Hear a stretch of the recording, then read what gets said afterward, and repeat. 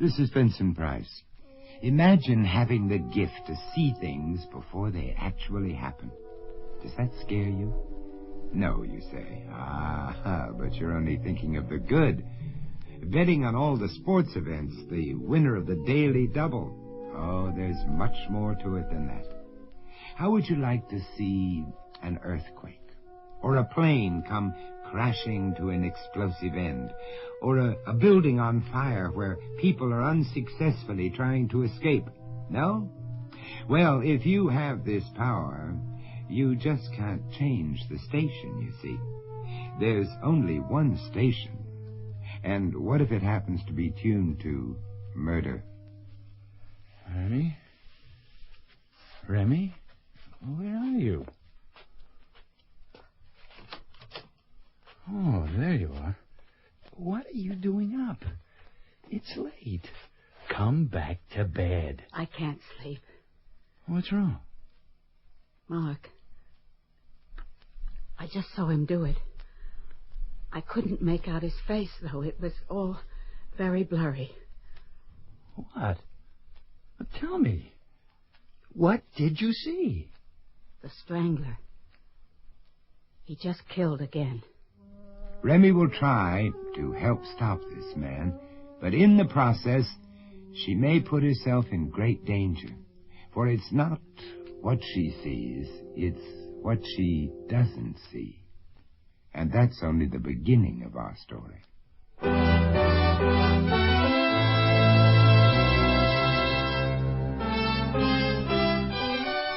Mutual Radio Theater, a new adventure in radio listening. 5 nights of exceptional entertainment every week, brought to you in Elliott Lewis's production of the Mutual Radio Theater. Our story, Visions of Death, by Joyce and Stanley Director. Our stars, Leslie Woods, Joe Maross, and Jack Edwards.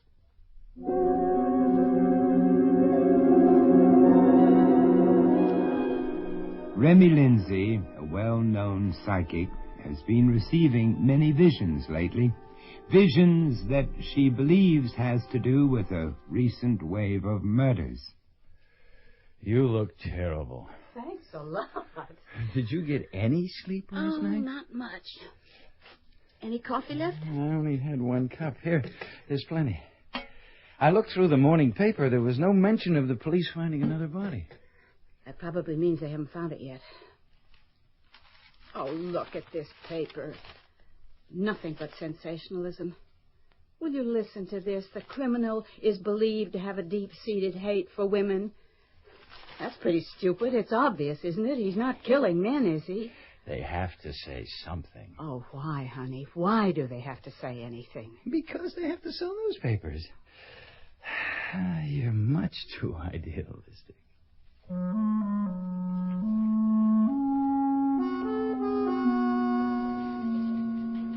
Why don't you guys have anything new to report? What are you doing with yourselves all day?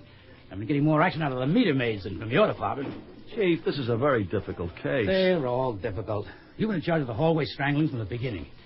We've got one of the best equipped departments in the country, the cream of technology, and yet you've come up with nothing but dead ends. But, Chief, we've been working day and night, checking out as many angles as we can. Chief, this guy is smart. He's not leaving any clues. We're doing the best we can. Don't give me excuses. Give me action. There are people out there who expect certain things from the police department, and we don't want to disappoint them, do we? Look, I like my job. I want to keep it. I do that by keeping the mayor happy. You like your job just to keep me happy, and I'm not too happy right now. Find me this maniac. Now I'm going to my office and try to appease those TV and newspaper people. Hey, Harmon, you got a relative you're not too crazy about? Someone we can pin this rap on? Yes, Susie. There's a Mrs. Remy Lindsay on the phone. She wants to talk to you about the hallway strangler. Oh, well, good. Just don't keep the lady waiting. Put her through. Pick up the extension. We may have something. Yes, ma'am. Can I help you? Detective Lucia? Yes, I'm here, Mrs. Lindsay. Did I get your name right? Yes, Remy Lindsay. I was told you were the person I should talk to about the hallway strangler. That's right. I understand you have information for us. Yes, that's why I'm calling. Good. Now, why don't you tell us what you know? Well, yesterday I opened the window to get some air. I took a deep breath and closed my eyes, and then it happened. I saw the strangler killing another woman. What? You what? The victim was around 35 with short blonde hair. She had on a coat with a fur collar. But I'm sorry, I couldn't see the strangler's face too well. Where? Where did you see this? Where did this take place? Well, I don't know. What do you mean you don't know? You just told us you saw it from your window. Now, where do you live? I'm afraid you weren't listening. I told you that I closed my eyes and saw it. I guess I thought you might have recognized my name and that you'd know who I was, but obviously you don't. I'm a psychic, and I saw this in my mind's eye. Now, please don't write off what I've told you, though. I've seen many things before they've happened. Now, look, Mrs. Lindsay, we're busy down here. I don't have time to listen to cockamamie stories. Spin your fantasies for someone else. We just can't be... Please, Detective Lucia, you must listen to me. I am not some crank who does this as a pastime. I would like to offer my services to the police, and I know that I can be of help. Just a second, Mrs. Lindsay. Harmon, did you ever hear of this coke? Nope.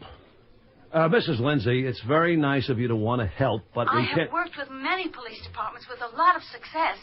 I can give you names and phone numbers if you would care to check on my abilities. Mrs. Lindsay, it's not necessary because we usually don't call in outside help, but you can leave your phone number with the policewoman you spoke to in case we change our minds. How's that? Aren't you aware of the many studies that have been done on psychic power and phenomena? Definitely, of course. Those things are very interesting. That's why I want you to leave your number. We may call you. Now, stay on the line, please.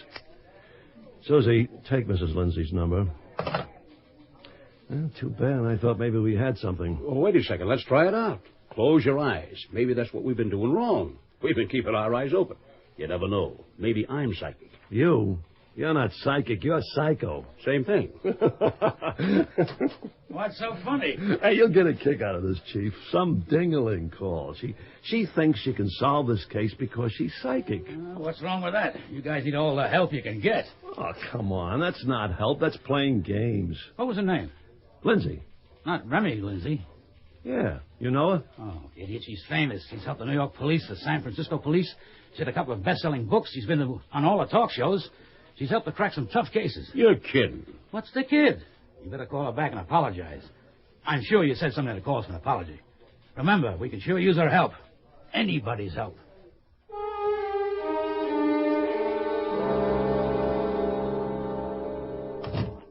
Oh, hello, Mr. Fabian. Hello, Miss Lindsay. Hey, are you losing weight? Well, I'm trying to. Does it show? Oh, yeah, you look marvelous. Now, all you need is to have Mr. Fabian do your hair. Oh, my, you don't ever give up, do you? Never. You know what it does for my ego to be rejected by my next-door neighbor? Oh. Why, listen, women come from all over to have me run my fingers through their hair. Here's the elevator. After you, my dear. You know it's cold out. Don't you think you should have worn a jacket? Oh, I'm not going outside. I'm just looking for the manager. I don't know if you realize how much I'm in demand. I could make you into a new woman. Only I don't want to be a new woman. You don't know what you're missing. Here's the lobby. I'll see you later. Oh, Eddie! Yes, Mrs. Lindsay? Well, where's the manager? I've been calling him since yesterday. He's never home. Can I help? I wish you could. Would you please just tell Mr. Kessler that I don't have any hot water? As soon as I see him, you can count on that. Thank you. There's my girlfriend, Betty. Would you let her in? Right away. Thank you. Hey, am I late? What are you doing down here in the lobby? I have no hot water. Eddie, you won't forget to tell Mr. Kessler. I won't. Come on, let's go upstairs.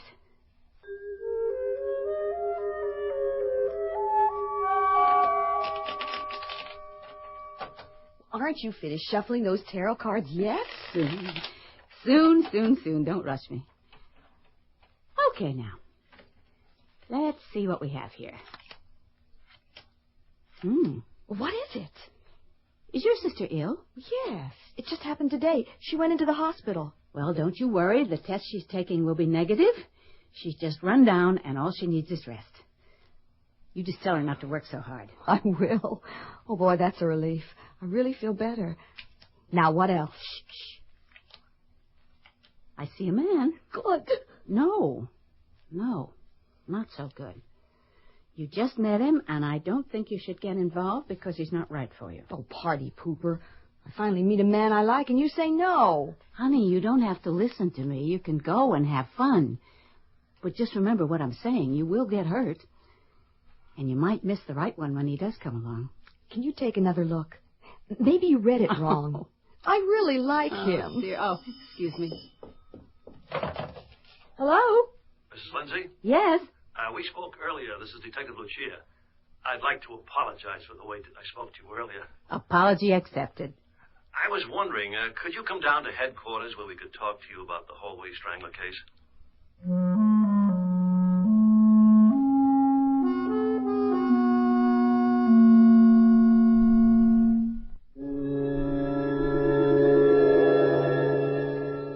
Remy hurries down to police headquarters, hoping they will take her seriously. And as I said on the phone, I did see the strangler kill his last victim. She is now lying behind an old spiral staircase in what appears to be a very run-down building. There's garbage and empty beer cans strewn all about. Well, can you see anything else? An address, maybe? Something that could really help us. Oh, no, I'm sorry. Wait. Huh? Wait a minute. Numbers. I'm starting to see numbers. 13, 50. That's all. Just 1350. A street.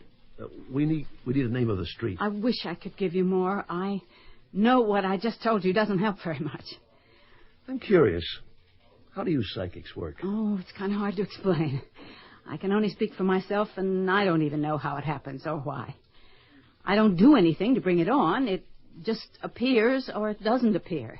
I get flashes of images, objects. Sometimes they're very abstract and sometimes not. It's not easy trying to make sense out of it. It's like putting the pieces of a puzzle together, and that's where I need your expertise to put what I relate to you in some kind of order and make some sense out of it.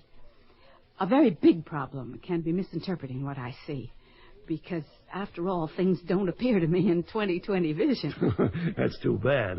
Have you thought about getting a pair of glasses? Oh, that's an old joke. Well, I'm an old man. Now, are there any more pieces of the puzzle you haven't told us about? Well, let's see. I've been seeing a lot of colors lately. Bright colors. Reds, yellows, oranges. Harmon, are you getting all this down? Yes, sir. What do you think all those colors mean? Well, I don't know. Maybe the strangler is a painter. Because I also see a smock. You know, that's something that a painter would wear. Yeah, but crooks wear those things, too. That's right. Well, we're back where we started. There are a lot of painters and chefs in this town. Now, don't you have anything more concrete, something we could check on? Well, I'm sorry. The only other thing I see right now is water. A lot of water. Water? Oh, that's really very helpful. Well, I guess that's it. I want to thank you for taking the time to come down here. I'm sure you'll let us know if anything else pops into that pretty little head of yours. Don't take me too lightly, gentlemen. Goodbye.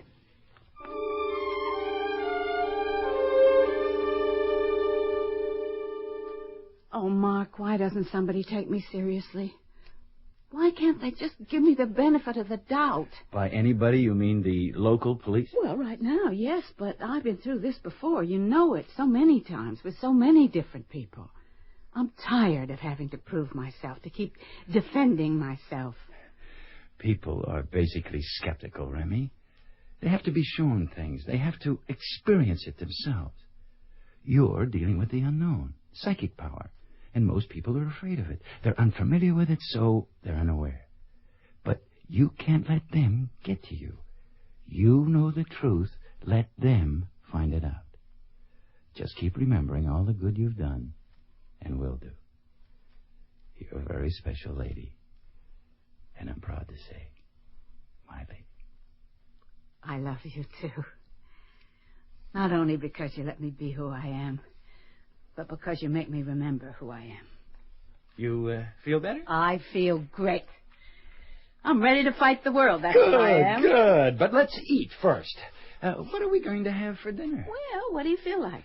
Well, let's see. Let's watch the little news and see what's going on in the world, and then how about we go out for Chinese? Sounds marvelous to me. Thank you, Bob, for your informative story on nutrition. I picked up a few helpful hints about added chemicals, and I'm sure our audience did. Now back to the news. We have some new information on the hallway strangler case.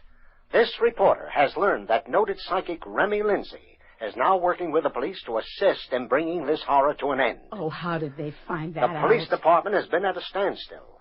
They've had few suspects and even fewer clues. With the arrival of Mrs. Lindsay on the scene, there should now be some movement. For those of you who are unfamiliar with Mrs. Lindsay's past performance, believe me, it is impressive. She is no newcomer to helping the police solve crimes. From New York to San Francisco, people are indebted to her talents. I'm sorry, Mark, but I just don't want to listen anymore. It's scary, listening to somebody talk about you as if you were invincible, perfect. Your news. How did they find out? I don't want any publicity. Things are better for me when nobody knows I'm working on a case. Now, on top of everything else, I've got this extra pressure on me. Hello? Hello. Remy Lindsay, famous psychic. Who is this? You should know who I am. Can't you see me through the phone? Oh, I have no time for games. I'm not in the mood. Who is it? I've got some advice for you. Don't get involved with the police. It could be dangerous for you. Who is this? I think you know.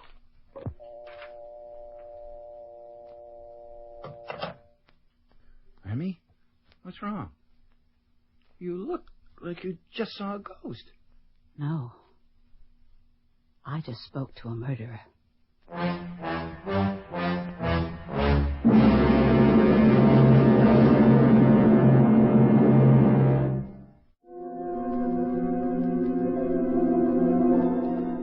Remy and Mark wake up to the sound of their phone ringing. They stare at each other, memories of the previous call still fresh in their minds.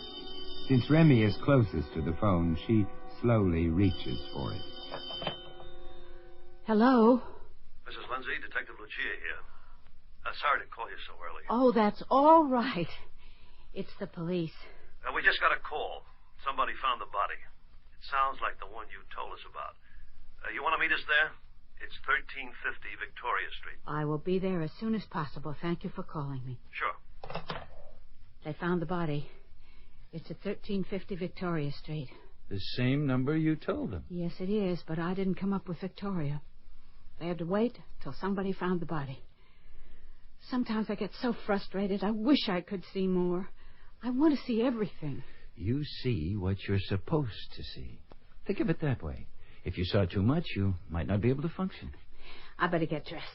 I told them I'd be there as soon as possible. I'll put the coffee on. Be sure to call me later at the office and tell me what happened. And don't forget to tell them about the phone call.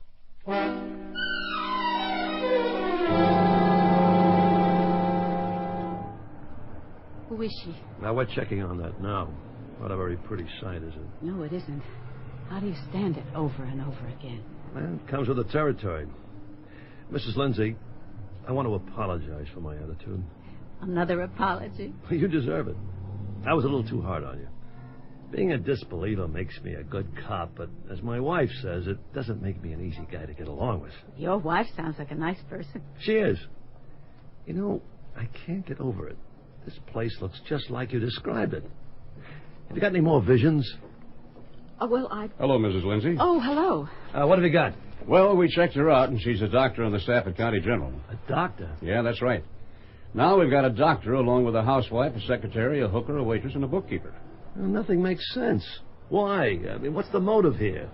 They all come from different walks of life. Some are married, some are single. It doesn't follow. There's no consistency. I sent the fingerprint man over to her apartment.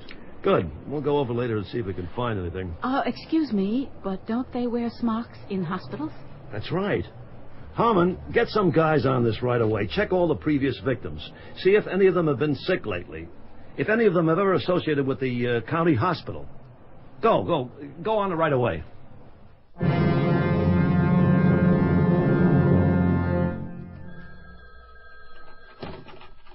Just a second, Mark. I'll be right there. Hang on. I'm coming, Mark. Don't hang up. Oh, Mark, I'm here. I'm sorry. I was going to call you, but I just got in this second. This isn't Mark. You didn't listen to me. You You should have stayed away from the police. It's too late now. Your death is coming. Can you see it? Oh, my God. Oh, Mark, please be there. I need you.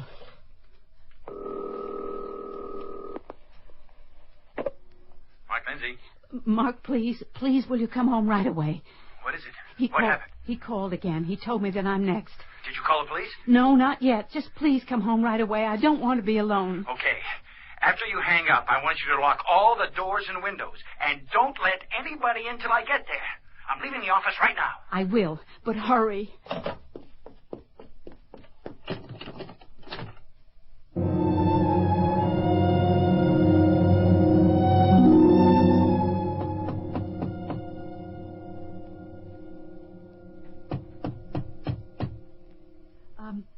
Who is it? It's the plumber. I come to fix the hot water. Oh, could you come back later? Look, I'm a busy man, lady. I can't come back later. If I don't fix it now, it won't get fixed till next week sometime. Hey, look, it's up to you. How bad you want hot water? All right. He sounds like a plumber. Yeah, that's a smart move. Just lead the way. It's right here in the kitchen. Yeah. You look familiar. Hey, wait a minute. You're that sidekick, ain't you? You're working with the police on that strangler case, right? Yes. Hey, no wonder you wouldn't want to let me in. You know, you're taking a big chance. What do you mean? Well, let me in here. I said I'm the plumber, but who knows? I could be the strangler. You don't know me. Why do you say that? Hey, look, you got to be more careful. With all the publicity you're getting, hey, this guy could decide to go after you. What's one more murder to him? I know if I was that killer and you were going to help put me away, you can bet that I'd get rid of you first. Would you excuse me? Where you going? I think I heard somebody at the door. Well, I didn't hear anything. Well, I did. Who is it? It's Fabian, your neighbor. Oh, Mr. Fabian, it's so nice to see you. Are you in a hurry? Because I really need a favor. Oh, what can I do for my favorite neighbor? Well, you can keep me company until my husband gets here. It shouldn't be too long.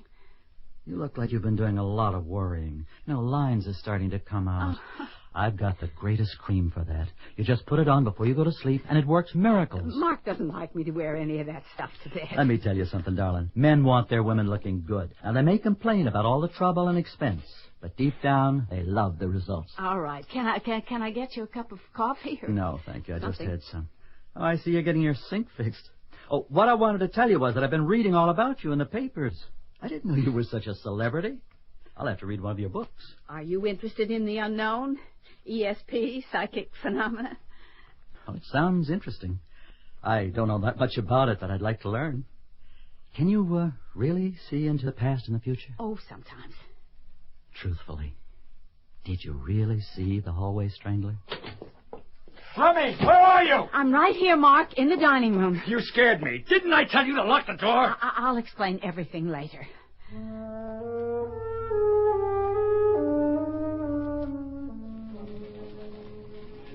Why did you tell me about those phone calls before? Because they only started happening just now. And you know what? I'm glad.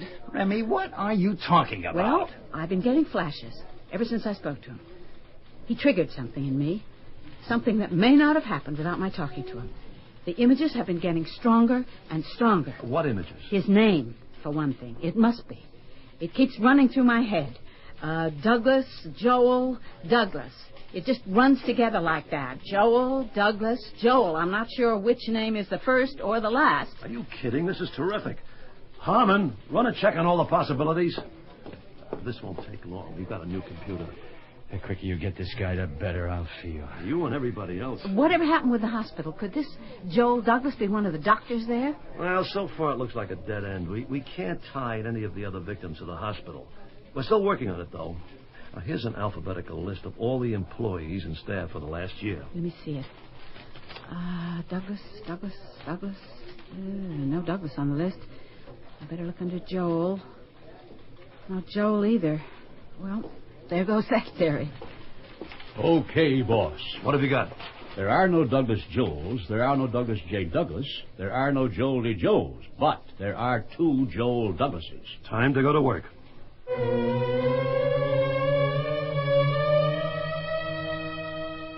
What are you doing, dear? Getting the new insurance papers ready for the airline. Your work must get kind of boring, doesn't it? That's the way I like it. I get all the excitement I need from you. And you better keep it that way. I think I better go downstairs and do the laundry. We're down to 1 towel. Wait a while. I'll go with you. You still worried about the strangler? Until he's behind bars? Yes. Well, believe me, it's all over. I have a feeling there will be no more murderers. Besides, the police probably have him in custody by now. Still, I'd rather go with you. Please, Mark, you can't go everywhere with me. I'm a big girl, you know. And I'm not going outside. I'll be right in the building. What good is living in a security building if you can't feel secure? Okay, but I want you to know I don't like it.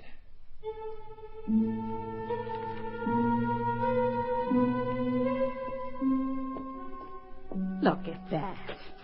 8 washing machines and 5 of them are out of order. It's a good thing I'm the only one down here. I need all the machines I can get. Now, what have we got here? Whites, colors. I wonder, should I do the sheets separately?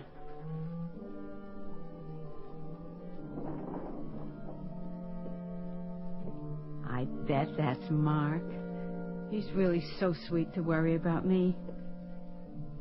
Mark, is that you? Who's there? Who is it? Why don't you answer me?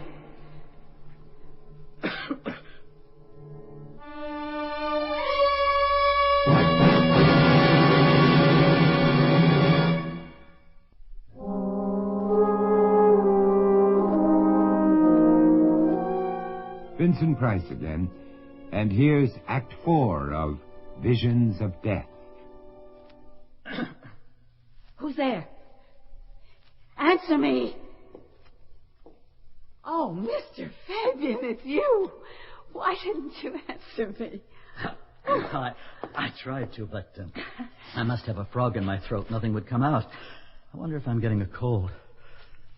This building is getting worse and worse. When are they going to fix these machines? Oh, I feel terrible. I filled up all the good machines. No need to feel terrible. You got here first. I would have done the same thing. Did I hear you call your husband before? Yes, I thought that's who you were. He may come down. Your nerves are completely on edge. Working on the Strangler case hasn't been very good for you. I know that. What I need is a vacation away from everything. What you need is a new hairstyle. Oh, my goodness. Is that your solution to every problem? Well, why not? I'm for anything that makes people feel better. Remember years ago when a woman was depressed, she went out and bought herself a new hat? Well, today it's a new hairstyle. I really don't want my hair cut. Did I say anything about cutting it? I just want to style it differently. Put it up here a little, sweep it more to one side. Oh, I don't know. I'm used to my hair the way it is. Tell you what, if you don't like the new style, you don't have to keep it. What I do, I can undo. Oh. And for the pièce de résistance, there will be no charge. It's on the house. That's some offer. I won't take no for an answer. My ego couldn't stand it. I'll be over in the morning.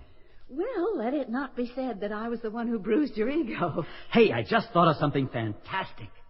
Don't tell your husband about this. Let's surprise him. You'll come home to a different woman. You'll greet him at the door with a drink, and you'll have dinner by candlelight. Isn't it exciting? Oh, it's so romantic. Don't you just love it?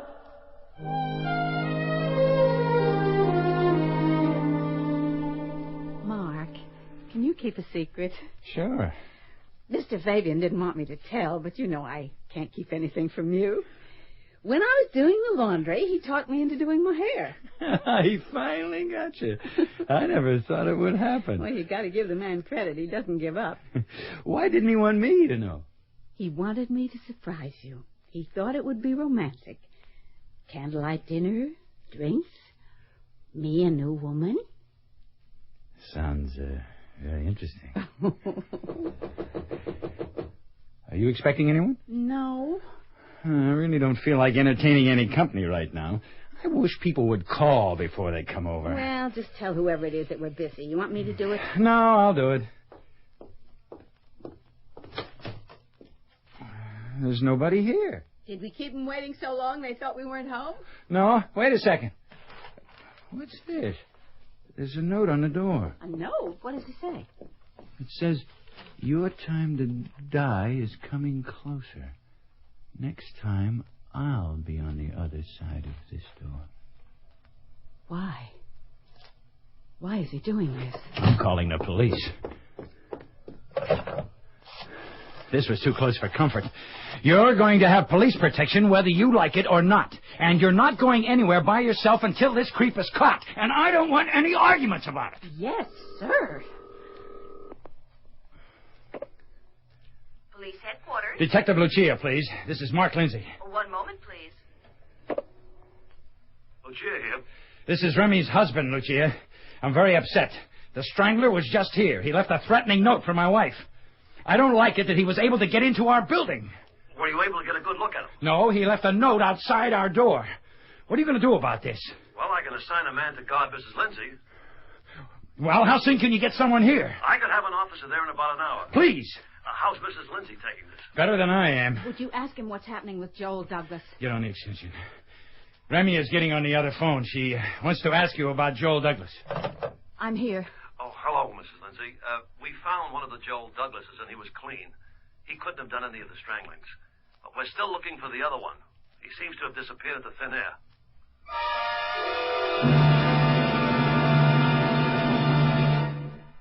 Give me a kiss goodbye. Why don't I stay home and keep you company? Oh, honey, you can't. Remember, Mr. Fabian is coming over. And you're not supposed to know about it. Well, I'll stay in the bedroom. He won't even know I'm here. Oh, I know you. After 10 minutes, you'll go stir-crazy. It's better if you go to work. How can I work when I'm worried about you? There's no reason for you to worry, honey. There's a policeman right outside our door. Now go on, go to work, and get your mind on something else. I guess you're right. I'll call you later. I love you. I love you, too.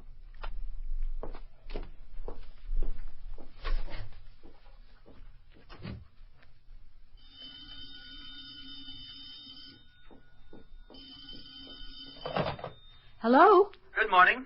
Just calling to make sure you're up. I'm up. When are you coming over? Well, I've got a little problem with my door. It's stuck. I can't get it open. Oh, well, if you want to cancel, we can do it another time. No, of course not. When a problem arises, you solve it. So, since we happen to be next-door neighbors, all I have to do is go out on my terrace and climb over to yours. Problem solved. All you have to do is open your sliding glass door. Well, isn't that dangerous? Oh, not for me. I'm very athletic. Just meet me outside. If you insist.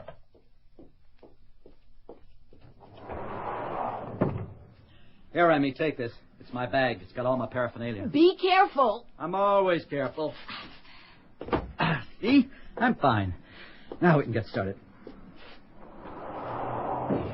All right, where would you like to work? Let's see. Well, the kitchen would be the best place since I'll be washing your hair. Everything else I have to do can be done at your kitchen table. Can I get you anything before we start? Some coffee? No, thanks. I don't want anything. Here, put this on. That's a smock. So? Why are you looking like that? All hairdressers use smocks. When was the last time you had your hair done? What? Oh, I don't remember. Here, now, put your head under the faucet. It's time to wash your hair. What kind of shampoo is that? It smells wonderful. That's a trade secret. That's how I keep my customers coming back for more. Well, it certainly feels great. I can see how people can get hooked on it. You have beautiful hair. Thick, rich. Thank you. I try to take care of it. The only thing I don't like is the color. Have you thought about changing it? You know, you have such light skin. You would look smashing as a blonde, even a redhead. I didn't know that you dyed hair. Well, there are many things you don't know about me. I'm the best colorist in the business. I fix all the mistakes made by the so-called geniuses.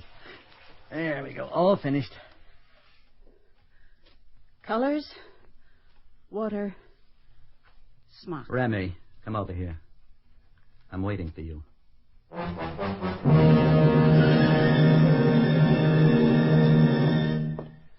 Forget something, Mr. Lindsay? No, I just decided to come home.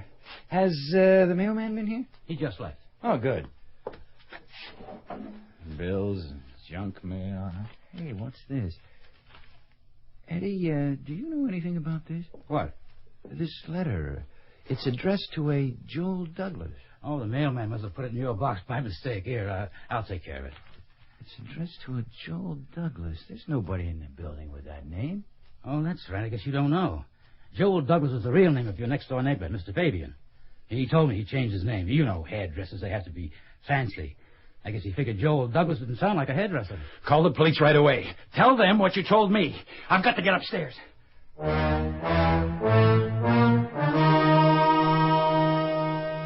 So now you know who I am. I tried to warn you, but you wouldn't listen to me. Now I have to kill you. No, you don't. You don't have to kill me. We can work this out. I can get you help. You're the one who needs help. There is a policeman right outside that door, and you'll never get away with it. You'll be caught. And it's all your fault. You have to pay for that. Officer! Where do you think you're going? Come back here. You're a bad girl. Just so you don't make any noise, I'm going to put this over your mouth. Oh, you women are all alike. Stop squirming. I know I'm hurting you, but it'll only hurt for a little while. And then it'll be all over.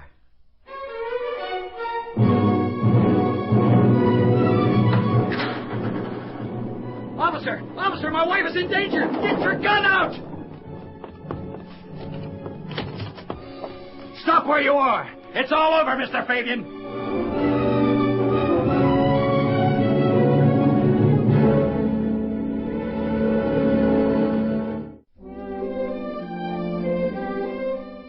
How are you feeling, Mrs. Lindsay? Much better, thank you. Why did he do it? I don't know. He hasn't told us. He may never tell us. He may not even know himself.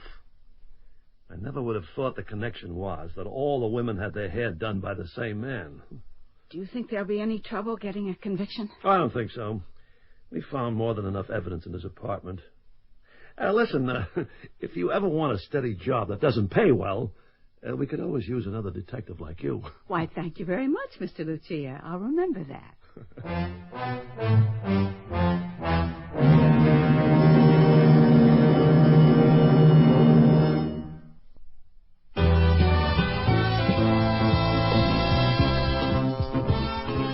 The Mutual Radio Theater is brought to you 5 nights a week at this time. Tonight's original radio play, Visions of Death, was written by Joyce and Stanley Director and produced and directed by Elliott Lewis. Your host was Vincent Price. Our stars were Leslie Woods, Joe Maross, and Jack Edwards. Featured in the cast were Frank Campanella, William Martell, Lou Krugman, James McCallion, and Diana Hale. The Mutual Radio Theater theme was composed by Nelson Riddle. John Harlan speaking. The Elliott Lewis production of Mutual Radio Theater is a presentation of CVI.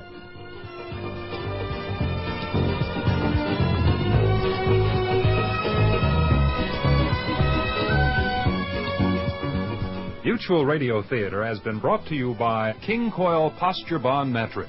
Its unique bonded construction assures comfort and durability year after year. The King Coil Posture Bond Mattress. This is Cicely Tyson. Join us tomorrow when I'll have another story that illustrates one of love's many faces.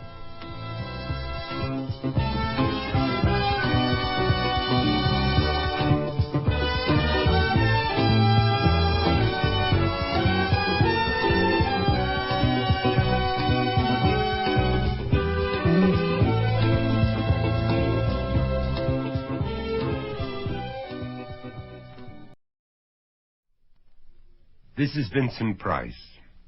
Death. Shakespeare called it the undiscovered country from whose bourne no traveler returns. And to this day it remains the ultimate mystery, and certainly the world's most accommodating one-way street. Yet suppose one of us stepped up to eternity's tour window and ordered a round-trip ticket. Morning, Mr. Beasley. Morning, young man. Lovely day, isn't it? And lovely flowers you have there, Mrs. Grimshaw. Oh, azaleas. Courtney's favorite. Wouldn't want him to feel neglected on the day before our reunion. You know, Mr. Beasley, I've been working at this mausoleum for almost 3 weeks now, and that's the first happy customer I've seen. What's she so cheerful about? You heard her, Tommy. Oh, you mean about a reunion or something? Or something. She doesn't look that sick. Well, what's that got to do with it? Well, she's over there placing those flowers at that crypt, and unless I'm mistaken, that would be this Courtney fella inside that crypt. Courtney Grimshaw, her late husband. Okay. Well, so if she's expecting to be reunited tomorrow, then she must be a lot sicker than she looks, or else about to commit suicide. Well, you've got it all backwards, Tommy. There's going to be a reunion, all right, and it's going to happen right before our eyes. We're going to have us a coming-out party here tomorrow, the likes of which ain't never been seen in this world. You see, her husband is the one who's crossing the Great Divide. And that's only the beginning. Or perhaps we should call it the second beginning of our story.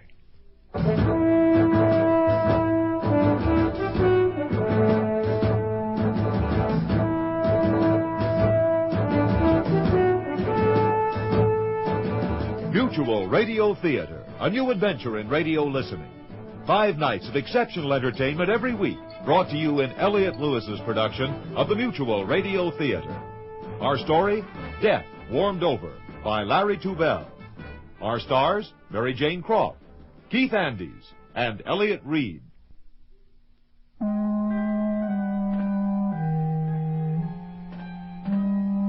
Till death do us part, the traditional limit of the marriage vow. Yet it doesn't apply in the strange case of Mary Grimshaw, a woman anxious to resume what may well be an unholy matrimony with a husband who's about to return from the limbo of death. To understand their unique relationship, we must turn back the clock 30 years to the day of their wedding.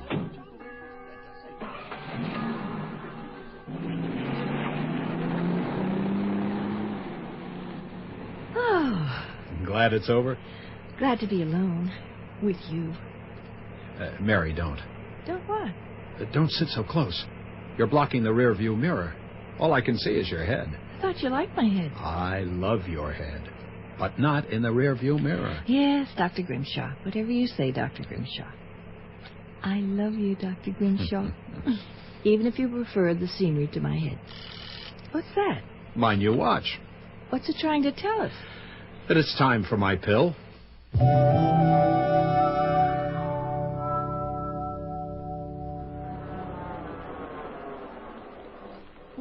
Why are we stopping here? Oh, need a little fresh air. Get away from those gasoline fumes for a few minutes. Ah, such a pretty spot. Do you miss Boston? Not with you here. Time for another pill? No. Time for a kiss.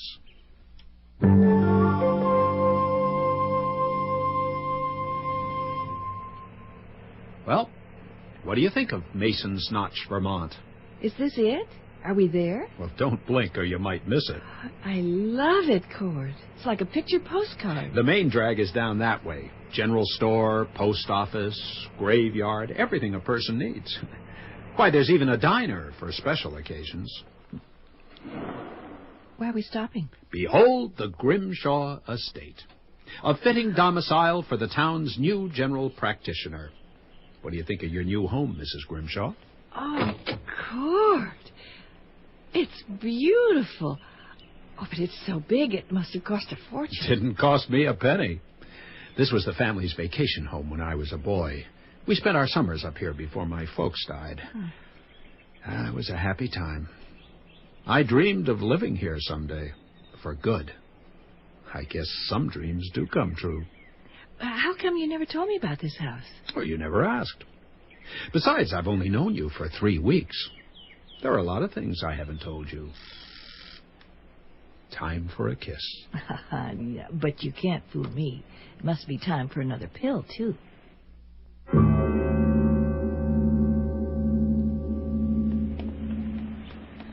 Oh, how much further? I think I've had it. We're almost home. Just round the next bend. Now, we got to get you in better shape. This is the short course. tomorrow we jog 5 miles. Tomorrow you jog 5 miles. I read the morning paper and eat my bacon and eggs. You can see the house now. We're almost there. Oh, can't jog another step. You go on. I'll walk the rest of the way.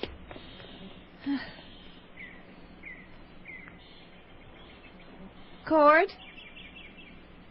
Cord, what's wrong? What's happened? Cord! Oh, Cord! Don't cry, Mary.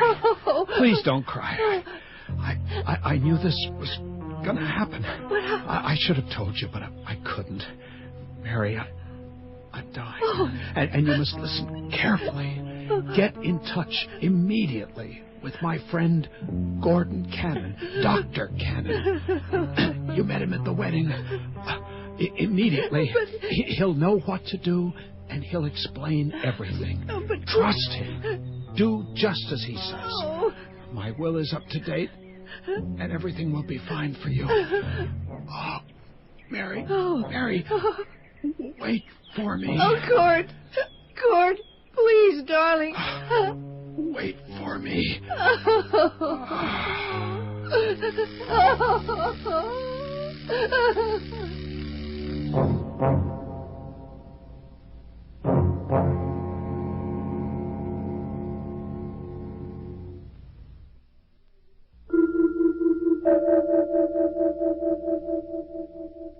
Wait for me. A rather odd instruction from a dying man to his young bride. But then Dr. Courtney Grimshaw is not exactly your run-of-the-mill cadaver. As for poor, sweet, dutiful Mary, her ordeal has only just begun. Gordon, oh, thank God you're here. How'd you make it so fast? I had no choice. There isn't a moment to spare. Follow me. Where are we going? Downstairs to the basement. Why are we going into the wine cellar? Have you seen the wine cellar? No. You've never seen a wine cellar like this one. I can't see a thing. Yeah. Where is that light switch? Oh, Gordon, what is it? Oh, it's nothing, Mary. It's only a mannequin. But why? What are all these tubes and machines for? To bring Court back to life. Gordon, please be serious. This is no time for jokes. I assure you I'm not joking. It was Court's idea. You know about his parents, how young they died. Well, so did their parents. Congenital heart condition. Court knew he was going to die young, but he couldn't settle for such a short life, so he designed his own resurrection. You mean Court is actually going to come back to life, to me? Well, not right away, Mary. Heart transplants aren't perfected yet, but Court and I figured that in another 25 or 30 years they'd be foolproof. And that's when Court will be brought back. 30 years? I won't be a young woman in 30 years. Young or old, the question is, do you want to be with your husband again? Of course I do. Then we've got a lot of work to do. And we've got to do it fast. Now, it's going to be very difficult and very unpleasant. Are you up to it? Well, I don't know. What do I have to do? Well, to begin with, while I prepare this equipment, I want you to go upstairs and get Court's body ready for transfer down here. I want you to massage his chest and to breathe deeply into his mouth. We've got to get his heart and his lungs working again. This machine will take over once we get him down here. Oh, Gordon, I can't. It's too horrible. You can't ask me to do that. It's not me that's asking. It's Court.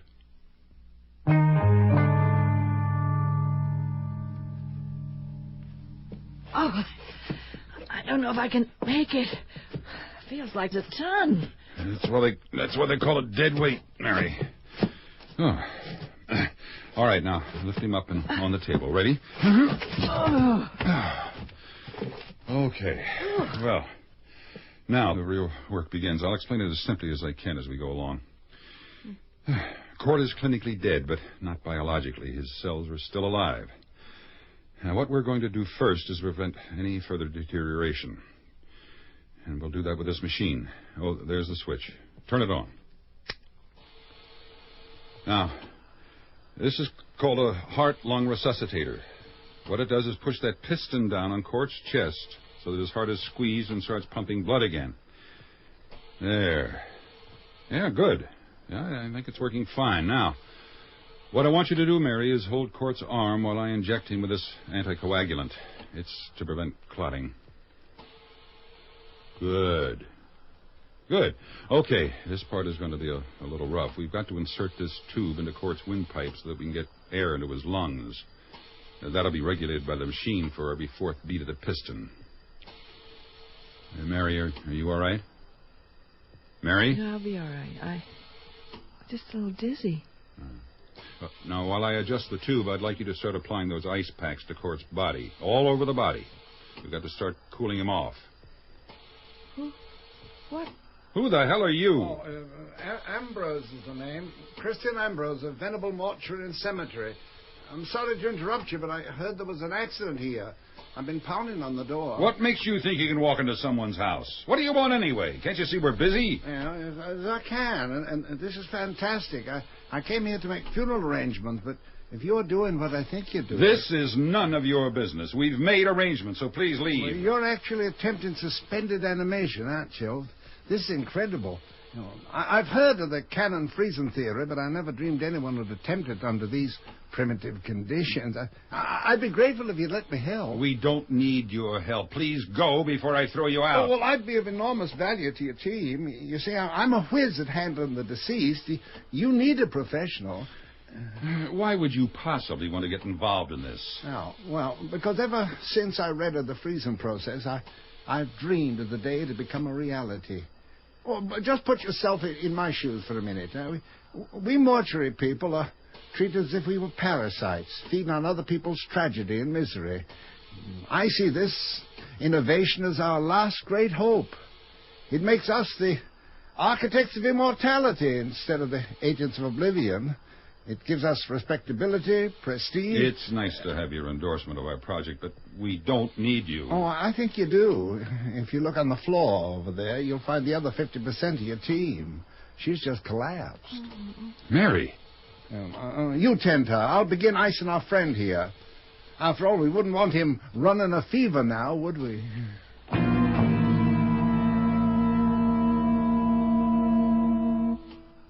Fascinating. Utterly fascinating. Dr. Cannon, you're a genius. But what motivated you to devise this theory? Our patient. When I first met Grimshaw in med school, I was one of his teachers. Oh? He was a good student. Had a life expectancy of about 5 years. I felt he deserved a few more. Or at least seconds. Yeah. Well, now, let's see. We've drained and stored his blood and pumped his veins full of DMSO. I guess we can turn off the heartbeat machine now, right? Wrong. We've got to circulate that protective solution through his bloodstream. We can turn it off tomorrow. Right now, it's time to apply the slush. Oh. In the freezer over there, you'll find a bunch of plastic bags. They contain a slush of dry ice and alcohol. All we have to do is pack the body in those bags, and we'll get his temperature down to minus 79 centigrade. Then, in a few days, we'll go from dry ice to liquid nitrogen and get him down to minus 196. At that point, he'll be in cold storage until whenever we decide to throw him back to life. Oh, here, put these gloves on before you start handling the dry ice. Marvelous. Absolutely marvelous.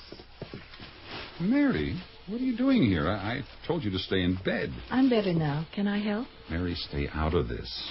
You've had enough trauma today. I don't want you to wind up with a nervous breakdown. I tell you, I'm all right. We're finished for the day anyway. Ambrose will be leaving in a minute, but I think I should stay the night. I'm afraid to leave you alone in your condition. My condition is fine. I'm perfectly capable of staying alone in my house. Besides, you forget. I'm not really alone.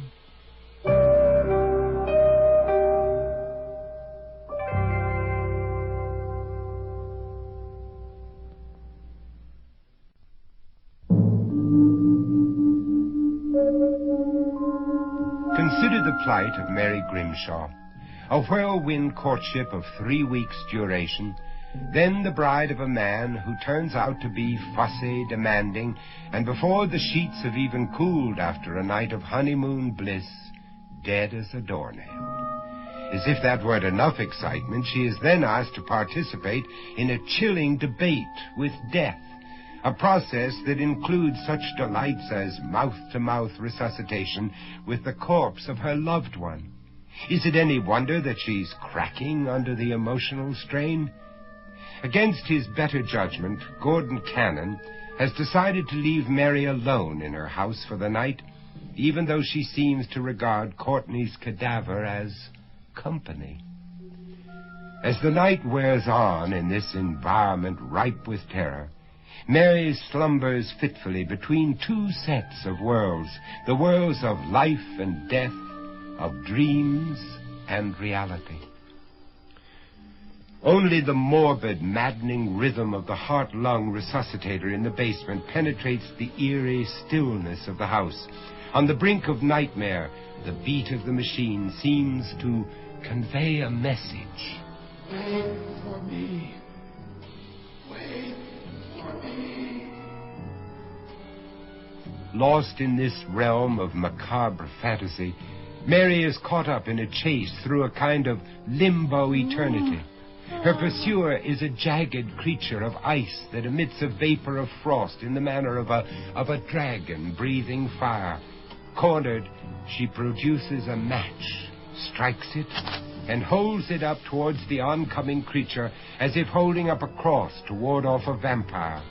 Reacting to the flame, the cadaverous creature begins to melt away like so much ice. To Mary's horror, she realizes the creature is Courtney.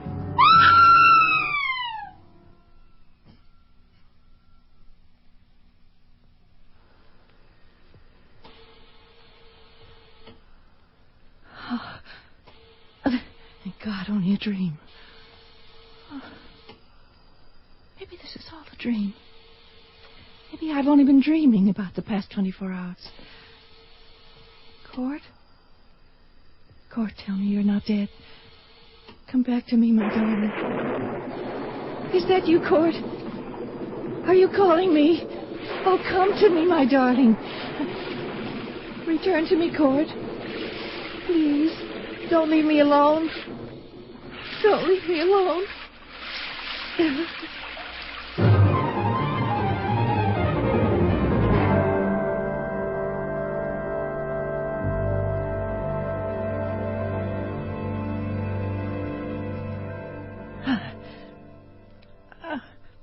I must have dozed off again. Well, at least the storm's passed. It's so still. What a relief. Oh, the machine. My God, the machine stopped. Oh, for how long? Oh, is it too late to save Court? The phone. Where's the phone? I must call Gordon at once. The lights are all out. Dead. The phone is dead. The storm must have knocked out the power. Oh, I must get to Court before it's too late. Oh! I can't see a thing in this darkness.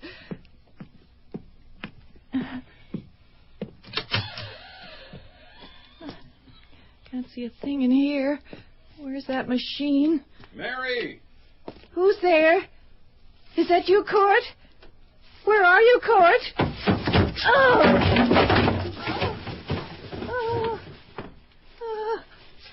Oh, my God. What have I done? Mary, are you in there? Oh. Mary! Oh. Where's that utility switch? Oh. Good God. Mary, are you all right? I've killed him. I've killed him. Calm down, Mary. You can't kill a dead man. You've only knocked him over. He's all right. Are you all right? Here, let me get him off you. Oh, he's so cold. And his arm, it's loose. It must have been severed a bit in the fall. He's quite brittle, you know, but don't worry. They'll sew it together when they bring him back. Oh, he'll never come back. I've destroyed him forever. Mary, you're hysterical. Please, go back to bed and try to get some sleep.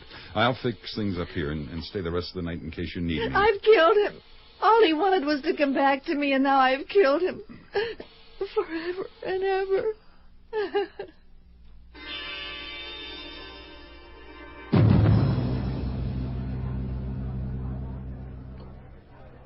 Well, here's to a job well done. And here's to Grimshaw. Frozen stiff and ready for recycling. I've quit my job with Venable. Well, that hardly sounds like a cause for celebration. Oh, but it is. It is. Bartender, one more here. Oh, Venable was too scared he'd offend people by taking in Grimshaw. He simply refused to see the business potential of suspended animation. I talked myself blue in the face, but he'd only respond with, "You can't tamper with the master plan." So I quit. Well, where does that get you? On welfare? No, not on welfare. As a matter of fact, it could make me a very rich man. You know, I'm planning to open my own small place on the edge of town. That's just what Mason's Notch needs, another mausoleum. Oh, no, mine's going to be different. It'll have a freezer wing, and the court. And court's going to be my first customer. You know, I can see it now. I'm going to call it the Rip Van Winkle Freezoleum. And the ads will say, "Play it cool. Die now, 4 later." Oh, I've got a better one. How about immortality on the easy layaway plan, huh? I like it. The county mortuary board will call me an opportunist, of course. They'll pick up the story in Boston. I might even make 60 Minutes. They'll come from all over the country to be frozen to death. And you, Canon, you will be hailed as the founding father of eternal life. You know what, Ambrose? Why? I think you're daffy. Yeah, but you got to be a little daffy to become a millionaire.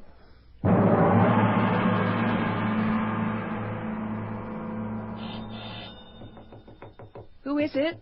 It's Gordon. Let me in, Mary. Gordon, you've been drinking. Yes, and I've been thinking, too. Thinking about what? Oh, well, about you. Mary, it's time to give up the ghost. Let's have Court buried and forget this whole ugly business. What are you saying? Mary, life is for the living. Court has gone far enough. He's asking too much of you. He's slowly killing you, too. I want you to forget Court and come away with me. Let go of me. Mary, this is madness. You can't stay faithful to a dead man. I was wrong. I was crazy to think a thing like this could work. You've got to listen to me before it's too late. Gordon, you're hurting me. Let go. Mary, I want you to listen, and listen carefully. I love you, Mary. I won't stand by and let you destroy your life. I won't let you be sentenced to life imprisonment. Come away with me, Mary. I want you to be my wife. Oh, Gordon. Say you will. Gordon, hold me. Hold me tight. Say you come with me, Mary.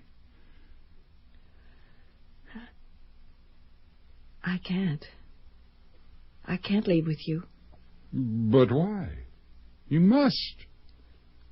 Gordon, I'm going to have a child. Courtney's child.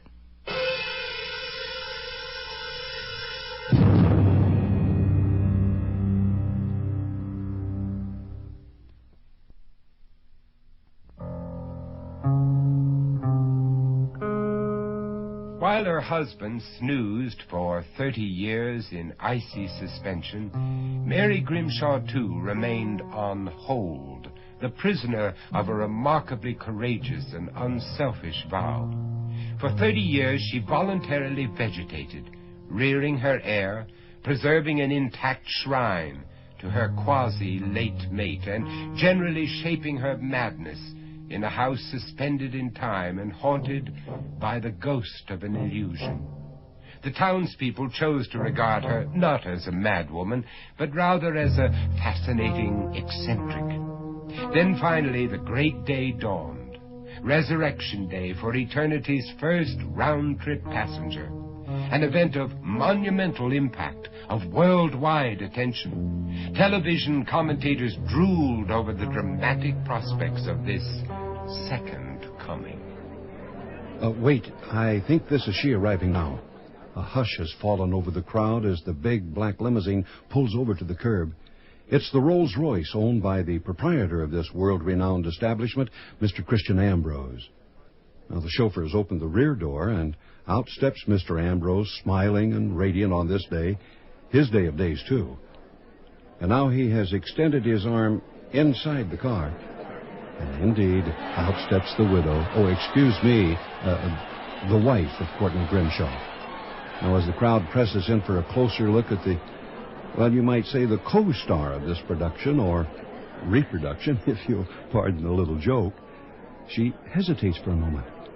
There's a look of panic, or at least perplexity, in her eyes. But now, on the arm of Ambrose, she begins walking toward the main building, ignoring the autograph pads that's being thrust at her by the spectators. She's wearing a bright print lavender dress for this great occasion, looking, well, frankly, looking like the woman of 60 that she is, or perhaps a little bit older than that, after her 3-decade ordeal. She's quite wrinkled and gray, as you can see, and obviously overwhelmed by the enormity of the prospect. And now, as Mary Grimshaw disappears into the entrance of the building, our cameras will switch inside to the recovery room, where we understand that Grimshaw is still slumbering after the grueling test of this morning's 3-hour heart transplant surgery. The thaw has also been completed, of course, and we hear that Grimshaw's temperature is up to a perfect 98.6. And now, there you see Grimshaw in his bed as his beloved Mary enters the room. Oops. Her knees seem to buckle as she sees her spouse, but she's caught just in time by one of the nurses in attendance. And now a chair is being placed at the side of the bed for her. And all that remains is for the man in the bed to discard his 30-year-old coma, or whatever you wish to call it, and re-enter the realm of consciousness. And so she waits. She who alone knows what true waiting is. Ladies and gentlemen, did you see that? A faint flutter of the eyelids. The great moment might be at hand. Mary Grimshaw, as you can see, is leaning forward expectantly. His eyes have opened. He's staring directly into the eyes of his wife. But he looks frightened. And now his eyes have closed. Mary's looking at the doctor. The doctor's looking at Mary. The doctor is shrugging. Oh, but wait, Grimshaw's eyes have opened again, and his lips seem to be quivering. Let's pick up the audio. Ladies and gentlemen, we may be about to hear a man's first words after a trip through the frozen eternity of death. Why is it so damn hot in here? Hot? Where am I? What happened? Oh, it's all right, dear. You died 30 years ago. What? You died. I died? You wanted to die. I did? Why would I want to do a fool thing like that? So we could bring you back. You see, dear, we've kept you in the freezer. In the freezer? I've been in the freezer? Yes. Until we could thaw you out and give you a nice new heart. Beginning to remember now. Yes, my heart. Yes, I remember now. Then you must be... Yes, dear? You must be... Oh, why can't I remember your name? Oh, that's all right, dear. After all, it has been 30 years. Well, what is your name, anyway? What is this, a damn quiz show or something? It's Mary, dear. Mary, dear. Of course. Mary, dear. It's you. I'm back, then. I've made it. Mary, dear, come to me. Let me hold you. And so, as you can see, it is a very intimate moment as our two lovers, separated by an unimaginable gulf for 30 long years, embrace tenderly. Ow! Ow! An embrace punctuated by Grimshaw's curious cry of pain. Evidently there's something wrong with his left shoulder. He seems to be clutching it now. And his wife seems quite upset over the ailment, whatever it is. Perhaps a failure of the socket to thaw properly. Well, at any rate, this is Phelps Mancuso in Mason's Notch, Vermont, returning you now to our studios in New York.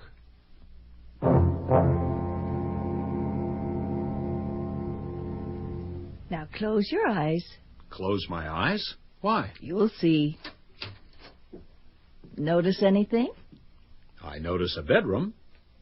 Our bedroom, as I recall. You notice anything different about it? No. That's the point.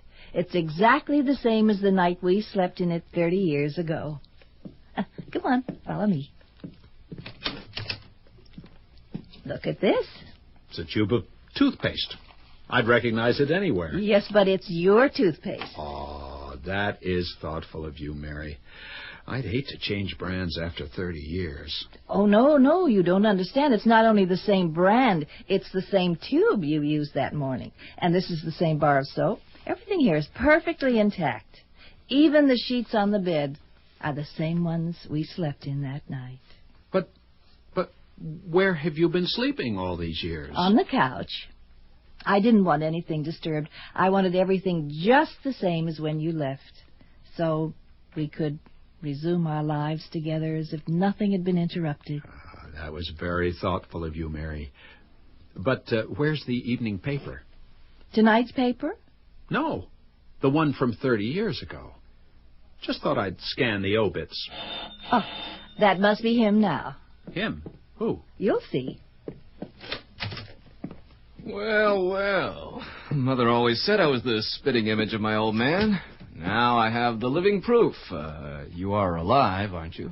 Darling, I'd like you to meet your son. This is Courtney, Jr. You can call me Court, or you can call me what my friends call me, son of Frankenstein.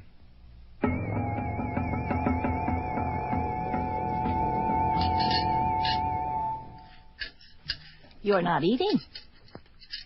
I've planned this dinner for 30 years, and he's hardly eating a scrap. Oh, just not very hungry tonight. It's not the food. You know, dear, it's really not necessary to follow that old food chart of mine now that I've got a healthy ticker. My first night at home after 30 years in the cooler, and she feeds me cottage cheese and a raw vegetable plate. The woman is mad. Quite mad. Let's just leave the dishes and go to bed, darling. I'm going to slip into something comfortable for the night. All right, go ahead. I'll be right up. God, if only they'd left me in that tank for another 10 or 15 years.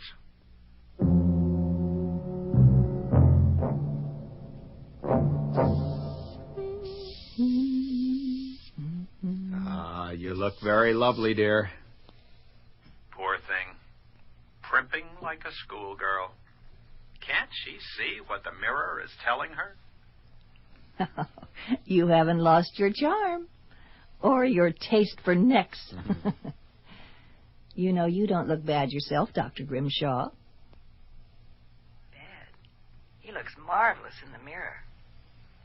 And look at that old hag next to him. My God, I hadn't realized. What a fool I've been to think it could work. I look twice his age. Well, that's not surprising. I am twice his age. It must be that 30-year beauty rest I've had. She's right. I do look good. Or maybe it's just the contrast. Well, I'm ready to call it a day. Me too. Good night. Good night.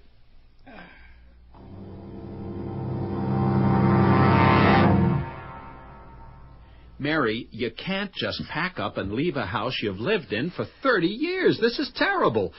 Think of what you're doing. I have thought about it.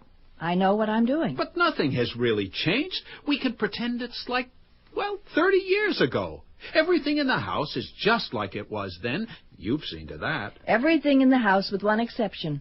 Your 60-year-old bride. Well, maybe we can work something out. Maybe there's a way. If you really mean it, there is a way. There is? Yes. And it's the only way. Well, what is it? Could you love me if I was your age? Well, of course. Didn't I? 30 years ago? Well, since it's impossible for me to be your age again, could you love me if you were my age? Well, yes, of course I could. Well, suppose I were to die today, say from an overdose of sleeping pills. Would you be willing to wait 30 years for me, like I waited for you? But, Mary, that would be insane. Yes, it would. As it was for me. But would you? Mary, of course I would. Oh, Court. It's so much to ask, but I knew you would. I knew our love could never really die.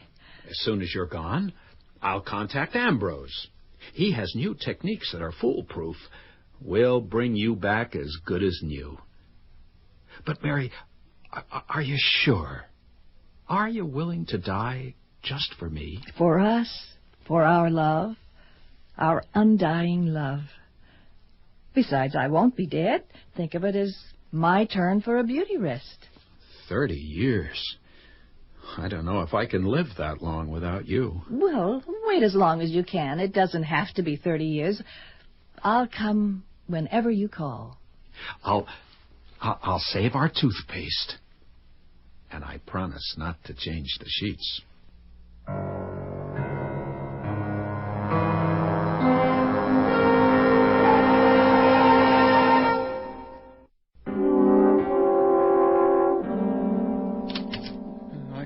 Fast as I could, Court. How long's she been dead? It couldn't be more than a few minutes. I talked with her less than an hour ago. She seemed despondent, but I never suspected she'd do a thing like this. Well, there's still time. We can freeze her and bring her back, just like we did to you. I'm sure that whatever was bothering her will seem insignificant, but she's brought back to you for another chance at life. You know, Grimshaw, there's something beautiful about this. Sort of like, Romeo and Juliet. So let's get her ready. We haven't a moment to spare. No, Ambrose. Huh? We must let the poor woman rest in peace. She was old and wretched and miserable. She'd lost her will to live. What good would it do to bring her back? Well, we could wait 30 years, and you two could resume your lives and renew your love on even terms. There's a kind of poetic justice to that. Wrong, Ambrose. Oh? It would be insane. She said so herself. She knew what 30 years of separation could do to a relationship. It was my mistake in the first place, and she paid a terrible price.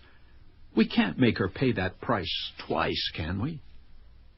No, I suppose you're right, Grimshaw. You certainly can't force someone back to life when they'd rather be dead. I guess it's a new twist to an old story. Live and let live. Die and let die.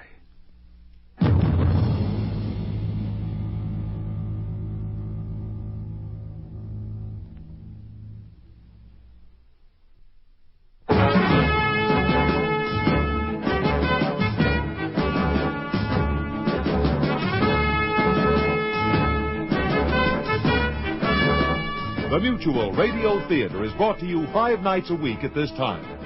Tonight's original radio play, Death Warmed Over, was written by Larry Tubell and produced and directed by Elliott Lewis. Your host was Vincent Price. Our stars were Mary Jane Croft, Keith Andes, and Elliott Reed. Featured in the cast were Hans Conried, Bill Baldwin, and Corey Burton. John Harlan speaking. The Elliott Lewis production of Mutual Radio Theater is a presentation of CBI.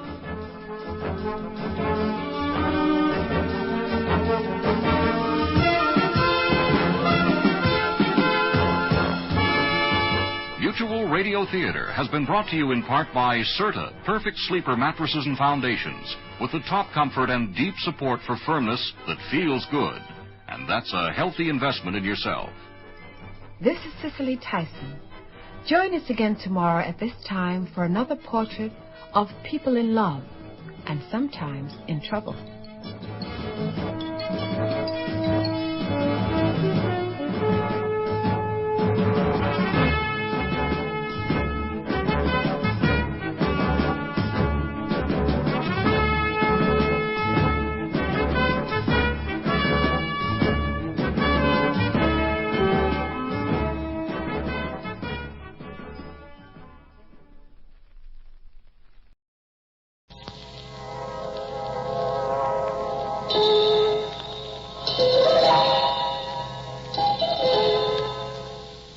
Man lives in a world of time and space.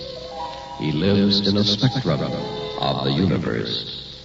When he ventures beyond this limit, he is in the unknown, a realm where strange forces are brought into play. When man attempts to misuse these forces, he is sometimes destroyed. This is Macabre.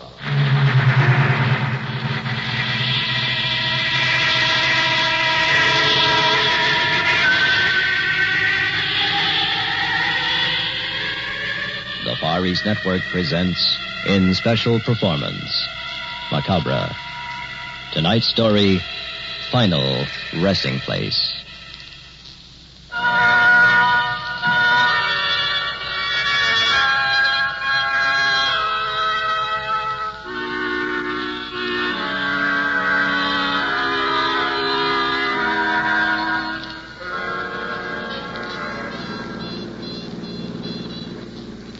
Roger, this doesn't look like the road. Honey, I think we're lost. It has to be right, Sue. Justice of the Peace back at Carterville said the lake was on the main highway. We haven't made any turns. But, darling, it's getting dark. This road doesn't look well-traveled. I really think we made a wrong turn somewhere. Mrs. Kent, your husband solemnly promises to deliver his bride of a few hours safely and surely to Honeymoon Lodge on Mirror Lake. Now, let's hear no more about it. Come on, move closer. Head on my shoulder. That's it. Roger, you better watch the road. Why? We haven't passed another car for an hour. Relax, Sue. It's a fine way to start a married life of bliss. Look, there's a sign. Can you make it out? Yeah. Randolph, 5 miles. Are we supposed to go this way? Sure. Why'd I tell you? It's only 50 miles farther. Randolph is our halfway point. But this country road, how can they call a lonely trail like this a highway? You're just a sophisticated cityite. Now close your eyes and listen to the radio. We'll be there before you know it. All right, darling. I guess I'm getting jumpy. Head on my shoulder and not another word. Okay? Okay. We interrupt this program to bring you a special news bulletin. Authorities of the state asylum have just issued the following warning. A dangerous homicidal maniac escaped custody this morning and is believed to be in the vicinity of Randolph. Roger. Listen. He's 45 years of age, weighs 200 pounds, has thick gray hair, and answers to the name of Dr. Vardmore. We repeat, this man is a dangerous killer. Those in the vicinity of Randolph are urged to take extra precaution tonight. Since this killer is armed, the public is warned against walking alone or driving at night on the quiet roads near Randolph. Report all suspicious persons to the county sheriff's office. Now we return you to Stars of Music. Roger, did you hear that? Sure, but how does it concern us? Darling, we are driving down a country road near Randolph. Suppose we should have car trouble or a flat tire. Oh, you are getting jumpy. Let's stop in Randolph for the night. But, Sue, our reservations at Mirror Lake are for tonight. Roger, I have the strangest feeling. If we don't stop at Randolph, we'll never reach Mirror Lake.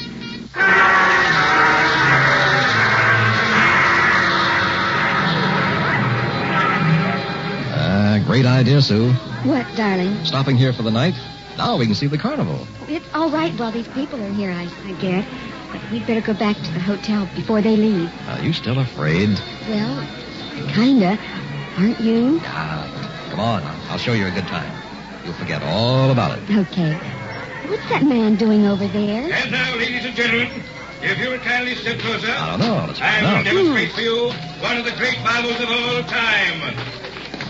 As you see at my feet is a hole, an excavation 6 feet in depth, a grave, if you will.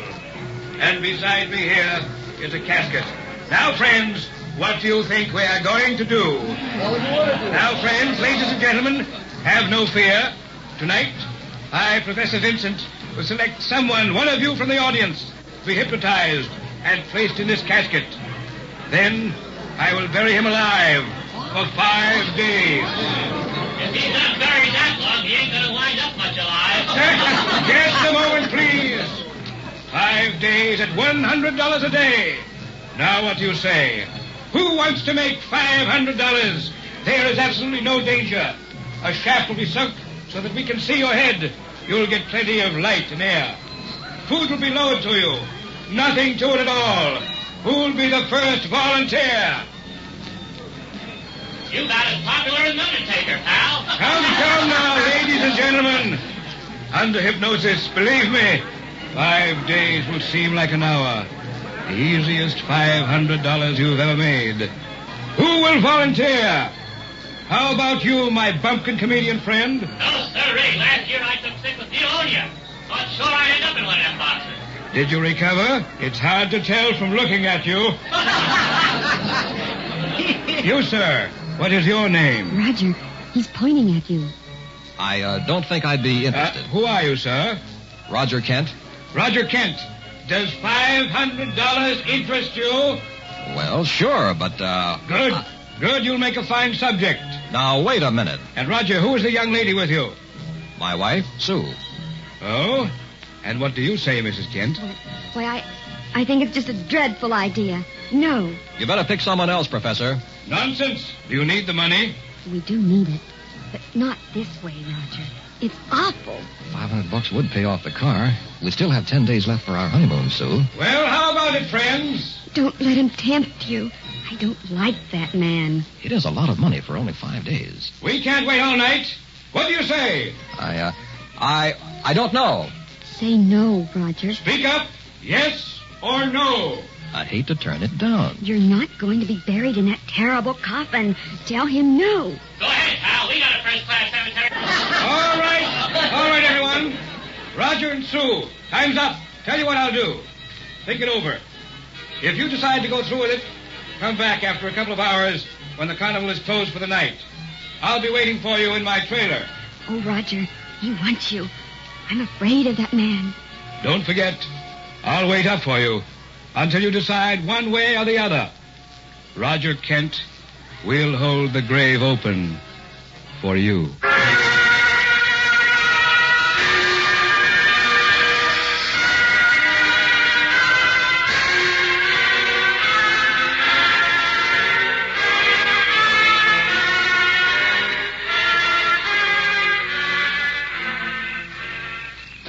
Roger, I'm afraid. Listen, Sue, my mind's made up. But suppose... Face up to it. We need the money. That's the easiest $500 I ever heard of. Darling, I know that. Then what's the matter? Well, in the first place, we shouldn't be out here in the dark with that madman loose. In the second place... Professor Vincent seems too interested in me. Oh, Roger, you read my mind.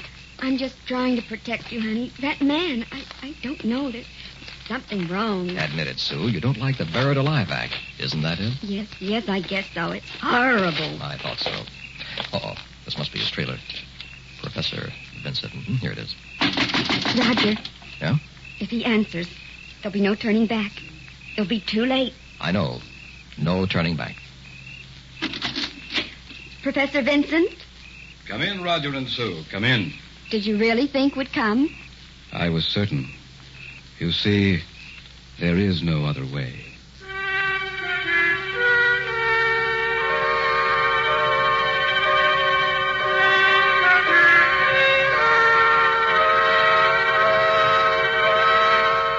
When I count 3, Roger, you will be asleep. Sound asleep on your feet. Then, Roger, you will be placed in the coffin and lowered into the grave for your 5-day rest. Now look deeply into my eyes. Deeply. Inhale and look deeply into my eyes. You're going to sleep, Roger. To sleep. You can no longer move your arms. They hang helpless at your side. Sleep, Roger. Close your eyes and sleep. 1, 2. Your eyes are closed. And now you are powerless to open them. You are 3. Asleep. Ladies and gentlemen, we are ready to place Roger Kent in the casket. Whom among you in the audience will help me? I will, Professor. All right, my friend, step right up here now. Here, help me raise the lid of this coffin. Now, give me his feet and we'll put him in. Careful. He's a big man. There. He's in. God, heavy as a rock. Just like a dead man. Yes, now, close the lid. Close it. Now we're ready to lower into the grave. You see, the casket is supported over the open hole by 2 chains. If you'll flip that switch the same time I flip this one, Mr. Kent will be gently deposited in his grave. This one? Yes. There it goes. Glory be. Just like a real funeral. Reminds me of the time we buried my grandpappy. Ladies and gentlemen, in just a few moments, the coffin will lie at the bottom of the grave. We will then place an air shaft down to Mr. Kent's head so that he will be able to breathe. And all of you will be able to see him at 25 cents apiece. I don't know. I just don't know. Thank you, friend. You've done your work now. Will you kindly leave? Thank you. You are witnessing the marvel of the age. A human being being buried alive. The casket has stopped. Will another volunteer from the audience help me position the air shaft? How about me? Fine. Step up here, friend, if you please. You picked the right one this time, Governor. So? I used to work in a funeral parlor. Handled the stiffs. Yes, now, just pick up that end of the metal shaft, please. Easy does it now. Down over the round opening on the casket lid. Careful now. There. Thank you very much, my friend. Neat, very neat. Okay, Governor. What next? The shovel. The hole must be covered up. Oh, sure. And that is it, ladies and gentlemen. You have just seen demonstrated the marvel of the age. A man buried alive. Mr. Kent will lie there in a deep slumber, the end of which time we'll dig him up and pay him $500. In the meantime, my friends, you may step up here and view him down the shaft for a small sum of 25 cents, 1/4, the 1/4 part of a dollar. Ladies and gentlemen, who will be first among you? No, sir. What's that you say? Dishonest, I say. What's the matter with you? Charging money to see him buried alive. What? I don't know. I helped you lift him in. Leave the carnival, sir. Leave here immediately. That man ain't buried alive. He's dead.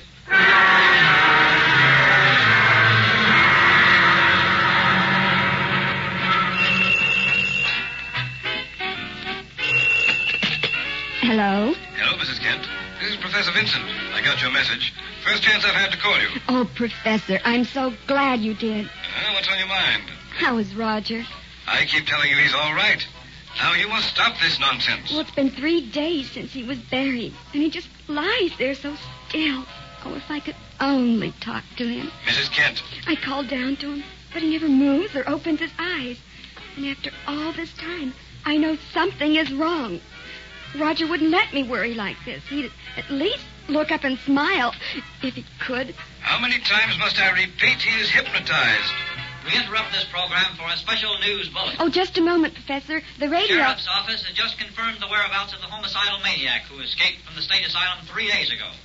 This dangerous killer who calls himself Dr. Vardmore is now known to be in the immediate vicinity of Randolph. Everyone is cautioned against walking alone on the streets after dark. If you plan to attend the carnival, kindly do so with friends, and leave the carnival in the company of others. Report all suspicious persons. We return you now to your regular program. Did you hear that on the radio? Yes, I did. Oh, Professor, I'm terribly afraid. I don't want Roger alone down there with this madman, Lou. Please, Professor, dig Roger up tonight. Mrs. Kent, we made a bargain, a business proposition. Kindly stay in your hotel room and rest. This is the 3rd day. The day after tomorrow, it will be all over for Roger and for you.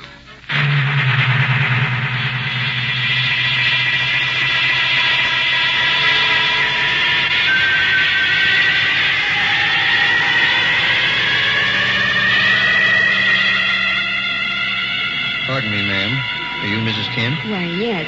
Who are you? I'm the one who helped put your husband in the casket. Well, why are you talking to me? I don't know. Just to warn you, I guess. I think your husband's dead. Oh, you horrible, horrible little man. Get away from me. I'll call the police. That's you, Mrs. Kent. Oh, Professor Vincent, I'm so glad to see you. A terrible little man. Yes, I heard what he said. Now get hold of yourself and listen to me carefully. This is the 5th night. I want you to go to the hotel and wait until the carnival is over. Tonight is the last showing at Randolph. At 11:30, you take a taxi out here to the lot. I'll meet you. Roger will be ready along with the $500. All right, Professor. Anything you say. Oh, thank God this is about to end.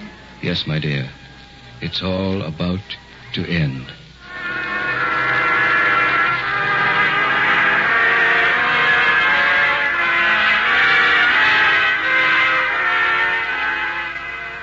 Are you going out, Miss Kent?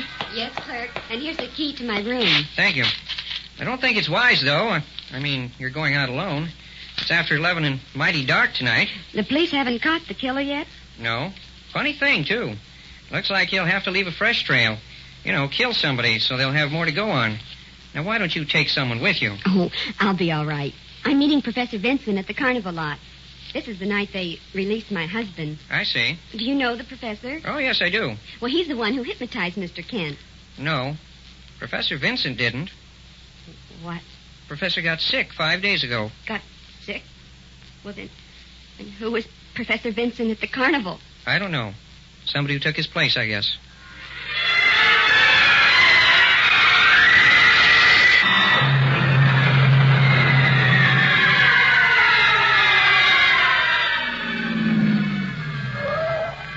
Here you are, driver. Thank you.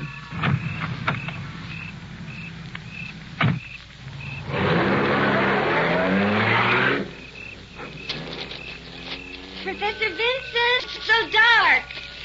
Where are you? I'm sure the carnival was on this vacant lot, but now there's nothing. Just a few old papers blowing in the wind. Why did I let that cab leave? No light in sight. Those trees around the lot. What if the killer were hiding there? Oh, the place Roger was buried. It was in this direction. This way. Maybe I can find it. And Grandma will be thought when they dug him up and filled the hole. Must be right around here. Oh, where is it? Oh, what's this? A mount. No. Oh, they can't do that. They went away and left you buried. Oh, Roger. I'll get you out, honey. Oh, my darling, I'll help you. I'll dig.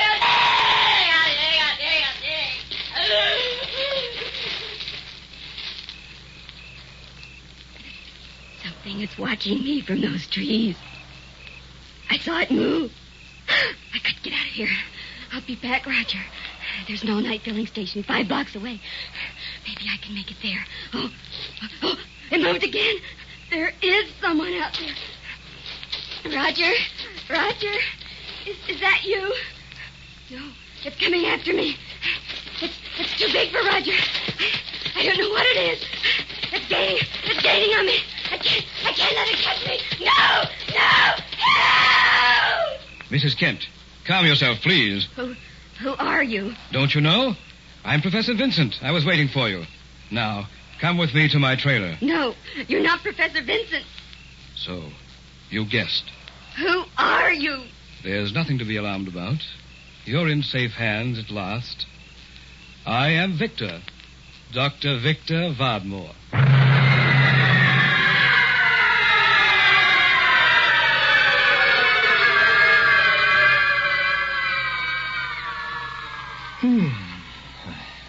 I've been asleep, I guess.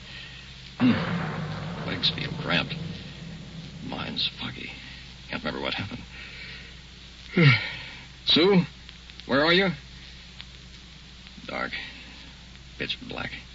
Must be night. Quiet. Not a sound. I could only remember. Think back. Smells damp, like fresh earth. Where am I? Gotta get up and stretch my leg. No rooms. Wait a minute. There was this carnival. Professor Vincent. Oh, it's beginning to come back now. I was hypnotized and put in a casket. Buried for 5 days, yeah. Yeah, it's clear now. Time's up. Yeah. They're going to dig me up now. Boy. The deep hypnotic spell that little boy put me in. Glad it's over. Okay, Professor. You can bring me up now. I guess he stepped away from the shaft. Shaft? Where's the shaft? It's supposed to be over my head here so I can see up. Can't see a thing. Cloth-lined coffin lid where shaft should be. What's going on here? I'd like to get out, Professor. Possible they went away and left me buried alive? Oh, no. Professor! Sue! Help! I'm buried alive! Good Lord. Help! Gotta get out. Help me, somebody! Don't leave me down here to die! Help! Push harder! More! No use. Won't budge. Help! I'm gonna die. You left me here to die. Can't call for help. Nobody'd hear me. Carnival left. Nothing up there but vacant lot, edge of town. If somebody came back, how could he tell I was down here buried? Oh, God, don't let this happen to me, please. Help me, save me. God, don't let this. I don't want to die. I'm doing things. This is Professor Vincent. Now listen carefully. Where are you? Get me out of here. Don't fret. Your oxygen supply won't last much longer. Oxygen? You're buried alive, Roger. And I'm not coming back for you. Not going back?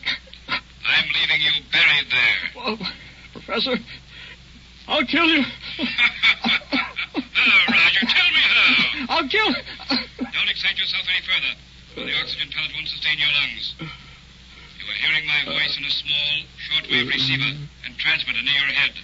I am talking to you from my trailer about a block from you. Sue is with me, Roger. I want you to listen very, very carefully. Sue, there? Go ahead, Sue.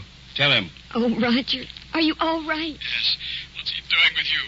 Please do as he says, darling. He's not the real professor. He's that escaped madman from the asylum, Dr. Vardmore. He's crazy, Sue. Please, darling, we have no choice. Please, quick. Listen to me. One move like that, and I will kill you both. I've gone to a lot of trouble to set up my final demonstration. What are you going to do? I am going to try personality transference. We have the required situation. A man buried alive in mortal fear of death. And the woman he loves, who will do anything to save him. If we do, as you say, what then? I will release the two of you. And if we don't? You have just enough oxygen for just a few more minutes. I see. Hurry, Dr. Vardmore. Get it over with. Now, Roger, I want you to think about Sue. Sue, you about Roger. Each imagine he is the other. Roger, you are standing beside me in the trailer. Sue, you are lying down there in the casket. No! Cooperate and I will free you. It's your only way out of that grave. If it works, you mean I'll be in Sue? Yes, and she in yours. Do it, darling. It's our only chance. He's not Sue. That's enough. One more refusal, and I'll turn off the shortwave transmitter and leave you in your dark world forever. Now, Roger, imagine you are Sue standing here. Sue, you concentrate on being Roger in the casket. Think. Put everything else out of your minds. I have it. Repeat something you both know. Say the 23rd Psalm. Here we go now. Start with me. The Lord is my shepherd. I shall not want. He maketh me to lie down in green pastures. He leadeth me beside still waters. He restoreth my soul. He leadeth me in paths of righteousness.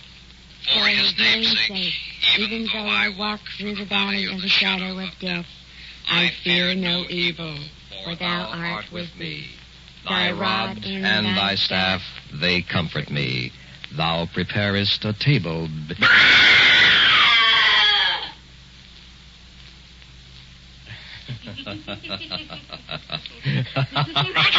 Sue! Help me! Don't leave me down here! The oxygen, it's going! Save me! Quickly! Dig me up! I'm dying! No,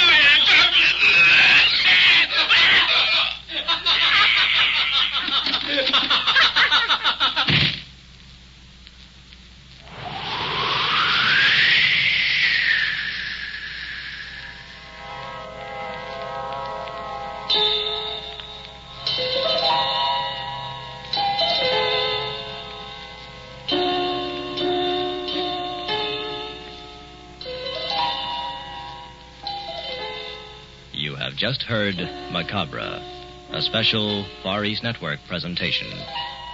In our cast were John Buey as Professor Vincent, Mitzi Hennessy as Sue, William Verdier as Roger, Milton Radmilovich, Air Force Sergeant Bob Eddy, and Air Force Sergeant Newell Stewart. Technical supervision by Hiroshi Odo.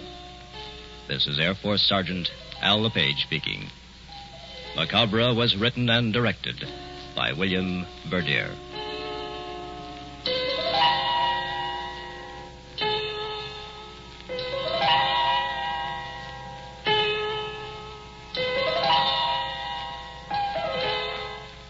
Macabre comes to you each week at this time through the worldwide facilities of the United States Armed Forces Radio and Television Service.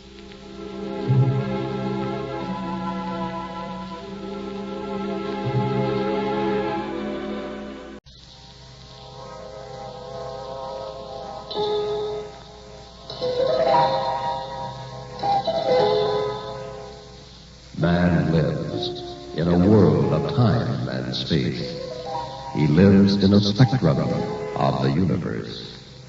When he ventures beyond this limit, he is in the unknown, a realm where strange forces are brought into play. When man attempts to misuse these forces, he is sometimes destroyed.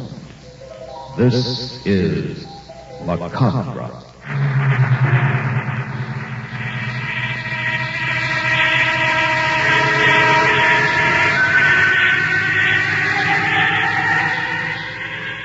The Far East Network presents, in special performance, Macabre. Tonight's story, Weekend.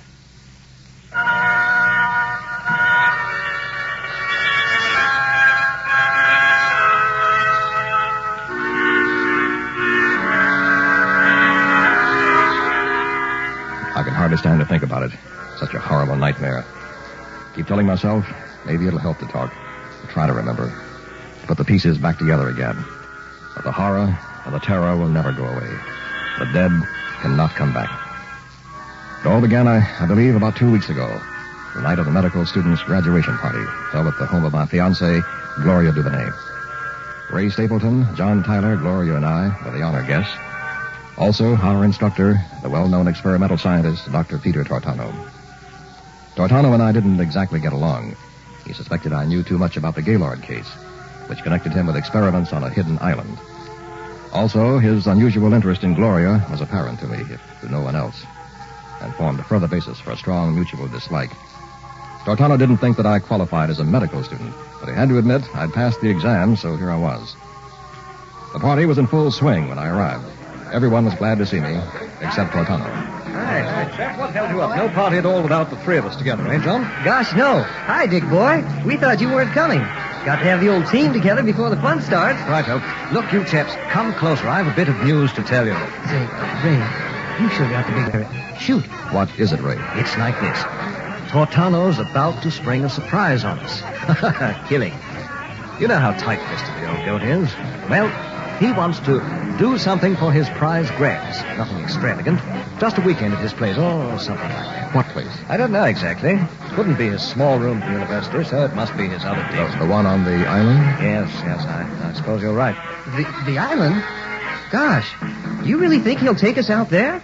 I don't know of anyone who's ever seen it. Now, don't let on. I told you about it. Wow, Tortano's Island Retreat. They say no one else has ever been on the island, and that he spends his weekends out there all alone. Doing what, I wonder? Oh, I don't know. If he's working on something, why go way out there? Why not at the university? Fellas, there's something about that island you should know. Steady, Dick. Here comes that lovely thing you're engaged to. Oh, hi, Gloria. Hi. What took you so long, Dick? I was afraid you weren't coming. You knew I would, Gloria. Don't talk. Just dance with me. Nice to be in your arms again, sir. Yeah. Where's your mother? In the kitchen, fixing refreshments. Dr. Tortano's helping. Oh. Hey, Dick, aren't you drinking? What? Oh, sure. What you got, John? You can name it. Scotch and soda? Boy, are you expensive. Okay, coming up. Gloria. Yes? Gloria, What is it, darling? I don't know how to say it. I still have my internship, and there won't be much money. Don't talk. Just dance. We'll be married as soon as you like. Oh, darling. I love you so much. I say, break it up, you two. You'd think you were the only ones at this party. If you don't mind, I'm cutting in. Ray. Take your hands off this charming wench, Richard. She's mine for a spell. And thanks for the loaner, fellow. All right, Ray. But only for one dance. The lady is reserved. Oh, boy, does he expect service. Not only fix his drink, but gotta bring it to him. Thanks, John. And just in time. Here comes Tortano out of the kitchen. I think he's ready to talk. Yeah, it looks as if he's had a few, too. My friends, may I have it quiet for a few moments? I'd like to make an announcement. I'll give you a proper introduction, Doctor. Now, ladies and gentlemen, I give you a man whose reputation as a doctor of medicine and experimental scientist has astounded the medical profession. Our faithful instructor these past 4 years, the man of the hour, Dr. Peter Tortano. Thank you, my friends. It has been a most difficult year for all of us. We have worked hard and accomplished much. Now I think it is time to propose a little holiday. So, I am inviting you as my house guests for the weekend. There is plenty of room, 10 bedrooms, 10 baths, 3 stories, plenty of space for everyone. Wait a minute. Where is this place? What's the matter, Crane? What are you suspicious of? Where is your place, Doctor? 30 miles from here. There's a swimming pool, tennis court, golf course. Where is it? Oh, Dick, please don't be rude. Quite all right, my dear. He has a right to know, and it's on an island 20 miles off the coast. An island? Ideal for relaxation. I assure you every detail for your comfort has been attended to. I'll bet it has. Well, you can count me out. After 4 years of hell with you, you'll never make up for it in one weekend. Goodbye. I'm so sorry, Dr. Tortano. Dick's been studying too hard. He didn't mean what he said. Of course not. He'll change his mind. The boat leaves at 4 tomorrow afternoon. I know he won't want to miss our last party together.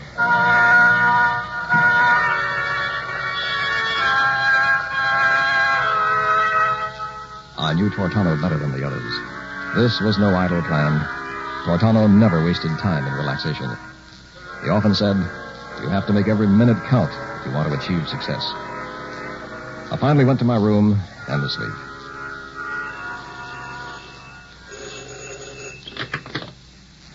Hello? Dick, what the hell's wrong? You still in bed? What's the time? Noon, Friday. You'd better get moving. Oh. Don't forget the tennis rackets. I told you I'm not... Nonsense, old chap. We've all decided it'll be loads of fun. Just what the doctor ordered. Yes. Well, Gloria... Gloria? Yes, she's going along. She's right here. Put her on. Yes, sure. Cheerio, old man. Hi, darling. Heck, we're going to have a glorious weekend. Gloria, you listen to me. Oh, Dick, we need some fun together. Now, if you're going to be an old killjoy, I'll just hate you. Gloria, Tortano is no generous soul. If he invited us out there, he's got a damn good reason. Oh, please say yes, darling. Ray and John want to go. And if we accept, that will make 5. And Dr. Tortano's manservant Wantus makes 6. What could possibly happen with 6 of us there? But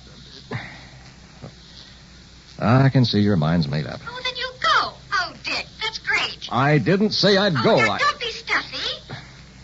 Well, all right. Your heart's set on it. Oh, you won't be sorry. Bye, darling. See you dockside. Yeah. See you dockside.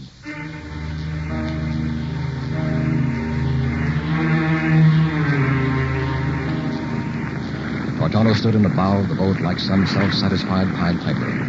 Rain clouds were gathering for a squall as the motor launch streamed through billowing waves toward an island looming on the horizon. It was growing dark. A faint light flickered among giant trees, taking form in the distance. We landed about 6. It was pitch black, but I could tell by the flashlights that we were surrounded by massive oak trees laden with Spanish moss. We followed Tortano down a gravel path toward a large brick structure taking shape in the gloom. The storm broke as we reached the veranda. Tortano led us into a stately parlor where Wantus, the West Indian manservant, began to stack our luggage neatly in a corner. Wantus was a short, weather-beaten little man who never removed the black Quaker hat from his head. He kept glancing back, as if he suspected something were creeping up behind him. Well, here we are, all safe and sound. Bedrooms are on the second floor. I suggest you freshen up and meet in the banquet hall promptly at 8 for supper. Even though we had just arrived, a feeling of uneasiness began to reach the others. There were 10 bedrooms, divided evenly by a hall running the length of the building. I selected one across the hall from Gloria. I just shut the door when someone knocked. Dick, may I come in? Yes, Ray. Here's your grip, old man. Wantus brought them all upstairs. Mind if I join him? No, I don't. Yeah. Palace fit for a king. Looks like one of those plantations you see in the flicks. But this cost the old boy a pretty penny. You know, I've been wondering, Dick, where Tortano got the money to buy this place. I believe he inherited something from his father. Since he didn't make it himself. Might have. He's a capable man, Ray. He's a doctor, an experimental scientist. Enough money in that, I suppose. But ever since the Gaylord case... They never proved anything. Tortano didn't do that. Well, there was no reason for her to die. Even I could have saved her. Dick, don't hold something that may not be true against anyone. I'm not. It's just a suspicion. Tortano knows you suspect him. I don't give a damn what he... Very well. So you dislike each other. Forget it. Let's get ready for supper, Ray. Meet you downstairs. Right, Hal. If it's any consolation, I'm with you on one thing, though. What's that? This weekend out here... Yeah? Can't put my finger on it. But I don't think it was planned for fun.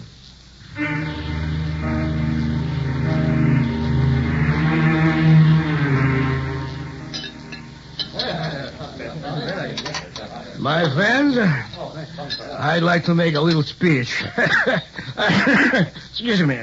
I am not much with words. Just a grumpy little man of medicine. But I always mean well. Now, it's been a long and tedious course these past 4 years. It isn't easy to become a doctor, and the hard part is yet to come for the graduates, that of internship, where you learn to weigh the actual values, where one slip of the scalpel can mean death or a hideous malfunction of the body or the mind. I welcome you to my island estate. You deserve a rest. So make merry and cast the cares of the world aside. Now to bed, children, to bed. Tomorrow will be a day of tennis, swimming, and fun-making. This will be a weekend you'll remember for the rest of your lives.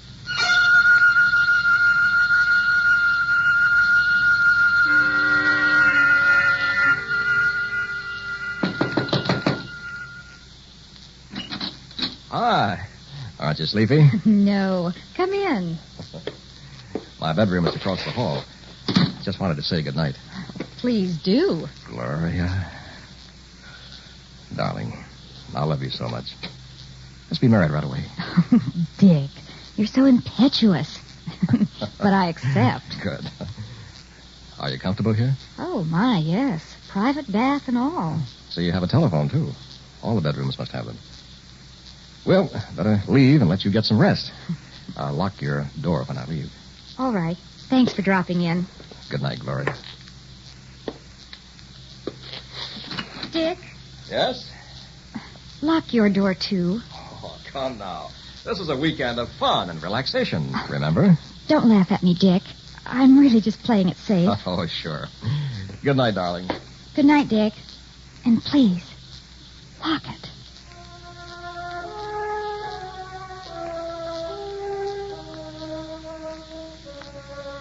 I don't know how long I'd been asleep. It must have been several hours. Something had brushed against my bedroom door. The sound made me sit straight up in bed. Then I heard something else. I thought someone was in trouble. Who's out there? Whatever it was, it stopped outside my bedroom door. I turned on the lamp, jumped out of bed, and bolted toward the door. The hall was empty. No sign of anything or anyone. Was it possible I imagined this? When I turned to close my door, I saw it.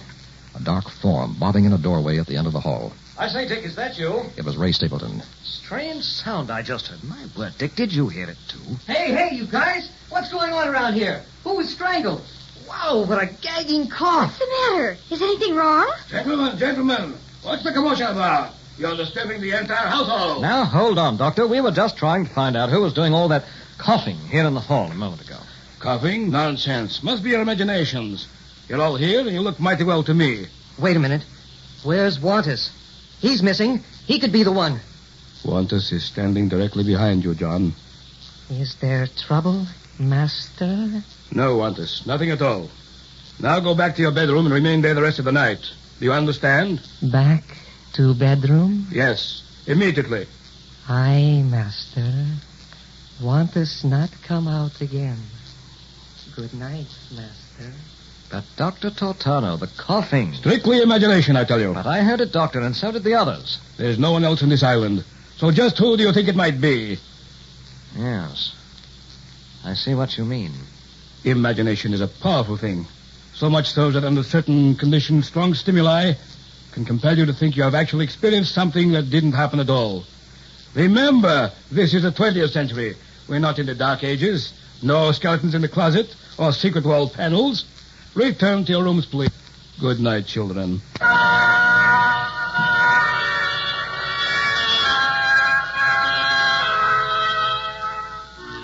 I didn't sleep the rest of that night. I'm certain the others didn't either. They were losing their enthusiasm for the weekend. The next morning, after breakfast, I went for a walk on the beach with Gloria. It wasn't long before Ray and John caught up with us. Dick. I want to talk to you. Hi, fellas. You sleep well? Don't rub it in, Dick. Gosh, no. We in the first place. That's what we wanted to... You'd like to give up and go home today. Is that what you mean? Yes, and all you're making it devilishly difficult. Now, I think we might still salvage a sporting time here. After all, nothing's really happened. But there's been dissension at this party ever since it started. And now there's a feeling of unpleasantness. We can't leave the island. Wantus took the boat back to the mainland this morning for emergency repairs. And he won't be back until tomorrow. He did. Wantus has the only boat. There's no other way back to shore. So we just have to make the best of it. Dick, I'm with you. I don't think I like old Tortano. Fine kettle of fish. The island's the kettle, and we're the fish. And Tortano's the fisherman. Break it up. Let's go back to the house. I have a hunch. I think we'll soon know what this is all about.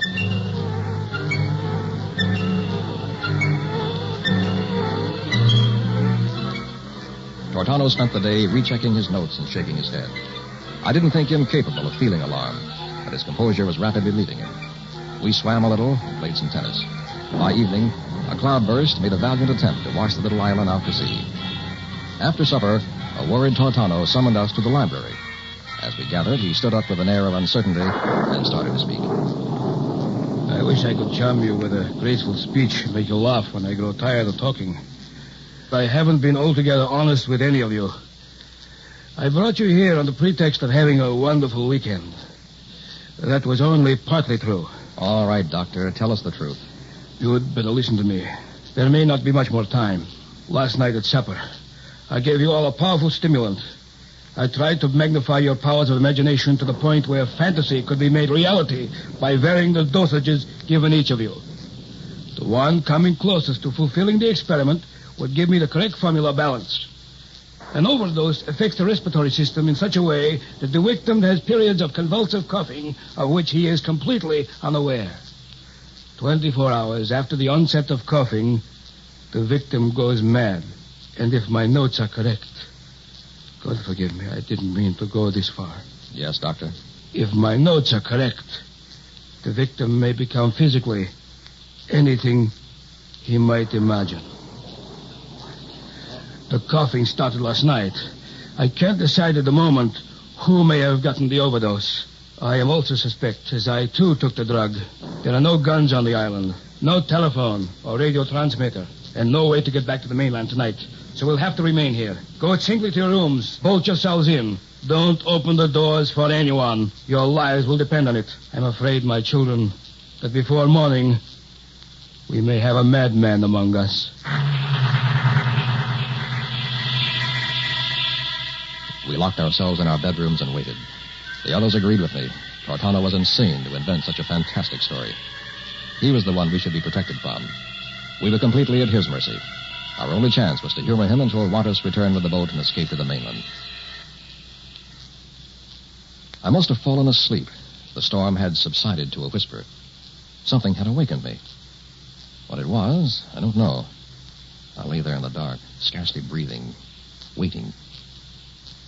There was no sound of any kind. Could I have imagined it? Maybe I should get up and look. Perhaps something was waiting for me to go back to sleep before attacking. But what? Nothing could have come into my room. And yet, somehow, I felt the presence of something out in the hall. Just some sound, some clue as to what it might be.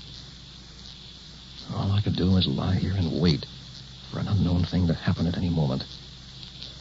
I waited and listened. I knew it was out there. Then, there it was. My God, it's trying to scratch open my bedroom door. I reached for a bronze poker on the night table, got out of bed, and tiptoed to the door. It was on the other side. I could hear breathing. Don't open the door, I told myself. It's just outside waiting for me to do that. Even with a poker, I might be no match. Then it occurred to me that it wouldn't be waiting unless it knew a way into my bedroom. Of course, it was coming in to get me. What about Gloria across the hall? Had it already been there? I decided to act. You, out there. I'm opening this door. If you're still there, I'll kill you. What's that? All lights are out. Pitch black. Something padded off on 4 feet. God, it smells like a cat. It's so dark I can't see my hand before my face. Got to get across the hall to Gloria. Judging by the way it bounded off, it must be at least 15 feet away. If I only had a flashlight. Can't see a thing. Easy does it now. Keep the poker swinging in a circle. I should keep it from creeping up on me. Look, here's Gloria's door. Gloria, open your door. Is that you, Dick? For God's sake, yes, hurry. Are you all right, darling? I think so. What's the matter, Dick? The thing is right across the hall. The thing? Yes, whatever it is, it's after us. I was afraid it might have tried to get you. Quick, your phone, where is it? Right by the bed. Oh.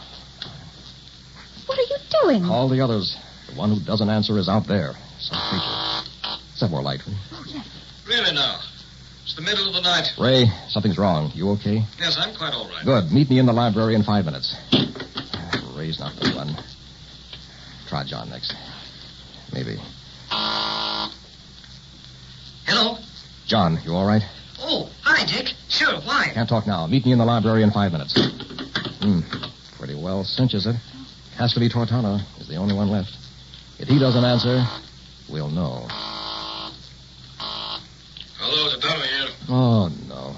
Who can it be? They're all accounted for. Who the devil is this? Dick Crane, Doctor. Meet me in the library in 5 minutes. Are you crazy? Stay in your room and keep the door locked. There's something fishy, and I'm going to find out who's behind it. Now, you be there. If any harm comes to my friends, I'll kill you.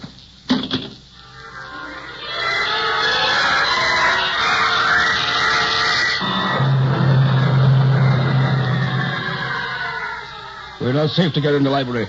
And I don't believe a word of your wild story. It's true. One of you tried to scratch open my door. You imagined it, Dick. Here we all are, as chipper as ever. Pretty obvious whatever was supposed to happen hasn't yet. It happened to someone. Impossible. We're all still sane. There's no one else on the island. This took place in your mind, Dick. Now let's all go back to our rooms and try to get through the night. I'm wasting my time with you. All right, I'll stay with Gloria and protect her. But you'd better lock your doors because someone is going to try them. Say, Dick is certainly overwrought. He couldn't have been right, though, since we're all so healthy. Dangerous situation now standing here together. Let's return to our rooms. Well, maybe nothing will happen. It could start momentarily. I strongly advise separating immediately. Wait. Hold out your hands. What? I just remembered. It's been 24 hours. There is a certain symptom at this time. The victim's fingernails will have a bluish tinge. We can tell who it is. Quick, look at your hands. Hold them out. What do you see? Here are mine, Doctor. Normal. Are mine okay? Yes. What about yours, Doctor? Take a close look. I'd say they're all right. That means Good Lord, it's Dick or Gloria. They've gone to Gloria's room together. We've not a moment to lose. Come quickly with me.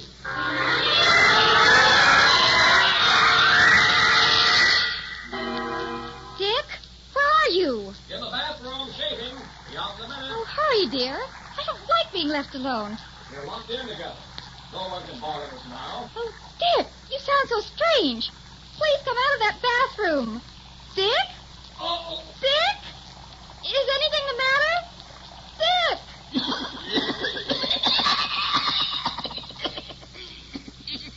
Oh, that cough. In this room. Oh, no. Not Dick. Can't be Dick. I won't believe it.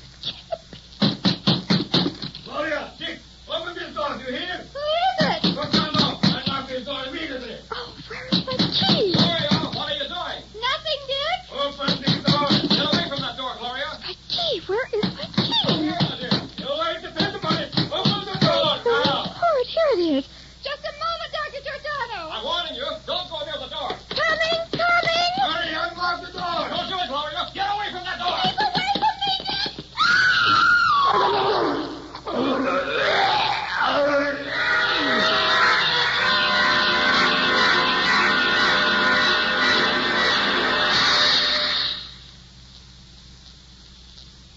Gloria. It was Gloria. Don't look, Ray. I tried to stop her. No. Well, that couldn't be Gloria. Not our beautiful Gloria. Whatever it is, it's in peace at last. So is Tortano. Throat clawed out. As if by a lion.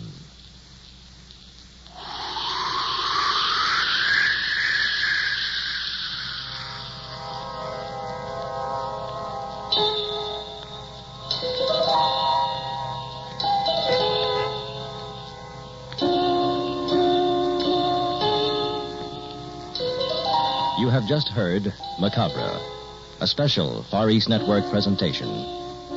In our cast were John Buey, Shirley Ashe, Walt Sheldon, William Verdier, Milton Radmilovich, and Air Force Sergeant Bob Eddy. Technical supervision by Hiroshi Ono. This is Air Force Sergeant Al LePage speaking. Macabre was written and directed by William Verdier.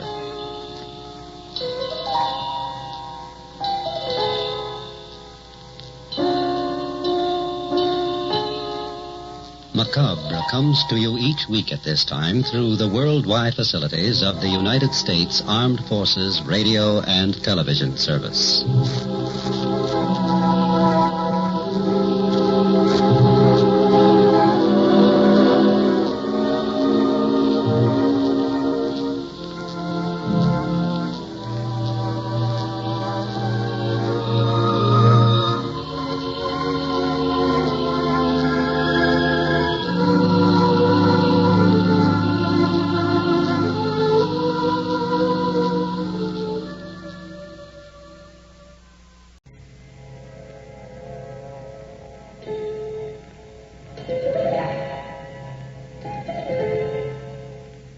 Man lives in a world of time and space. He lives in a spectrum of the universe. When he ventures beyond this limit, he is in the unknown, a realm where strange forces are brought into play. When man attempts to misuse these forces, he is sometimes destroyed. This is Macabre.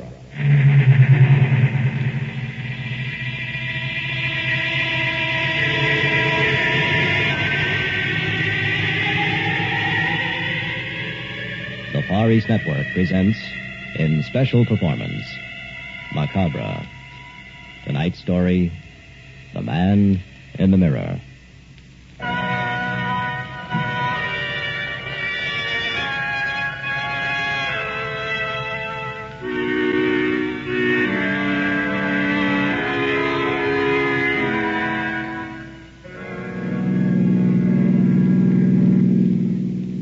These freeways, always working on them. Only 2 lanes here. Why can't they make their repairs on off hours? No, gotta blast away during rush hour traffic. What's the matter with that guy ahead? How come he's slowing down? That'll teach him. Boy, I'm tired. Hard day at the office. Peg's got a hot supper waiting at home. I'd like to get there sometime today. That guy ahead didn't pay any attention to me at all. Come on, Buster, speed it up. 76, I want to get home. Okay, I'll pass you then. My four-barrel car will leave you with nothing flat, buddy. How's that for speed, eh? Hey, truck. Couldn't see it coming. Let me get back here on collision. Oh, no. Can't get away.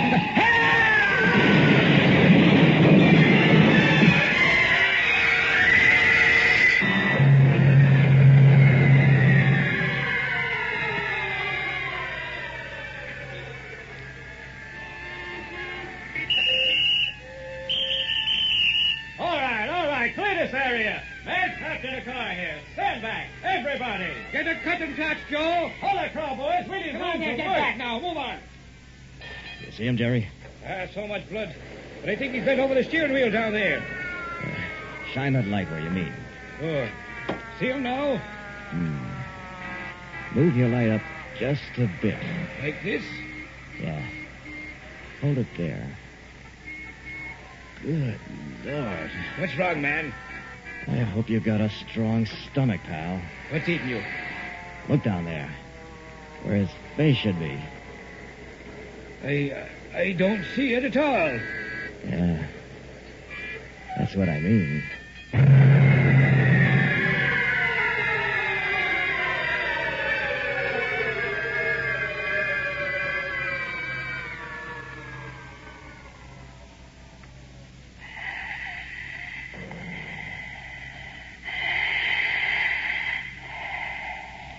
Not a chance to save this one, nurse. Careful, you may be conscious, Doctor. I doubt it. Another minute or two, and it'll be all over. Sponge the blood, please. He's bleeding too fast. Yes, poor fellow. Even if he lived, couldn't get through life like this. Doctor, respiration irregular. Won't be long, I'm afraid. Scalpel. I can hear every word they're saying. I can't move. Paralyzed. Scissors. The accident. That truck. I know what happened. Sponge. Almost nothing left of my head.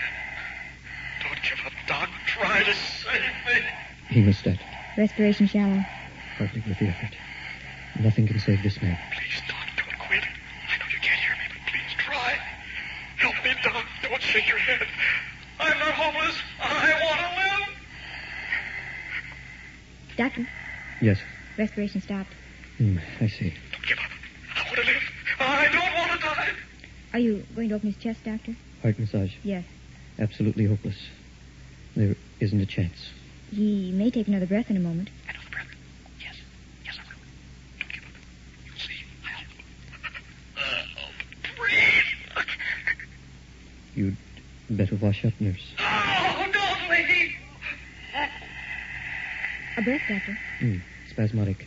Probably his last. Oh, I'm still alive, Doc. Try to save me. Help me, for God's sake. Stethoscope. Please don't let me die. I'm afraid. Why did I have to pass that car? I'd give anything to live it over again. Anything. Can someone help me? Oh, God. Perhaps I can, John Randall. Call my name. Oh. It was I, John Randall. You're not the doctor. Indeed, I'm not. Did I hear you say you would give anything not to die? Yes, anything. I thought so. John Randall, I'll save your life for a price. Anything you Let say. me finish. I can turn back the clock, return you to the freeway before the accident. It will be as if nothing had happened at all. But that's impossible. You haven't much choice, John. It's crazy. How can you expect me to believe a thing like that? Is he dead, Doctor? I'll know in a moment, nurse. You have no time to argue. Decide quickly.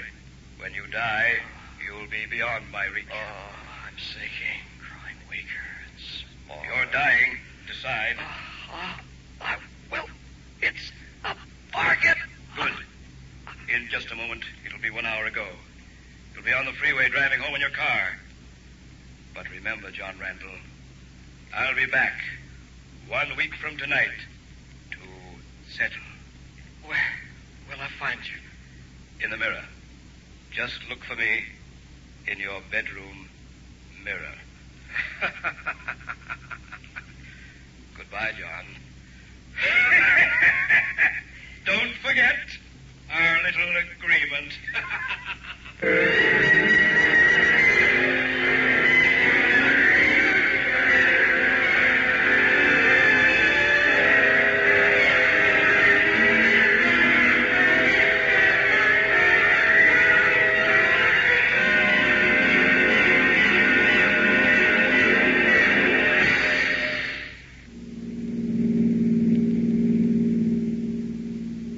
These freeways, always working on them. Only 2 lanes here. Why can't they make their repairs on off hours? No, gotta blast away during rush hour traffic. What's the matter with that guy ahead? How come he's slowing down? That'll teach him. Hey, just had one of those familiar feelings. As if this had happened before. Strange. Now it's gone. Seems I almost remembered something unpleasant. It's not to pass that car up ahead. I don't think I'd better. Wonder why. Can't remember. Way truck accident. That's it. I was killed in a collision. Yeah. Can't be. Couldn't have happened. I'd be sitting here driving home. I dozed off for a minute, I guess. Yeah. Dreamed it. Sure. No other explanation. What a relief. I gotta get home. Peg's having steak for supper. And she's one wife who expects her husband to be on time.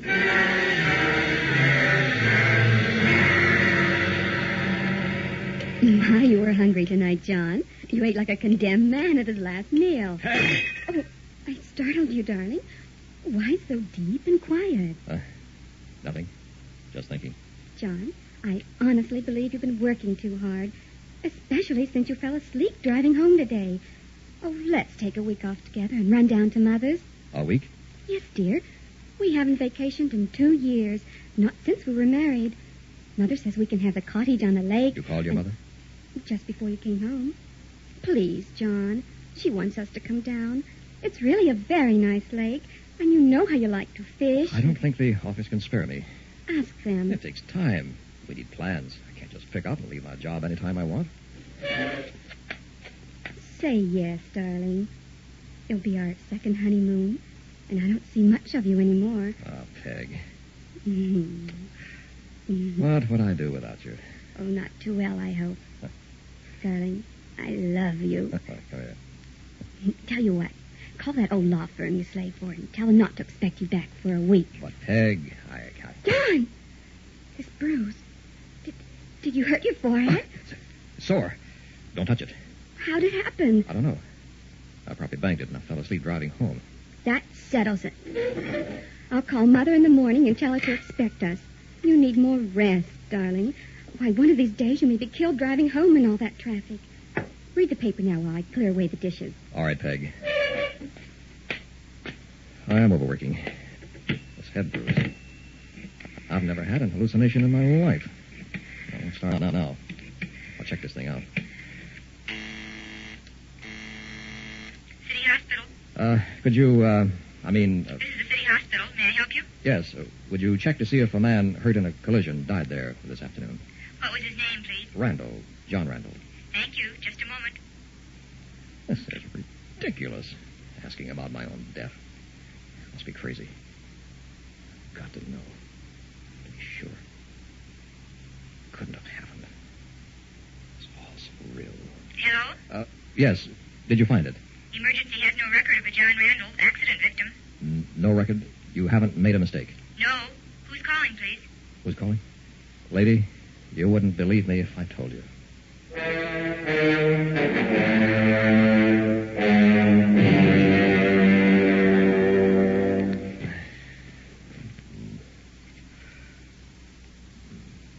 What's the matter?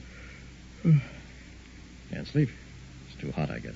It's nearly 5. Time to get up soon. Want some hot coffee? No. Maybe I'll drop off for a nap. You haven't slept all night? I don't think so. John, something must be wrong. You always sleep like a log. Don't get excited now, Peg. Shall I call the doctor? You know you've been working too hard. No, I'm fine. Will you keep quiet so I can try to get some rest, though? Oh, all right. You haven't said a thing about going to Mother's. Peg, I'm dead tired now. Shut up, will you? John, what's that on your forehead? No tricks, young lady. Now turn over and keep quiet. Darling, wait. I'll turn on the light. John! It's blood! What? Your forehead, it's bleeding. No, Peg. No, it didn't happen. I imagined the whole thing. Accident really didn't happen. Accident? John, you lie right there. I'll call Dr. Shane. Don't, Peg. You must have cut a vein. Look at your pillow. You've been bleeding all night.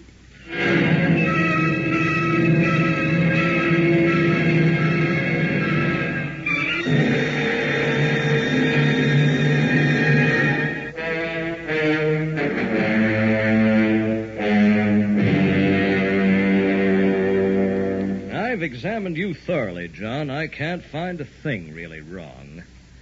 But we may have to go to my office for further tests. How do you explain the blood, Doc? I don't. There's no evidence of a wound at all. Where'd all this blood come from? That presents a puzzle. Of course, we're not really certain it's really your own blood. We'll have to make tests. In the meantime, why don't you tell me the truth? What are you talking about? John, I've been your family doctor for many years. You're as healthy as they come. Now you hint of some accident that never happened. You complain of a soreness in the region of the forehead and all this blood from some imaginary wound. Now, really, what do you expect me to think? Doc, you think I'm crazy. I didn't say that. You don't have to. There's more to this than meets the eye. The understatement of the year. Put yourself in my place. What would you say? Send me to the hospital, I guess. That's more like it. Now tell me what really happened. Start with the blood. I can't answer that. If you want me to help, you'll have to tell the truth. I'm trying to, Doc. It couldn't possibly have come from you. But there isn't a mark on your body. Who do you think you're kidding? Impossible. Doc, you wouldn't believe me if I told you. Yeah, give it a try. I might. Maybe I should have died on that operating table. What? All right. I'll tell you.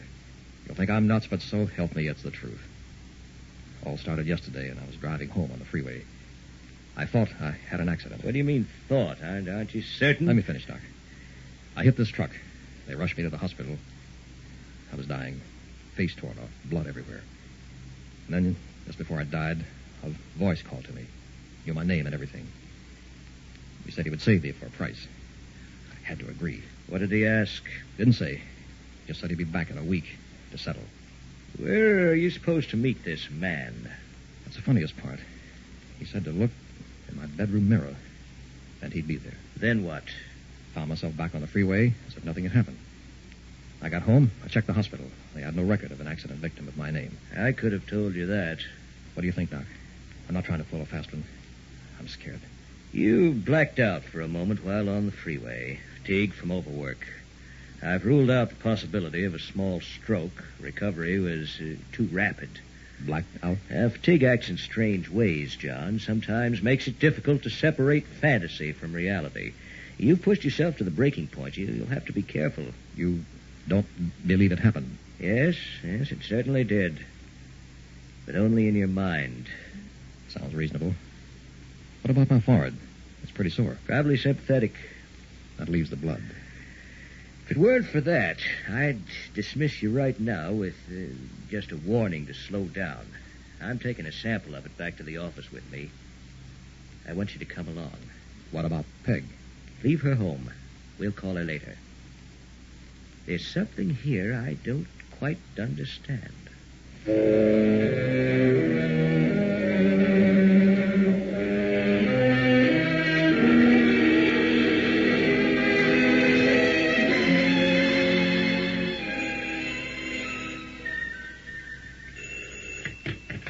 Hello? Mrs. Randall? Yes? This is Dr. Shane. Oh, how is John? What did you find out? That's what I want to talk to you about. He's in the other room. He can't hear us. Is it serious? The blood on the pillow matches. It's his, all right. But I can't figure out where it came from. He checks normal in every way, with one exception. Oh? The results of the EEG test show a brainwave irregularity. Now, it would seem that John received a hard blow on the head. However, I can find no physical evidence to verify this. What does it mean, Doctor? Hard to tell at this point. I think he's nervously exhausted from overwork, practically in a state of shock from this nightmare of a freeway accident. That's pure fantasy. You must help him overcome it, Mrs. Randall. My mother wants us to visit her for a week on the lake. Splendid. By all means, go and then make John rest. Do you think he'll be able to leave today? The sooner the better. And Mrs. Randall, Yes, Doctor. your husband has a fixation about some man in a mirror. It's a dangerous thing. It might grow. Try to convince him it never happened.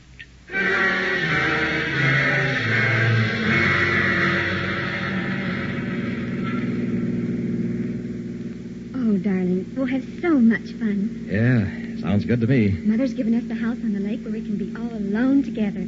Second honeymoon, Peg. And we'll forget that thing on the freeway.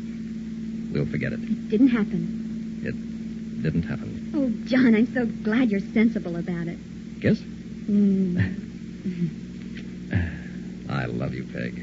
Oh, I brought the tennis rackets. She talks about tennis at a time like this. Oh, let's hurry, darling. Sure, Peg. We deserve one last good time together.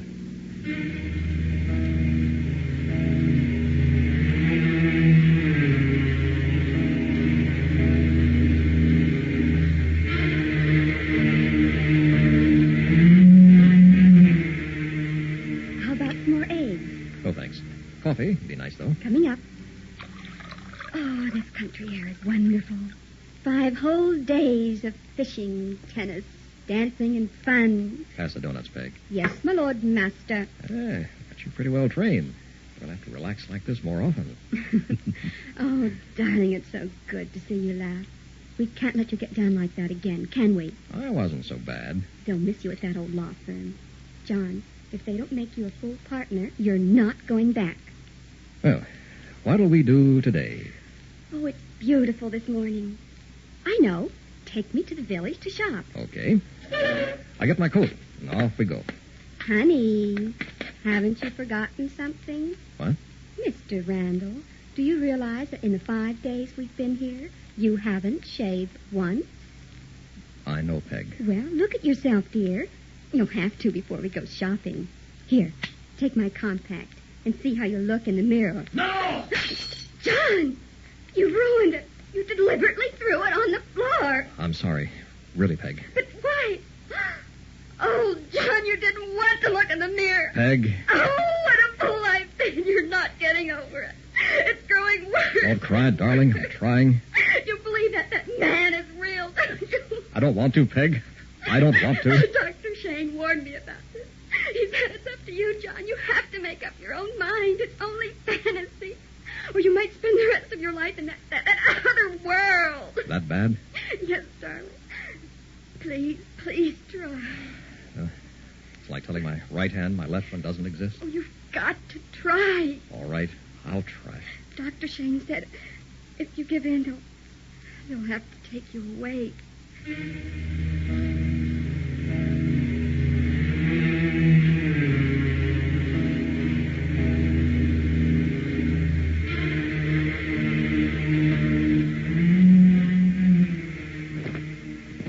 John, are you feeling all right? Darling, why don't you answer? It's not daylight yet. He's not in bed. Where is he? John? John? Shh. I'm here. By the window. What's the matter, darling? Don't you feel well? Quiet. Look out there. Can you see anything? Just the lake, the moon, and the trees on the other side. Shh. Listen. There is something out there. Maybe a dog. No. Dogs aren't that large. What did you see? I can't be sure. When I woke up, a shadow was at this window. My poor darling. Don't pity me, Peg. Well, Dr. Shane said fixations with a time limit usually leave after the limit has passed. Shh. Be quiet. There's nothing out there. Now come back to bed. This is the 7th and last day, darling. That man's not coming back because he never existed in the first place. Please, John, you just have to get by today, and then you'll be free.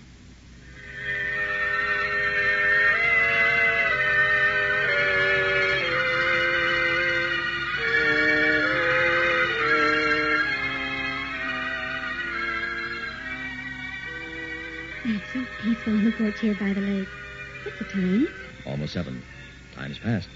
We're safe. John, I'm proud of you. You won, darling. You stood your ground and won. Yeah, really a sweat, eh? It just has to end this way. No one believes in witches and phantoms anymore. We're too scientific. Yeah, I can think clearly for the first time in a week, now that it's over. Oh, we have this wonderful lake all to ourselves tonight. Mother went to the village, and no one for miles around. Isn't it romantic? Thanks for standing by me. Is that a proposal, sir? Darling. Hmm. What'd you like to do this evening? Walk around the lake? Hey, not bad. Hold on while I get some cigarettes in the bedroom. All right.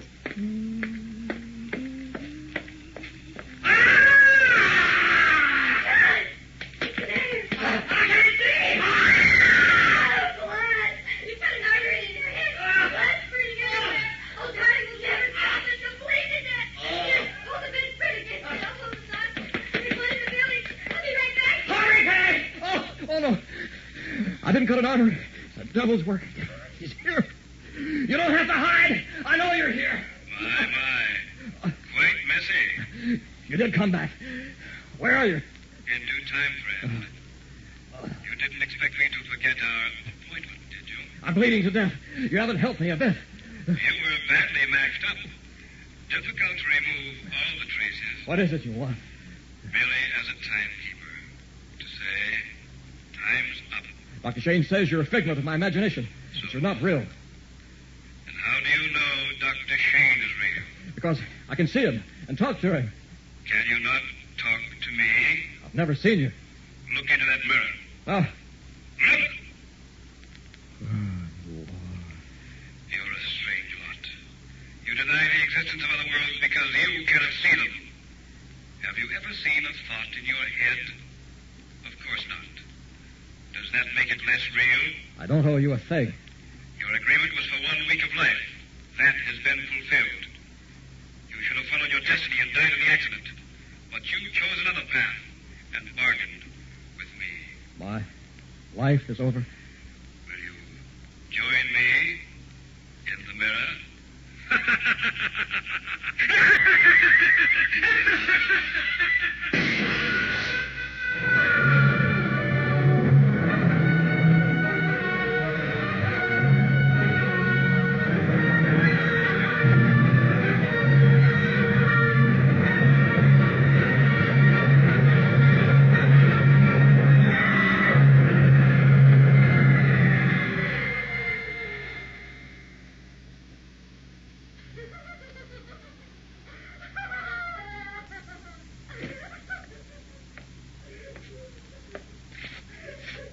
Mrs. Randall, I'm the coroner.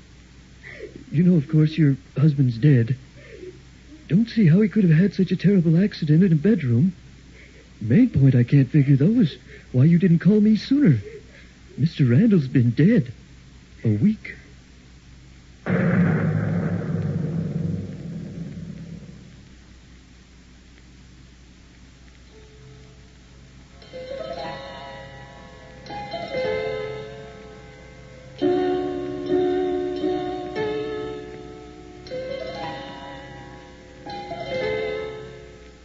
You have just heard Macabre, a special Far East Network presentation. In our cast were John Buey as the Man in the Mirror, Mitzi Hennessy as Peg, William Verdier as John, Walt Sheldon as Dr. Shane, Carolyn Johnston, and Milton Radmilovich. Technical supervision was by Airman Larry Clemens and Air Force Sergeant Bob Eddy. This is Air Force Sergeant Al LePage speaking. Macabre was written and directed by William Verdier.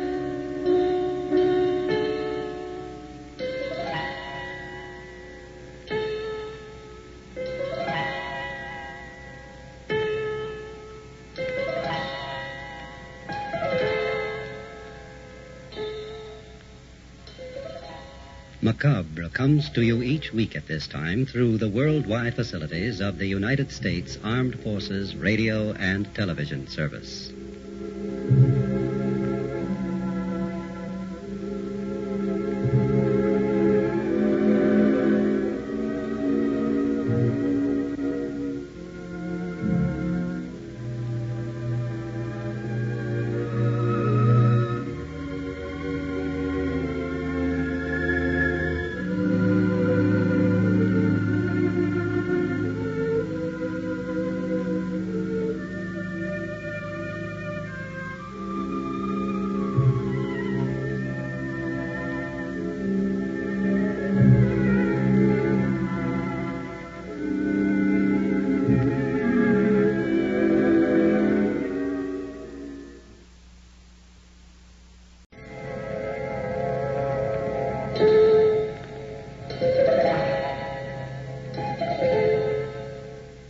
Man lives in a world of time and space. He lives in a spectrum of the universe. When he ventures beyond this limit, he is in the unknown, a realm where strange forces are brought into play. When man attempts to misuse these forces, he is sometimes destroyed. This is Macabre.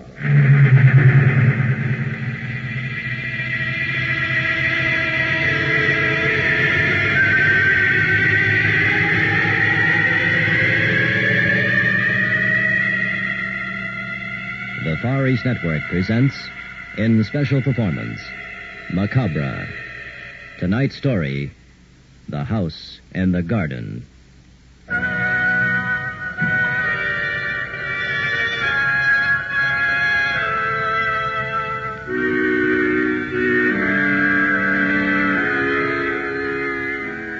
Our story concerns a medieval castle in the south of France and the strange events that befell its inhabitants. About the turn of the century, its owner, Count Jacques de Marigny, died. His became the master of his father's estate. A swept night, a few years later, a black-caped figure strained against the storm toward a towering gray structure looming defiantly above the barren countryside. It raced across a drawbridge into the courtyard like some giant bat closing in on its victim. A moment later, the figure pounded wildly on the massive main entrance of the ancient castle and was admitted by a small, hunched servant who led the visitor into the library before a roaring fire. The man stood, patiently drying himself. Presently, he noticed the gaunt features of something else watching him from a darkened portal. For a moment, the two were motionless. Then the visitor took a step forward and asked, "Good evening, monsieur. I am Inspector Bordeaux of the Prefecture of Police. I am here in answer to the urgent summons of Count Jacques de Marigny. Perhaps you'll be kind enough to inform him that I am here. Speak up, man. You cannot stand there in the shadows all evening." "Good. That is better. Step over here by the fire, please. Good Lord, man. You have the look of death. What is the matter? Take me to your master at once. Where is Count?" I am the Count Dumatity. "You?" Thank God you've come, Inspector. Inspector Bordeaux at your disposal, sir. Now, will you explain these rather strange circumstances? Yes, in a moment. Monto? Did you call master? 2 glasses of brandy. Brandy, sir? Yes, brandy. Brandy is in the cellar, sir. Cellar? Oh. Well, the wine from the kitchen will do. Wine from the kitchen. Thank you, sir. Wine from the kitchen. Your servant is frightened, monsieur. Please be seated by the fire, Inspector. You're drenched. Thank you very much. A terrible night, yes. The carriage hardly made the trip up the mountain road. But with the horses barking at the lightning, I did not expect to arrive at all. My apologies for summoning you on such a night. In so isolated a spot, a patient could die before a doctor could possibly reach him. The wine master. Oh, thank you, Monto. That will be all. A moment, if you please. Although the wine is fine, the brandy would have been better. Why did you not go to the cellar for it? Go to the cellar? That will be all, Monto. You may help in the kitchen tonight. Yes, master. Thank you, master. What is wrong here, monsieur? What about this cellar he seems to be afraid of? It's a long story, Inspector. Beginning with the house and the garden. The house in the garden? Yes. Continue, please. I sent for you because our lives here at the castle are in danger. Oh? Who threatens you? I am not certain. Have you received notes or visitors who might lead you to believe that someone wants to kill you? No. I suppose I'm not making much sense. I must agree, monsieur. You are not. Will you hear me out? My dear Count, I am a busy man. Perhaps you should have called a doctor instead. No? There may be a death here tonight. If you will but listen, I can explain. Very well. At any rate, that wine was tasty. Oh, have my glass. I haven't touched it. Perhaps only a sip or two. I am not a drinking man, you know. Of course not. I'll have Monto bring us a bottle. Very good. Now, tell me about the house in the garden. A little over 10 years ago, my father died. He left me this estate of over 1 million francs. The provision was that I must occupy the castle and remain here to retain title. I had lived in America since childhood, since my mother left my father when I was an infant. It was difficult, but I pulled up stakes and moved to France. And then I met an American student in Paris, Yvette Palmer. We fell in love. It was later that I learned she had another suitor, the Duke de Bastel. She couldn't decide which of us to marry. The Duke became an enemy and threatened my life. Why did you not go to the police? Would they have believed me any more than now? Good point, monsieur. Fine wine. Ah, yes, sir. Monteau? Just a sip or two, or perhaps a glass. I am not a drinking man, you know. Yes, sir. Monteau, a bottle of port. Yes, master. Go on with your story. Well, one night, there was a ball here in the ballroom. I was dancing with Yvette, and everyone seemed to be happy. Don't know now, Jacques, but guess who just arrived? Darling, nothing matters tonight except you and me. It's our friend, the Duke. Oh? I don't recall sending him an invitation. Oh, he sees us. Jacques, he's coming over. Come on. There's no sense in having trouble on the dance floor. Now, that is a pretty picture, is it not? Two in love. Please, don't make a scene. Are you not leading everyone to believe I have lost you? Keep your voice down. Oh, you've made a choice all right, Yvette, so it was the fortune that really mattered. You don't want and have not, like me, a man who could give you everything but money. That's not true. Go ahead, marry a checkbook and a pressed suit of clothes. That is all you are getting. It won't be a man. Uh-oh. Here goes 30 years of gentlemanly upbringing. Sorry you said that, my friend. Watch out! The Duke has a knife. I'll kill you. Maybe a difference of opinion about that. He would have married me if you'd been coming along. Now, you soft your throat is. Put that knife away, you fool. You're so embarrassing. Stop it this minute. Both of you. It will be over in a moment. If you kill me, you'll never live to marry Yvette. Up off the floor. I'm ashamed of you. Very well, Yvette. I have a better plan to settle our differences anyway. Do you care to listen? Put the knife away, and I might. You act like two spoiled children. You're disgraced in front of all your friends. Very well. Let us go into the other room. You know, you cut my neck. Oh, it's bleeding. You made the mistake of getting me excited. Take my handkerchief. That will stop the blood. You know, I don't think you were bluffing. I would have killed you. Well, now, what is this plan of yours? A wager. A wager? Yes. For what stakes? 1/2 your fortune. What? I didn't think I hit you that hard. What is the wager? The little stone house in the garden. The one used for storage. I wager I can spend 10 years alone in this house without once coming out, seeing or talking with anyone. But it's like a prison. No windows at all. Only a door and a narrow slit at the roof for air. The stone walls are 6 feet thick. Make it comfortable for me. Get a servant to lower a food tray once a day through the slit in the ceiling. All I ask is that you send me anything I want to read. I will leave notes to that effect in the empty food trays, which can be lifted out after I have eaten. And if you remain for 10 years? I collect half your fortune. One more thing, though. Yvette should wait until the wager is over before choosing between us. It will be fair, then, as I will have as great a fortune as you. Suppose you leave before the time is up. I lose and you are free. Now, to make it legal, we will have a lawyer draw up contracts. The first to violate the agreement forfeits the wager. What do you say, Yvette? You mean we won't see you again for 10 years? That is correct. And you must not contact me. Perhaps I will be more attractive to you when I am wealthy. What if I refuse to do this? Then I will kill you. I see. Very well. It's a deal. But remember, we'll all be bound strictly by the contract. Exactly. Are we not men of honor? And that's the story behind the house in the garden. The Duke de Bastel has been there ever since. Incredible. Bizarre. When does he get out? The 10 years will be up at midnight, day after tomorrow. Has the Duke kept his bargain? To the letter. Monteau lowers the food tray once a day, and we hear nothing from him at all. So? Then why have you summoned the police? Jacques. Who is that, monsieur? My wife, Inspector. Yes? I do hope I'm not interrupting. I must talk to you. Certainly, my dear. Inspector Bordeaux, the Countess Yvette de Marigny. How do you do? It is my pleasure, madame. Yvette, did you say? We were married 5 years ago. I see. She did not wait. Darling, we can't use the East Wing tonight. Oh? Why not? First the cellar and now the servants won't go near them, Jacques. What will we do? Has something happened, Countess? Yes. Please tell him, Jacques. There have been 2 deaths in as many nights. A gardener in the cellar 2 nights ago, and a maid last evening in the East Wing. How did they die? Apparently natural deaths, both elderly. Bodies were taken down to a village doctor. Said he could find nothing suspicious. Did you expect to find anything suspicious? Well, you see... Inspector, there is more. 2 deaths in 2 nights under natural conditions. Probably coincidence. Nothing else. Again, why have you called the police? The drums. Drums? We heard them before the gardener died, and again last night before we found Suzette. What manner of drum? The kind you might hear in a jungle. Someone is playing the game with you. Who? Yvette, Monteau, and a dozen other trusted servants live here with me. There's no one else except the Duke and the house in the garden. Pardon me, master. Here is wine. Yes, Monteau. Put it by the inspector, please. Yes, master. I do not mean to hear.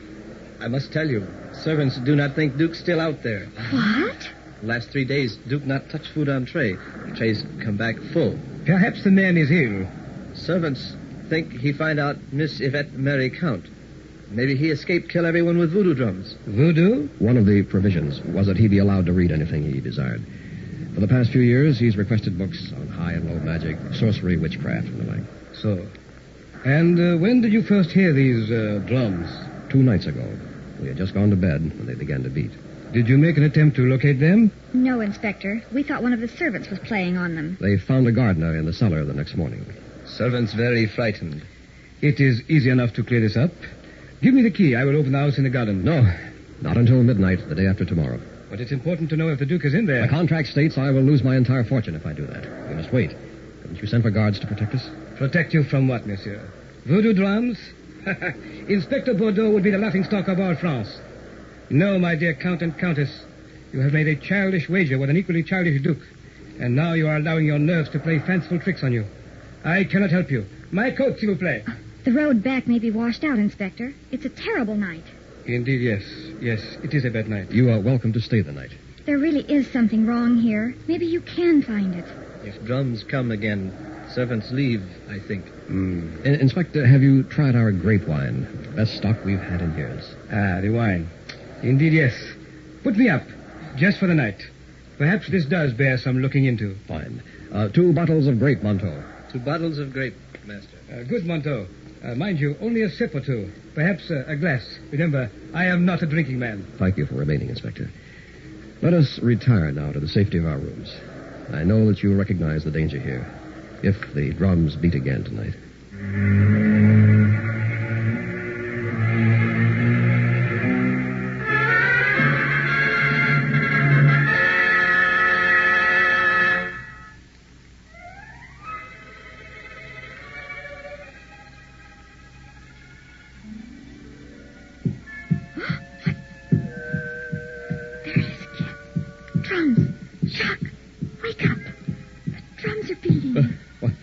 What'd you say? Listen. Coming from the hall. Hurry. Let's go. No, don't go out there, please. I've got to see who's behind us. Wait for me. Stand on one side of the door. Shh. There's something outside in the hall. Shh. Watch it.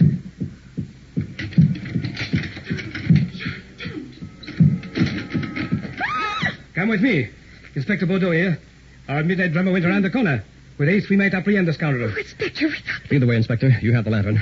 I was almost asleep when I heard the sound. You were very wise to summon me.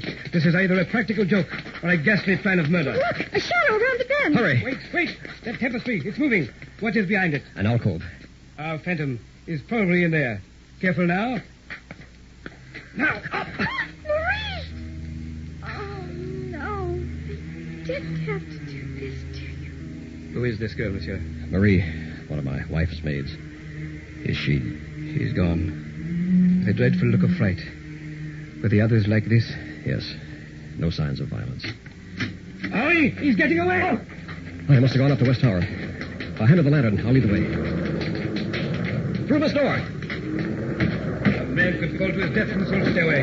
Here, take my hand, Countess. Oh, thank you, Inspector. See anything up ahead? Not yet. We're almost at the top landing. Then we'll have him cornered. Be careful, Jacques. Just a little farther. Watch it. Broken step. Go ahead, we're all right. Hey, have a gun, just in case. Easy does it now.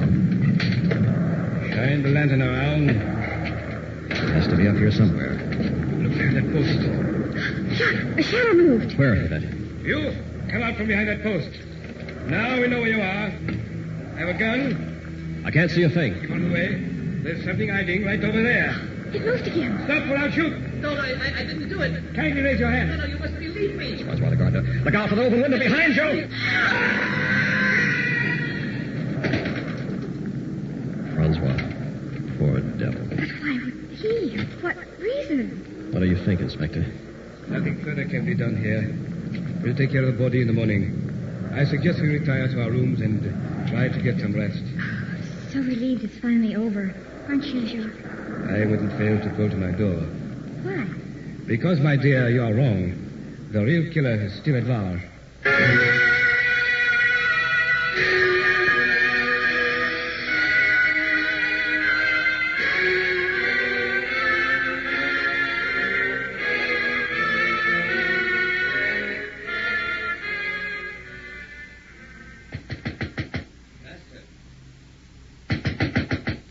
Master, are you awake? What time is it? Oh, who? Sounds like Montel calling us to breakfast. Coming, Montauk. Hold on. Be right there. Good morning, Master. Have bad news. How's that? Servants hear about Marie and Francois last night. All leaving. They can't leave us here all alone way out here. They say Cursan Castle. Everyone die. They not stay. Moton are like voodoo drums either. Where is the inspector? He having breakfast downstairs. Tell him we'll be right down. Yes, Master. But hurry. Inspector plan open house in garden.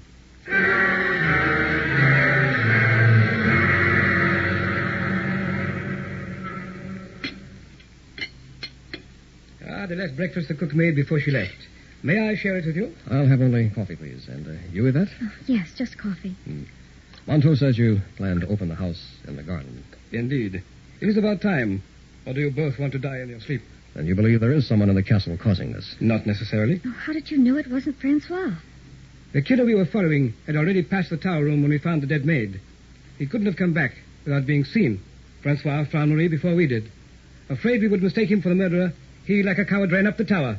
He accidentally fell out the window. Master, the servants now gone. Only we left. All right, Montauk. Inspector, I have a plan. Give me one more night. One more night, monsieur. May find all of us dead in our beds. There is a madman loose. I cannot risk it. Montauk can guard Yvette in the castle tonight. You and I will take up watch by the house in the garden. What do you say? I think we should leave this place immediately. Yvette, how about it? One more night? Oh, I'm frightened. But if Montauk will promise not to leave me. Montauk guard Countess with life. There we are. Now, how about it? Well, it seems I am outvoted. Very well, then. One more night. However, I cannot guarantee you will be alive in the morning.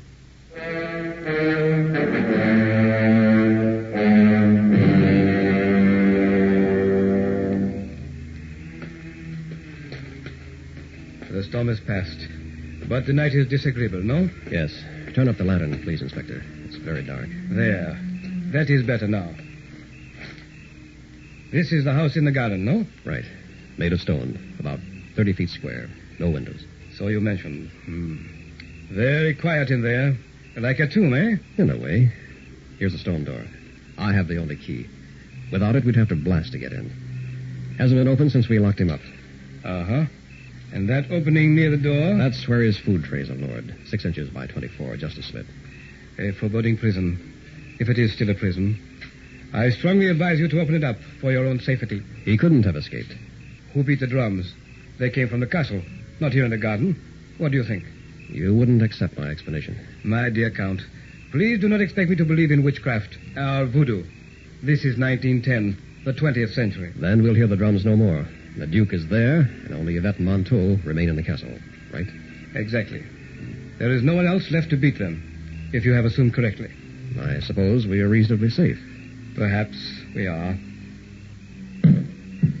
What's that? The drums. From the castle. Yvette! Quickly, we may be too late to save her.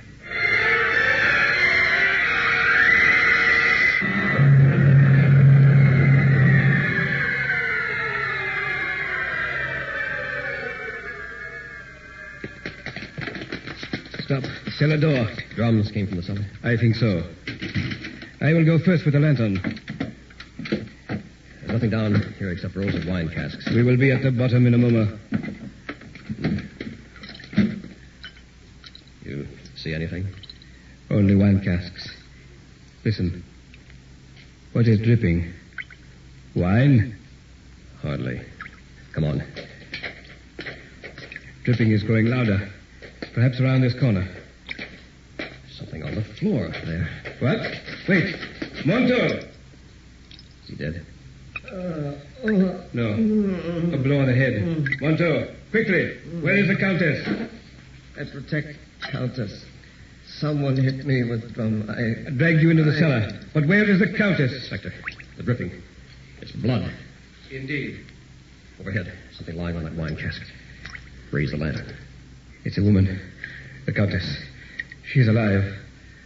Her face is turning toward... Good Lord. What happened to her face? Yvette! No!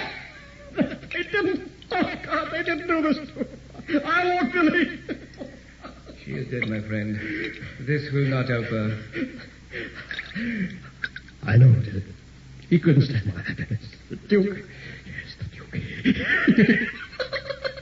Killed him. Let's go. I'll get the key. Yes. I advise you to calm yourself. Where are you going? To the Duke. Yes, to the Duke. We'll do what he wants at last. We'll open the house and the garden.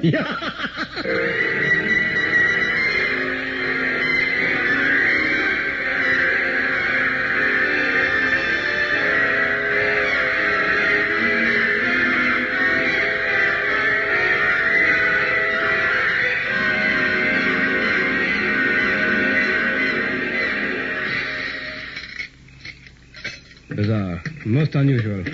This door has been locked for years. He could not escape. Monsieur, I am completely baffled.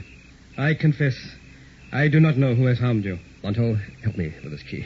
Yes, master. It turned other way. Oh, all right. Turn. There. Inspector, give us a hand. Oui, monsieur. Door swings out. Here we go now. Pull.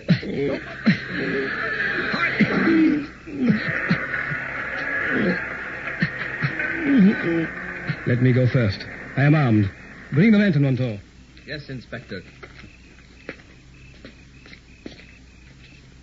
What do you see? Is he there? I do not see him as yet. Shine the lantern on Monto. Well? He is not here. He has escaped. What? I believe I understand everything at last, Count de Marigny. Quickly. Where is he, Inspector? Give me time to think. He could only have escaped with the help of one person, the man who brought his food. You accuse me? Yes. No. Monteau used your key to open the door. The Duke escaped and planned the voodoo drum death with the help of Monteau, who did the actual killing. No. Monteau? But why? The Duke promised you a part of your fortune. They hoped to frighten you into opening the house early in order to collect your entire estate. And they have succeeded, monsieur. You lose everything. The Duke broke his agreement first by escaping. Only after I learned Yvette had not waited for marriage as agreed. Now have you not opened the door and found me here? You, the Duke de Bastel? My dear Count. Have I changed so much in 10 years? You promised you not tell. The beard. I see. I intercepted your summons for the police and masqueraded as Inspector Bordeaux. Then I persuaded you to open the house in the garden, where you found that the Duke had gone. Inspector, the door is closing. We will try to die. No. Stop. Don't close the door. We can't get out. We'll die. No. Don't do it, Count.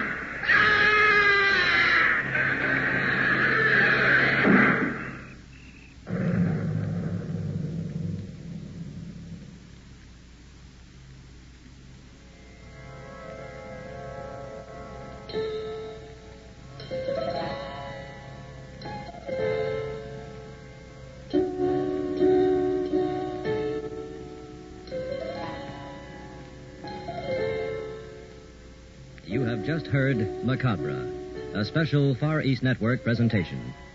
In our cast were John Buey as Inspector Bordeaux, Walt Shelton as the Duke de Bastel, Shirley Ashey as Countess Yvette, William Verdier as Count Jacques de Marigny, and Airman First Class James Conley as Monteau. Technical supervision by Airman First Class Larry Clemens. Special sound patterns by Air Force Sergeants Bob Eddy and Newell Stewart. This is Air Force Sergeant Al LePage speaking. Macabre was written and directed by William Verdier.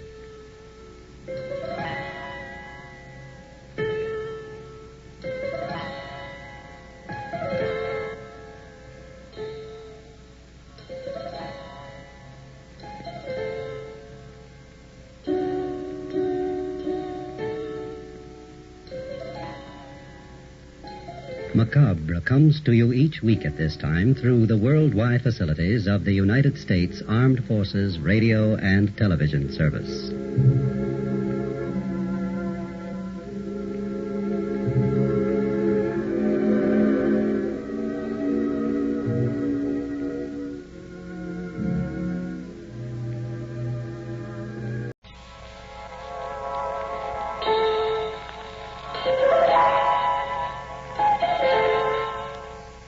Man lives in a world of time and space. He lives in a spectrum of the universe.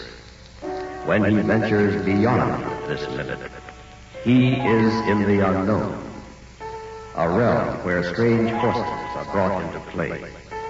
When man attempts to misuse these forces, he is sometimes destroyed. This is Macabre.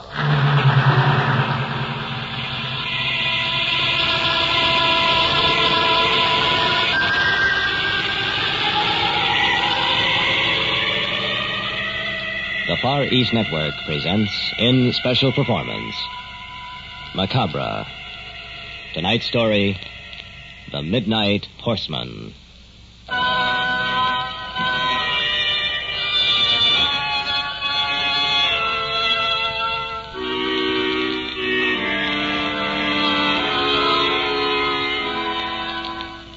Ladies and gentlemen, if you will step down this corridor, I will show you some of the newer paintings which have just arrived. Really, Roderick, that's all I've heard about since I married you. The house looks like an art gallery now. Come on, Belle. Let's see what the man has.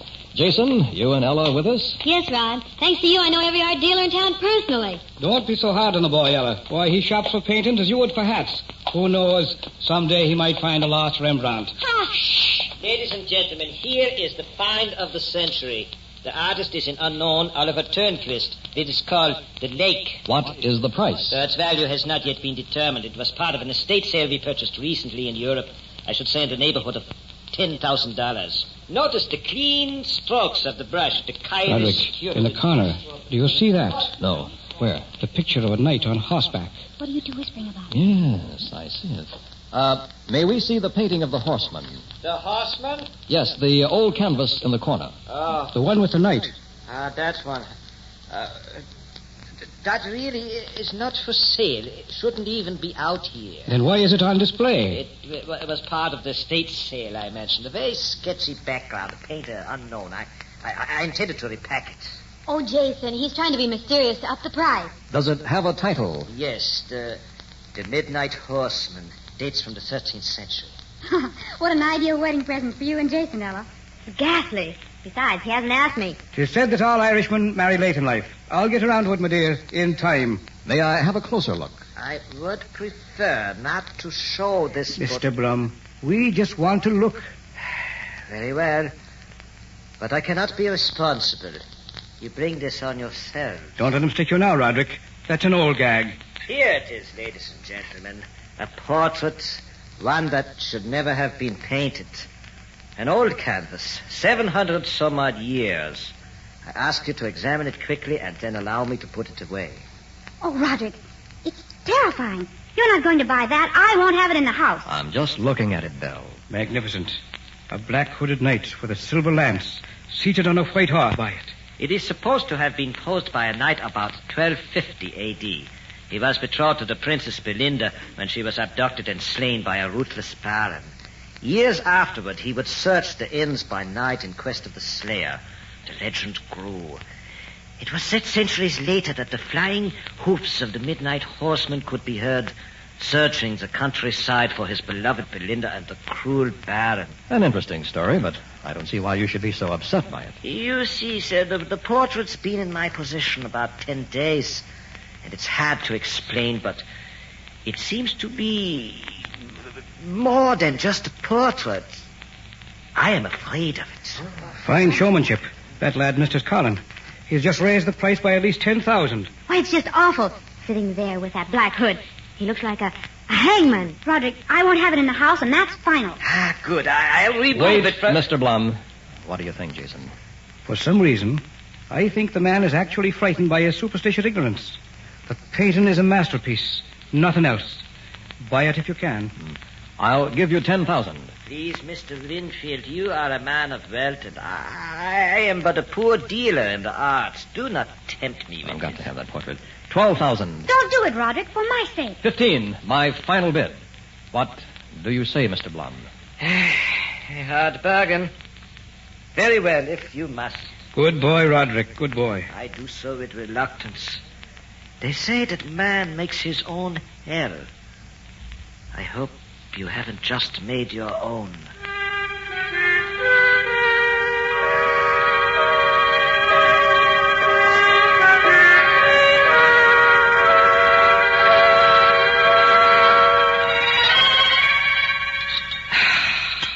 Supper fit for a king, Belle. I'm going to hire that cook right out from under your pretty nose one of these days. I'm glad you and Ella could stay, Jason. Brinkley? Yes, sir. We'll take our drinks in the library. Very well, sir. You girls join us? Oh, no, not with that picture in there, we won't. Go ahead. We have plenty of girl talk to catch up on anyway, don't we, Belle? Come on, Roderick. It seems we're not very popular with the fair sex at the moment. Right, we'll see you later. Ah, wonderful girls. Wonderful. I may just marry Ella one of these days. Now, don't get carried away. What happened to the heat? Do you feel a chill? Since you mentioned it, yes. I'll have Brinkley check it out when he brings our drinks.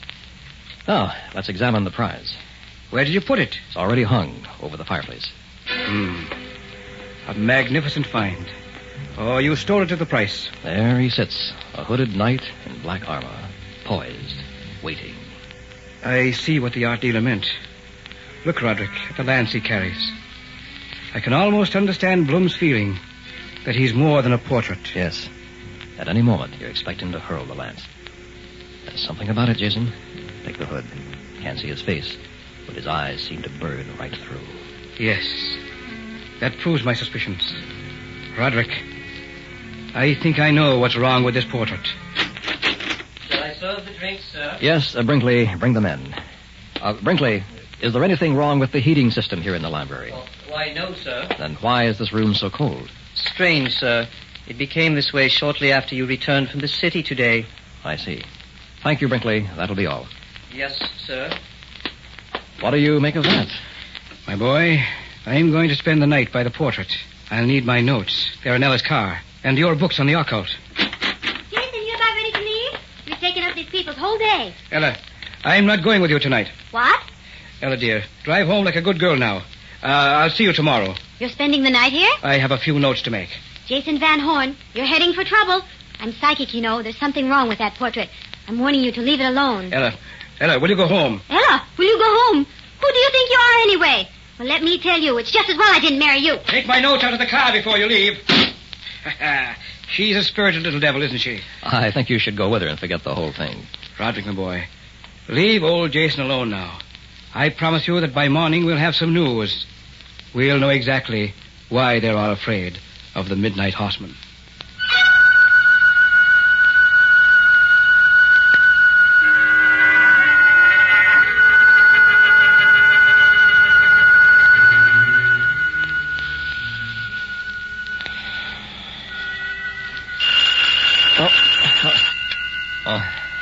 Phone.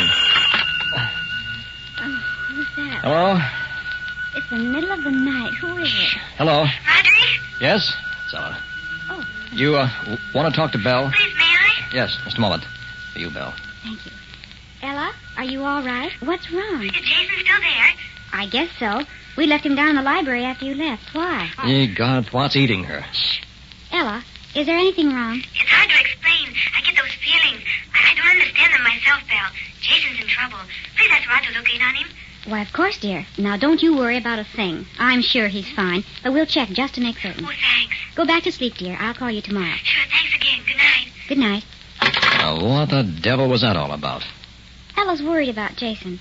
Maybe you'd better go down and see if he is all right. What could happen in the library? He's probably asleep. Rod, would you mind looking? I told her you would. I think it's high time she married Jason. Getting more like an old maid every day. Oh, Rod. All right. I'll go down to humor both of you. Guess I'll have to agree. The picture is causing too much trouble. Maybe it had better go.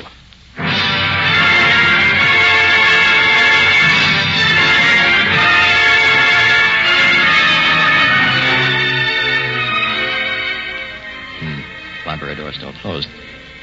Not a sound from in there. Must be asleep. I'll knock quietly on the door. Mr. Van Horn asked not to be disturbed, sir. Brinkley, what are you doing up? I have an upset stomach, sir. I went to the kitchen for a remedy. Did you check on Mr. Van Horn? No, sir. As I said, he asked not to be disturbed. When did you retire? About 11, sir. To your knowledge, is he still in there? Yes, sir. I have heard nothing since you left him last evening. Mm-hmm. Well, we'd better have a look. Jason? Jason? Jason? Are you in there? Perhaps we should go in, sir. Yes, Brinkley, perhaps we should. Strange. There seems to be no heat in the library. No light either. Don't turn it on yet. Although it shouldn't be off if he's working. Look around. Can you see him? No, sir. Something peculiar here. Jason! The portrait. It's no longer over the fireplace. Brinkley, by the hearth. Shadow. Yes, I see it. It's sitting on the floor. Does that look like Jason to you? No, sir. Quick, the light. We may be too late. What? It's Mr. Van Horn, sitting on the floor in front of the portrait. His eyes are open, sir. But he doesn't move. Is he dead, sir? We'll see. Pulse is all right. No? Some kind of trance. Jason, snap out of it. Wake up. Perhaps if we turn the portrait around, he seems to be staring at it. Go ahead. Try it. There, sir. Yes. He's stirring. What's the matter here? Get us some brandy, Brinkley. Yes, sir. And remember, not a word of this to Mrs. Winfield. I quite understand, sir. Roderick, I thought I told you... What time do you think it is? Why, just a little after midnight. Now, what was that? It's nearly 4:30, Jason. I see. Thanks, Roderick. You were staring at the portrait. Apparently, among its accomplishments is a strong hypnotic power. What did you find out? No wonder Blum didn't want to sell. He also knew the truth. Meaning? My boy, this was painted by a medieval alchemist or a man with occult powers. An entire ritual is depicted in symbolism. I've copied it down on paper. See? What does it add up to? Just this. Give me a day to correct these figures. Tonight we'll perform an experiment that has waited through 7 centuries for fulfillment. What are you talking about? Roderick, lad, if I can duplicate this ritual faithfully, tonight, right here in the library, we may stand face to face with the real Midnight Horseman.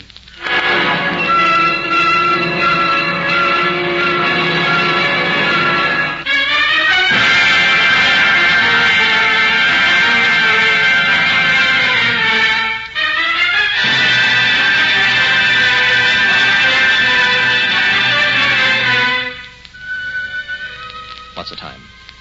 Nearly midnight. Everything is set. Portrait in a square, facing north. We've drawn a circle around us. Each holds a fresh tree branch. Exactly at midnight, we recite the words. This is a rare moment, Rod. There's something unnatural about this, Jason. As if we were trying to play God. The ritual wouldn't exist if it weren't used. All I did was buy a portrait. Now look how it turned out. If we're able to do this tonight, we'll go down in history as the first men to span 7 centuries. You don't want to forget what that man is looking for. Shh. Midnight. Here we go. Ready? I don't like it at all. Good. That'll add tension. That's good. Here are the words, lad. Let's say them slowly and clearly. Apsom, Vada, Geta, Lum, An, Jectai, Psom. Hear anything? No, just the clock. What went wrong? Let's see. Quick, drop your branch over the picture. I would forget that. Now the timing's off. Sit very still. It may work yet. Jason, you believe in too many old wives' tales. Shh! Don't scoff at things you don't understand. It should begin with the sound of a cold wind. Then we'll hear the hoofbeats of a horse approaching. Just be patient, Roderick. It didn't work. I can't understand what went wrong. I was so careful. Well, that's that for tonight. Wait. Do you hear it? The wind. He's coming. We've won. No. In a moment, he'll stand here as big as life. No, stop it, Jason. We did it, lad! We did it! You pulled the picture out of the square when we were so close. Why? I couldn't go through with it. It's unholy, Jason. We shouldn't be doing this. Lad, I'm disappointed in you. Now we'll have to pick another night, start all over again. I'm sorry, Jason. You can try again tomorrow if you like. Busy then.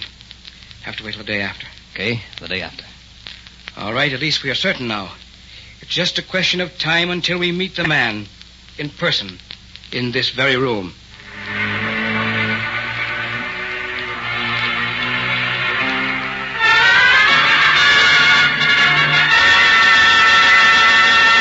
Brinkley, there's no reason for you to remain up. Yes, sir.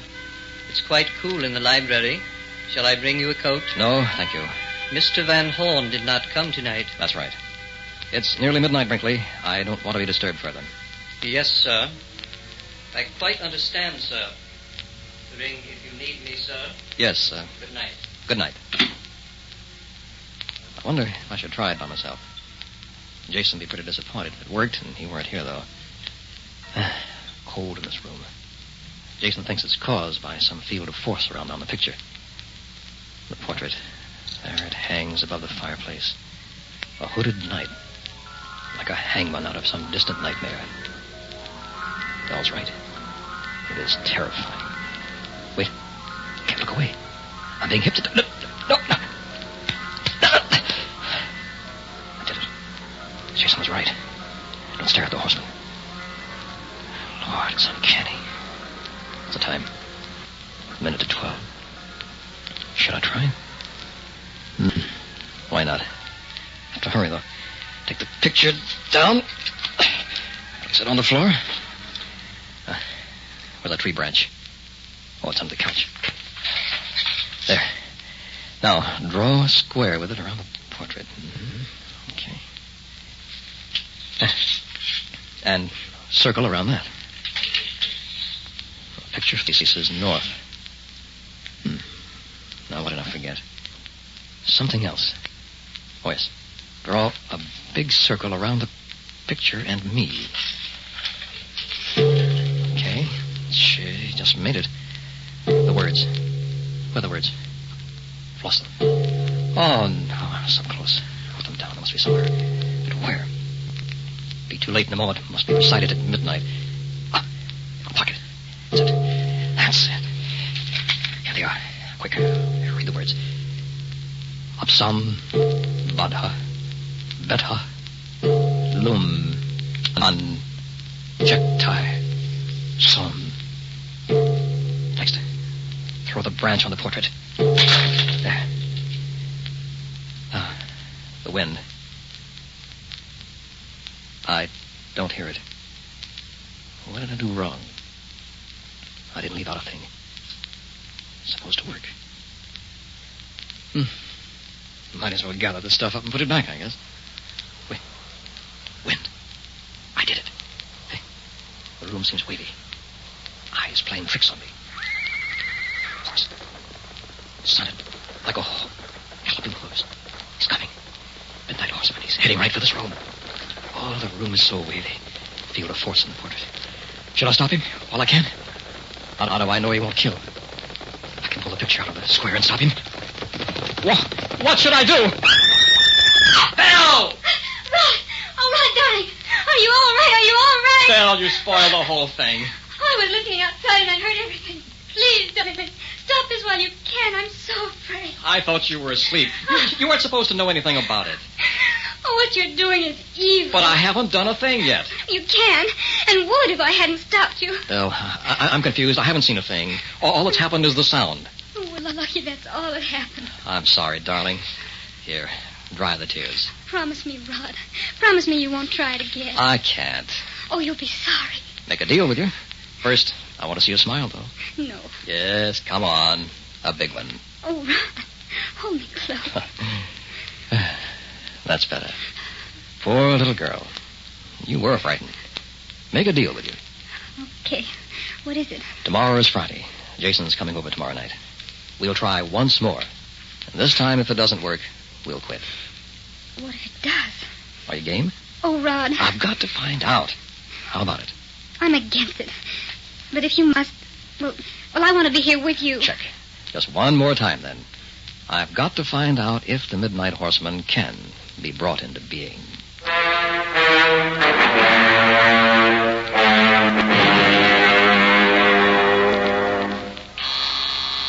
Hello? Hello, is this Eric Blum? That's right. I'm Miss Ella Case. It's about the portrait you sold Roderick Winfield. It's quite late, miss. They've read some kind of symbolism in it. What?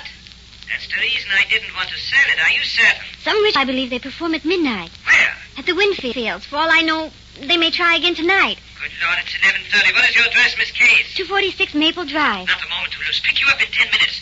If they bring that man back, I wouldn't give a nickel for their lives.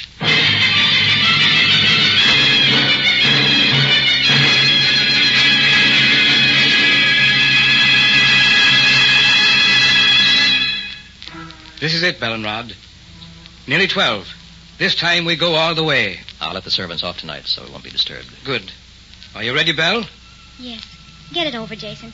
And remember, this is the last time. I promised it would be. Take your places.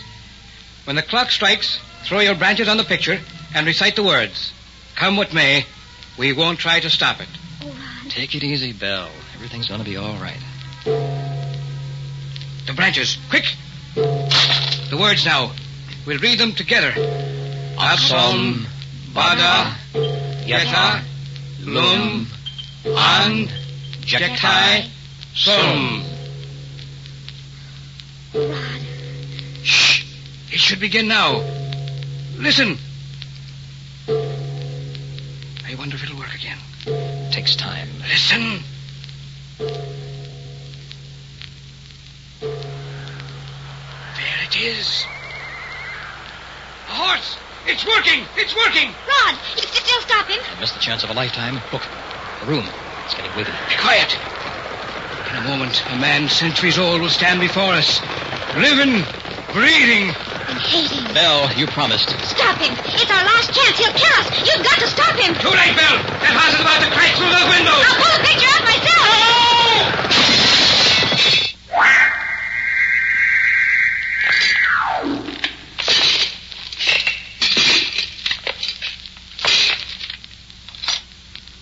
Just like the portrait.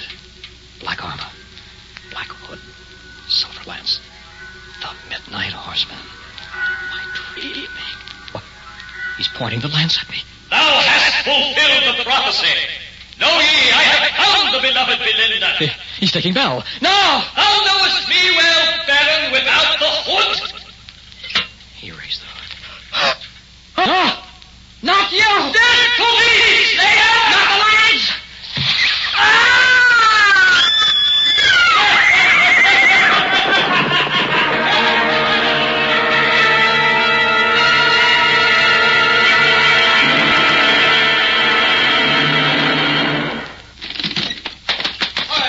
We're too late. They've done it. Broken windows.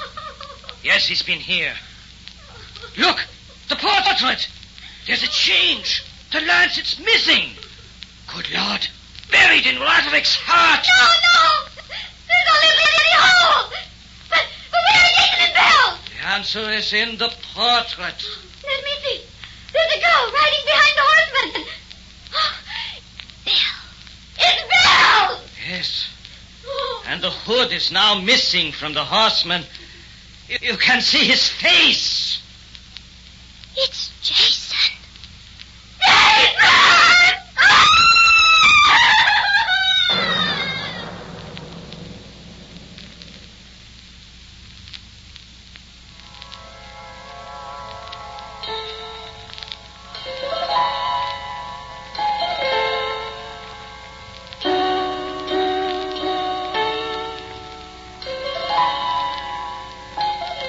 You have just heard Macabre, a special Far East Network presentation. Tonight's story was The Midnight Horseman. In our cast were John Buey as Jason, Frankie Oka as Belle, William Verdier as Roderick, Sandra Mori as Ella, Walt Sheldon as Eric Blum, and Milton Radmilovich as Brinkley. Technical supervision was by Airman First Class Larry Dooley, with sound patterns by Airman First Class James Conley. This is Air Force Sergeant Al LePage speaking. Macabre was written and directed by William Verdier.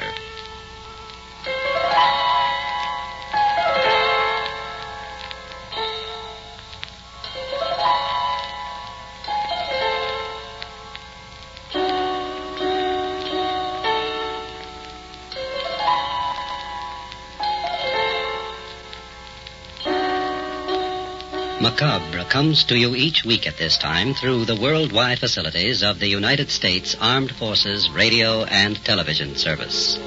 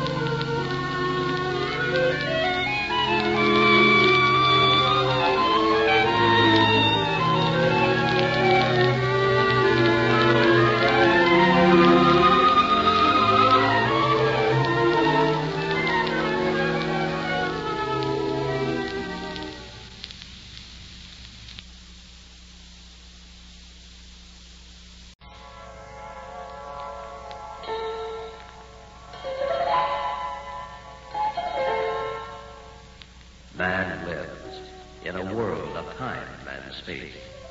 He lives in a spectrum of the universe. When he ventures beyond this limit, he is in the unknown, a realm where strange forces are brought into play. When man attempts to misuse these forces, he is sometimes destroyed. This is Macabre.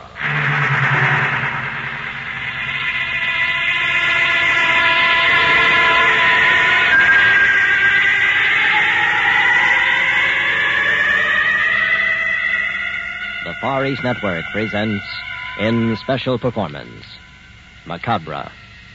Tonight's story, The Avenger.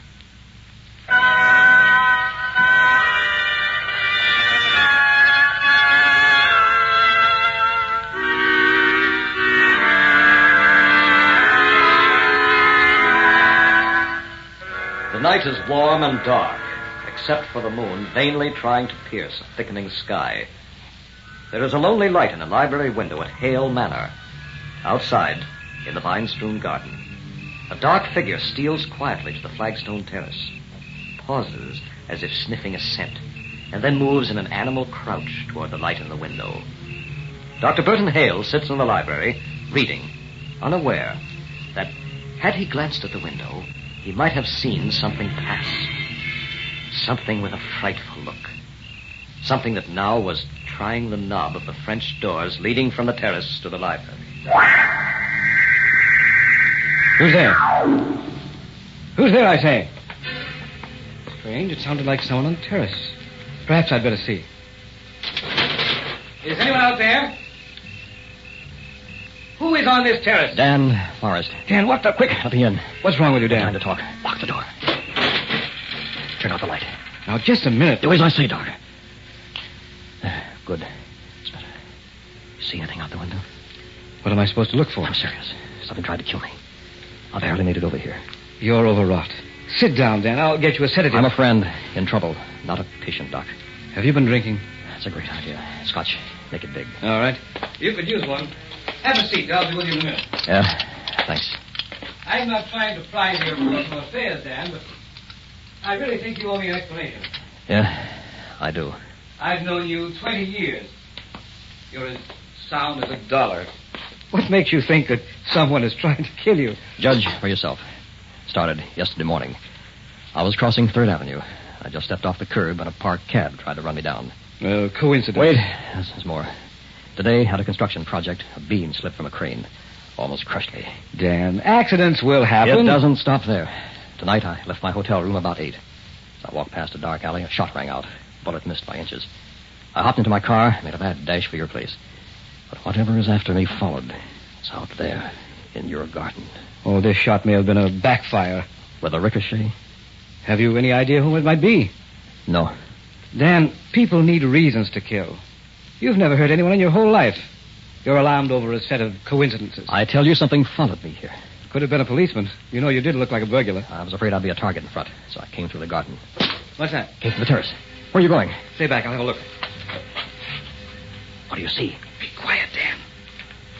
Was it anything? Couldn't tell.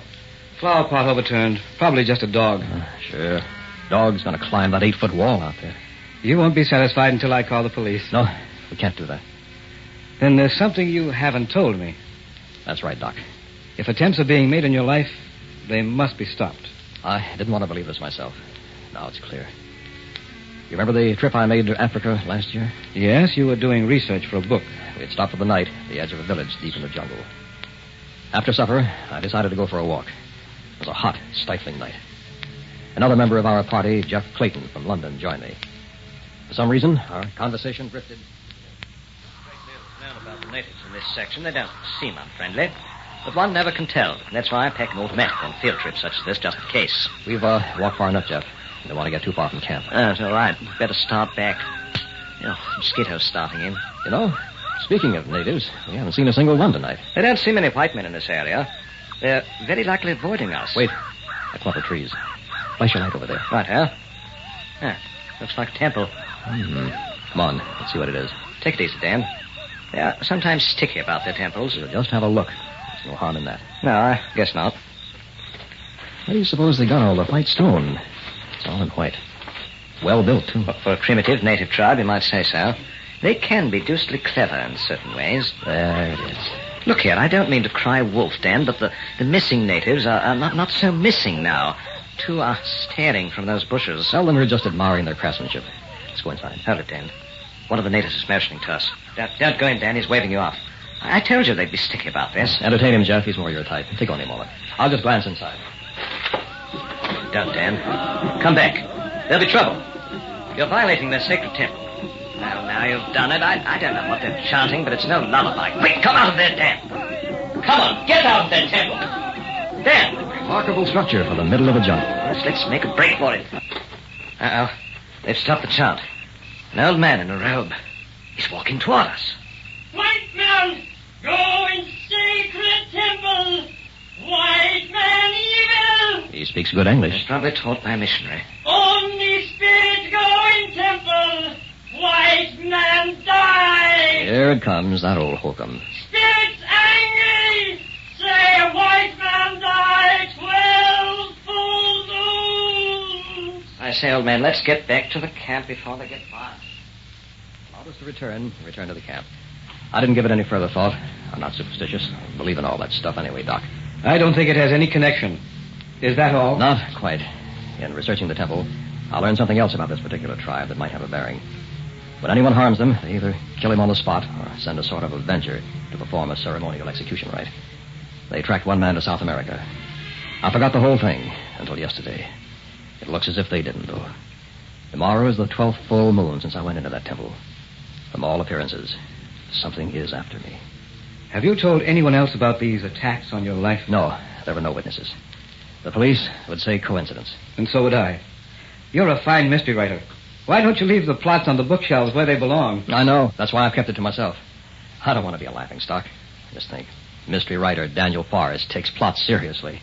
Runs from the Avenger instead of critics. Good boy, Dan. Say, where's Joanne? Waiting, I guess. I was on my way to see her when I panicked over the shot. Why don't you keep the date? Yeah, I think I will. And thanks for listening to my troubles. Forget the other. It's sheer nonsense. What if it happens again? Then we might assume, mind you, that your life is in danger.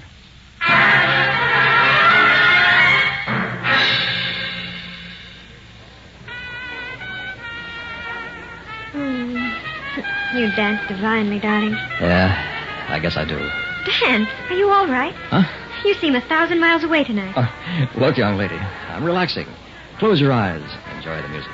You never did say why you were so late. Joanne, I have other things to do besides court you. I was busy. Speaking of courting, we've known each other 4 months. We had planned to set a date. I hadn't forgotten.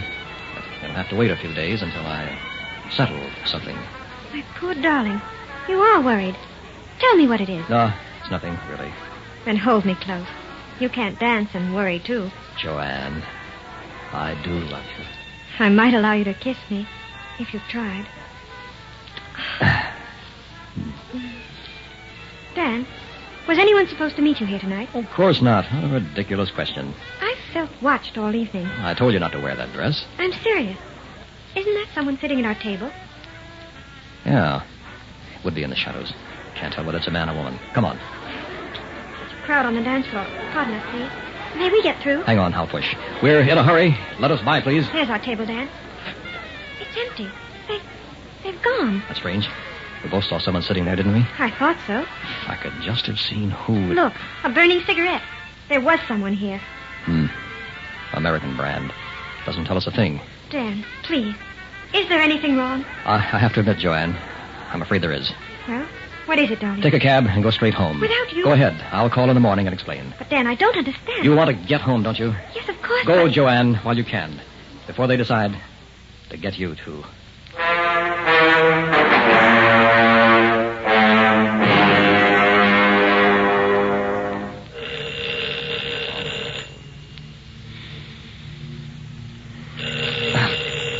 Never fails. Dead of night. Hello? Hello? Phone did ring, didn't it? Hello? What? Hung up. It was someone. Hello? Who are you?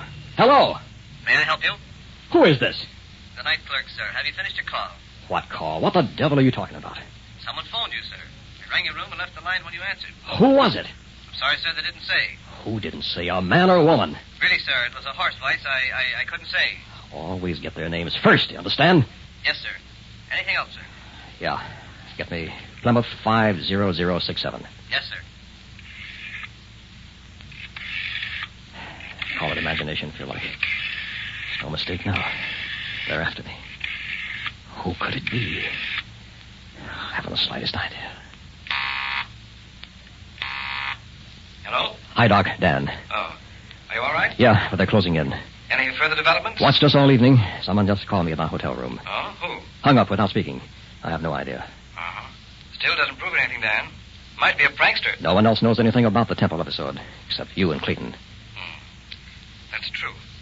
Tell you what. There's a little museum on the east side. Specializes in African tribal relics, run by Professor Maringo. We'll go there in the morning. This professor is an authority on native superstitions. He may be able to help. Yeah. Thanks, Doc. And Dan, assuming what you said is true, we won't take any chances. Lock the windows and door. When I pick you up tomorrow, I want to find you alive.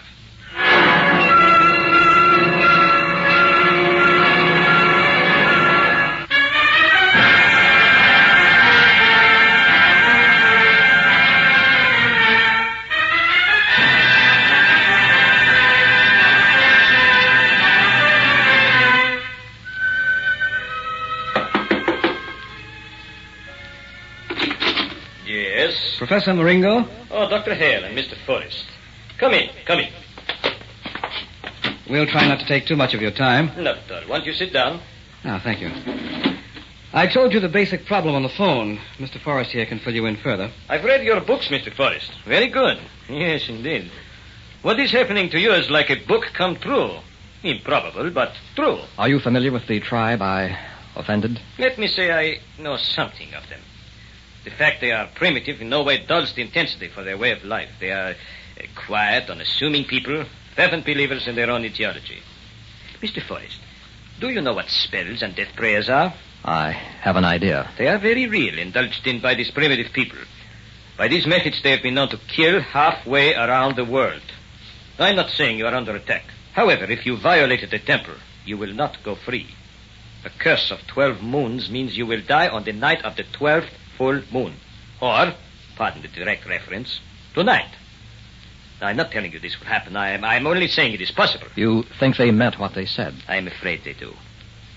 I can tell you in a few moments if you are under a prayer of death. Princess Ulanga lives with me. I rescued her from this same tribe. She became an outcast for some reason and was about to be killed. Princess! Come here, my dear. Princess, this is Daniel Forrest. How do you do? Excuse me. Before I could rescue her, they had cut out her tongue. Good Lord. Mr. Forrest violated your tribe's sacred temple. They have cursed him with death. Do you feel a spell on him? She says she will test you.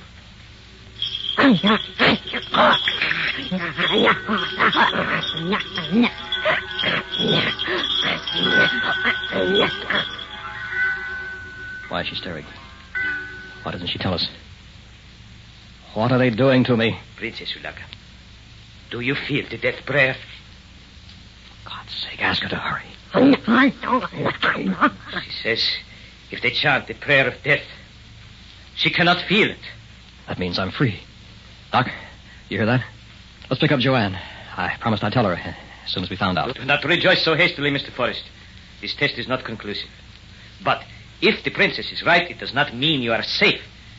It means they have used an alternate plan and dispatched an avenger.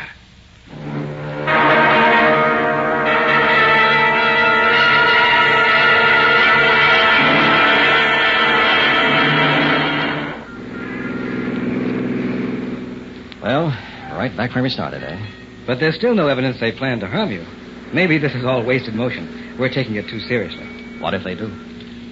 Then you're in a peculiar position, Dan. The Avenger may be a perfect stranger, or anyone you've met in the past year. You'll have to be on guard against everyone. Even Joanne?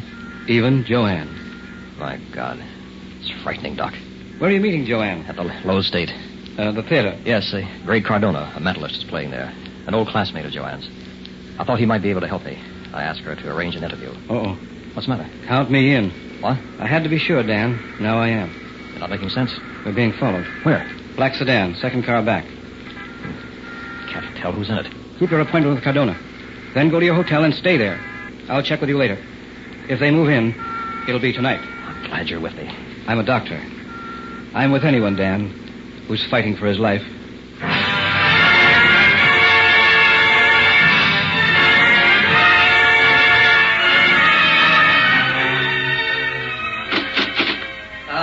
You must be Mr. Forrest. I am Richard Cardona. How do you do? Joanne mentioned your problem. Would you step into my dressing room, please? And how have you been, Joanne? Fine, thank you. Be seated. What can I do for you, Mr. Forrest? Dan's in real trouble. He needs help, Dick. I'll do what I can. Ask me a question. I am a mentalist. All right. I think I'm being followed. Yes, you are. Who is it? That is not clear. I can't tell. Go on. Are they connected with an African native tribe? I see natives. I would say yes. What are the natives doing? They are busy. Busy? At what? Coming from a great distance. Hard to make it out. Please try, Dick. We have to know. What are they doing? Be perfectly still for a few moments. I'm quite tired, you know. Too tired, really, to perform feats of this kind. I'll concentrate once again. This time we may learn something. There is the village again, and a group of natives. They are chanting and dancing before a white temple. Yes, a white temple. The rite is called... there it fades again. What is it called? Do not interrupt. It is called... strange name. The Curse of the 12 Moons. Oh, this couldn't possibly concern you, Mr. Forrest. I shouldn't invade the privacy of their rite. What else can you see? It's merely a death watch common to the natives of the jungle. They're avenging themselves against an evildoer. Just a moment. I may be able to see more. Let me slip into a deeper trance. You really went into a deep one. Look how pale he is. That's dangerous. Dick, please be careful. What's he staring at? Dick, stop it. Come out of it. I'm all right. What did you see? Joanne, do you love this man? Yes, I do. I ask you a question. My friend, I am sorry for you. For both of you. What did you see? The angel of death. You will die tonight.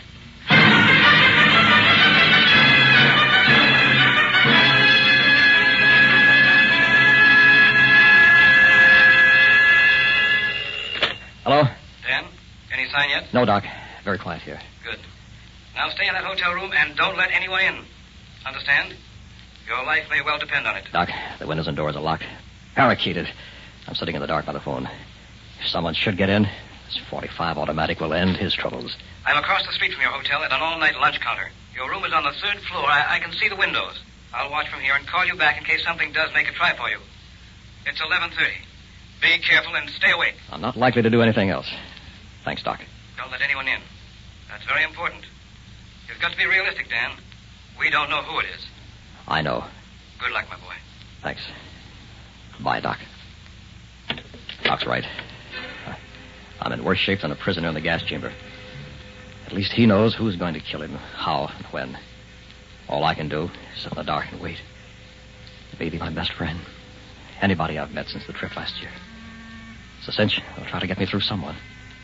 If it's someone I don't know, he'll come through the windows at the door. If it's someone I do, he'll phone from the lobby. Try to come up. I just have to wait, see which it is. Full moon shining through the window shade. Curse of the 12 moons. Damn those superstitions. I didn't mean to hurt them. Why can't they forgive and forget? It's primitive gangsterism. That's it. Someone wanted to come up. Lord, I'm almost afraid to find out. Hello? Hello? Mr. Forrest, this is Richard Cardona. I am in the lobby of your hotel. I must see you at once. I'll bet he'd like to. I'm sorry. I can't be disturbed tonight. You're going to be executed in a matter of moments. I may be able to help. Good night, Mr. Cardona. And don't try to come up. First try. He may be the one. Can't be sure. But we'll know if he knocks on that door. I'll blast him to kingdom come. I'm waiting, Mr. Cardona. We'll see who's to be executed tonight. Cardona again. Now, look, you... No time to talk. I'm Professor Maringo. Princess Ulanga and I are in the lobby. I warned you. I won't listen to a thing you've got... Princess has changed her mind. The curse. You are marked for death. We are coming up. If you do, I'll kill you. That doesn't make sense. The three of them couldn't be mixed up in this. Or could they? Lord, so quiet up here. I know it's my imagination. I can almost make out headgear. Natives. Witch doctors. Watching from across the room. Smells like leaves. Flowers. Jungle. Oh, God, it's not real. I could only turn on the light to be sure. Oh, who's that? Dan? Dan, it's Joanne. You've got to talk to me. Not Joanne, too. Can't be. Darling, Dr. Hale is with me in the lobby. Oh, God, both of them. Dan, I know you're there. Talk to me, please. We're all down here together, Dan. Don't be afraid. They're going to get you, but not through us. Not through them? Of course not. What a fool I've been. I've sealed myself in a tomb. Darling,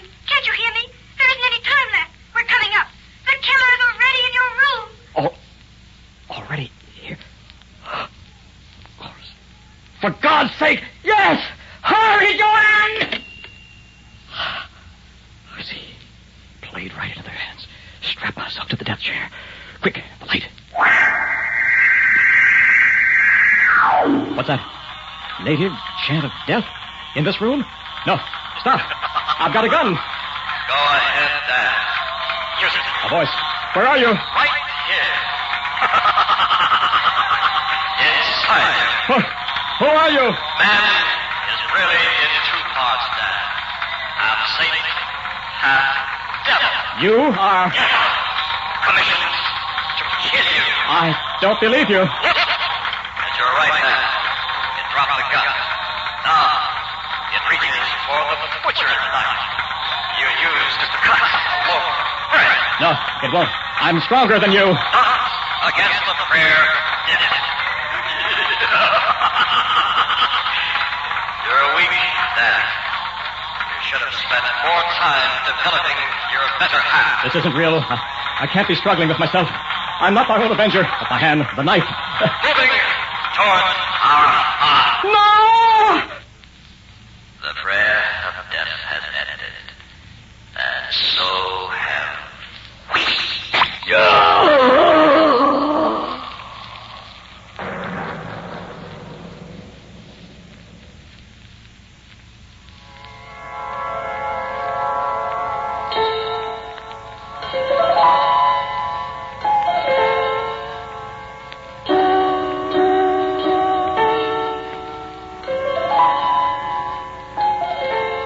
You have just heard Macabre, a special Far East Network presentation.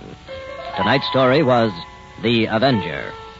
In our cast were John Buey as Dr. Hale, June Elliott as Joanne, William Verdier as Dan, and Walt Sheldon as Professor Maringo. The great Cardona was Milton Radmilovich, and Airman First Class James Connolly was the hotel clerk.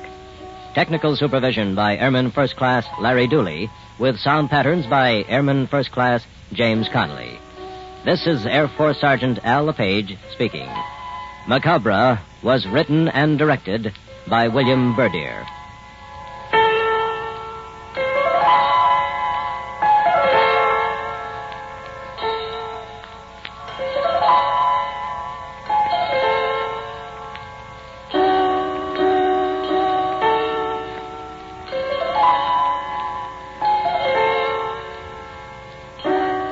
Macabre comes to you each week at this time through the worldwide facilities of the United States Armed Forces Radio and Television Service.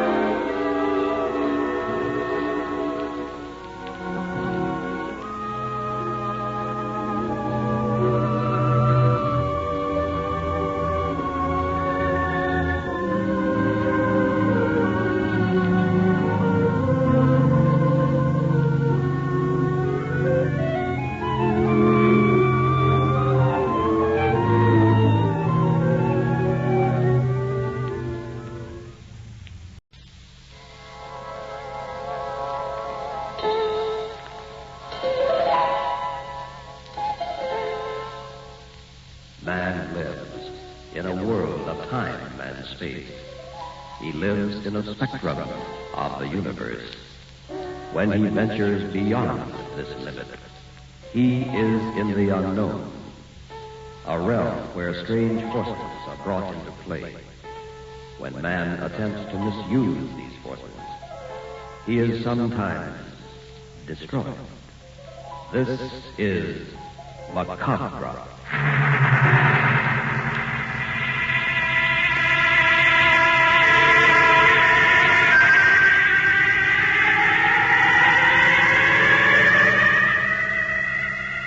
Far East Network presents, in special performance, Macabre.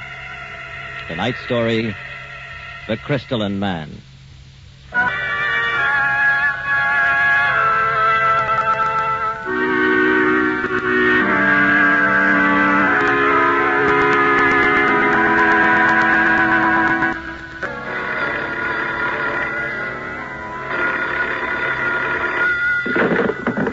Hello? Hello. Is this Dr. Vega? Yes? This is Thomas Paine of the National Museum. I'm calling for Professor Abernathy. We've been trying to reach you for a week. I've been out of town. Gone. It's about the expedition to the glacier. Oh, what? Have they returned? Well, yes. Unexpectedly. Did they find anything? Not exactly. You see, Professor Norden... Come. What about Professor Norden? He did not come back. What? The members of the expedition are meeting tonight at the museum. Can you attend? Certainly, Mr. Payne. What time? 8 o'clock. And may I ask you, sir, not to fail us? Of course I won't. But what's happened to Norden? At the moment, sir, I cannot say. We'll expect you then at 8 o'clock. What we have to report is of the utmost urgency.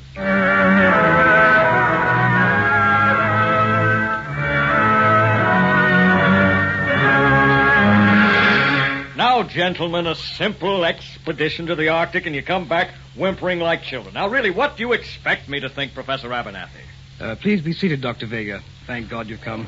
You know Thomas Paine of the museum? Yes, he telephoned me. And my associate, Craig Taylor. How do you do, Mr. Taylor? Good evening, Doctor. Now, what happened to Norden? It's hard to explain. Professor, either he came back or he didn't. Which was it? He did not. That thing in the other room. Not yet, Paine. Thing? What thing? Before you see it, Doctor, it'll take explanation. What, do you think I am, a child? You believe I'm too naive to know the facts? Let me refresh you. I backed your expedition. My father disappeared in those wilds 5 years ago and was never found. Professor Norton thought he knew the route, that he could find some trace, but you return without him, cowering like a pack of whipped puppies. Now, speak up, gentlemen. What happened? Have patience with us, Dr. Vega. We have stumbled upon something we do not understand. Something that has cost the life of Professor Norden, and may not stop there. Well, go ahead. Tell me the full story. We had camped for the night on the glacier. The next morning we noticed a fissure in the ice. A passageway large enough for a man to crawl through. In the ice we could see the frozen body of a dog. It wasn't one of ours. I thought it might have been one of your father's. Norden decided to crawl into the fissure to investigate. Taylor remained with me. A storm came up suddenly, and when we called out to Norden in the passageway... Professor Norden, have you found any trace? Professor! What do you make of it, Craig? He's been in there 15 minutes. Do you think he's all right? I don't know. We haven't heard from him since he left us. With the storm blowing, a fissure isn't exactly a safe place to be. Danger of an avalanche. Better warn him. Professor Norden, there's a storm. Let's get out of here. No answer. Got a flashlight? It's dark in there. Yes. Come on, we've got to look for him. Fissure doesn't appear too old. No, perhaps only a few days old. Otherwise, there'd be a heavy layer of snow on the bottom. I hope that ice overhead is solid. Any kind of slide would bury us. Pitch black now. I didn't realize the passage was this deep. What's that ahead? Huh? It's like a rock, where the glacier meets the mountainside. 2 more feet and we'll be there. Why, it looks like the entrance of a cave. Norden must be inside. Certainly took a chance going this far by himself. Shall we go in? We have no choice. Look, it's not a natural cave. You're right. The entrance is a carved arch. Solid quartz. Do you recognize the symbols? I've never seen anything like this before. Quite a find, Craig, and by coincidence, too. If that fissure in the ice hadn't opened here, it might have been lost forever. How old would you guess it is? Impossible to tell. We've got to find Norden. Hand me a light. I'll go first. Professor Norden! Professor! Looks like an ancient crypt. Tarnished urns, ornate carving. Unhealthy atmosphere, Craig. I don't know what we've stumbled on, but from the past I know nothing about. Where could Norden have gone? Seems to be the only room. He's got to be here. I'll move the light around once again, slowly. A man just doesn't disappear in thin air. What's that? Where? Pile of rubble. Something caved in. Yes, in the corner. Come on. It's Norden. He's alive. Quick, clear the rocks. He's caught in a slide. Professor Norden, can you hear me? Yes. I'm done for, Abernathy. You and Craig, get out of here as fast as you can. Nonsense. We'll have you free in a moment. There's another room behind those rocks. In there, I moved some rocks to cover the doorway. Slide buried me. Did you find a trace of Dr. Vega's father? No. Just cover that doorway and leave. Norton! Poor devil. He's gone. Strange. What's that? I am not a medical doctor, but he doesn't seem to have been fatally injured by the cave-in. What do you mean? The answer may lie in there. He was probably delirious. We'd better get out of here. But before we do, shouldn't we have a look? Norton warned us. Would a scientist refuse? After you, Professor. Careful, Craig.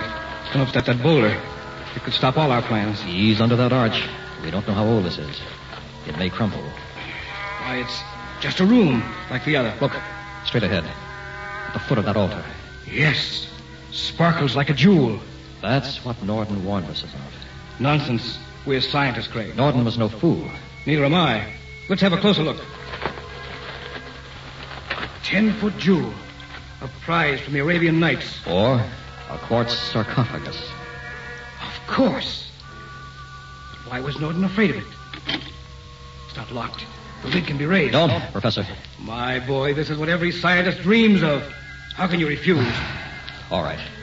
I can't tell why. Something seems to be warning me to leave this alone. If you have to, take a look, and let's get out of here. Henry, give me a hand. Okay.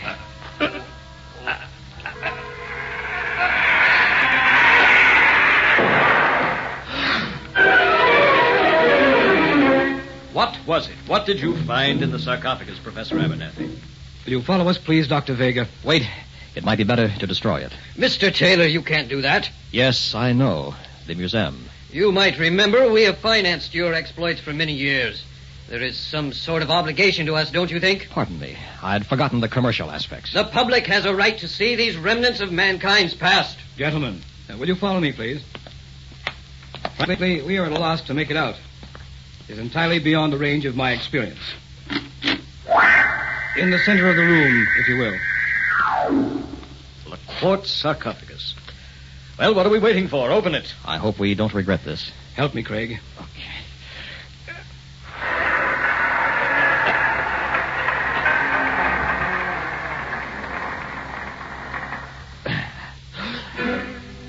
There it is, Dr. Vega. This is incredible. Is it some kind of joke? We wish it were, Doctor. Man. A crystalline man, perfect in detail, even to his thumbprints. It's fantastic. What do you think, Mr. Payne? I haven't had a great deal of time to research it. However, I can't link him to any period of recorded history. He is not prehistoric, as he resembles modern man. His clothing is well tailored, though of a design I've never seen. He looks 45, intelligent and scholarly. He doesn't have the appearance of death. The strange part is, instead of flesh and blood, he seems to be pure crystal. Is it possible the man could once have lived? And if he could, what forgotten tongue, lost in the antiquity of time, would he speak? We may know tomorrow. How do you mean? I believe that by some process unknown to us today, this man is still alive.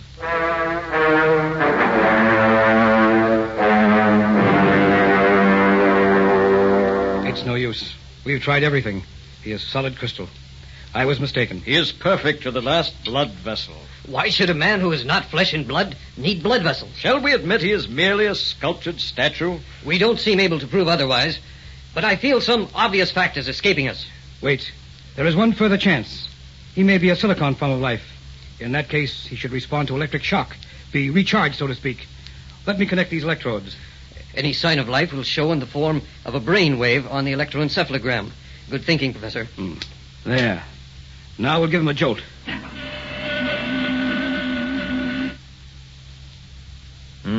Nothing. Try it again. Not a thing. Look, an eyelid moved. No, Payne, you're mistaken. Nothing moved. Professor, did you see? No. If he's alive, it's in a form unknown to us. What will you do with him? You financed the expedition, Dr. Vega. You call it. But, gentlemen, the museum... Mr. Payne, can't you forget that place? Does every scientific discovery have to go on display like a bargain in Gimbel's basement? Well, I only assumed the body would have to be disposed of somewhere. Are you sure you want it, Mr. Payne? After Norden's warning? What happened to Professor Norden had nothing to do with the crystalline man. He was probably delirious when you found him. All right, enough. The truth of this still escapes us. However, it can serve no purpose by remaining here. We may have it? You may regret it, Payne, but go ahead. Take it. Put it on display in the slumber room. That may well be what he's doing. Very well. We'll exhibit it in the public interest, with the provision that you retain the right to examine it when you choose. Oh, Professor, I just left the coroner's office. Too bad. The coroner's office? The guard we found unconscious here this morning, the one guarding the crystalline man last night. Yes? He just died.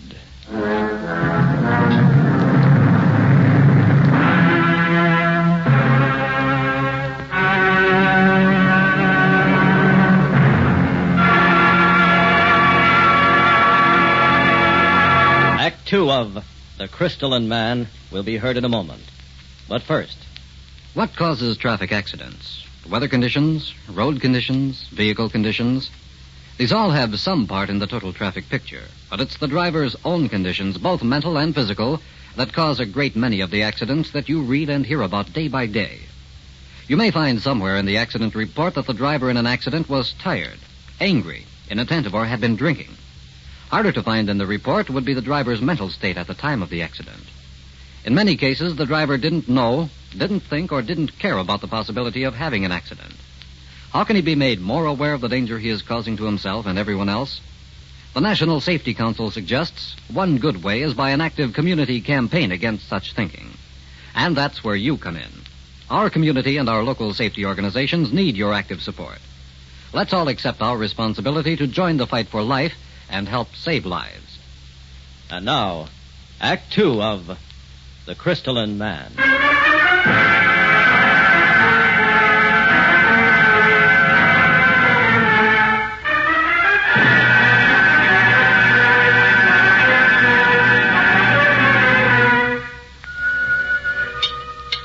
Man, you kids eat like horses. It's a good thing your father makes a little money. Takes it all just to feed you. Craig, now stop it. When you were their age, you had some life in you, too. There's plenty of life left in this old boy, Mary. Hey, Dad, when you quit laughing, can I ask you a question? Go ahead, Jimmy. Try me. After supper, can I go over to Ralph's a while? And can I go too, Daddy? Now, wait a minute. Both of you? What's going on? Ralph's got a new turtle. You children run along, but don't be out late. Oh, boy. Come on, let's go. Jimmy, you and Christine be careful and come home before dark. Sure thing. Bye, Dad. We will. Bye, Daddy. Wow, a couple of wild Indians. Reminds me how old I'm getting. Oh, darling, they're just little children. I wish I could be carefree like that. Craig, things are different, aren't they? Oh? How? Well, something's bothering you. You're imagining it. No. Ever since that last trip, you all seem worried. How long has it been in the museum? 2 weeks. 2 weeks. And 2 more. Don't go on, Mary. The police said Mrs. Locke died from natural causes. She was found the next morning by her pail and mop in the Egyptian room. And what about Gus? Faithful old Gus. Best night watchman we ever had. I know. He was old and ready to retire. But don't you think something got him, too? He was found like Mrs. Locke, dead the next morning. Mary, you'd... There's talk now, Craig. Before long, people will be afraid to go to the museum. If the police find any connection between those deaths and this crystalline man, you'll all be in trouble. It's against any kind of logic to think that. Darling, you've said so yourself. There are many things in this world we don't understand. That doesn't mean they don't exist. It means at the moment we haven't the capacity for understanding. We've uncovered the genius of some civilization long past. If the man is not a statue, he certainly isn't a corpse, then he was preserved for a reason. Professor Norden suspected right away. He was trying to wall up the crypt so we wouldn't find him when he was fatally injured. Now the crystalline man lies in the museum like some Trojan horse, harboring God knows what menace from the dawn of time. I'm sorry, Mary. It had to come out. I'm glad you said it, darling. We should have destroyed him. We couldn't bring ourselves to do it. He's so lifelike. Would have seemed like murder. You can't let things like this continue. The police have nothing to go on. But you know what's wrong. You can stop him. All I have is a feeling, a suspicion. I promise you, Mary. What, darling? If there's another death, I'll take it on myself to find out what's wrong with the crystalline man.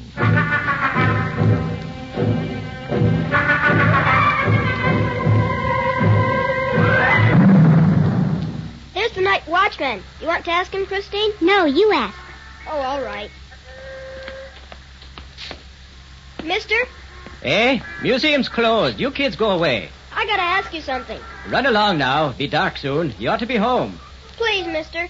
We have to go inside. Oh, do you now? You tell him, Christine. Okay, Jimmy. We were here after school today. I left my homework in there. Museum's locked up. Come back tomorrow. Your books will be turned into the main office. You can pick them up then. But you don't understand. She has to study her homework tonight.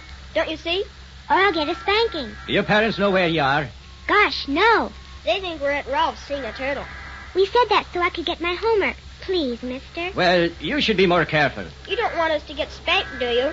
I'm not supposed to let anybody in. I might lose my job. Regulations, you know. It'll be a secret just between us. We won't tell anyone. Yeah, a secret. Okay. Just between us then. But remember, no tricks. Whisk in, pick up homework, whisk out. Just like that. Check? Check.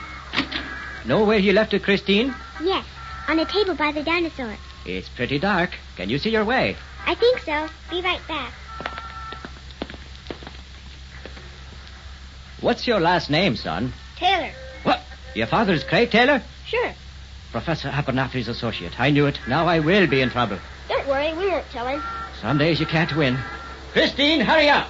Let me go in. I'll find her. Yes, good idea. Quick, get your sister. Hurry up, son. I don't want any trouble.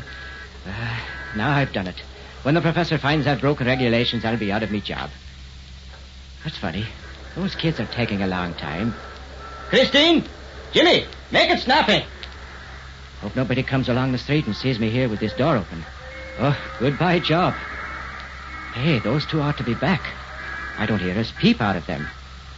Getting too dark in there to make much out. Hey, Christine! Jimmy! Uh-oh. I don't like this. Hey there! You kids all right?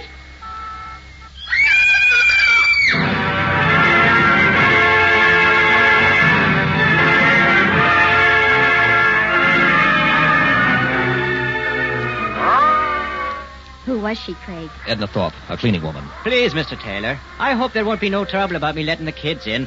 How did I know they'd find old Mrs. Thorpe dead? Natural causes again, Craig? Police coroner said heart attack. Christine, you're sure the dead woman was the only thing you saw? Yes, Daddy. I just found my homework when I saw her. Then Jimmy came in.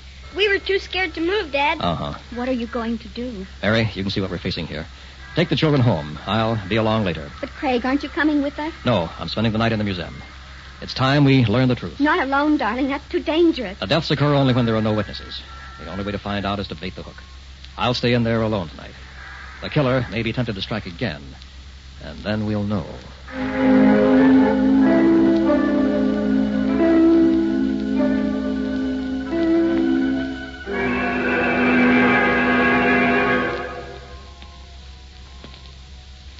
Ten past 2. Getting sleepy. Big place. Those two dinosaurs aren't kittens. Egyptian mummies back in the East Wing. Caveman relics. And the crystalline man in the slumber room. He's a standout, all right. Attracts the crowds in the jewel sarcophagus. There he is. Almost in a standing position. Sarcophagus tilted back so he can't fall out. 6 feet of complete mystery. A man of the world, but not of this world. Question is he statue or is he real? I think Norton knew. Too bad he couldn't have told us more. The strange thing is that in this collection of relics of the past, he alone doesn't reflect some state of decomposition. The key lies there, I'm sure of it. But logic tells me our killer is flesh and blood. Wish they'd turn on more light at night. I'm sorry I sent everyone away. The place has an eerie, uncomfortable feeling. Where's that chair I saw around here? Oh, there it is.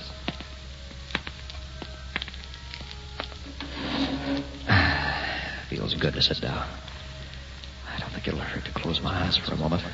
I've been over every inch of this place. Safe enough, I guess. Could be coincidence. Those people who died were all old, including Norton. Oh, boy, I'm getting sleepy. Maybe a little cat nap wouldn't hurt. Just a little one.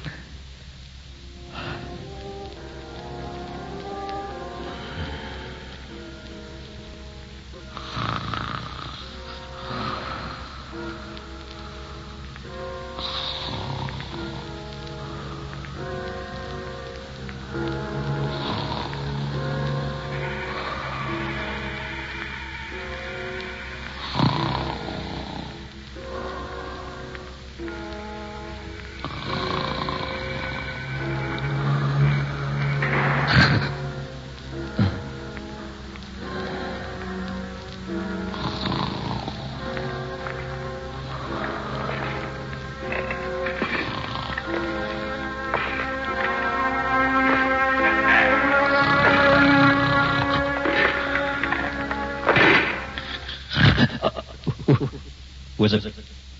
Shadow standing over me. How could anyone have come? Can't see in the dark. Something is going to hit me, but... Stop! Who are you? It is beyond thy capacity to understand. The crystalline man. When I touch thee, breathe deeply, savage, and thou wilt be gone. Wait! Then you are alive. Since the beginning of time. How old are you? Perhaps 1,000,000 of thy years. But modern man doesn't go back that far. If time be curved, thou might say, I am old enough to be from the future. Who are you? A man of science, flesh, blood, as thou, until the Change? I made the transition to silicon crystal, a higher form of life, free from disease, free from radiation sickness. Then a catastrophe befell my people. I was encased in quartz and buried in the mountainside where I lay, fully awake, for eons of time. A living hell. We are also men of science. Perhaps we could get together. Savage, barbarians, we are eternity apart. Why haven't you risen before? This form of life is like a battery. It must be charged. I see. With the life force of others. Thou speakest well, savage. So that's what Norton knew. Revive him and there'll be no stopping him. Thou knowest too much, savage. What is thy saying? To the victor goes the spoils. I will touch thee, and thou wilt be gone.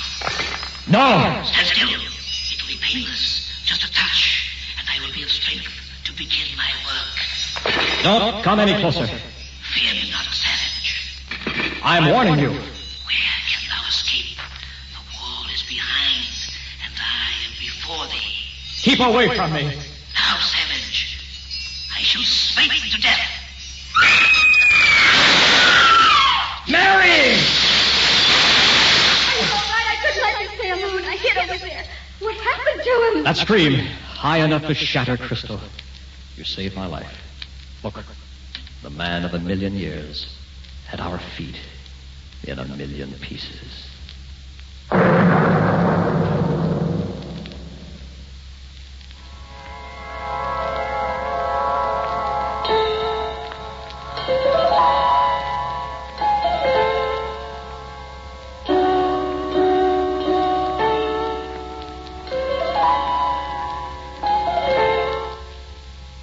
You have just heard Macabre, a special Far East Network presentation. Tonight's story was The Crystalline Man. In our cast were John Buey, Milton Radmilovich, Walt Sheldon, Army PFC Alan Frank, William Berdier, Mitzi Hennessy, Christine Berdier, James Sheldon, Air Force Sergeant Al LePage. Associate Director was Carolyn Johnston.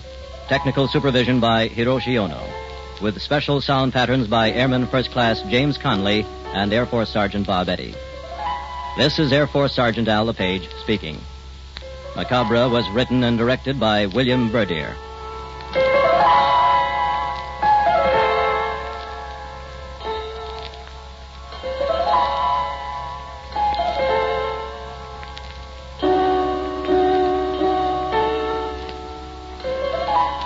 Macabre comes to you each week at this time through the worldwide facilities of the United States Armed Forces Radio and Television Service.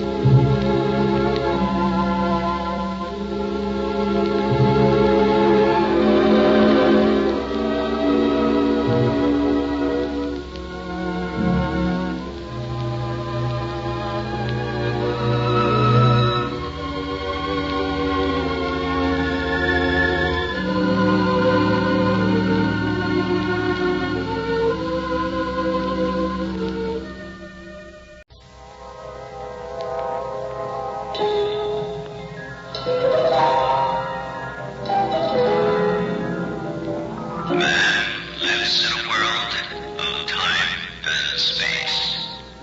He lives in a spectrum of the universe.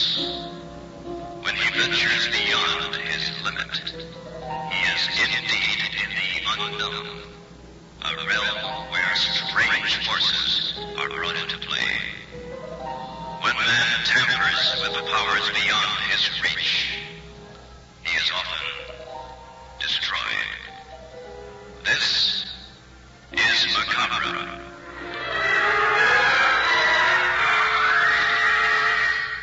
The Far East Network presents in special performance Macabre. Tonight's story, The Edge of Evil. As I came closer, collar turned up against the storm. I saw the house in more detail.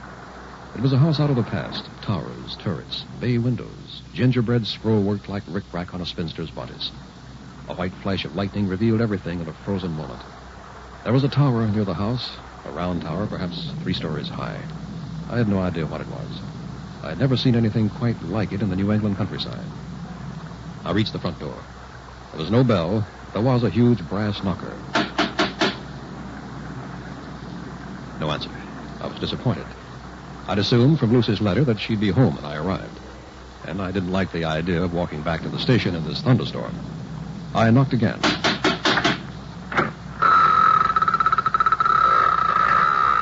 The door opened slowly. A creature stood before me. It was difficult to think of him as a man. He was twisted, ugly, distorted. His eyes were bright, and they fastened themselves upon me like sharp pins. Yes? I'm Jerry Mayer. You're not Professor Narvik, are you? No. Isn't it obvious? Is the professor here? Is Mrs. Narvik here? Come in.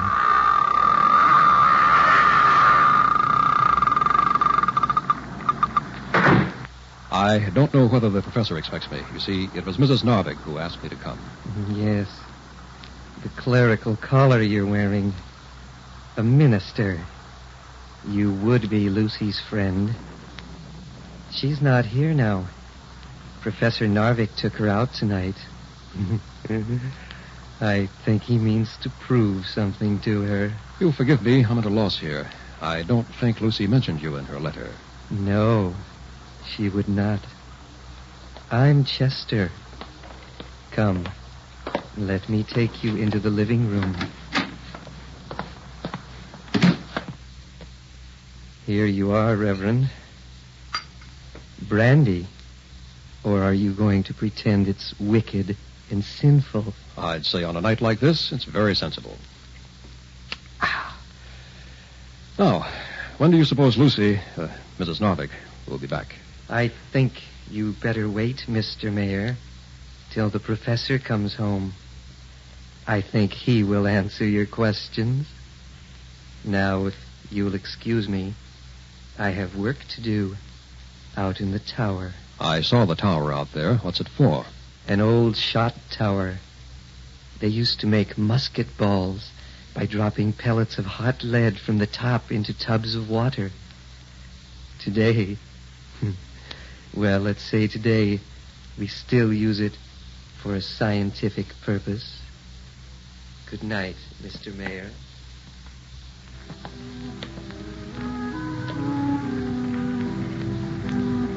As I sat there in that huge old-fashioned living room, I suddenly became aware of some strange presence. What I felt is almost impossible to describe. Not sound, not sight, not touch. It was feeling, pure inner feeling. There was something evil in this room. I wanted to rise. I couldn't. I wanted to scream. My throat was paralyzed. The room began to spin.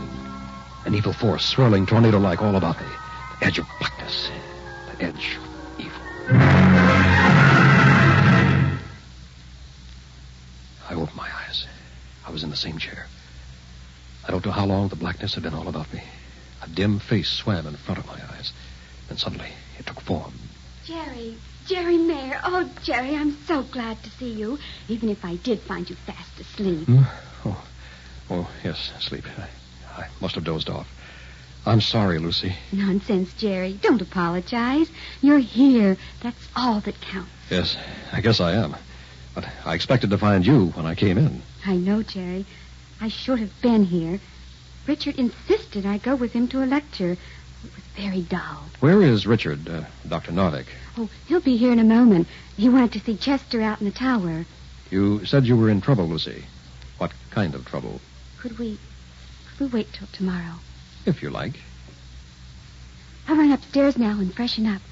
Make yourself at home, Jerry. I'll try to. There was something wrong here. Something wrong with the house. Something wrong with Lucy. As I took a few aimless steps in that old living room, a figure suddenly appeared in the door. A tall man of 45 or so, lean, dark, saturnine. I needed no introduction to know that this was Dr. Novick, Lucy's new husband. Good evening, Mr. Mayor. Lucy has told me all about you. You'll forgive me if I fail to show enthusiasm. Ordinarily, an old friend of Lucy's would be welcome. What disturbs me, I'm afraid, is the reason you've come. That would make you pretty perceptive, Dr. Novick. I'm not sure of the reason myself. It's clear enough. You are here because of Lucy's ridiculous superstitions. I'm here because she seems to be afraid of something. Let us state the case correctly. Because she imagines she's afraid of something. She thinks there is some sort of apparition, some sort of evil presence in this house. She may have reason to think it. Allow me to correct you. There is nothing that has not been explained, or at some future time will not be explained.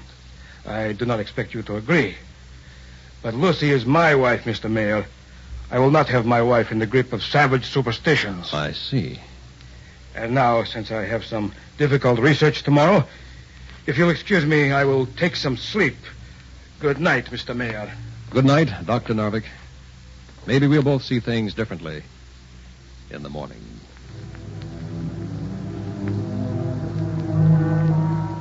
I awoke in a cold sweat. I knew something was in the room. Something. It was a medium-sized room with a bed and bureau.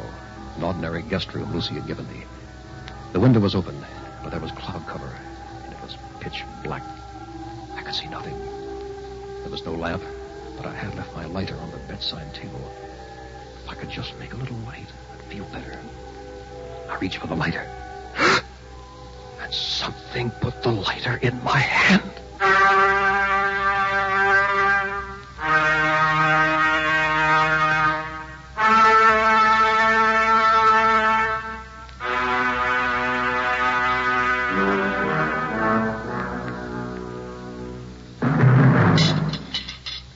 More eggs and bacon, Jerry? No, this is plenty. Go on with your story. Well, I suppose this is a good chance to tell it. You see, Jerry, I really did love Richard when I married him.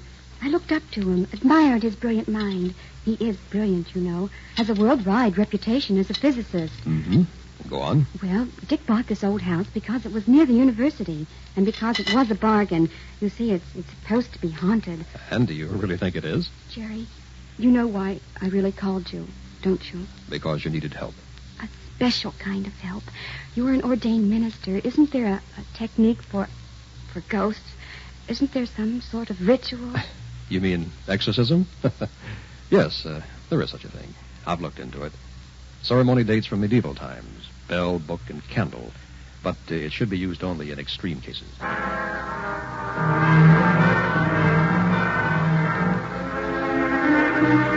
That day, I examined the old house from top to bottom. I found nothing unusual. In the afternoon, Lucy called to say she'd be delayed at a faculty wives' dinner. Dr. Novick was still at the university. As darkness fell, I found myself once more alone. I went to the big living room, opened a book, and sat in a Victorian chair. I suppose I had read a chapter or two when it happened. Once more, I was aware of something. Some evil presence in the room. This time it was more than simply a feeling of evil. This time I heard something. It was a human voice. But what kind of human?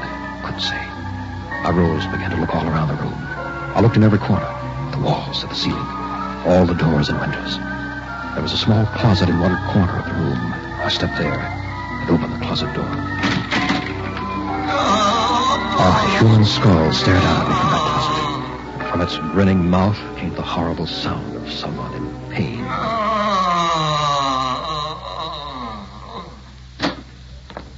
Well, what happened to you, Mr. Mayor? Don't tell me my wife has also got you believing in ghosts. Dr. Narvik, there is something very strange going on in this house of yours. Really? I'm afraid there's nothing I find strange. Would you care for a drink, Mr. Mayor? Not now, thank you. Then you don't mind if I have one? No.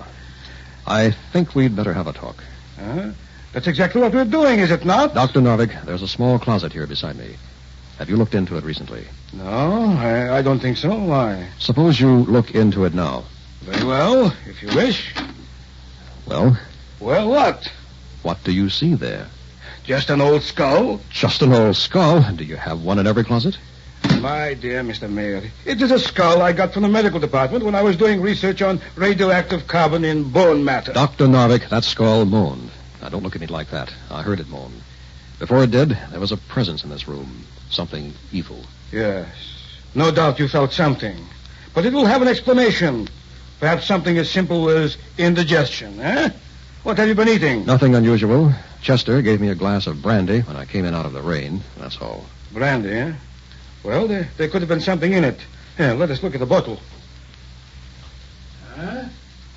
That's strange. I was sure I had a bottle of brandy here. It was here last night. No matter, we'll find it. Perhaps Chester took it with him to the tower. Oh, in that case, I think I'd better have a talk with Chester. Mr. Mayor, please. I do not like to be an ungracious host, but I'm afraid I will have to forbid that. Why? Chester is doing important research in the tower. I do not want him disturbed. And speaking of research, I have my own work to do. You will excuse me, eh? I have nothing against you personally, Mr. Mayor. But there is one thing you must understand. Yes? There is nothing I will not do to change Lucy to my way of thinking. Good night, Mr. Mayor. Sleep well, if you can.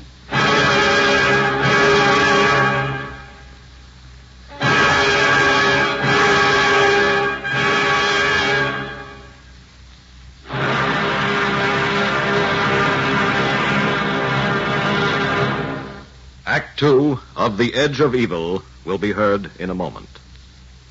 To save your life, you can't beat a seatbelt and careful, courteous driving.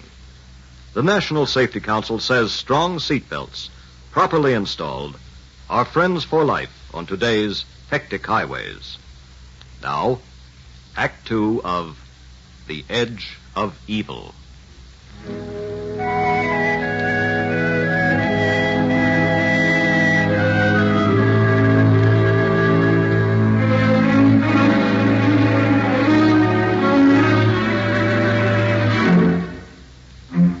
If Dr. Richard Narvik were a poor host, I'm afraid I was a poor guest. I couldn't quite obey his wishes to stay away from the tower. That night, when everyone was asleep, I slipped from my room and went outside. It was only a short walk across the lawn to the tower, and by now the cloud cover had cleared, and there was faint moonlight. There was a large wooden door at the bottom of the tower. When I tried this, it opened.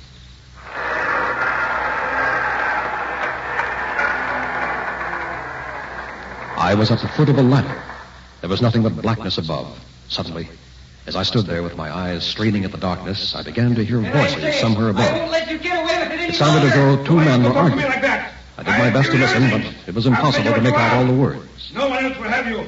You admit it. Now let us have a stop to this foolishness. Then, above me, a trapdoor opened. A shaft of light came down into the tower. Chester! Now I could begin to hear the voices clearly. I warn you. Do not do anything foolish. Chester, don't come any nearer. Chester! No, Chester, get back! Get back, you fool! I rushed up the ladder as fast as I could. The trapdoor opened into a room. Chester, no! I think that'll take care of him for a few moments, Dr. Narvik. You have a very strong punch for a minister, Mr. Mayor. Well, I suppose I must thank you for saving me. But I seem to remember telling you not to come here to the tower. Some sort of electrical equipment. Now, look here, Dr. Narvik. I think it's time you explained a few things, and explained them honestly. Wait. Chester is coming around. Oh, yes. Here, Chester. I'll give you a hand. Come on, get up. You hit me. Yes, I did. And I think it kept you from murdering Dr. Narvik. Yes, that's true. I'm sorry. I knew what I was doing.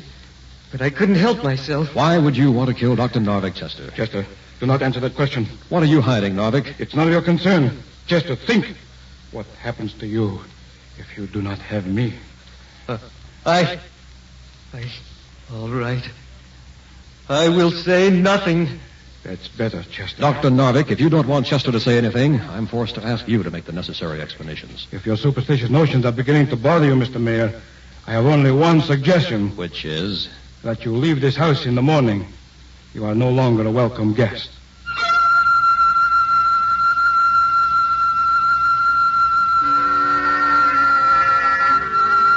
When I reached the house again, I headed for my room.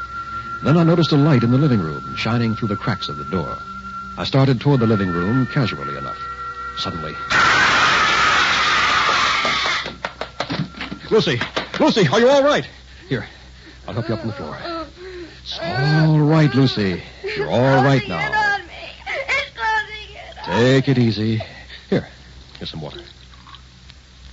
There. That better? Jerry, what happened? I heard you scream and rushed in. I found you lying here on the floor. Oh, Jerry, it was horrible. I don't know what it was. The room was pressing in on me, and the air was filled with something black and evil. Oh, Jerry. Lucy, stop it. Lucy. Oh, I'm all right. I'm sorry, Jerry. I just don't know if I can stand it any longer. And I don't know if I can either. Lucy, I know it's late at night, but certain things have to be said. I'm going to say them right now. Your sanity won't hold up under this. But what can I do? You'll have to leave this house, Lucy. Leave?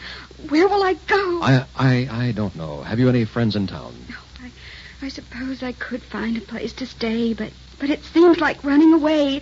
And in spite of the way Richard feels, it isn't really fair to him. There's an alternative, then.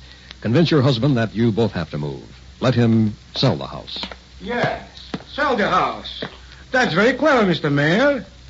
You know very well, of course, I would never sell this house. I'm afraid I don't see anything logical in keeping Lucy in this house. Not if you love her. But you're mistaken, Mr. Mayor. Every act of mine has been the most logical possible behavior. And now, I'm going to prove it to you.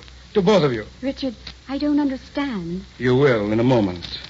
Care to have a drink with me, Mr. Mayor? No, Lucy? I don't thank you. Very well. I'll have one for myself, if you'll excuse me. You see, Mr. Mayor, I am a scientist. Throughout history, scientists have been destroyed by superstition. I find it unbearable that my own wife should be superstitious. I decided to prove to Lucy once and for all that what we call mysteries, spiritual matters, may invariably be explained in terms of the real and physical world. I'll be interested in that proof, too. Of course, Mr. Mayor. Incontrovertible proof. Scientific proof. You are familiar with scientific method? I know it well enough. It has its uses, and at times, its dangers. We shall see. I wonder if both of you will return to the tower with me. If you wish. Richard, do we have to go out there? The tower?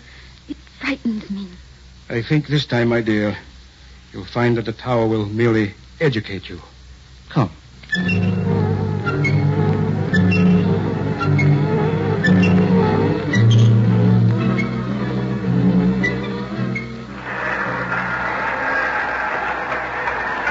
No light upstairs. That's strange. Chester always works at this hour. Wait a minute. Look, up there. The trapdoor is opening. There is a light. Yes, a small one. From a candle. Why would he be using a candle? Richard, shouldn't we go back to the house? Be quiet, Lucy. Chester! Are you up there, Chester? Yes, I am up here, Dr. Narvik. Don't come any further. Chester, what kind of nonsense is this? I'm not going to live this way any longer. I've left a letter. It tells everything. Chester, what are you talking about? Look out, Dr. Narvik. I'm coming down. No, Chester, don't jump. Chester, wait! I've made up my mind. No, Chester. Oh, God. Very well, Lucy. Mr. Mayor, you've read Chester's suicide note. Now you know the whole story. We'll go back to the house, call the police. But first, I want you both to have a good look at the laboratory here on top of the tower. It is part of what I wish to explain. Let me get everything straight now, Dr. Narvik.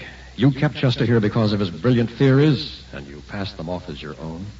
Take a good look at this laboratory before we return to the house. I cannot expect you to understand this equipment, but to oversimplify, these are oscillators that generate supersonic waves.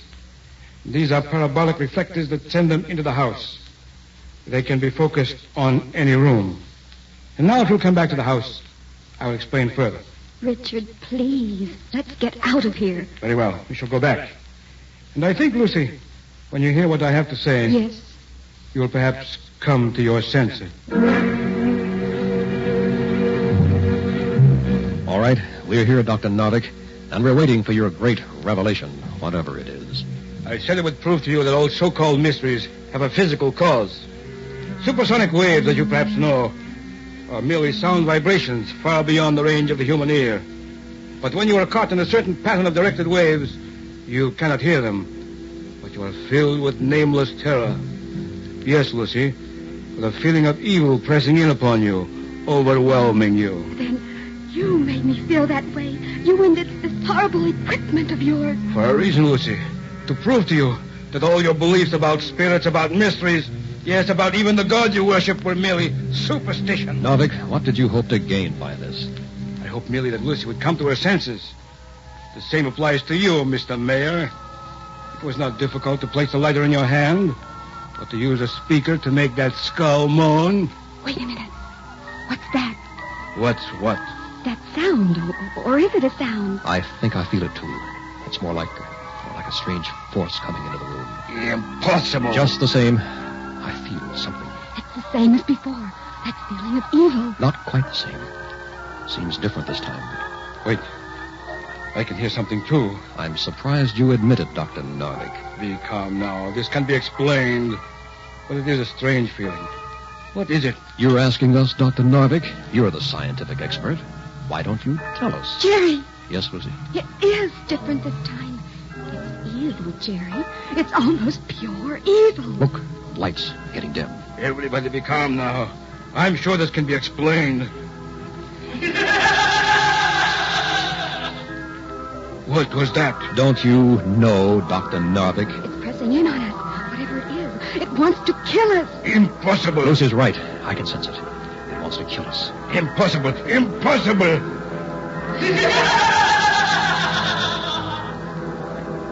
Could it be that you created something in spite of yourself, Narvik? An apparition? A ghost? No. There are no ghosts. Ghosts do not exist. But this exists, whatever it is. It not only exists, but it's here to kill us. Quick, let's get out of here. All of us. Wait. I cannot move. What do you mean? Something holding me here. Some force. I cannot move. Nonsense. Here, let me help you. Jerry, what's the trouble? I don't know. There is some force holding you. It's too much for me. Help me, please. Don't let me die. Lucy, I don't know what's happened here, but there's only one thing left to do. Is there a Bible here? A Bible? What for? Lucy, please don't ask questions. Get a Bible if you can. But there's one in the bookcase. I'll get it. And a bell, Lucy. Here's the Bible. Jerry, what on the earth are you doing? The book, the bell, now the candle. Yes, just a candle. That's what you use for exorcism. That's right, exorcism. The ancient ceremony to drive away an evil spirit. But Richard just explained it was his machinery in the tower. Maybe, but maybe something else has happened now. Please, Mr. Mayor, help me. Whatever you do, please do it quickly. This evil thing pressing in. I cannot breathe. Stand back, Lucy. First, light the candle. Now, the bell. Bell, book, and candle. There's an old form to this from the Middle Ages. Not many know it. I can remember the words. Help me. Please, help me. From the Apocrypha. Jerry, hurry, please. But the souls of the righteous are in the hand of God, and there shall not torment touch them. In the sight of the unwise, they seem to die, and their departure is taken from misery, and their going from us to be utter destruction.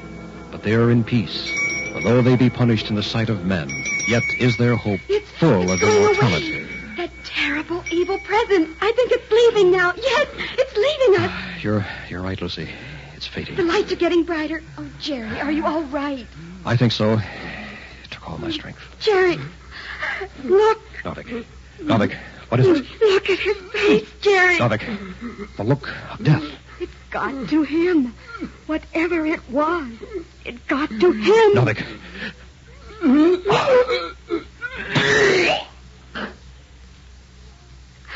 No, Richard. Easy, Lucy. Is he? No pulse. Oh, no. First Chester, now your husband. There's death in this house, Lucy. He killed himself with that horrible equipment of his. It wasn't the equipment, Lucy. What do you mean? I looked at that equipment before we left the tower. Carefully. Jerry, what are you trying to say? All the wires were cut, slashed, all the connections. Chester must have done it in a rage before he committed suicide. Jerry, are you sure? I give you my word, Lucy. Whatever killed Richard was not physical. Then, what was it? Give it any name you want. A thing, a force. The evil he himself had created. Call it Chester's ghost, if you will. Jerry, it's still here. Strange. I thought I'd driven him away. Chester? Are you still here, Chester? Not Chester. Don't you know me? Richard! Of course, Richard. Evil never dies. He'll be the ghost in this house now. Until eternity.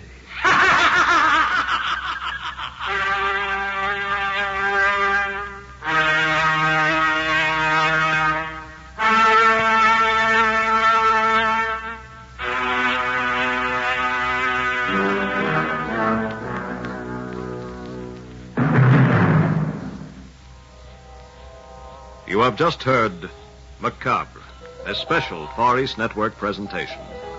Tonight's story, The Edge of Evil, featured John Buey as Dr. Narvik, Mitzi Hennessy as Lucy, Milton Radmilovich as Chester, and William Verdier as Jerry.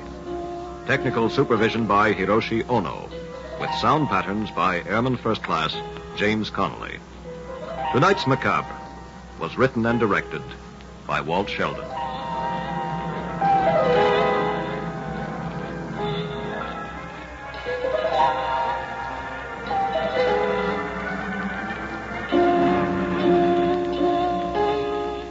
Macabre comes to you each week at this time through the worldwide facilities of the United States Armed Forces Radio and Television Service.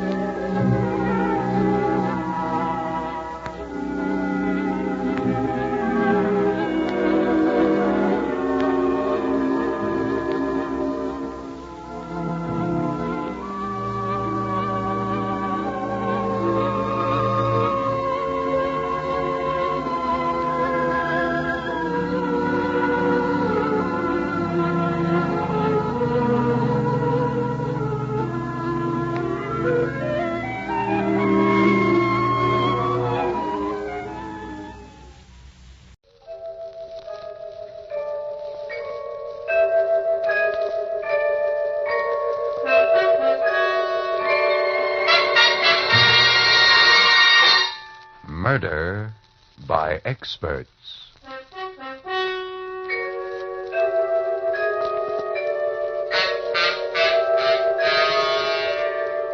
The Mutual Broadcasting System presents Murder by Experts, with your host and narrator, Mr. John Dixon Carr, world-famous mystery novelist and author of the recently published bestseller, The Life of Sir Arthur Conan Doyle. This is John Dixon Carr. Each evening at this time, Murder by Experts brings you a story of crime and mystery which has been chosen for your approval by one of the world's leading detective writers. Those experts who are themselves masters of the art of murder and can hold tensity at its highest. Tonight's guest expert is Mr. Hugh Pentecost, author of many memorable thrillers.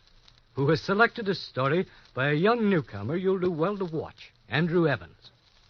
Be very careful as you listen, for, as Mr. Pentecost says of this thriller, the story has not only a twist, but an unforeseen double twist, which takes one completely by surprise. And now we present Summer Heat.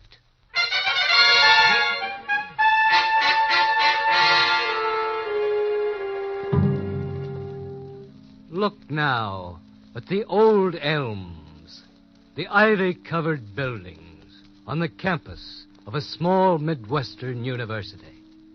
It's a fine June afternoon when you hear laughter and the greetings of the reunion of the class of 36.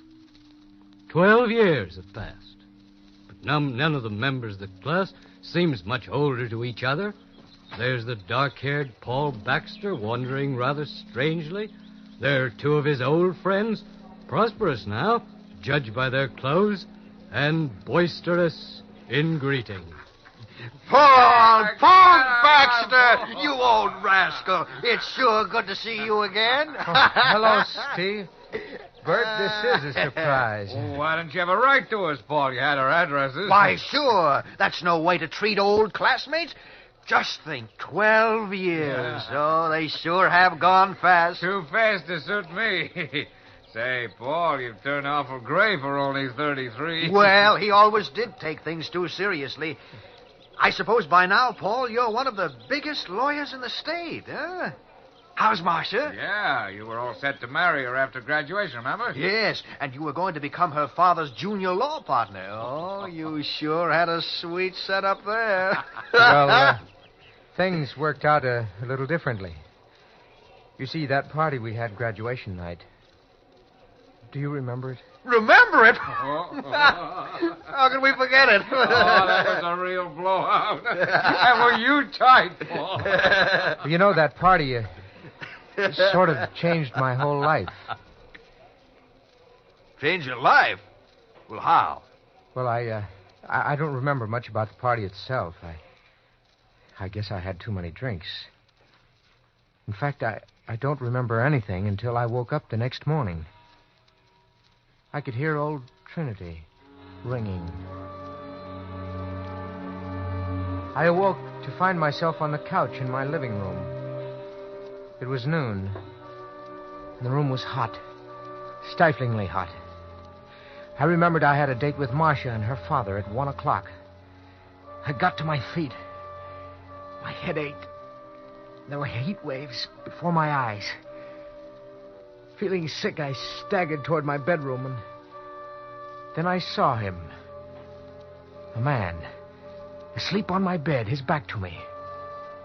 For a moment, I stood there, trying to remember if someone had come home from the party with me. But the night before was a total blank. I crossed to the bed, bent over, shook his shoulder. Hey, fella. Hey, it's noon. Wake up. Come on, wake up. As I shook him, he had flopped over and looked up at me with staring eyes. He was dead. And there was a knife in his chest.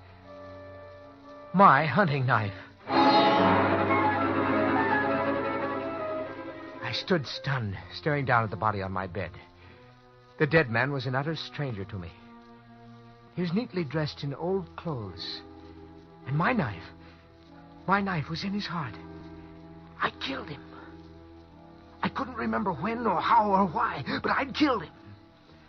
Frantically, I tried to remember what had happened. Was he a panhandler? Someone I'd met on the street and drunkenly brought home with me? I didn't know. I couldn't remember. As I stood there, trying to get a grip on myself, I suddenly realized there was someone at the door. Instinctively, I walked into the living room and towards the door. Just as I was about to open it, I realized the danger of letting anyone into the apartment. I put my ear against the door and listened. I heard voices. Yours, Steve. And yours, Bert. Hey, Paul, open up. We want to say goodbye. Come on, Paul. Wake up, will you? We're leaving for California in 15 minutes. I guess old Paul isn't in. Yeah. I wonder how he felt when he woke up. Boy, what a head he must have had. Still, I'd sure hate to leave without saying goodbye. Well, he has our California address. He can write to us. Come on, or we'll miss that train. Then they were both gone, and I dared to breathe again. I tried to think calmly, figure out what to do. I knew I should call the police, but they might charge me with murder. And what defense could I offer? I thought of Marcia. The slightest scandal and everything would be off. Our marriage, my job, my future. I couldn't call the police. I couldn't call them and sacrifice everything I'd worked for. Somehow I had to get the body out of my apartment, get rid of it before it was found. Then it came to me. My car was in the basement, garage. The dumbwaiter in the kitchen led down to the basement. I could put the dead man in the dumbwaiter, lower him to the basement, get him in my car, and then... Mr. Paul! Oh, Mr. Paul! It was Jenny, the cleaning woman. She'd let herself in with a key. I hurried into the living room, closing the bedroom door behind me. Oh, there you are.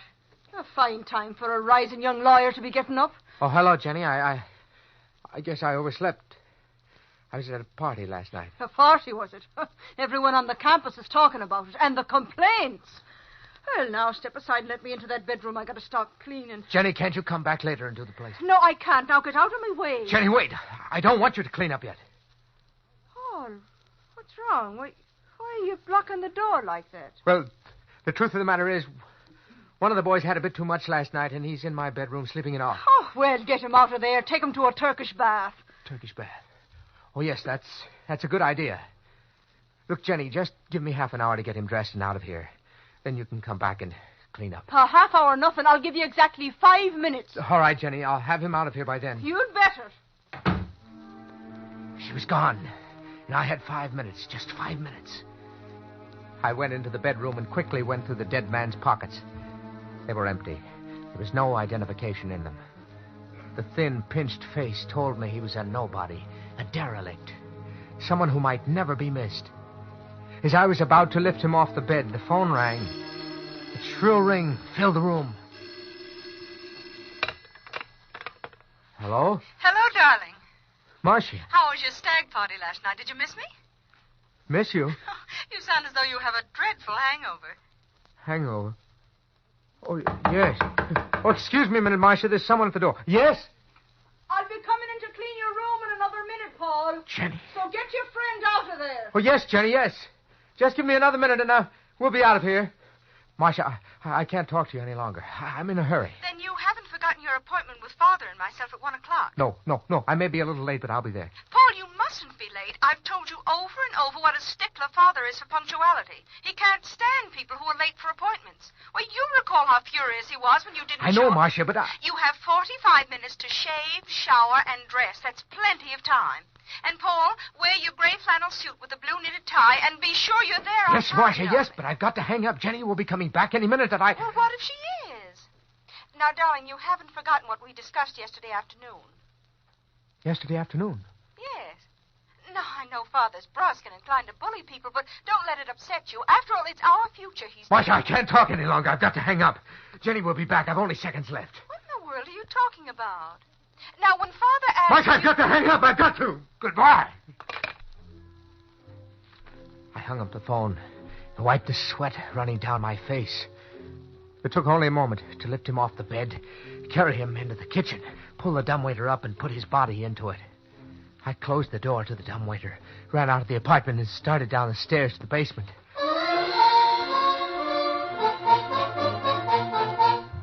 I got down to the basement to find Ben, the janitor, leisurely pulling on the dumbwaiter rope. Ben! Oh, Ben. Oh, well, Paul. If it's your car you're after, it's there by the door, all washed like you asked. Thanks, but Ben, stop a minute, will you? I want you to do something for me. Sure, Paul, just as soon as I've emptied this dumbwaiter. Will you stop blowing that dumbwaiter? Stop, you hear? Hey, what's wrong with you? You're acting mighty strange. I'm sorry I shouted like that, Ben. It's just that there's a package up in my apartment that I'd like you to mail right away. There's $1 in it for you. All right. But there ain't no need to rush. Today's Sunday. The post office is closed. Closed? Sure. Say, what's the matter with you anyway? Must be the heat. Something awful heavy on this dumbwaiter. Wait a minute. There's something else. How's that? Stop a minute, will you? How can I talk to you while you're lowering that dumbwaiter? Well, go ahead. I can hear everything you're saying. Let go of that rope. Let go, you hear it? Hey! You going crazy or something? I've half a mind to call the super and tell him what No, don't do that. Ben, up in my apartment, there's a bottle. Bottle? Yes, I brought it home last night. It's half full. I wanted you to have it for cleaning the car. Oh, thanks. I sure appreciate that, Paul. I'll go up and get it as soon as I've emptied this dumbwaiter. It's almost down now. But Ben, Jenny just went in to clean. You know how she feels about drinking? Jenny? Jumping grasshoppers. Why didn't you say so? That woman will pour it all down the drain if I don't get there first. As soon as Ben disappeared up the stairs, I pulled the dumbwaiter the rest of the way down, opened the door, and he fell into my arms. Slinging the body over my shoulder, I staggered with it to my car and swiftly dropped him on the floor in the back. It was an old touring car. The top was long since gone. To hide the body from view, I covered it with an old blanket. A moment later, I started the motor and rolled smoothly out of the basement and into the driveway. As I did, I heard Ben shouting to me from my window. Oh, hey, Paul, wait a minute. I got something to I pretended not to hear Ben calling. Instead, I stepped on the gas.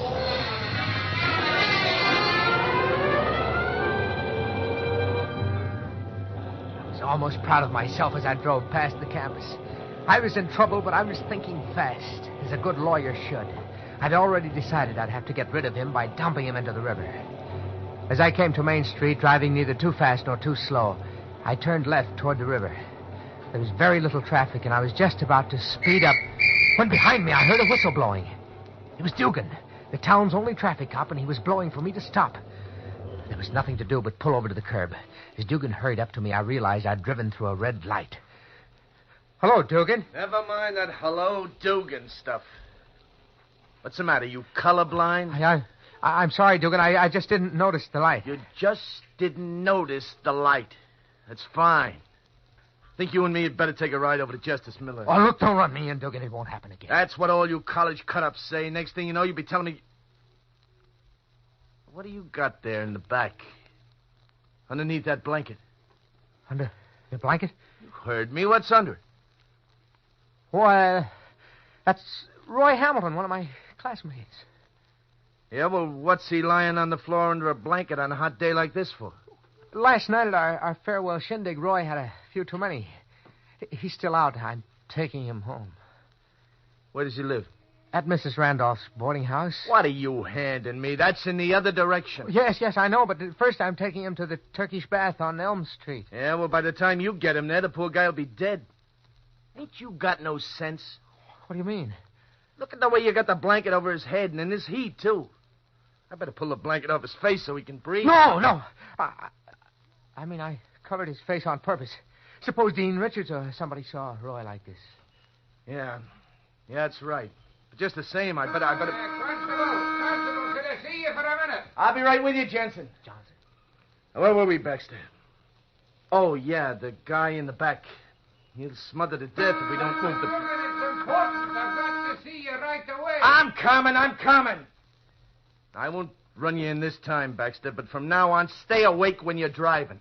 I will, Dugan. And for Pete's sake, pull the blanket off that guy's head. Take it easy, Jensen. I'm coming.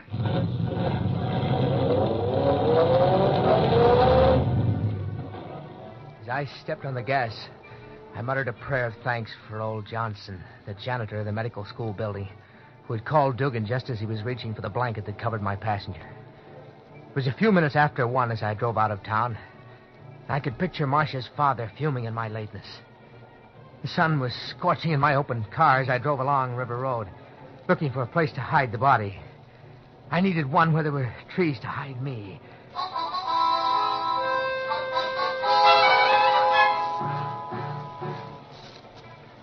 The hours that followed were like a nightmare. The heat was stifling, and I could feel my hand shaking on the wheel from nervous tension.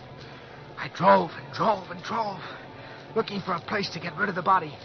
But the whole countryside seemed to be swarming with people, families picnicking, Boy Scouts camping, kids in swimming, couples in parked cars.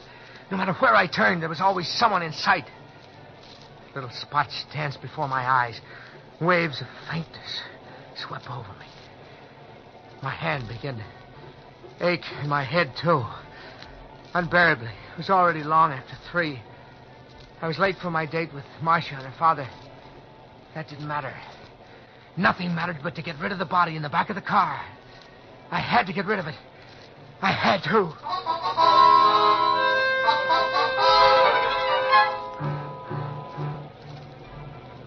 I drove mile after mile, turning from one road to another, searching endlessly for a safe place to stop. Then I realized I was running out of gas. I saw a gas station ahead, and I decided to stop there. It was a risk, but I had to take it.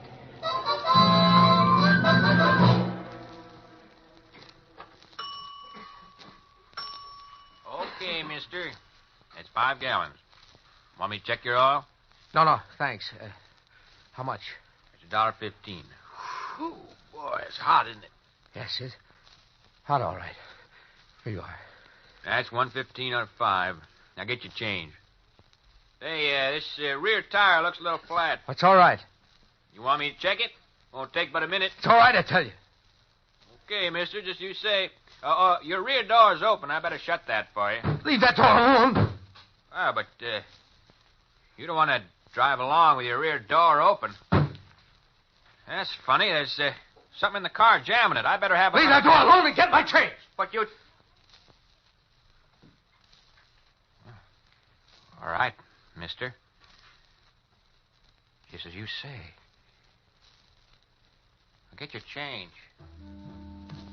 He hurried into the station. I looked in the back of the car and saw what had kept the door from closing. It was a hand. His hand sticking out from under the blanket. The attendant had seen it. He would be phoning the police.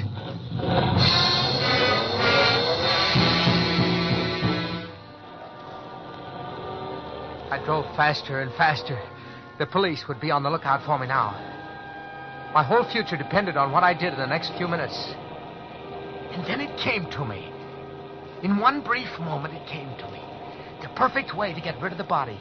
It was so simple, so perfect, that I laughed aloud with relief.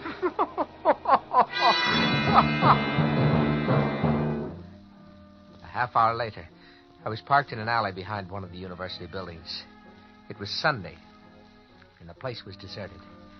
Despite my fatigue and aching head, it took me but a moment to carry the body into the basement of the medical building and down the corridor to the basement room where the bodies for the dissecting classes were kept.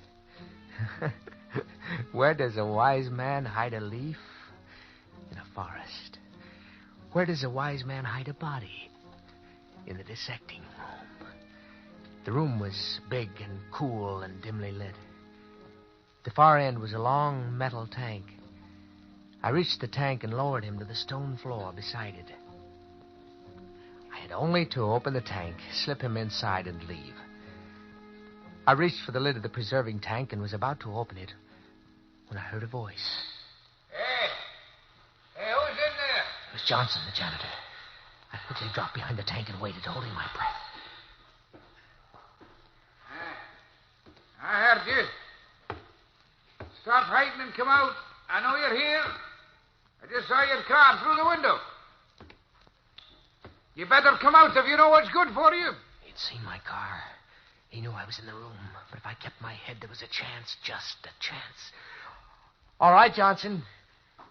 Here I am. Baxter, eh?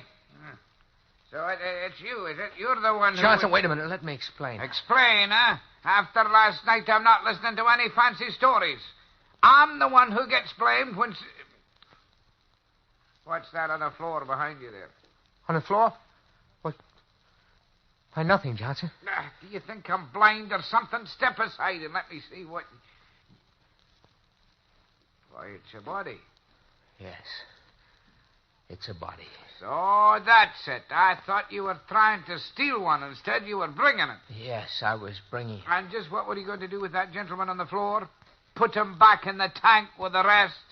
Yes, that's right. I thought he might not be noticed. As if I wouldn't have known. Well, go on. Call the cops. Let's get it over with. All right, Baxter. course, I don't have to call the cops. Nobody knows about this but you and me. What do you mean?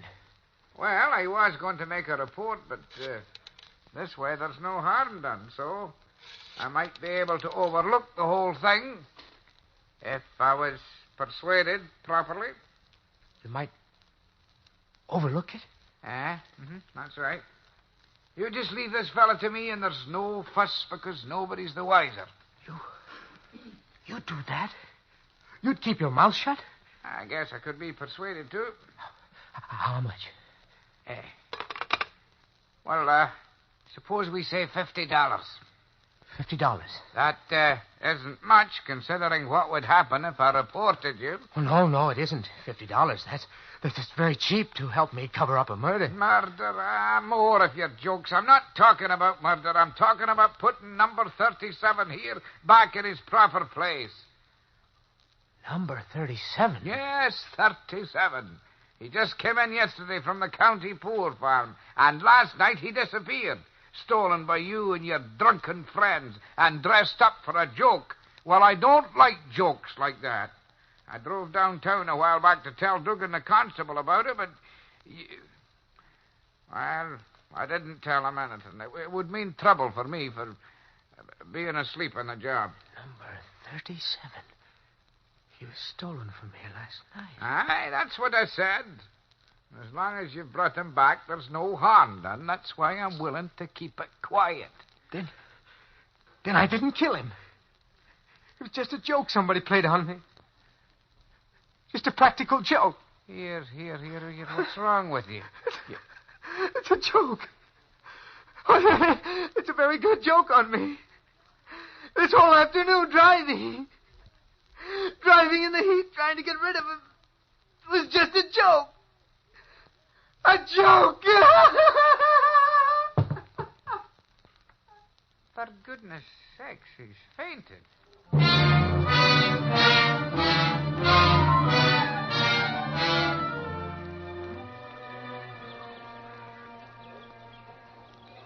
Well, that's the story of what happened the day after our graduation party 12 years ago. When I came to, I was in the college hospital. I'd been unconscious a week. They said it was just a slight breakdown brought on by sunstroke.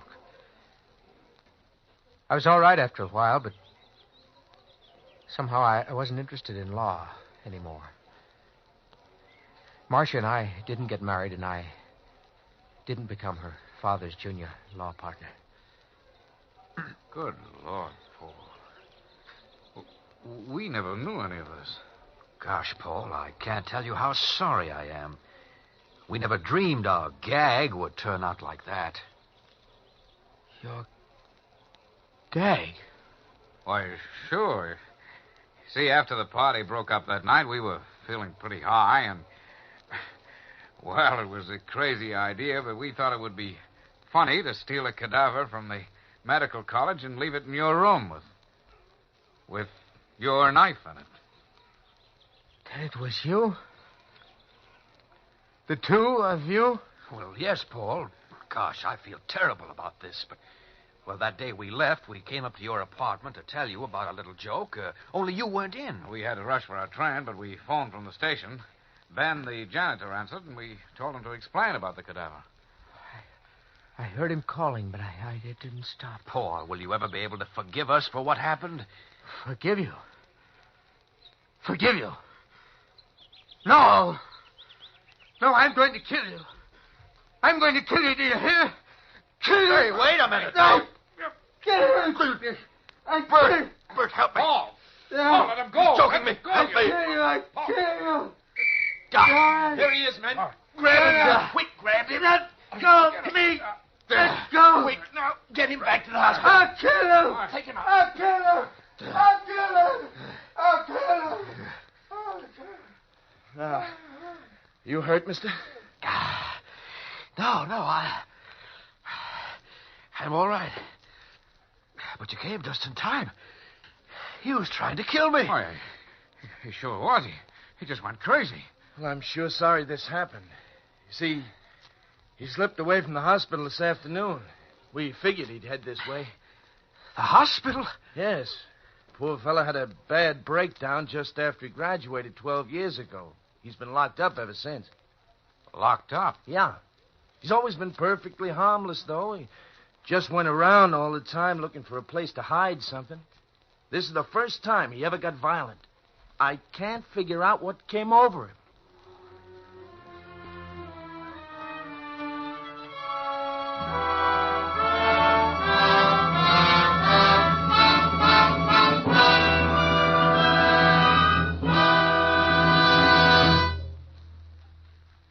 And so the curtain falls on Summer Heat, which was chosen by guest expert Hugh Pentecost, whose latest thriller, Where the Snow Was Red, will be published next month. We welcome your comments on tonight's story. All letters should be addressed to Murder by Experts, care of Mutual Broadcasting System, New York 18, New York. Next week at this time, Murder by Experts brings you the story of a woman who pitted her wits against death. A story selected for your approval by Brett Halliday, creator of the rough, tough detective known as Mike Shane. Until then, this is your host, John Dixon Carr, saying good night.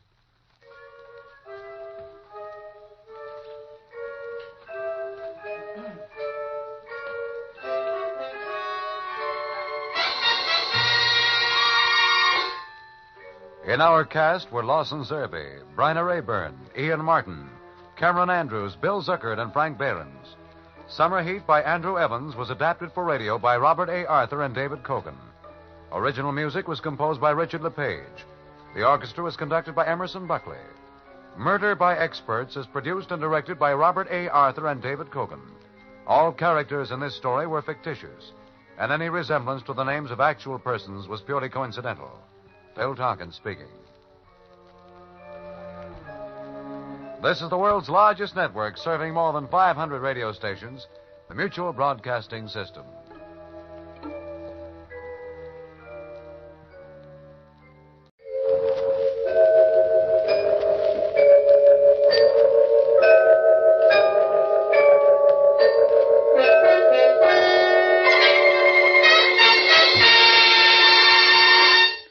Murder by Experts.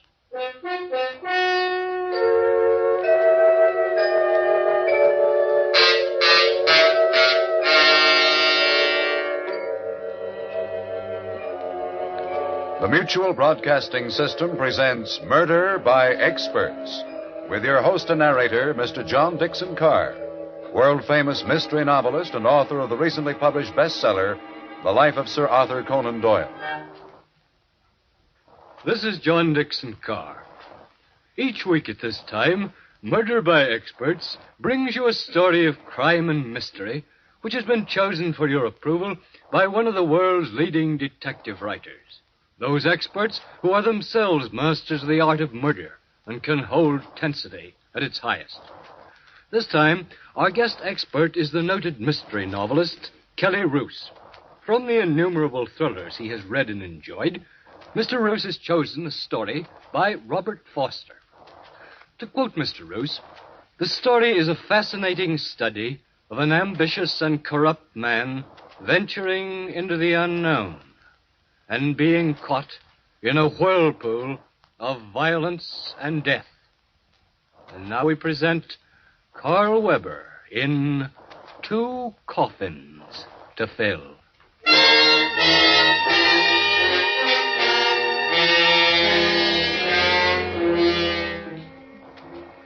The scene, Nick's place, a popular roadhouse on the West Coast. It's early evening, and the dimly lit cocktail lounge is empty, save for the bartender and a couple in a corner booth. Roger, we can't go on like this. Why not, darling? I'm tired of meeting you at discreet places, of seeing you only when you can get away from your wife. Just have to be patient, Eve. Patient? It's already a year. How long do you think I'll go on waiting for you? What would you have me do? Leave her. Forget about the money. We can get along. On what? Oh, no, Eve. What do you think you'll get from her? I have plans. It'll take time, but I'm very patient. Well, I'm not. I can't go on waiting, Roger. I won't. I'm sorry, Eve. Another drink? Nothing affects you, does it, Roger? War, famine, or love. You're a man with only one weakness, money. Why is it that women can never break off without creating a scene? Why, you arrogant... What a fool I've been. All right, Roger, I'll break off without creating a scene. Goodbye, Roger. I'll have another, Steve, and put a dash of bitters in it. Hello, Thornton. Your friend left in a hurry. You're quite observant, Al. I'm a student of human nature. Nick's having a game in the back tonight. Interested? A game? Poker. Yes, since my date's walked out on me, I'll play a few hands. Tell Nick I'll be there.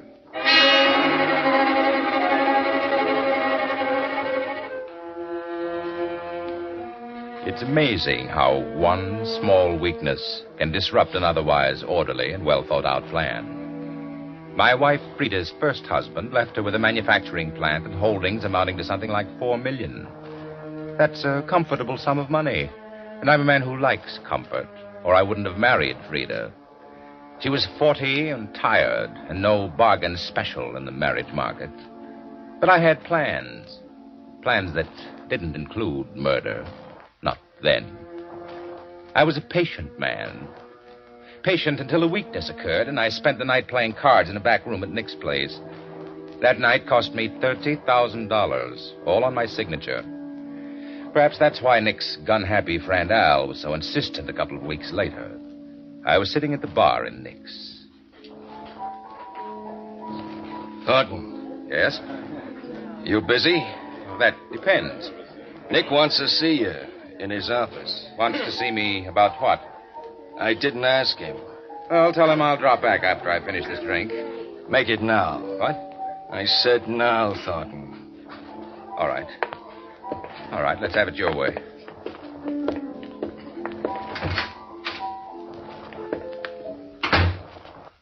Hello, Roger. Good evening, Nick.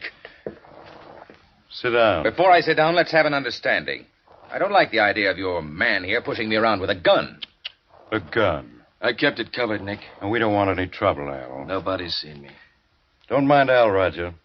He takes his work seriously. Perhaps someone will take him seriously someday. Al's a good boy. For a price. Right, Al? That's right. I'm not interested in the merits of your bodyguard. Sit down, Roger. You're getting red in the face.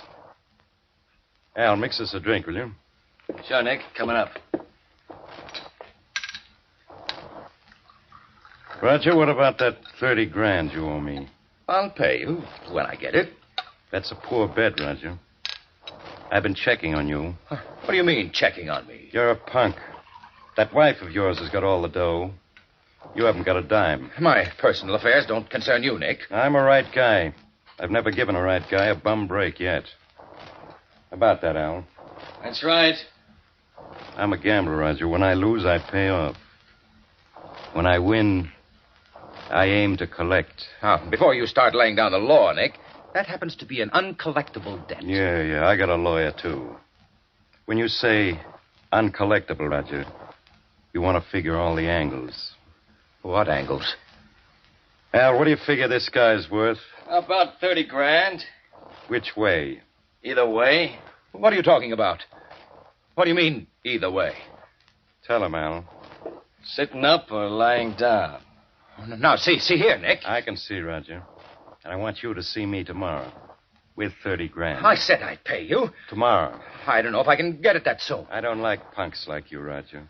You're crummy. With all that dough you're tied up to, you're still crummy. I'll do the best I can.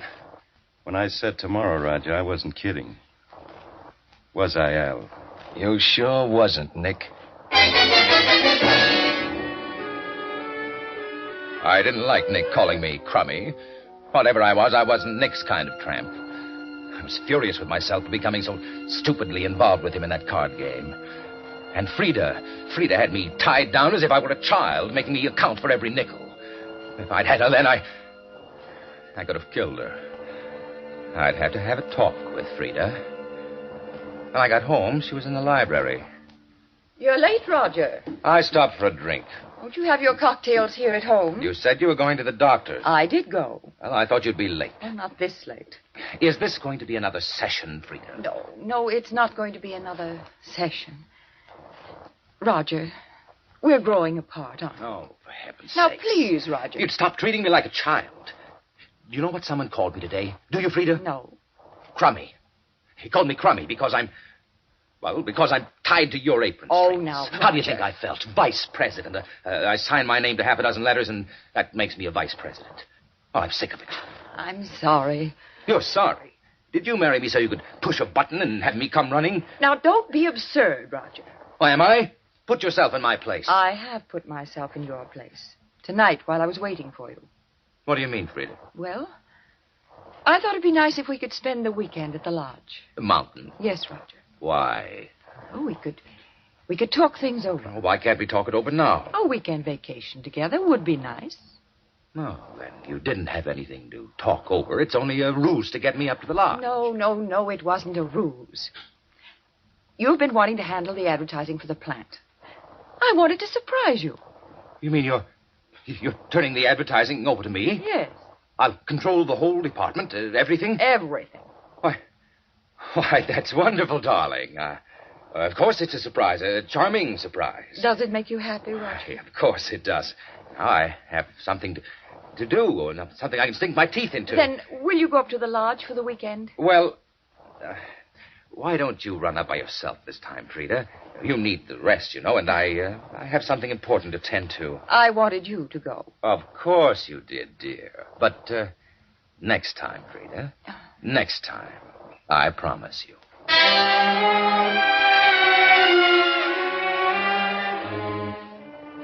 Frida's act was more considerate than she realized. Having access to some funds, I could pay Nick, write it off to advertising. For a moment, I felt almost kindly toward Frida. But then, as I stared at her, long and hard, wondering if I could care for her even remotely, my thoughts were revolted. I hated her for condescending to place me in charge of the advertising department. I knew I could no longer tolerate her, standing in the way of everything I was waiting for. Not until the next day did I conceive the plan. I was ready when Nick's bodyguard, Al, came into my office. Nick sent me over. I didn't think it was a social call. I don't like jokes. You're very businesslike, aren't you, Al? I work for a living. When you work hard. And when you play, you play hard. Is that right, Al? That's right. Could you use, say, $5,000 to play with? I don't like chiselers. Chiselers? You heard me. Oh, you think I'm trying to buy you off because of the money I owe Nick? What am I supposed to think? I see. Well, here's a check for Nick. What do you think now? 30 grand.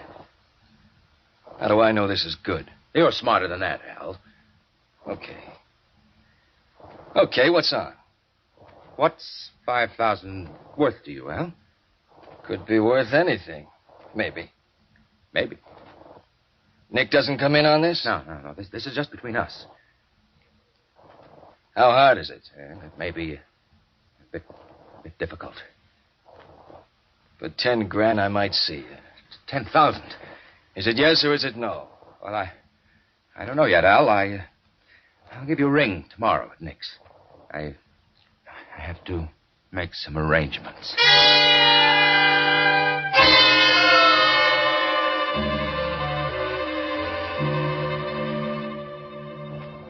Frida? Yes, Roger? You still planning to go to the mountains for the weekend? No, not without you. Well, I've been thinking you do need a rest, you know. Oh, I can rest just as well right here. Yes, I realize that, but, I thought I might come up to the lodge with you. Oh, Roger, do you really mean it? Of course, dear. Oh, I'm so glad you decided to go with me. Oh, there's just one thing, Frida. Yes? I won't be able to come up until later Saturday evening. Oh, I don't mind driving up late. But you don't understand, Frida. I expect you to drive up early. Why, Roger? Well, you can check over the repair work that needs to be done on the lot. Repair work? Yes, I ran into an old friend of mine today, Frida, a carpenter, Al Graves. He's a bit down on his luck, and You know, the lodge could stand some work. Well, that's perfectly all right with me, Roger, but must I go up early? Well, we don't want him hanging around, do we? No, of course not. Good. Then I'll ride up with Al. Now, when we get there, we can discuss the repairs. He'll look things over, and then he'll drive on back in his own car. And you want me to go up early so I can make a list of the things to be done? Yes, Frida, that's it. Do you mind about the carpenter, I mean? Of course I don't mind, Roger. I'm just so happy that you want to go.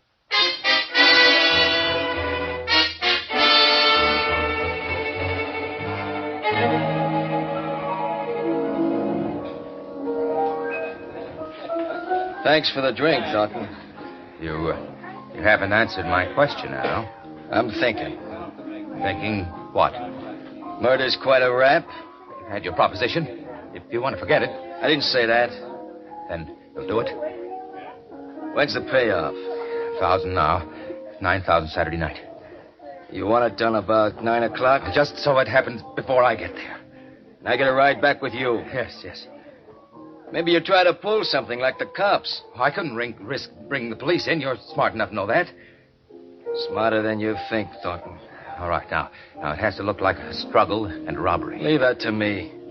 Is everything okay with the wife for me to ride her up there? It will be. Saturday morning.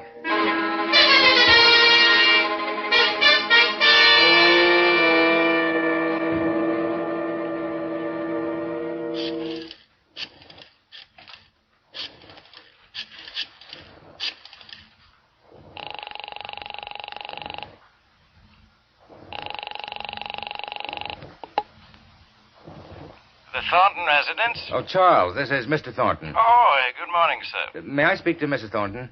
Very well, sir. She's right here, sir. Roger? Oh, I was afraid you might have left for the lodge already. No, not for an hour yet. Frida, I wonder if you'd mind doing something. What is it? Well, Al Graves, the carpenter who is going to drive me up, Yes? his car is broken down. It's in the garage. Would you mind terribly taking Al up with you? Oh, Roger, really, He could look over the repairs himself that way. Well, when will you come up? As soon as I'm finished working at the office, I'm working on the new advertising program. Well, I suppose I could have Richard take Al and myself up in the sedan. Oh, you don't have to bother Richard. Why not take your convertible? Oh, couldn't we have that carpenter come up some other time? All right. Let's just forget the whole thing, Frida. If you wish, you can go on up alone. Now, Roger, you know that... Now, things must always go your way.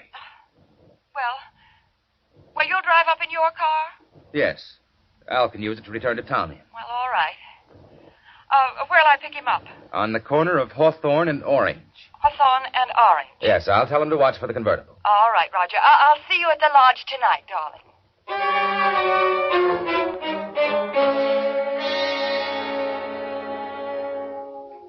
Things for the past few days had moved so amazingly fast and remarkably well that I had little time to reflect upon my emotions. Frida's surprising agreement to my wishes I knew was merely a new tack in her attempt to draw me closer to her. And yet, as I drove through the lane to the lodge in the evening, I had an unaccountable fear. The wind whined through the trees, and the eerie sound disturbed me. I parked the car and sat for a few moments watching the lights in the lodge. It was 10 o'clock. Al should have been finished long ago. I got out of the car, walked to the veranda, and opened the door. You finally got here. Yes. Well, how does it look? You satisfied? I said to make it look like a struggle. Well, don't it? I guess it's all right. Have you got the dough? Where is she? In the bedroom. Go in, take a look. Turn on the light. No. I can see. Satisfied, Thornton? She's partly under the bed. Yeah, she got scared. She tried to hide. I had to follow her. Shut the door. I said to shut the door. You're a funny guy. Why? You figure all this out and can't stomach your own stuff. Let's sit down and have a drink, huh? Sure. You got the dough? Yes, sure. There should be some glasses here. On that shelf. Oh, yes, I see. I'll fix the drinks. When I get that drink, we're gonna blow. Where's her car? Garage? Want to see it? No. Here you are. You need it worse than I do, Thornton. Where'll you go from here, Al? A trip, maybe. Well, you have nothing to worry about from me. That I know, Thornton. How was it done? Gun? Did you leave it? I'll get rid of it. Well, here's to you, Al. Yeah. All right, Thornton. Now let's have the dough. Certainly. I've got it right here. You know, I've been thinking about you, Thornton. I think Nick's right. You're crummy. Oh, now, you shouldn't feel that way, Al. If I had to do it over... You won't. Say, I'm sick. What'd you put in that drink? Why, nothing, Al. You double-crossing. I'll kill you, Al. Will you, Al?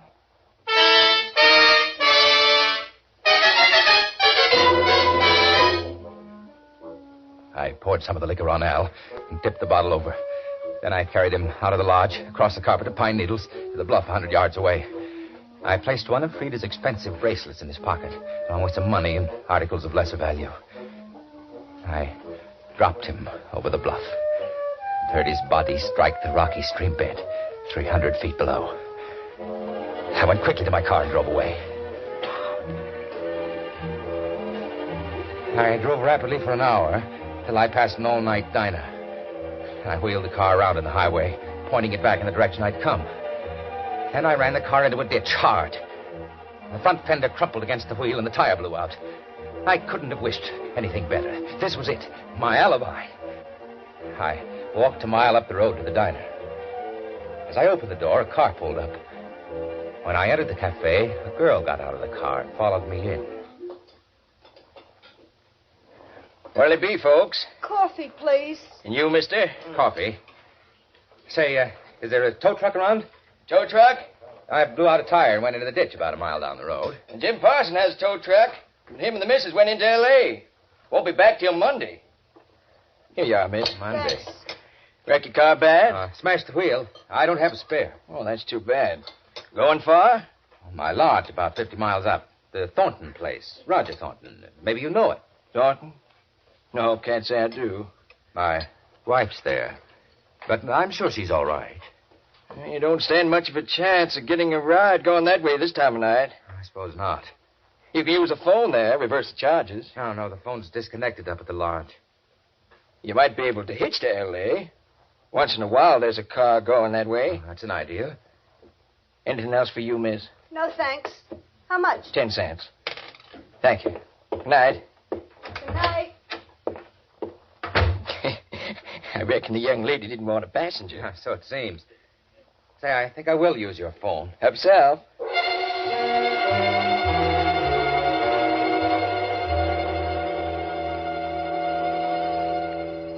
Have you got that straight, Charles? Yes, sir. I'm to call the auto club and have them pick up your car. It's quite a way to the lodge, so I'm going to try to get a ride back to town. Were you hurt, sir? Oh, I'm perfectly all right. It may be rather late before I get in, so leave a light in the library. Very well, sir. Good night, Charles. Is that all, sir? Why, yes. Yes, that's all. Very well, sir. Thank you for the use of the phone. No, that's okay, mister. Could you use a drink? I ain't never been known to turn one down. I got a bottle in my car. Oh, that's quite a walk. Oh, it's nice out, and I could use a drink myself. Suit yourself. You don't mind if I sit around after I get back? Maybe I can pick up a ride. Glad to have you. I'm open all night. Good. I'll be right back. Mister? What? Yes? Did you say you wanted a ride to L.A.? Why, yes, if you're going that way. Hop in. Well, thank you very much.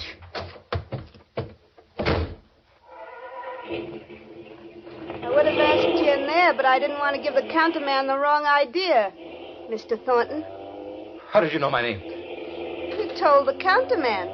Oh, of course. was just going to get a bottle out of my car. I already got it. You got it? Sure.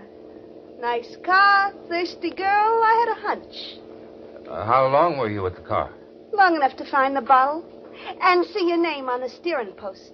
I thought you heard me tell the counterman. I did. So then I knew you was a gentleman. Have you drunk much of that bottle? Enough.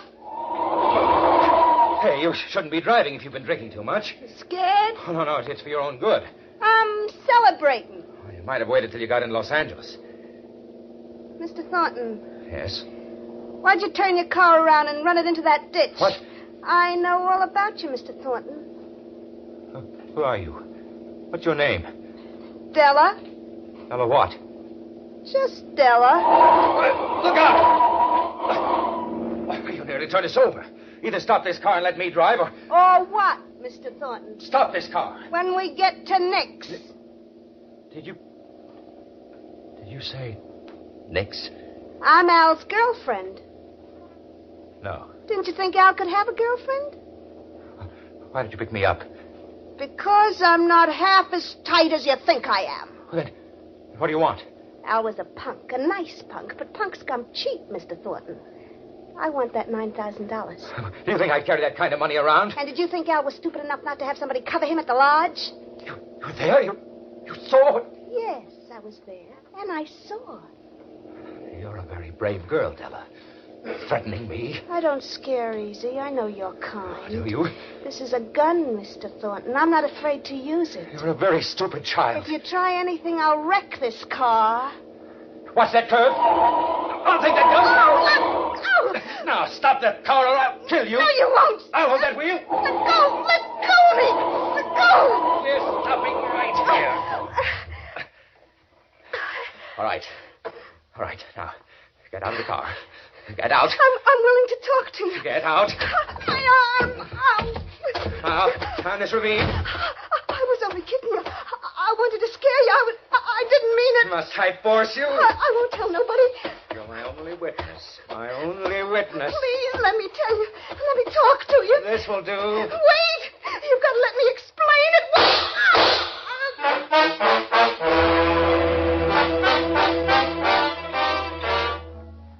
When the girl told me she'd seen me kill Al, I went out of my head. I didn't know what I was doing. I shouldn't have killed her. I was stupid, but I couldn't help it. I couldn't stop. I drove the girl's car into town and left it on a side street.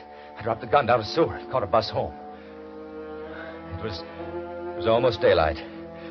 I was tired and sick. But it was all over. It was all over. I unlocked the front door and quietly entered the house. My house. I was too keyed up for sleep. What I needed was a bracer. I went into the library. Good morning, Roger. Frida! Who did you expect? Frida. What are you doing here? I've been waiting since you telephoned Charles. I killed them. What? I killed them both. You killed them? Al and the girl, and you're here. You're right here. Stop it. Stop it, Roger. Roger, stop it.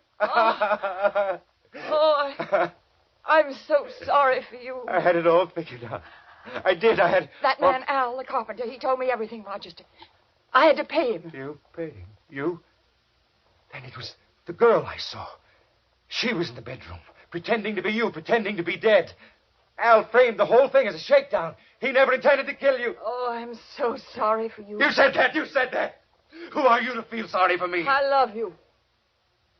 I'm going to miss you, Roger. Love?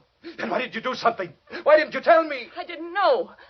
I stayed home hoping you'd come here and we could talk things over before you did anything rash. Rash? You call it rash? Do you know what I've done? That's why I'm so sorry for you. You say that once more, Frida. It was greed, wasn't it, Roger? Greed for my money. I hate you, Frida. I know. And I love you. Isn't it strange, Roger?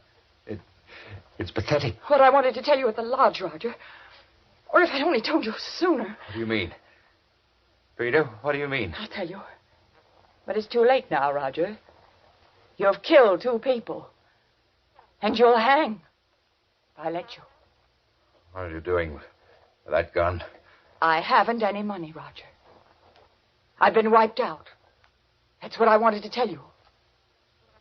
You needn't have killed them. No, Frida. No. But I still love you. No. No. And I won't let you hang. Goodbye, Roger.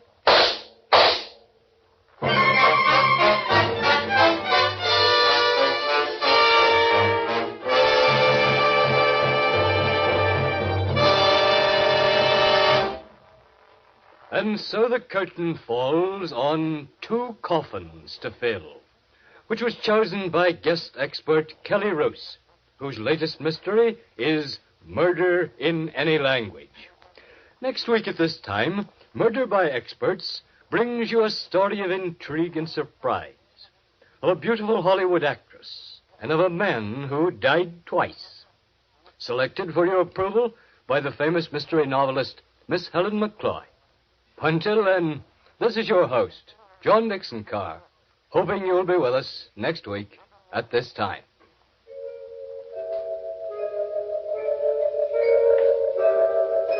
In the cast of Two Coffins to Fill, which was written by Robert Foster, were Carl Weber, Eleanor Phelps, Jimmy Stevens, Miriam Wolfe, and Maurice Tarplin. Music was under the direction of Emerson Buckley and was composed by Richard DuPage. Murder by Experts is produced and directed by Robert A. Arthur and David Cogan. All characters in our story were fictitious, and any resemblance to the names of actual persons was purely coincidental. This is Phil Tonkin speaking.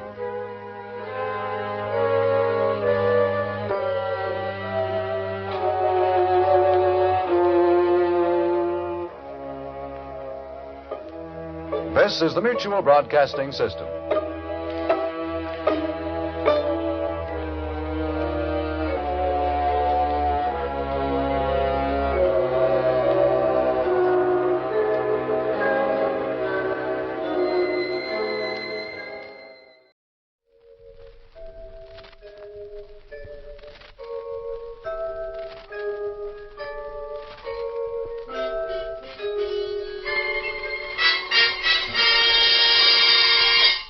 Murder by Experts.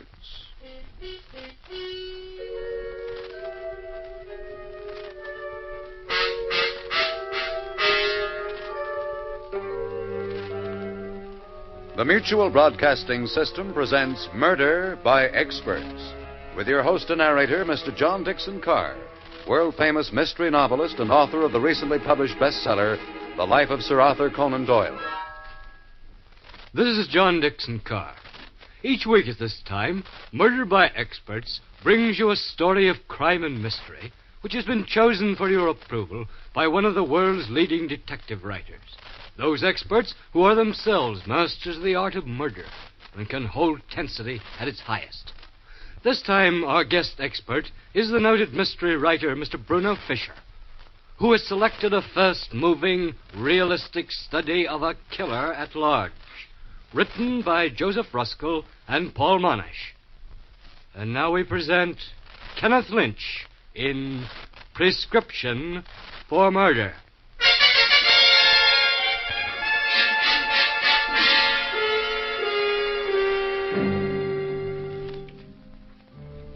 On a Midwestern highway, a car bearing two men moves at a good speed through a dark and stormy night. The driver of the car has just turned on the car radio. Now for the local and state news. A giant manhunt is on tonight for escaped convict Curly Elkins, who shot his way out of the state prison at Harmon a few hours ago, killing two guards in the getaway. Roads in the vicinity of Harmon have been blocked, and search parties are combing the woods for the escaped desperado. All citizens are asked to be on the alert for Elkins, who is armed and dangerous. Elkins is 6'2", blue eyes, brown curly hair, pale complexion, with a horizontal scar on the left cheek. He was last seen wearing... Why did you turn it off, Doc? Well, that is, the fog's bad enough without news like that distracting me. Hey, watch that wheel, Doc. Your hand's shaking. Why are you so nervous? Nervous? Well, it's just this fog. I can't see an inch ahead of me. It gives me the jitters. Oh, yeah. Say, thanks for stopping to give me a lift. Oh, that's perfectly all right. Didn't think I'd ever get a lift tonight. No one likes to take on a hitchhiker. You from these parts? In a way. You said you were going into town? Yeah. Which town? Oh, same one you're headed for. Somerset? Yeah, Somerset, that's it. No, it's funny how you get chummy on the road and tell your life's history, huh? See, you're Dr. Richard Bennett. You're going to Somerset to take over some ailing old MD's practice. His daughter, too, huh? What's her name again? Marcia? Yes. What town did I pick you up at, friend? Harmon. So you've never seen Marcia or her old man, huh? Why, no. No, I haven't. Just exchanged letters with her from overseas Japan. Now here you are, coming to a strange town to take over. Life history. It's funny the way guys open up on the road, ain't it? Now, you take me. You know all about me, too, huh? No, I don't. You sure? You didn't say a word. Didn't open your mouth till now, just now, and... When what? When you turned the radio off and stared at me? I stared at you? Yeah. Watch the road, Doc. What was so interesting? Nothing. Nothing at all. No, come on, tell me, Doc. Why did you look at me like that? Why the sudden once-over? The once-over? What gave you that idea? Never mind my ideas, Doc. I'm wondering about yours. But listen... You suddenly got a bright idea, didn't you, Doc? You saw the light, huh? Maybe you can see this, too, this gun. Now, wait a second. Okay, Doc, just pull over to the side of the road. Come on, Doc, be smart. Pull over. Oh, no. No, I'm not going to pull over. I'm going faster. It's 55 now, 60. You can't shoot me, Elkins, not now. Not while I keep it going this fast. You got this figured all wrong, Doc. I can let you have it. After all, what have I got to lose? If I get caught, it's the chair. If we go off the road, so I get killed, so what? But you get killed too, Doc. And you've got a lot to lose. Now, look. I'm going to count to 5, Doc. If you don't stop by then, I'm going to give it to you. 1. Listen, Doc, stop the car now and you'll be okay. 2, maybe I'll take your car, but what have I got to gain by killing you? 3, Doc, 3. I'm not stopping. Out here in the country, you'll be stranded for the night, but I don't have to shoot you, Doc. I'll get my head start. 4. I said 4, Doc. Getting kind of close. How do I know you won't shoot me? It's your only chance. If you don't stop now, I'm surely going to let you have it. The other way, you got a chance. That's better, Doc. Now you're playing it smart. Okay, Doc, get out, but don't try anything. Now, look, Elkins. You have nothing to gain by... I know, Doc. I said that myself. Now start walking into those woods. But... Don't argue with me. Get going. You still got a chance, Doc. Just trust your luck. Been pretty good so far. Got you to be a sawbones. Got your girl. This'll do, Doc. Stop here. Now he can't be seen from the road. Elkins, I was only trying to be a decent guy, giving you a ride. Sure, Doc. You're a good guy. You're a big guy, too. Just about my size. Take off your coat, Doc. We're going to change clothes. Sure. Come on. Your shirt, too. Here's my coat. Give me the shirt. All right. Silk shirt, huh? Nice. The pants. Come on, hurry, hurry. All right. Yeah, it's fine. Don't bother to put my stuff on. You won't catch cold. You don't have to be modest because...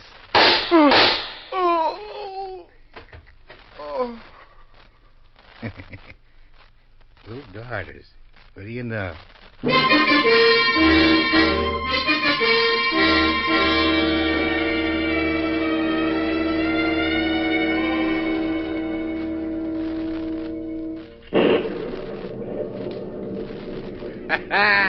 Too soon to close in the car. What a break. They're allowed to get going.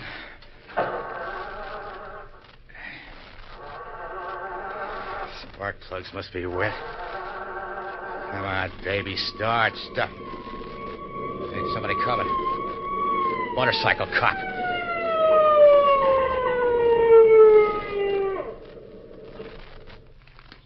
All right, yo. What's the idea? Oh, what's the matter? Your tail light's out. Want somebody to come along and smash into you? Gosh, it was on last time I noticed. Headlights are okay. Let me start my motor, see if that makes any difference. All right. Maybe it went on then. All right, just a second. I'll have a look. No, switch on your brights. See if it works that way. Okay, just a second. Yeah, copper, just a second while I shift into reverse like this.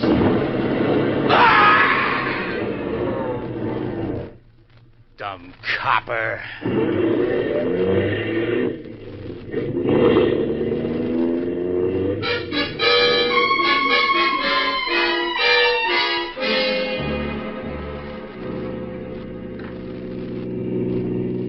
What's that?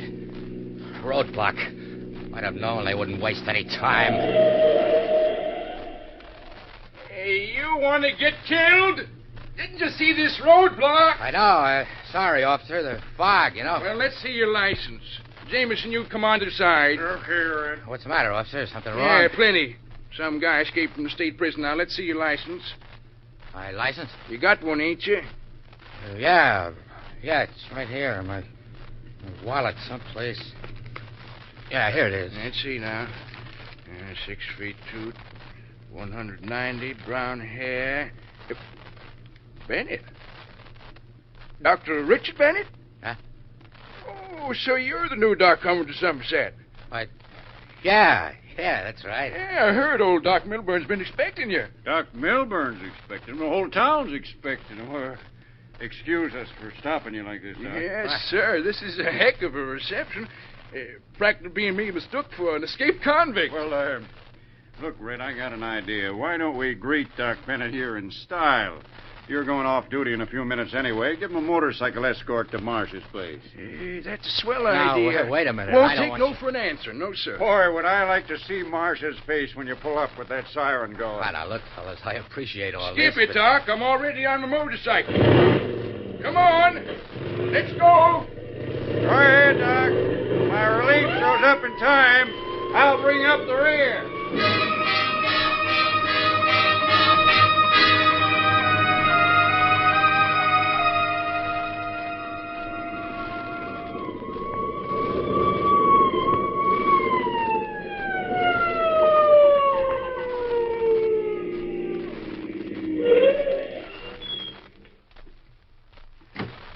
Yeah. Here we are, Doc. Here's the house. Well, thanks a lot, officer. I'll see you later. Sure. But let me get Marcia first. No, that's all right. You just run along. I don't mind at all. Hey, Marcia. Marcia. Hello, Red. Is something wrong? Wrong? Everything's fine. Look who I got with me. Who? Him. Don't you know him? Well, Red, I never saw that man before in my life. Hey, what goes? Look, didn't you say you was Dr. Richard Bennett? Why, yes. Dr. Richard Bennett. Oh, Dick, can you ever forgive me? Say, what is this? I thought you'd recognize me at first sight, Marcia, after all our letters. Oh, Dick, do come in, please.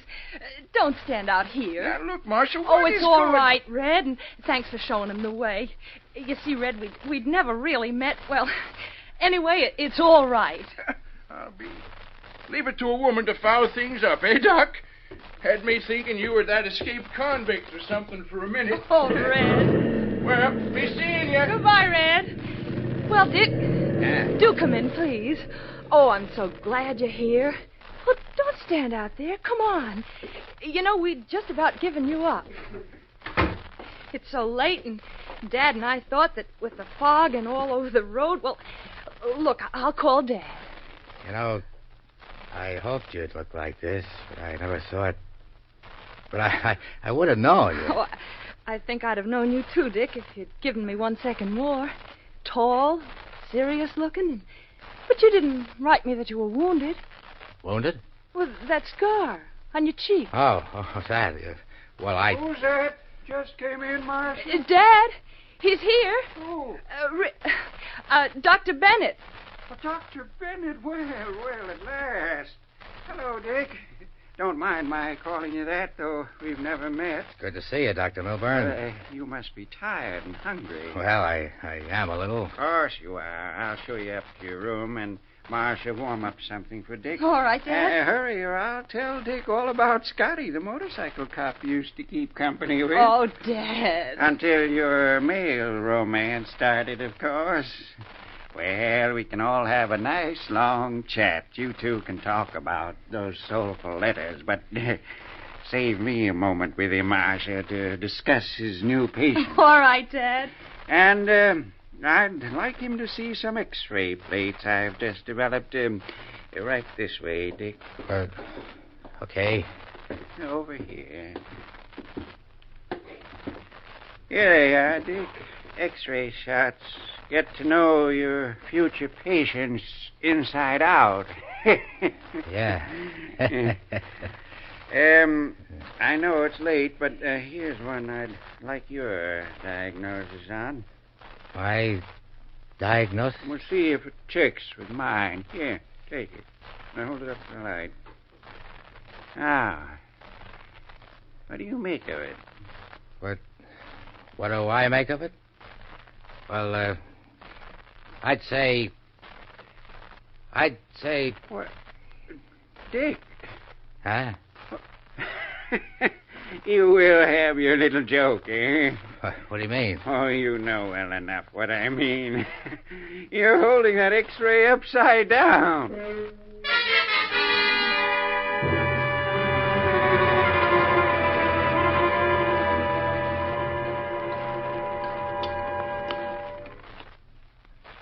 Boy, I'm hungry. Never been hungrier in my life. Do you want any more, Dick? No, you just take it easy. Dick, you seem so jumpy. Is there anything wrong? Wrong? No, I'm just tired and, well, you know how it is, coming into a strange town, taking over a new practice, patients I don't even know. Got me sort of phased. But that's what I always like about you. Your attitude. Attitude? When things go wrong. Out of the night that covers me, black as the pit from pole to pole. You finish it, Dick. Finish it? I'd like to hear you say it. Say what? With the rest of the poem. Poem? I don't know it. Oh, stop kidding, Dick. It's Invictus. Yeah? Well, I still don't know it. Oh, that's strange. Why? Some people like one poem, others, well, they don't. What's strange? Because that was your favorite poem, Dick. You quoted it to me in one of your letters. Remember? How are you feeling now, Dick? Okay, I guess. I'll better get a good night's rest. Then you can start right in tomorrow. Tomorrow? You mean start treating patients tomorrow? Oh, yes. Sooner you take over, the better. Oh, but I'm all fagged out, Doc. I need a rest. Oh, by tomorrow, you'll be as fresh as daisies. No. Look, I need a couple of days. That's all. A couple of days, and then I'll be all set. Well, Dick... Let me get accustomed to things, and then... I'll see who it is, Fine. Dad. Yes. Excuse me, Dick. Is your dad in, Marcia? Yes, Red? Oh, good Lord, what's happened? There's been an accident. Why, it's Scotty. Yep. He must have got run over. I found him lying on the road near his motorcycle. Unconscious. Dad, come here quick. What's happened? It's Scotty. He was run over. Oh, great heavens. Bring him into my office. Easy now. Easy. All right, Doc. Take it easy. Yeah. Put him down there. Here? Yeah, on the couch. Okay. Scotty? Oh, Scotty. Looks like hit and run, Doc. Yeah. I'm going down to headquarters and report it. Yes, Fred, you do that. Call me at headquarters when you're finished. Marcia, the scissors. Here, Dad. Got to cut away his uniform. Scotty, this is Marcia. Listen, Scotty. What happened? No nasal or oral hemorrhage. Good. Some guy. Car parked at the side of the road. Easy now. I want to listen to your heart. How is he, Father? He'll be all right. Oh, thank goodness. Multiple contusions and abrasions. Will you have Shock. to move him to the hospital, Dad? Not now. First aid right now. He ran over me on purpose. Meant to kill me. What? I think it was escaped killer. Curly Elkins. Curly Elkins? Did you get a good look at him? Scotty, describe him, and we'll notify headquarters. Well, his height was about... Dr. Milburn, I'll take over this Oh, patient. Dick. But, Dr. Bennett, I don't... Well, I thought you wanted to wait a few days. I know, but you were right. I got to begin sometime. It may as well be now. That voice. What is it, Scotty? That voice. Just now. Lost consciousness again. What did he say? I don't know. Something about a voice. Just leave him to me. I'll handle it. Well, let me explain the case. I know. It's an accident case. How did you know? Well, I'm a mind reader. Pretty obvious, isn't it? Well, my diagnosis... I'll make my own diagnosis. Well, all right, but I'll just stay around and help. No help. What? No one's going to help me when you're gone, so I want to handle my very first case in this town alone. Well, very well. But, Dick, can't I? I always help Father in cases like... No, Marcia. You go, too. Now, don't worry. I know he means a lot to you both. Rest easy. I'll take good care of him. Very good care of him. All right. Let's go, Marcia.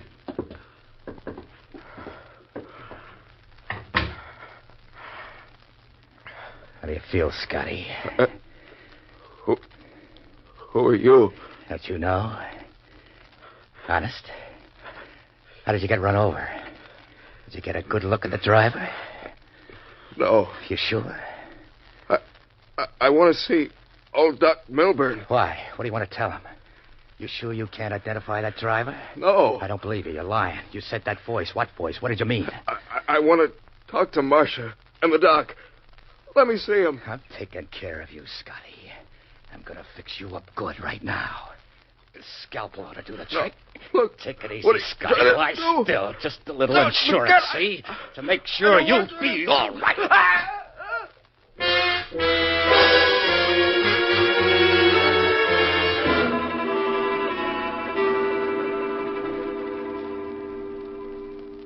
I wish he'd hurry with Scotty. Dad, there's something funny about him, isn't there? You think so, too? Yes, I do. I recited a poem to him, one he had sent me, and, well, he didn't remember it. Oh. That's nothing to condemn a man for, but I don't know. Maybe we'd better check up while he's busy with Scotty. Yes, I can call his club in Los Angeles. Get a description of him. Maybe you'd better. All right. Hello? Hello, operator? Operator? Put down that phone. I said put down that phone. That's better. We don't want the police now, do we? What have you done to Scotty? Get a box for him after I'm gone. Huh? Dr. Bennett. You're not Dr. Bennett. That's right. My name is Elkins, Curly Elkins. Oh. Your Dr. Bennett is lying out in the woods with a bullet in his head. Oh, no. I got a bullet for each of you, too, if you make one false move. You're not going to get away with this, Elkins. Dad, don't. Why, you old... Dad. Dad. That was dumb of you, Doc. Never rush a guy with a gun. Now, listen to me, both of you. In case the cops return to check on Scotty's condition, you won't let him in the door. Scotty was fixed up, see, and went away for arrest. If either of you say one word out of turn, you're going to get it. What do you want from us? Why don't you leave? I'm staying right here, sister, right in this house until the heat's off. Remember this. I'd just as soon kill you as look at you. I'm staying put. You're going to cover for me. Because if you don't, if you or your old man try anything or give me away, it's curtains for both of you. Now, how does that sound? Convincing?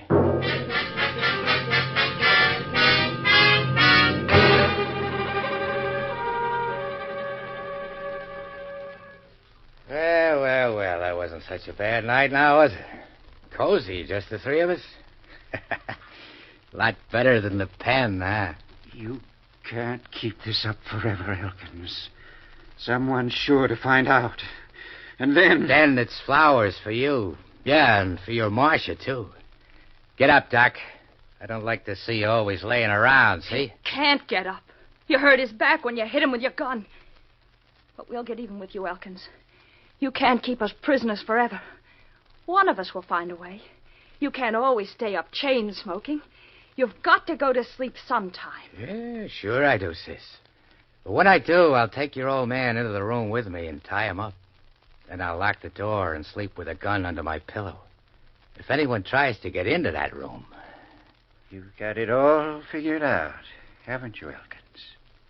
But what are you going to do in a couple of hours when my patients come in? I thought of that too, Doc. You'll tell them all you got kind of crippled falling down the stairs, see, and you'll send them away. But you won't let out one peep because all the time I'll be upstairs with Marcia. She'll stay alive as long as you play ball, Doc. That's just how long, no more.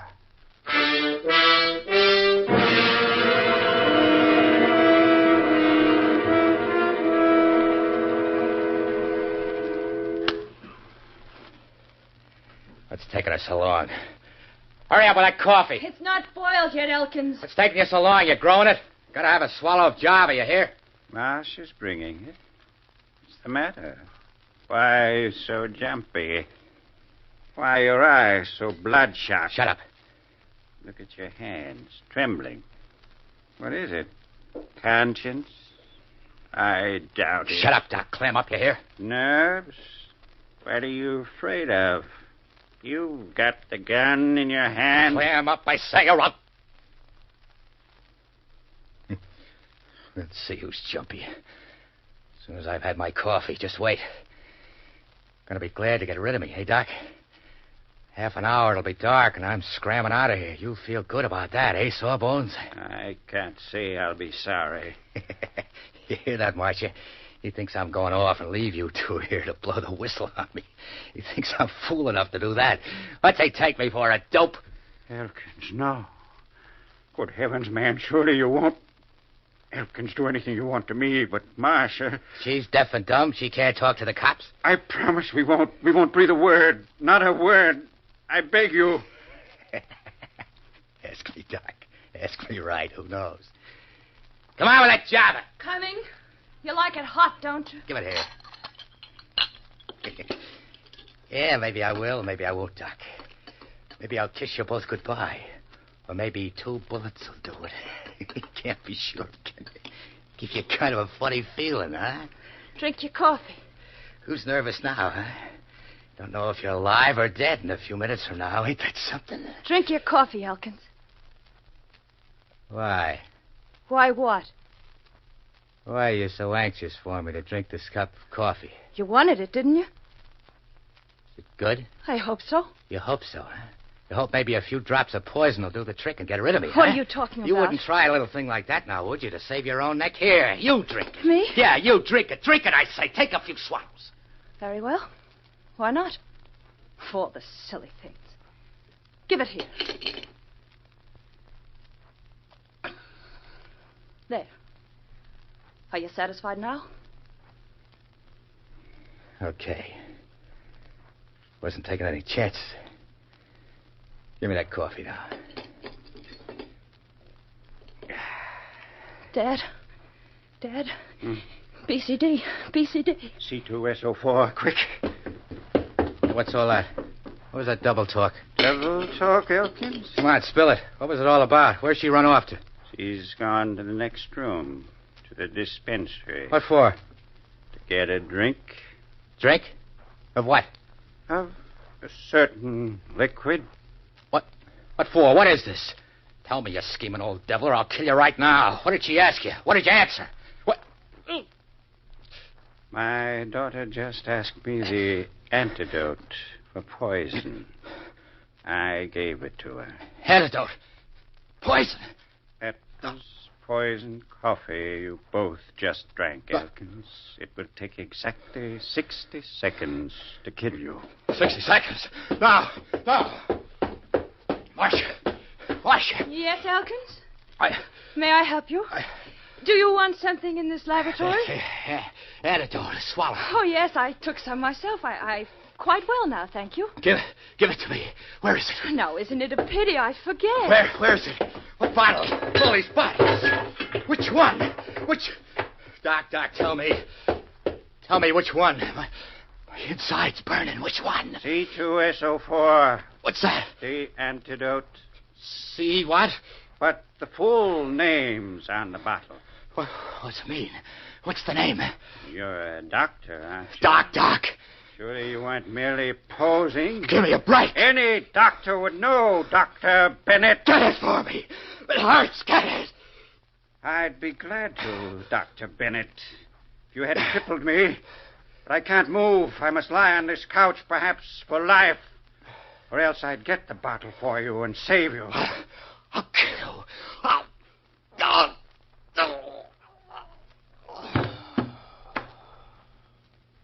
No, Dr. Bennett. There is no antidote to death.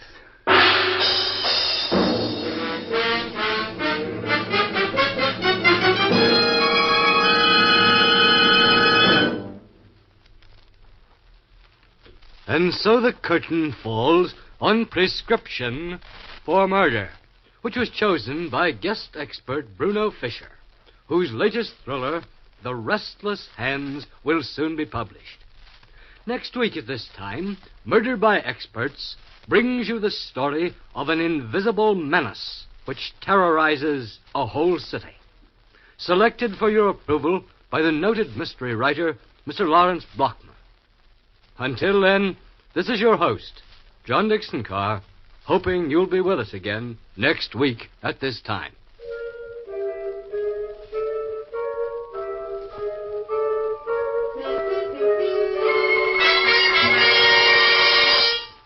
Prescription for Murder was written by Joseph Ruskell and Paul Monash. In the cast were Kenny Lynch, Kathy McGregor, Roger DeKoven, Bernie Grant, and Jack Curtis. Music is under the direction of Emerson Buckley, composed by Richard DuPage. Murder by Experts is produced and directed by Robert A. Arthur and David Kogan. All characters in our story were fictitious. Any resemblance to the names of actual persons was purely coincidental. This is Phil Tompkins speaking.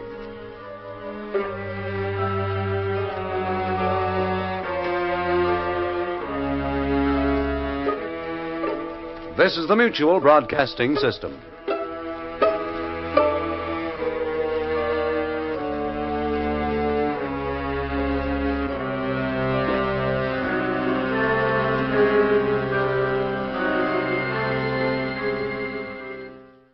WOR, New York, 710 on your dial.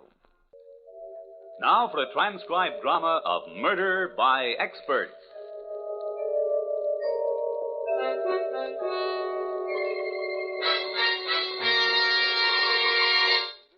Murder by Experts.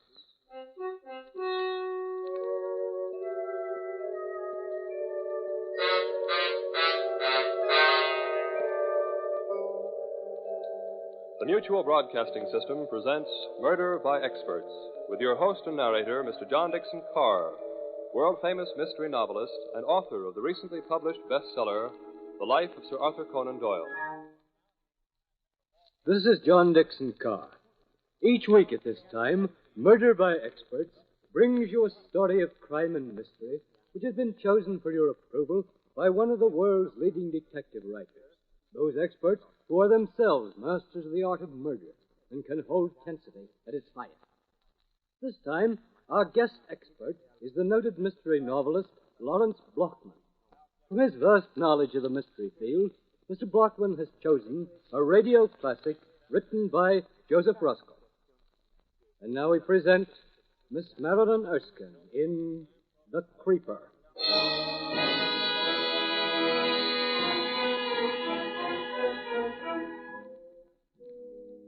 It is the hour before dawn, that moment when the huge, sprawling metropolis lies deep in slumber. The streets are empty, save for the milkman making his rounds from one darkened apartment house to another. But look now, there on the third floor, an apartment is brightly lighted. The occupant is an attractive redhead in her early 20s. She sits curled on a couch, speaking on the telephone as the radio plays softly. So, like I'm telling you, Gladys, I'm waiting on my table, paying no attention to this guy. I can see, of course, that he's given me the eye, but good. What did he look like? Oh, he was the Gary Cooper type. Tall, lanky, and sunburned, bashful, too. Anyway, he's sitting at one of my tables, trying to get up nerve enough to start a conversation. I'm polite, but nothing else. Well, it's 2 a.m., and we're getting ready to close the place when he finally speaks his piece. What did he say, Virginia? What did he say?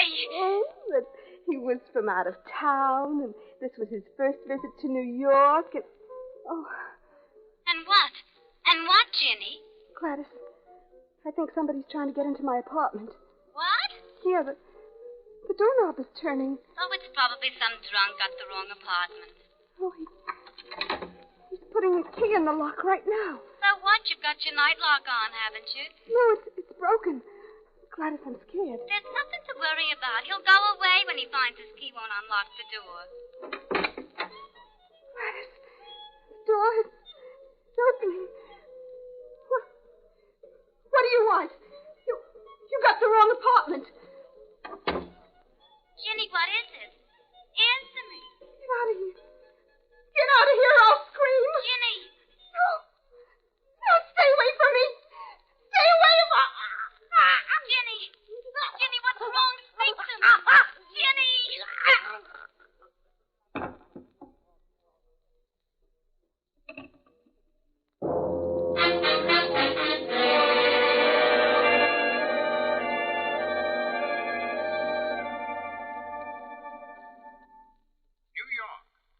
The unknown killer, called the Creeper, has struck again, adding a third female victim to his toll.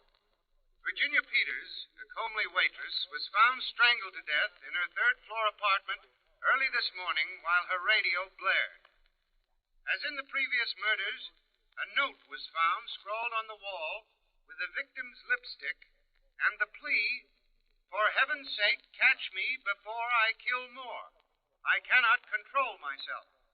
Police insist that... Oh, how awful, how awful. And in this very neighborhood. Why'd you turn it off? Because I can't stand to hear about it. How can you go on eating without batting an eye? No, let's hear the rest. Interest me. Oh, you. Don't go turning on that radio again, Steve Grant. I've heard enough. I'll go out of my mind, for heaven's sake. Yeah. That's a good, solid clue. What is? For heaven's sake. How many men use that expression? Oh, shut up. Okay, Mrs. Grant. Pass the biscuits, my little pigeon. Pass the biscuits. Eat, eat, eat. 3 women in 3 days murdered in cold blood by a fiend right here in the Heights. I'm too sick to go out. Too scared to stay in. The lock's broken, and he sits there eating. Pass the biscuits, he said. Well, there's nothing wrong with my appetite, my love. Of course. That's what cost you your job on the police force. You were in a restaurant eating when you should have been answering a call. Well, some men drink to escape. I eat. Escape what? What? An ugly tongue, a beautiful face, and a roving eye. In short, a wife. Oh, so you're starting that again. You and your crazy jealousy. Maybe the creeper's way of escaping life isn't drinking or eating, but strangulation. Who knows? Shut up. Go ahead and get a divorce. Go ahead. Can I help it if men look at me? I don't know why you come home at all. Where do you go? What do you do with yourself? Where were you this morning? Why did you come back? To eat. But someday I'll lose my appetite for that, too. And when I do, honey, there'll be no escape. Now, I'm off again. Kiss? Yeah. Still using stage lipstick, huh? Wipe it off. How many times must I tell you? You're married now, remember? Steve, wait. Yeah? At least go buy me my medicine. Sorry, no time. Don't leave me alone.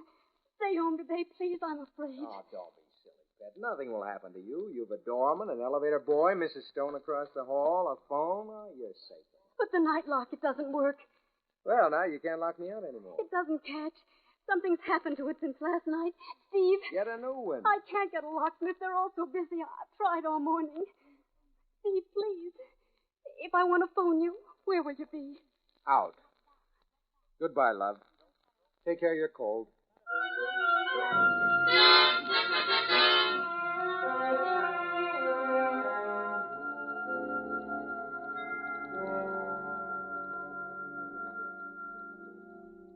Steve Grant. Why, if it isn't old Pearly Chase. Yeah, here you got thrown off the force, Steve. Yeah. Here you got thrown off the news, Pearly. Yeah, you heard wrong. I wasn't fired. I was just warned. I wasn't fired either, just suspended. For 3 days. My trouble is I eat too much. I drink too much. I hear you living up at the Heights, Steve. Yeah. That's funny, me too. Here you're married now to a gal that's a knockout. Has all the boys whistling. Yeah, you can say that again. Used to be on the stage, you know. Yeah, I think I knew her.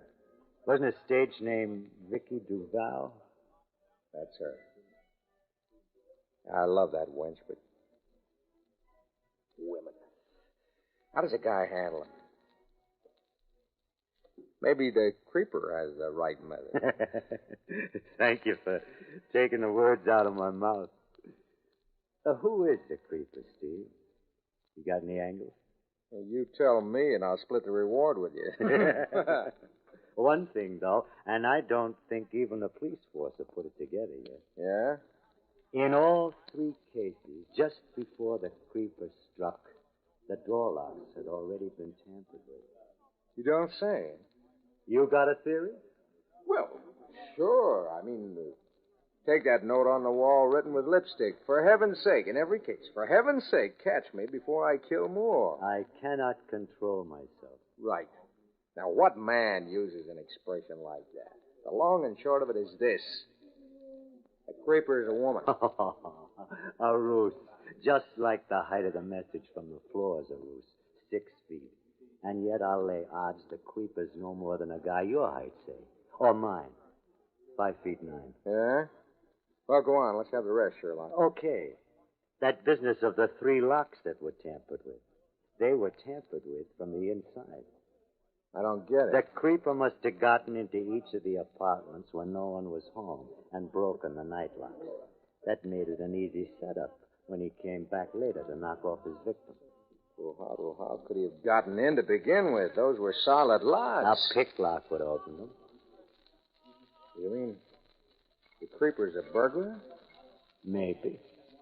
Or else. Oh, nuts, you and your theory. Yeah?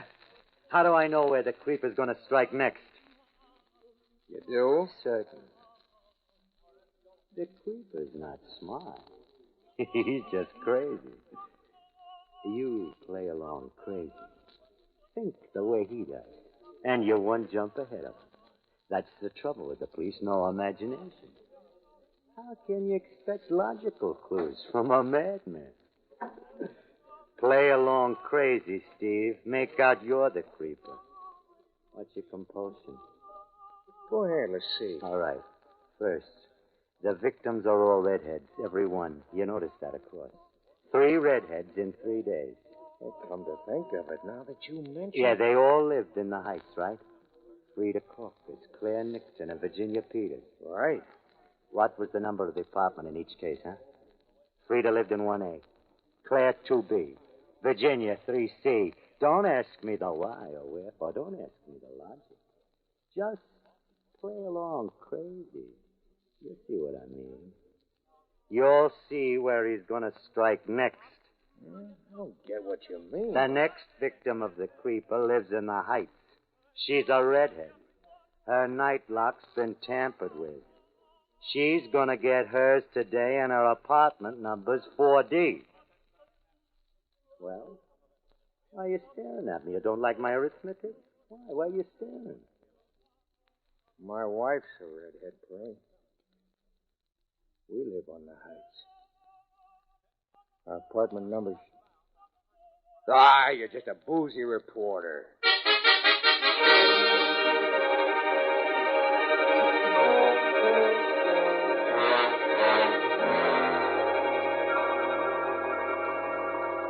And your apartment number? 4D, I told you. 4D, of course.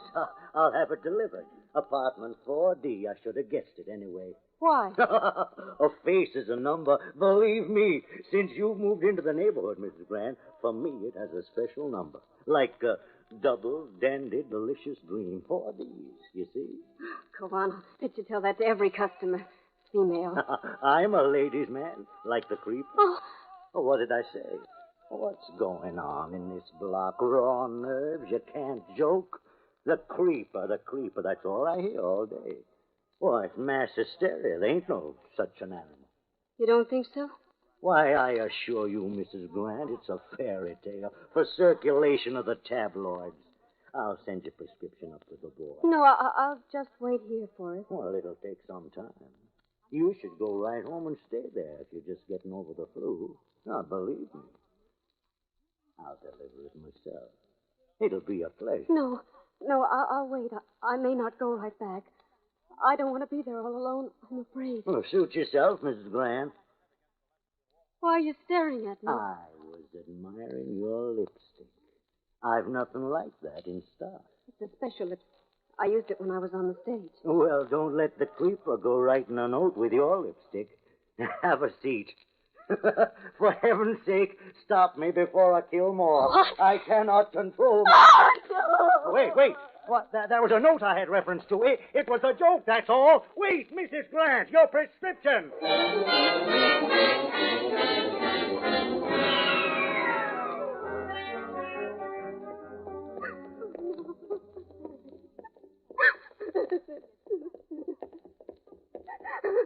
Mrs. Grant? Mrs. Grant! Oh, it's you, Mr. Stone. What's your hurry, dear? I just got such a scare.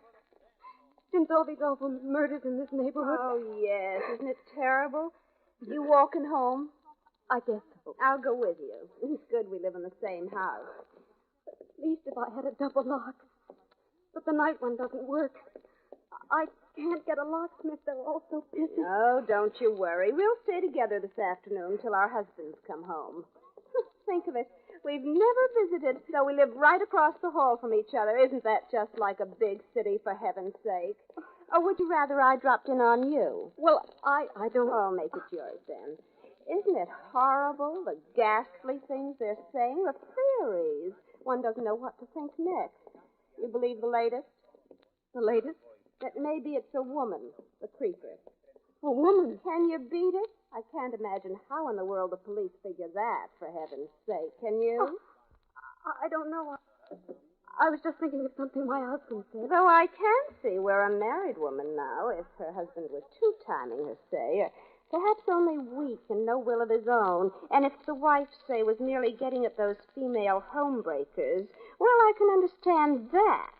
Because you take my husband now. You've met Mr. Stone, haven't you? Well, Mrs. Grant, why on earth are you staring at me like that, for heaven's sake? I don't feel well. I must get home at once. I feel pain. But Mrs. Grant, for heaven's sake!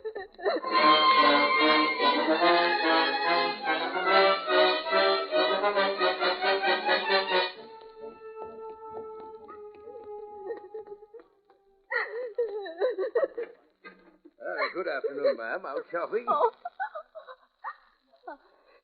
I guess there's a new doorman. Just spilling Charlie. He's fixing the fuse box. Help you with your packages? No, thank you. Well, I don't mind a bit. You look out of breath. I can manage. Where's Jimmy, the elevator boy? He stepped out for a few minutes. I'll take you up.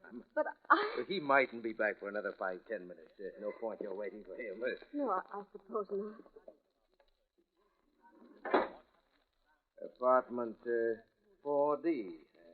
Why, yes. How did you know? Doesn't take long. Funny that both Charlie and Jimmy should go off, leaving you to run things alone. Particularly seeing you knew. Oh, I don't mind. The last place I worked, I was the only man. Where was that? 522 Smedley Avenue. 522 Smedley Avenue. Yes. Right next door to the apartment house where the creeper strangled Frida Corcus. Suppose you, read about it. Yes. What's wrong? Why'd you stop? Why, we seem to be stuck. Stop this elevator. Stop this elevator at once. There's no need to get excited, Mrs. Grant. Take it easy. You'll live long. Can't figure what went wrong. You don't fool me, not for a minute. I'll scream if you don't. Oh, there we are. Oh, Charlie must have cut off the current. Let me off. Let me off. Here we are. Want me to help you with your package? No, no.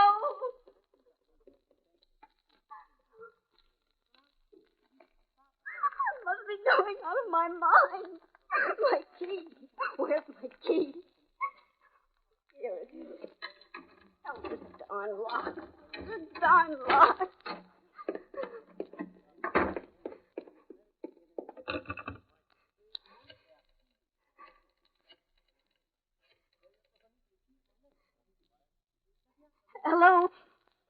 locksmith in yet. I want to know how soon I can get my lock changed. Yes, of course I left my order. But he promised to fix it at once. No, I can't wait. I'm scared to death. Hello, Vicky. Don't, you little fool. It's me. You want the whole house to... That's better. What are you doing here, Pearlie? I'm playing along crazy. What are you talking about? How did you get in here? Alias Pearlie Valentine. Don't worry. You haven't a thing to be upset about now. I've come to protect you. Give me the phone. Hello? Never mind about the lock, thank you. Long time no see, Vicky. What do you want, Pearlie? Me? A headline. Your husband wants, too. He wants I should keep an eye on you. What's that? Sure. You didn't think Steve and I were acquainted, did you? Oh, yeah, from way back. Just met him at a bar. I don't believe you. What do you mean, keep an eye on me? Oh, just in case the creep... Oh! You heard the character. You're mad. You've always been mad, Pearlie Chase. Where is Steve? Why should he send you? Why should he think the creeper will come here? What are you doing here? Told you. Playing along crazy. Got a drink? You're drunk now. You're getting right out of here. You're nothing but a no-good rummy. And you're nothing but a no-good. You finish it. When I took to drink, it was to forget you, and you know it. Well, rum pot angel. Which means I haven't gotten over you. Yet. Get out. You little two-timing redhead. Now you're all the same, you redheads. Why, you... Haven't changed, have you? Even a wedding ring can't do that to you. Ah, don't play the innocent. My business is snooping. I make a living at it. Between drinks. So your new motto's love thy neighbor, huh? Mr. Stone across the hall. Poor dumb Steve. You dirty snooping. Sit down, darling. Just play along with me while I play along crazy. Sit down. That's it. Yeah, like we're expecting company. I must be crazy doing this. Why wait here for the creeper?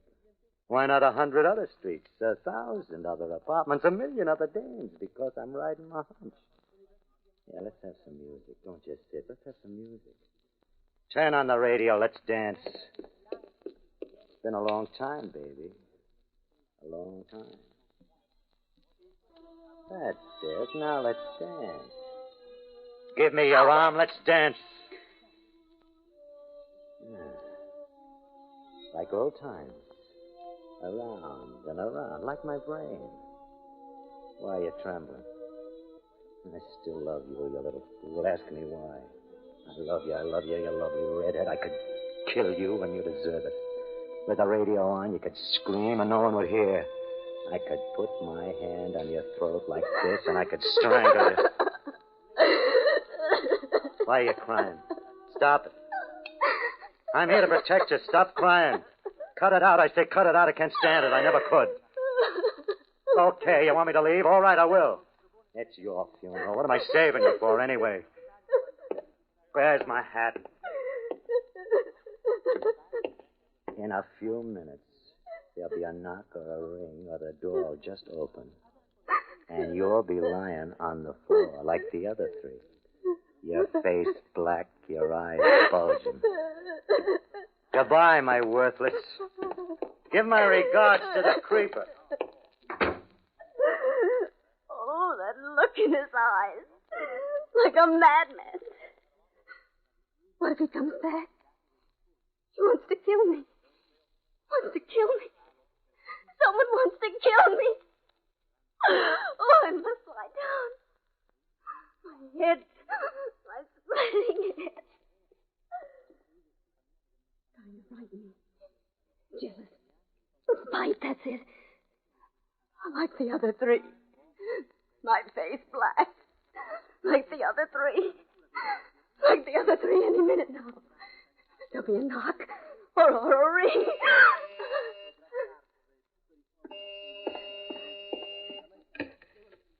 Yes? This is the doorman, Mrs. Grant. Yes? The druggist is here with the medicine. Shall I let him up? My medicine? Why, yes. No. No, don't let that man up. Want me to bring it up? No, I'm perfectly all right. I don't need it. You hear? Don't you dare come up. Don't anyone.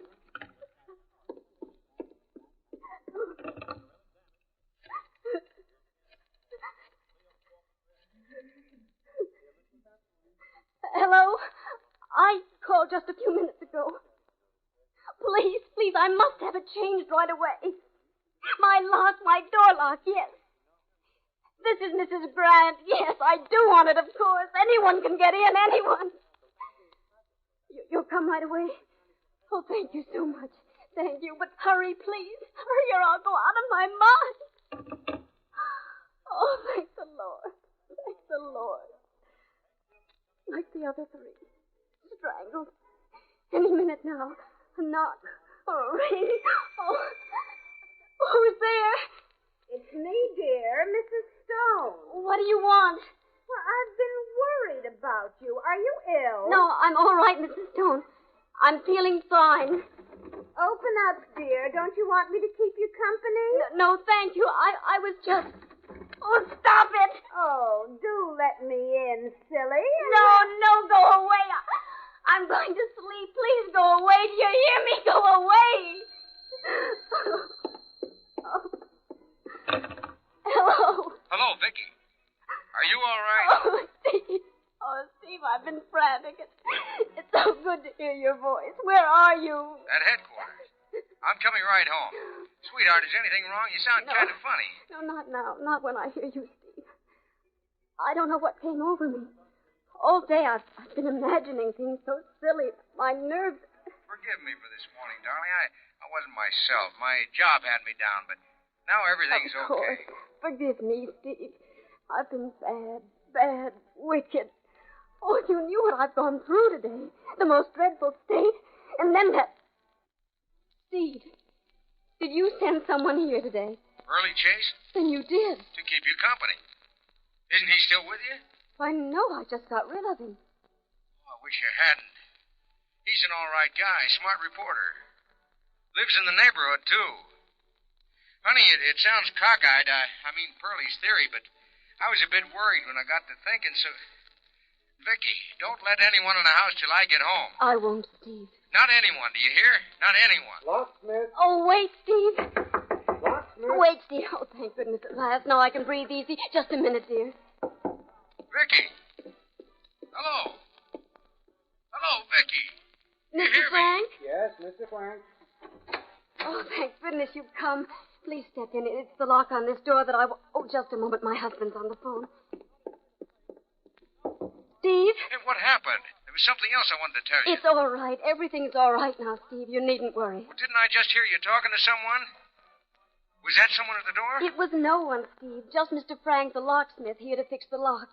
Oh, what a load off. The locksmith? Listen, Vicky, that's what I was going to tell you. What is it? The police are on a new trail. They think maybe a locksmith. Vicky, you listening?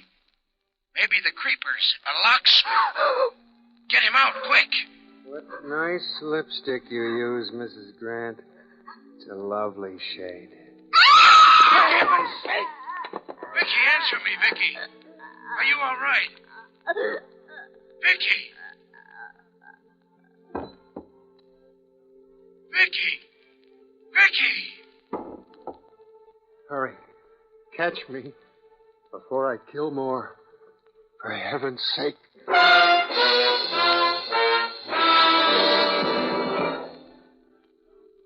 Hello. City desk? Yeah, Pearlie Chase. Yeah, shut up and listen. On that creeper story I just gave you, add this stuff. The reward for his capture goes to the elevator boy. He heard Vicky Grant scream and called a cop. The creeper was shot running from the building. Yeah, ironical, wasn't it? The locksmith was the killer. The one man Vicky thought would protect her. What an ending to a lovely, lovely redhead.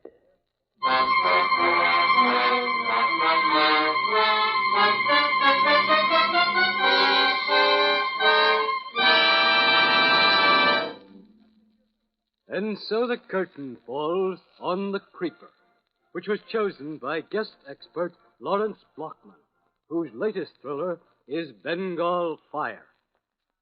Next week at this time, Murder by Experts brings you a story in which three persons make a bet with death, with $7 million as the stake. Selected for your approval by the noted mystery writer, Miss Frances Crane. Until then, this is your host, John Dixon Carr, hoping you'll be with us next week at this time.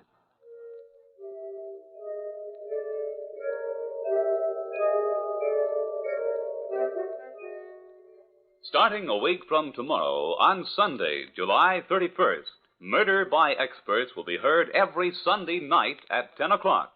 And starting next Saturday at this time, between 2:30 and 3 in the afternoon, you'll hear a brand new show, the Damon Runyon Theater. Today's program came to you by transcription. This is the Mutual Broadcasting System. In 25 seconds, you'll hear International Airport. You're invited to drop in on Scattergood Baines and the folks in Cold River this afternoon at 5:30 on WOR, when Scattergood makes his regular visit. That's 5:30 over WOR. The temperature in New York City and vicinity, 84 degrees. WOR, New York, 710 on your dial. 3 p.m. BULOVA, Bulova Watts time. Where the Bulova Director, 3375.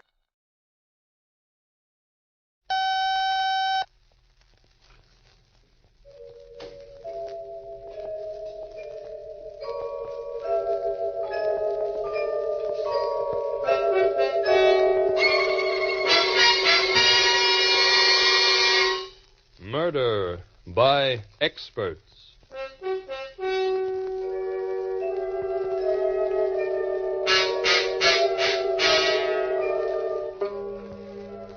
The Mutual Broadcasting System presents Murder by Experts, with your host and narrator, Mr. John Dixon Carr, world-famous mystery novelist and author of the recently published bestseller, The Life of Sir Arthur Conan Doyle.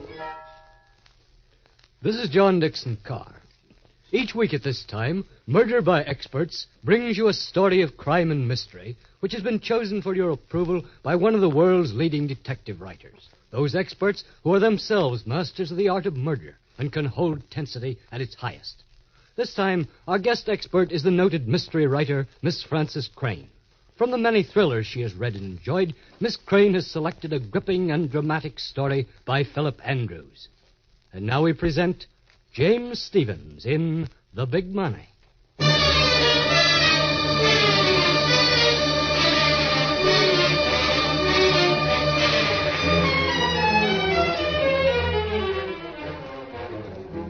The Big Money. Yeah, I was in the Big Money. An hour and a half ago, I had $7 million. I had a wife, too. Slender, dark-haired, green eyes, and a cute figure. But she's gone now. She left me 1 hour and 30 minutes ago. No, 1 hour, 31 minutes, and 20 seconds ago. And she took the money with her. That's not all she took. She took my life. I wish she'd come back. I want my life back. I don't care about the money. She could keep that. After all, it only took me a month to earn it. That's right, 1 month. 30 days to earn $7 million. What's the trick? You have to be born for it. Born for the big money. And I was. I always knew it. As far back as I can remember, even back in prison, even back before that in military hospitals while the docs patched up my face and tried to patch up my memory. I knew I was born for the big money. That's why I wasn't downhearted when they let me out of the big house with the usual 5-spot and a ticket to the city and no prospects. The warden tried to give me a pep talk, but I put him in his place fast, believe you me. George, I'm glad you're leaving us today. I won't keep you long, but I want to help you if I can. That's nice of you, Warden. Mighty nice. The prison psychiatrist says you only have a partial memory of your military service and no memory at all of the period before that. That's right. I remember coming to in a hospital and being told a shell burst had knocked me out and cut up my face. That's as far back as it goes. We've checked your Army career. You're a troublemaker. In fact, you were under arrest on charges of stealing government property when that shell hit the guardhouse. So what, Warden? You were dishonorably discharged. But still, it might be possible to get medical treatment for your condition. Now, if you want me to contact the proper authorities... Skip it. Suppose I could remember everything that happened to me. I don't want to. Growing up in a slum, being kicked around, who wants to remember that kind of stuff? But your parents, your family, don't you want to find them again? They probably forgot me years ago. I'm looking ahead, not behind me. Take the average guy with a memory. He can't concentrate. He's distracted by all the things he remembers. Me, I can look straight ahead and stick to business. And that business is getting myself into the big money. Well, if that's how you feel, I won't say any more. Good luck anyway. Thanks, Warden. Thanks. Anyway.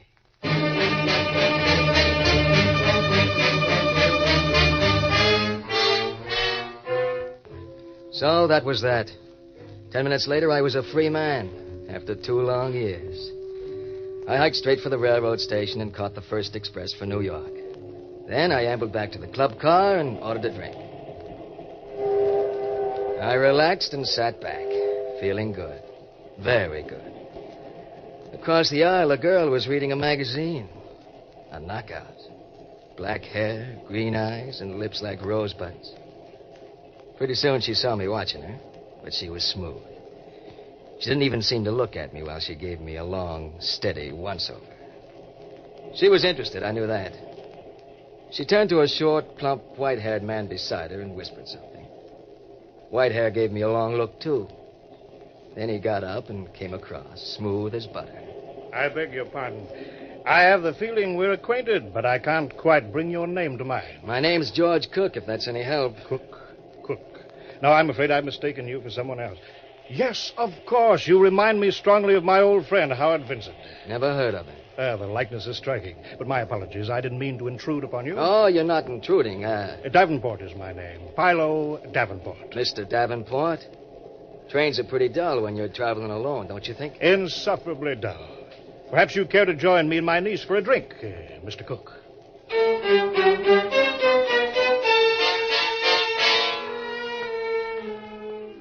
He didn't have to ask me twice. In fact, he didn't have to ask me once. Because if they hadn't picked me up, I was going to pick them up. In 10 minutes, we were as cozy as 3 mice in a cheese factory.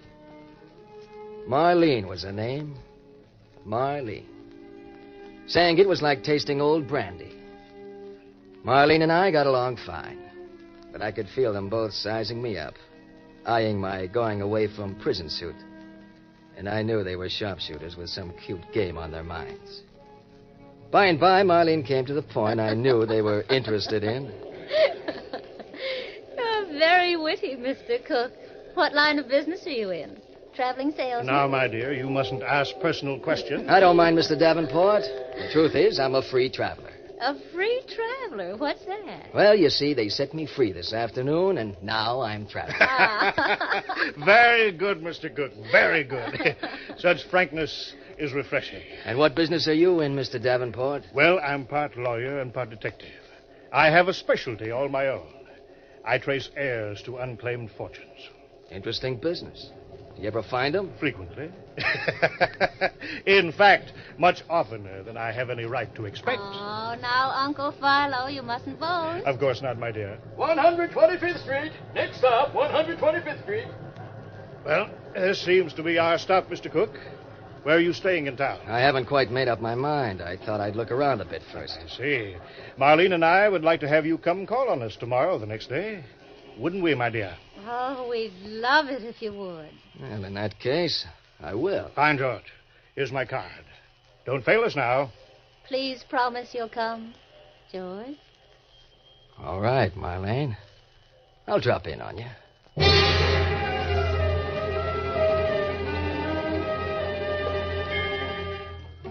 Sure, I was going to drop in on him. Philo obviously was up to some little game, and if I could find out what, it might pay me. So I dropped in the very next morning at 2 a.m. I didn't bother to wake Philo or Marlene. What kind of a friend would disturb them at that hour? I just let myself in with a picklock, found the living room, and started going through it.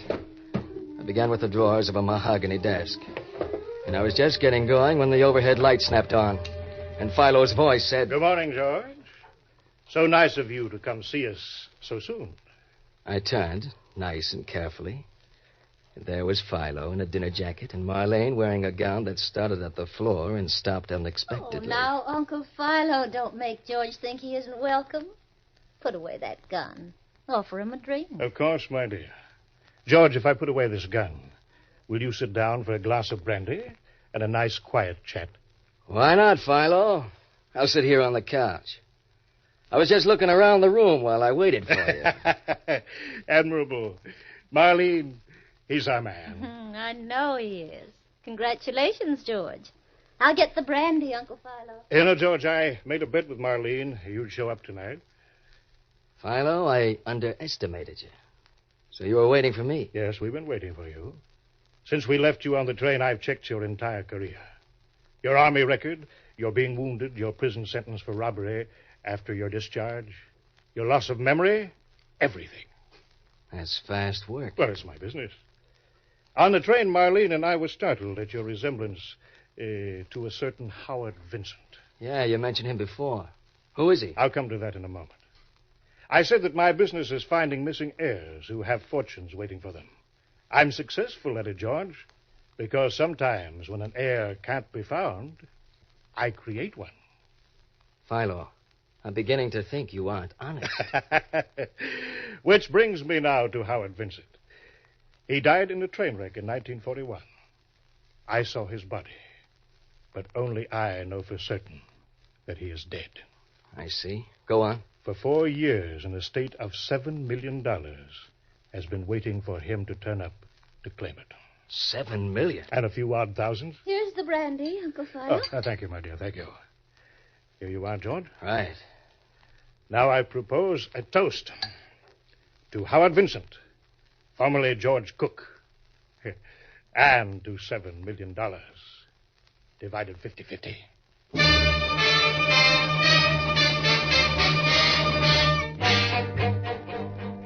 This was it. What I'd always known would happen someday. The break. The big money.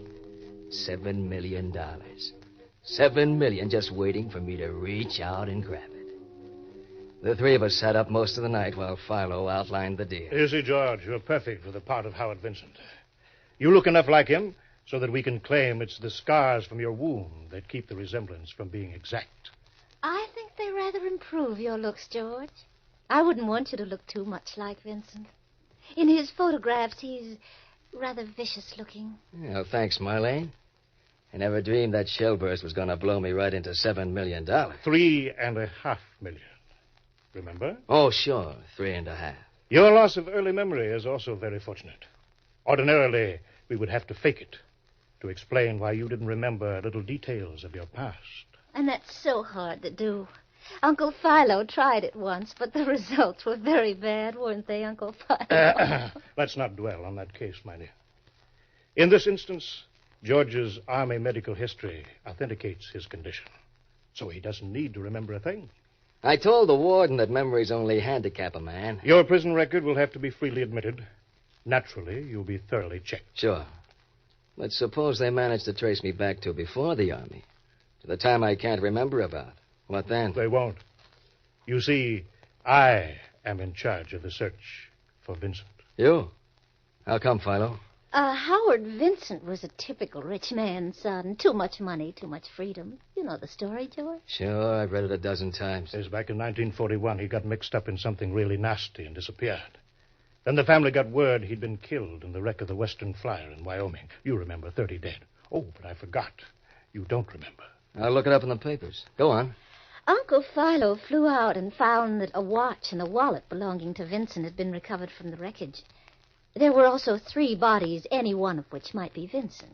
I get the picture. He was a little hard to identify by then. Yes, but I recognized one of the 3 as poor dear Howard Vincent all the same. However, I was already foreseeing, shall we say, future possibilities. Philo, now I know you're not honest. Well, I came back to report I hadn't been able to identify any of the dead as Howard. He might still be alive. So his father kept on hoping. When the old man died in 1945, he left his money to his son, provided Howard could be found within 7 years. And he left me an annual retainer to keep looking for him. And now at last you found him. No, my dear. Not for several weeks yet. You see, we have careful preparations to make. Very, very careful preparations.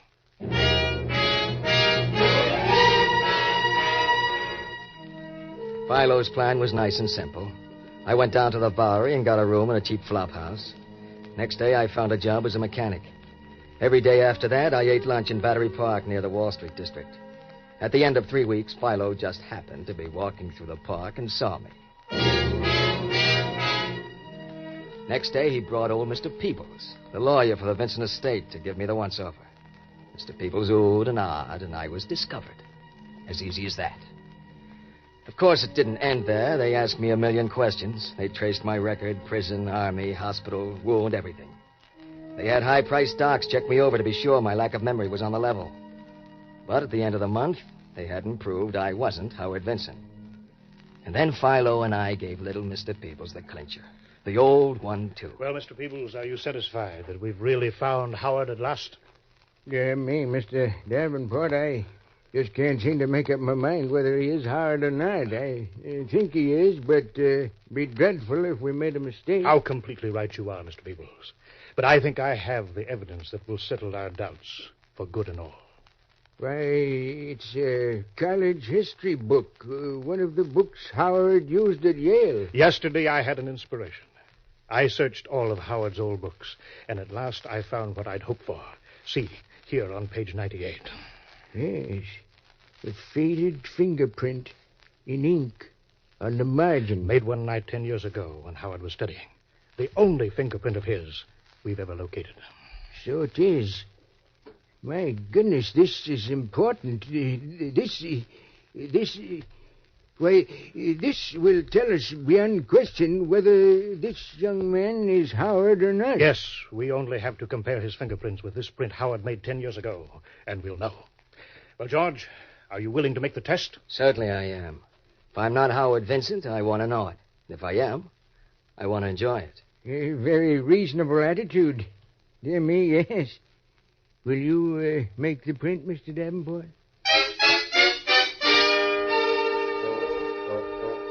Well, Philo made a print of my index finger, and little Mr. Peebles squinted at it, then at the print in the history book. He spent at least 5 minutes doing it, mumbling to himself. This is an important moment. A very important moment. Dear me. Yes, I'm sure of it. The prints match. You are Howard Vincent. Congratulations, my boy. Congratulations.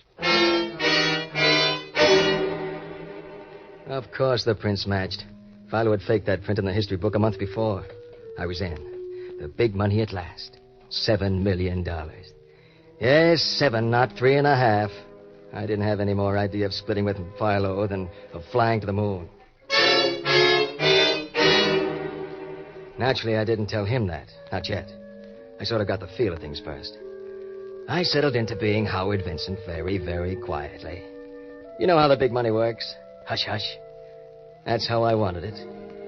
But pretty soon I felt as if I'd been Howard Vincent all my life. And I began to enjoy it. But I couldn't put Philo off forever. And the showdown came one morning in my plushy private office at the very top of the Vincent building. Philo and Marlene were both there. And they got down to business fast. Well, George, you've adapted yourself to wealth very quickly. Enjoying yourself, eh? I certainly am, Philo. I always knew I was meant for this kind of life. It seems to come natural to me. I believe I could get used to it myself. Which brings up the matter of my split. Of course, Philo, but it'll take time. It has to be arranged. Very smoothly arranged. Oh, we understand that, George. It isn't that Uncle Philo distrusts you. He'd just hate to have a misunderstanding spoil our friendship. It's a big job, turning over half the estate without anyone getting suspicious. Of course it is, my boy. Of course it is. And I'm going to give you 2 years to do it in. 3, if you think necessary. But I will want monthly installments of at least $50,000 until the final settlement. $50,000 a month, but Philo... George, that isn't so very much. Out of all the millions you'd never have had but for Uncle Philo. Oh, all right. You win. $50,000 a month. I'm glad you're seeing it my way. And now that is settled, we won't be meeting again, George. We won't? Why not? Uncle Philo means he'll feel safer if he's where you can't try to kill him, George. Kill him? That's ridiculous. I wouldn't dream of any such thing, Philo. You know that. Of course I do, my boy. Especially since as soon as I leave here, I intend to write out a complete account of this interesting affair and leave it with a friend to be forwarded to the police if anything violent should happen to me. Now, that's not necessary, Philo. Nevertheless, I shall feel better when it's done. Marlene, my dear, shall we go now? In a minute, Uncle Philo. I want to powder my nose first. I'll be right back. No hard feelings, I hope, George. It's only good business, you know, to take precautions. Of course there's no hard feelings. I'm still making out pretty good. Here, let me ring for the elevator for you. You might as well ride down in my private car. A private elevator? Well, great wealth has its privileges, as I hope to find out. Funny. I push the button, but I don't hear the car coming. Perhaps it's already at this floor. Try the door. All right, I will. Well, how do you like that? The door opens, but the elevator isn't here. The shaft is empty. Oh, that's very odd. There's something wrong with the mechanism. The door shouldn't open if the car... George! George, what are you doing? What are you grabbing me for? Let go of me, George! No! No!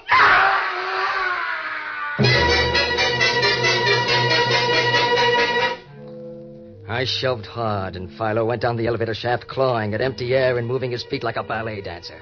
His scream coming back to me, channeled upwards by the shaft. He screamed, and then he stopped. Yes, there was something wrong with the elevator, all right. I discovered it that morning, but I hadn't reported it. Instead, I'd sent for Philo and Marlene for this showdown. Now Philo was disposed of. Accidentally, with no comeback at me. I only had to take care of Marlene.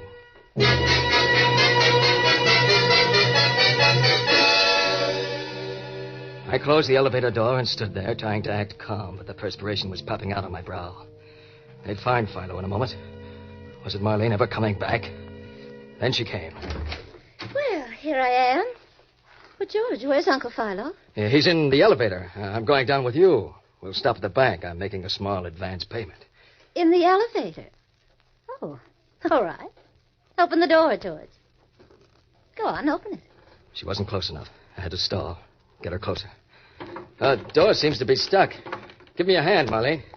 No, thank you, George. I'd rather not. But, Marlene... Stay right there, George. Don't come any closer. You see, darling, I have a nice ladylike gun in my purse. Marlene, what is this? A gag? No, I didn't powder my nose, George. I found I'd forgotten my compact, and I came back. I was outside the door when I heard you talking about the elevator, and then Uncle Philo screamed. Poor Uncle Philo. I thought he was smarter than that. So did he. But he wasn't. A baby could have taken care of Philo. Well, go on. Grab the phone. Call the cops. I could. But what good would that do either of us? I don't get you. Uncle Philo is dead. I can't help him any. But you're not dead. And I can help you. Just what are you leading up to, Marlene? I know you murdered Uncle Philo. But you'd be safe. And I couldn't testify against you. If you married me, George. Maybe Marlene had a baby voice, but her mind was like a steel trap. Sure, I married her. She had the whip hand. She helped me cover up Philo's death as an accident. Then she moved in and took over. Oh, it's nice to be rich, isn't it, George? Poor Uncle Philo. How he would have loved all this. I thought we agreed to forget Philo. Oh, we did, didn't we? All right, I'll change the subject then. I saw a dream of a diamond necklace at Carter's today. No, I won't buy it. You're spending money as if I had all the dough in the world. Marlene, You'll do nothing, George. Please sit down and stop clenching your hands. You know you're never going to touch me. If anything should ever happen to me, and I mean anything, a friend will send a complete account of this impersonation of yours to the police. So you're going to take good care of me, darling. And that being the case, why don't we be friends? I'm not such bad company. Am I, George? No, Marlene wasn't bad company. She was very good company when she wanted to be. And that written account to go to the cops if anything happened to her protected her better than a bodyguard could have. So I made the best of it. We got along all right. Except that Marlene spent money like crazy. Until one night on our private terrace 20 stories up with a bottle of Napoleon brandy open between us, I began to feel sleepy. Very sleepy. Too sleepy. I tried to stand up, and I couldn't. I flopped back in the deck chair like a rag doll, and Marlene stood up and leaned over me. George? George? Huh? What is it? Why don't you go inside instead of falling asleep out here on the terrace? Go inside?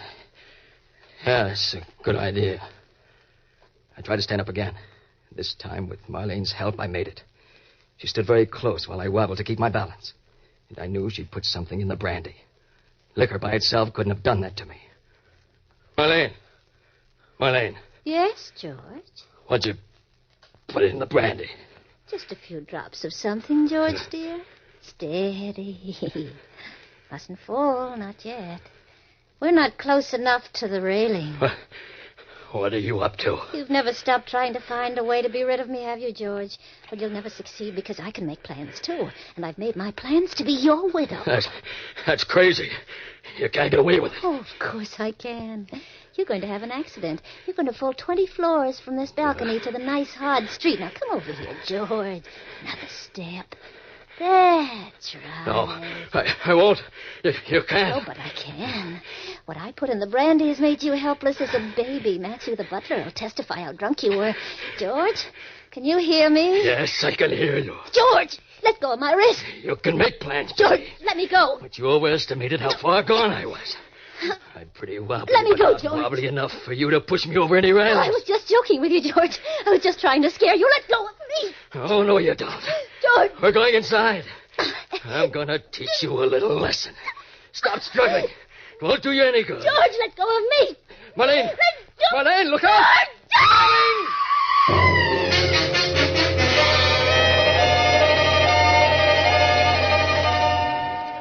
She was gone. She went the same route Philo had taken. But this time I'd have given both arms to save her. I stood there trying to get hold of myself, and behind me I heard the French door open. I turned. It was Matthew, the butler, gargling at me. Mr. Vincent. Mr. Vincent. Matthew, you saw her try to push me over, didn't you? You saw her try to push me and slip and go over herself? Saw her try to push you over? Mr. Vincent, sir, I saw you murder your wife.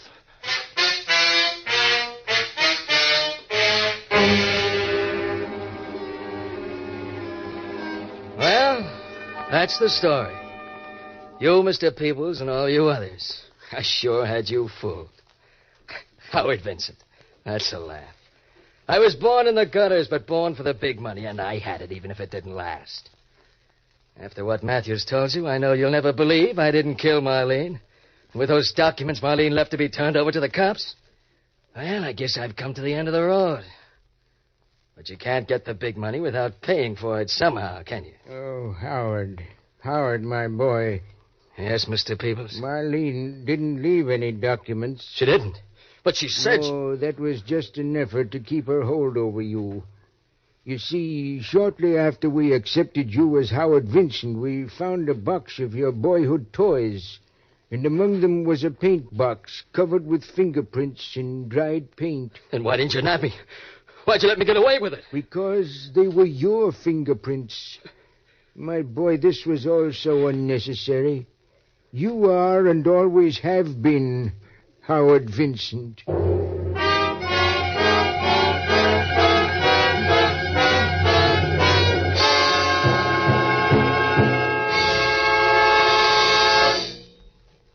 And so the curtain falls on The Big Money, which was chosen by guest expert Francis Crane, whose latest mystery, The Flying Red Horse, has just been published. Next week at this time, Murder by Experts brings you a story of a murderer whose victim refused to stay dead, selected for your approval by Cornell Woolridge. Until then, this is your host, John Dixon Carr, hoping you'll be with us next week at this time. The The Big Money was written by Philip Andrews and adapted for radio by Robert A. Arthur and David Cogan. In the cast were James Stevens, Ann Shepard, Eric Dressler, and Wendell Holmes. Music is under the direction of Sylvan Levin and was composed by Richard DuPage. Murder by Experts is produced and directed by Robert A. Arthur and David Cogan.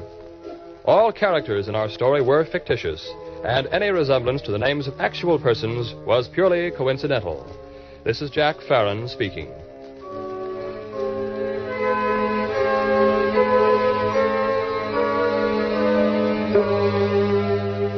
This is the Mutual Broadcasting System.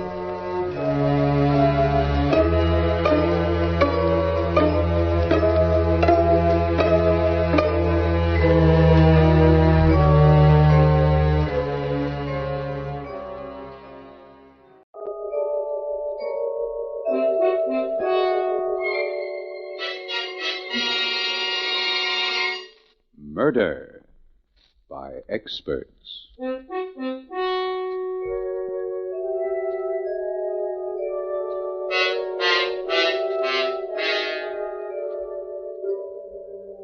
The Mutual Broadcasting System presents Murder by Experts, with your host and narrator, Mr. John Dixon Carr, world-famous mystery novelist and author of the recently published bestseller, The Life of Sir Arthur Conan Doyle. Good evening. This is John Dixon Carr. Each week at this time, Murder by Experts brings you a story of crime and mystery which has been chosen for your approval by one of the world's leading detective writers. Tonight, our guest expert is the noted mystery novelist William Irish. From the many thrillers he has read and enjoyed, Mr. Irish has selected a most unusual story of mounting terror by Sidney Morris. And now we present Gertrude Warren and Bernard Grant in The Dark Island.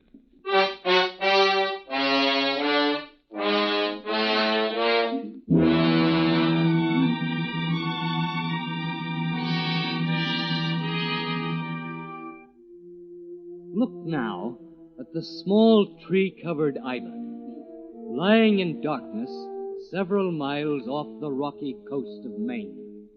Now and then the moon breaks through the clouds, revealing for a few brief moments the figure of a girl, pacing back and forth on the boat landing by the water's edge. She watches anxiously as a small launch approaches the island.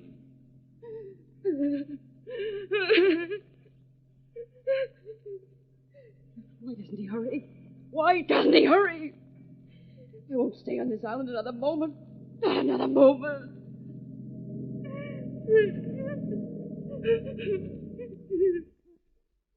You all right, ma'am? I saw your emergency flare from the mainland. I came right away. Oh, thank heavens you're here, Sheriff. I couldn't have stood it another minute. I was going out of my mind. Why, you're crying. What's wrong? What's the trouble, ma'am? Take me to the mainland. Take me to the mainland. Sure, ma'am, sure. But don't you think Please, first you better... take me away from here. Take me away. Here, let me help you in. All right, sit over here, ma'am.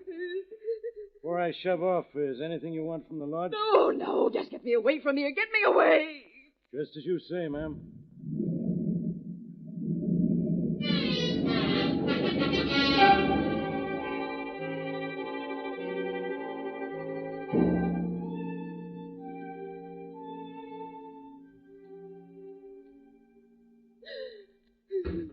Wait till I get the light. There. Ma'am, this is my office. And have a seat. Thank you. Now, suppose you tell me what's happened, huh? It's like a nightmare. A confused nightmare. All of it. I'm so mixed up. I can't tell any longer what part of it was real and what part was my imagination. Just calm down, ma'am. Tell it to me in your own way. Now think back. Must have had some starting point. Things generally do. Some starting point. Yes. Yes. It began that morning I saw him for the first time. Could it have only been last spring? A small boat put in at our dock, and Philip came walking up the path to the lodge. I can see him now, tall and sunburned, with the wind blowing through his blonde hair. He was the handsomest man I'd ever seen, despite the long, cruel scar on his cheek. He smiled for a moment as he saw me, and then he spoke. Hello there. Hello. They told me over on the mainland that you have an empty cottage here. Would you care to rent it to me for a few months? Rent the cottage?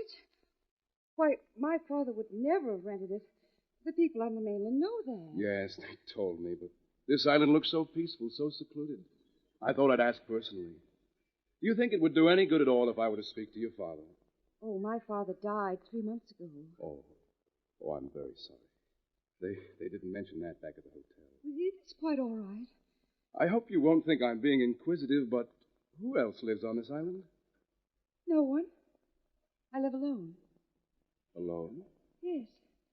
Isn't it rather lonely? Oh, no. I'm quite used to being alone. Even when my father was alive, I was alone most of the time. What about visitors from the mainland? Oh, Father discouraged them. As a result, no one ever comes here. Father even educated me himself.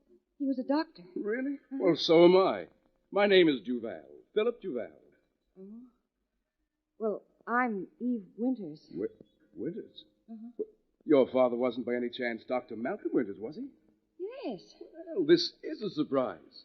I've read both of your father's books on criminal psychology. Oh? Oh, yes. He had great perception, great understanding of the criminal mind. Well, I know very little about it. Oh, yes, of course. I do hope you'll forgive me my curiosity. But, why did your father give up his position in the medical world and simply disappear without a trace? I don't know. I should very much like to have met him. You see, I, too, am writing a book on criminal psychology. That's why I need the cottage, so I can work undisturbed. Oh, I see. Yes, it's just impossible to work at the hotel. There's so much talk going on about the murder that I Murder? find... Yes. Haven't you heard? No. I'm afraid I know very little of what happens on the mainland. Well, perhaps it's just as well. There's been too much talk about it already. Oh, no, please. I want to hear about it.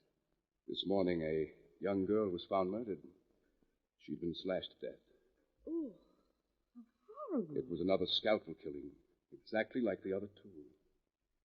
You mean there were others besides the poor girl found this morning? Yes. In the past 2 months, 3 women have been killed in identical fashion. Their throats cut by a surgeon's scalpel. A surgeon's scalpel? Yes. Well, have they caught the murderer yet? No. The authorities were questioning everyone this morning, but they'll never catch him. He's far too clever for them in their stupid methods. They don't realize that they're dealing with a mind that's... Seems I'm over giving a lecture. Goodbye, Miss Winters, and if there's anything I can do for you, I'm staying at the Stratford Hotel. Well, thank you, but I never go to the mainland. Goodbye. Doctor? Yes. There's really no reason why I shouldn't let you use the cottage. So, if you still want to... That's most generous of you. You have no idea how much this means to me. You can move into the cottage any time. Well, it so happens that everything I own is in the boat. So there's no need for me to go back to the hotel. Oh, I see. I'm most grateful for the cottage, Miss Winters. And I promise I'll do my best to keep out of your way. Within an hour, he'd moved in. A week went by, and except for the glimpses I'd caught of him writing at his desk by the window, I saw very little of him. And then one day we met at the well, and soon we were meeting every day. Strange the way one can be so lonely, and then suddenly life becomes wonderful, each day happier than the last. But one day Philip would finish his book and leave, and once more I would be alone. Eve, where are you? Oh, here I am, Philip. I just received a letter from my publishers. They like the 30 chapters I've already sent them, and they're going to publish the book as soon as I complete the rest. That's wonderful, Philip. You haven't much more, have you? No, just the final chapter on the Bluebeard complex, and it'll all be finished. And then, where will you go? Go? I've been so busy this past month that I hadn't thought about it. Somehow I've come to accept this island as my home. Perhaps it's come to mean home because of you, Eve. Philip? Eve, I'm a fool. I've been so busy with the book, I've never stopped to tell you how much I love you, how much I need you. If you only knew how much I wanted to hear you say that. Eve, darling, will you marry me? Will you marry me? Oh, I was happier than I thought anyone could be. A few days later, we went to the mainland and were married. We spent only a few hours on the mainland, for after 15 years of living on the island, the townspeople, the noise and constant movement were more than I could stand. Philip and I returned to the island that same day. The weeks slipped by swiftly. Philip worked on his book, and I looked after him. And then one night, after we'd been married a month, I was awakened by Philip. Eve, Huh? wake up, What? wake up. Oh, what? Oh. Philip. What am I doing standing here by the clothes closet? I awoke to find you getting out of bed. Your eyes were wide open, darling, yet when I spoke to you, you didn't answer. What? You just walked over to the clothes closet as though in a trance. And then you awakened me? Yes. I've never walked in my sleep before. Well, don't worry about it, darling. You'd better go back to bed. We'll talk about it in the morning. But with morning came the sun, and the night was quickly forgotten. Philip continued to work on his books and read unpublished medical papers left by my father. And then one morning, shortly before dawn, I awoke to find Philip's bed empty, unslept in. I quickly dressed and went to his study. He was sitting at his desk, his eyes bloodshot, staring into space. I placed my hand on his shoulder. Eve! Darling, is anything wrong? Wrong? Yes, you've been here all night. What were you doing? Why, I was reading your father's books and the material he left at his death. Philip, there is something wrong, isn't there? I feel it. It's in this room. There's nothing wrong, Eve. It's just your imagination. You sure? Yes, of course I'm sure. All right, darling. Eve, Yes? tomorrow's the first of the month. I promised my publisher I'd be in Boston on the first to discuss my book. It'll mean a trip away from the island for a night. Well, when do we leave? Eve, would you mind very much if I were to go alone? Alone? Well, I'll really be tied up with my publisher most of the time. Besides, you know how you hate the noise and confusion of the mainland. Of course, Philip. I suppose it would be foolish of me to go along. You'd be so busy. I knew you'd understand. When do you think you'll leave? I'll have to take the noon train to Boston. I just have time to catch it. I'll be back early tomorrow evening. With that, he was gone. Something had happened that night. Something that threatened our marriage, our future. And I didn't know what it was. How empty the lodge was with him gone. I returned to the study and began to straighten out the papers on his desk. And then, as I opened one of the drawers, I saw them. Hundreds of clippings from newspapers all over the country, and all of them about the scalpel killer. Clippings. Why had he collected them? Why? And suddenly I was afraid to think about it. I began to count the minutes and hours until he should return. I never knew a night and a day could be so long. But at last his boat arrived at the dock, and a minute later he came up the path to the lodge. Hello, Eve. Oh, how are you, darling? Did you have a nice trip? Nice trip. Yes, I suppose so. Philip, is anything wrong? There's nothing wrong. Oh, I'm sorry. I'm just tired, that's all. Oh, that's all right, darling. You'll feel better after you've eaten. Here, let me take your coat and the paper. Thank you. Well, is there anything in the paper? No, let me have that paper. Why, Philip. There's been another murder on the mainland. A woman found slashed to death. Oh, how horrible. Yes. Once more, the scalpel killer struck, claiming early this morning a fourth victim. Police would make no statement other than to say that the use of a scalpel by the killer indicates that a doctor... Must you go on reading that? Isn't it enough that they're dead? Oh, I'm sorry, Eve, darling. I heard quite enough about it on the mainland. It was the only topic of discussion. Yes, I understand. I won't mention it again. Thank you, Eve. It's good to get away from all that talk. To me, this island represents escape. Escape from the mainland. And all that happens there. Escape? What was there to hide from? It couldn't be. It couldn't be. And yet, the clippings in his desk. The violent outburst when I'd read the newspaper story. His strange behavior in the past. A picture began to form. A picture I could no longer bear to look at. Weeks passed, and we were as strangers. And then one night, I was awakened by a pair of hands on my throat. Don't be frightened, Eve. It's nothing. Why did you put your hands on my throat? You were tossing in your sleep. I just wanted to see if you had a fever. No, I'm all right. Why are you trembling? I don't know.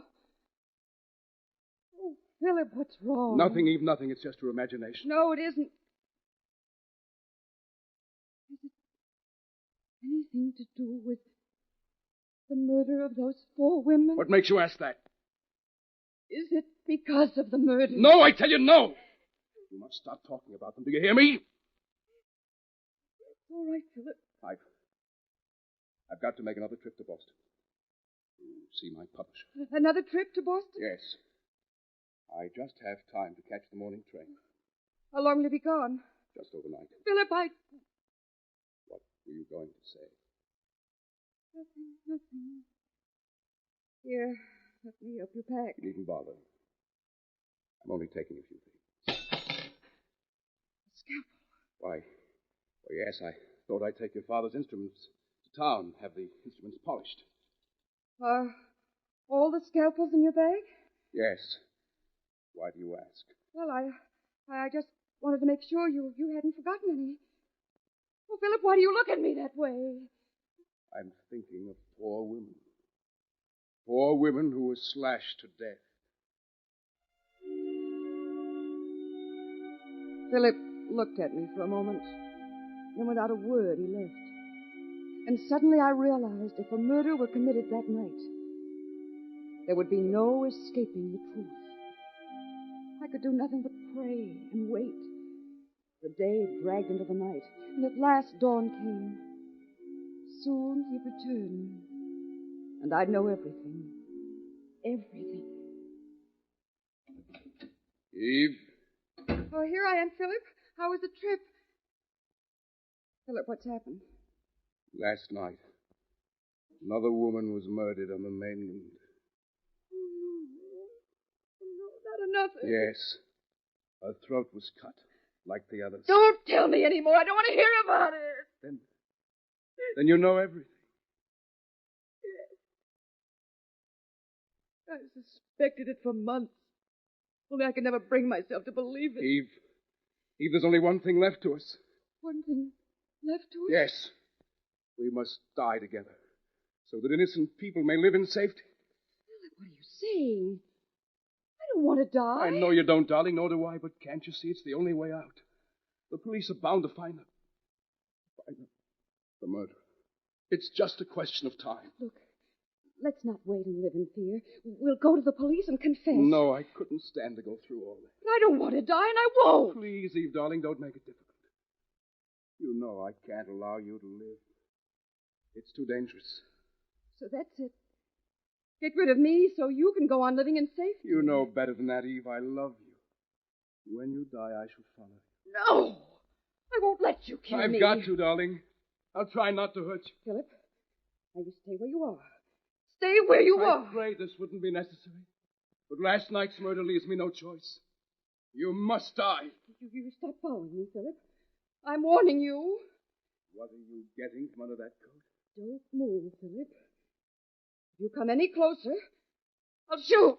After what I've been through, a gun doesn't seem very fair. I'm warning you, Philip. I'll shoot.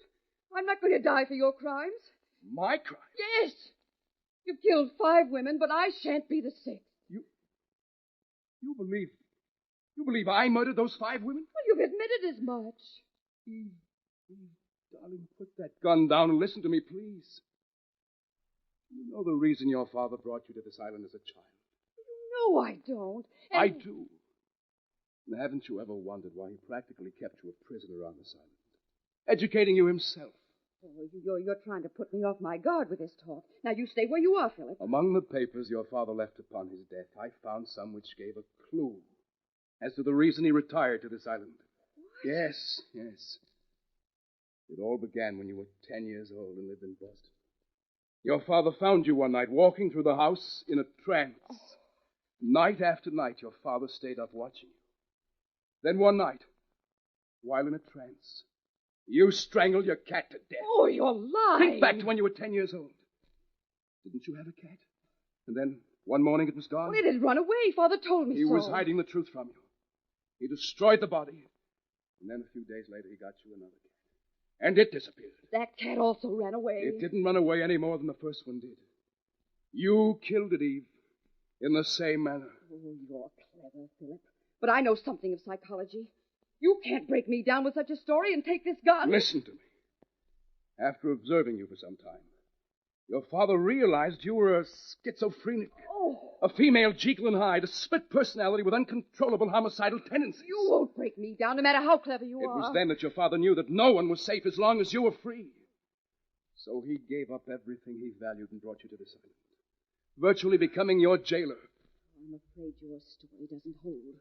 I was always free to go where I pleased. Yes, for you weren't dangerous when you were awake.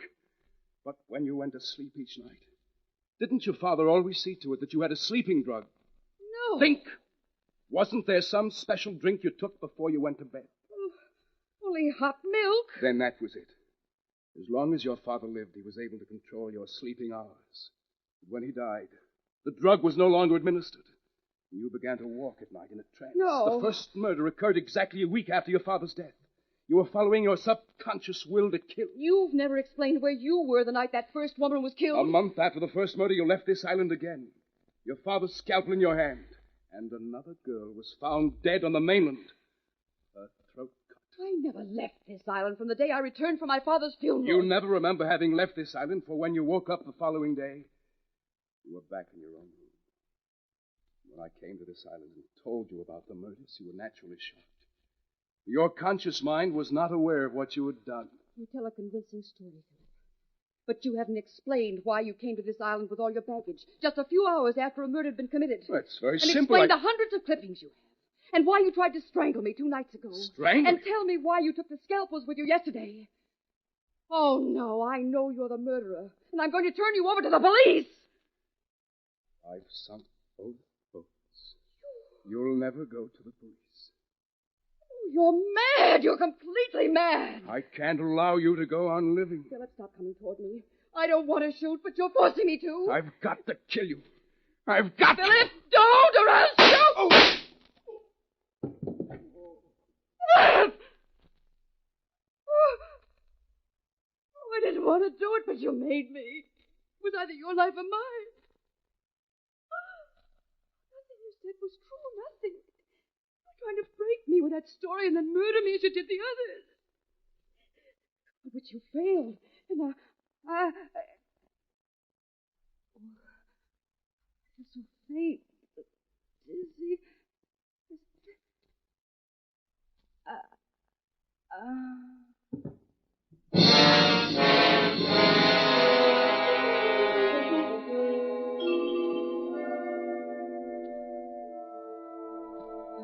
When I recovered consciousness, I found myself in my own room.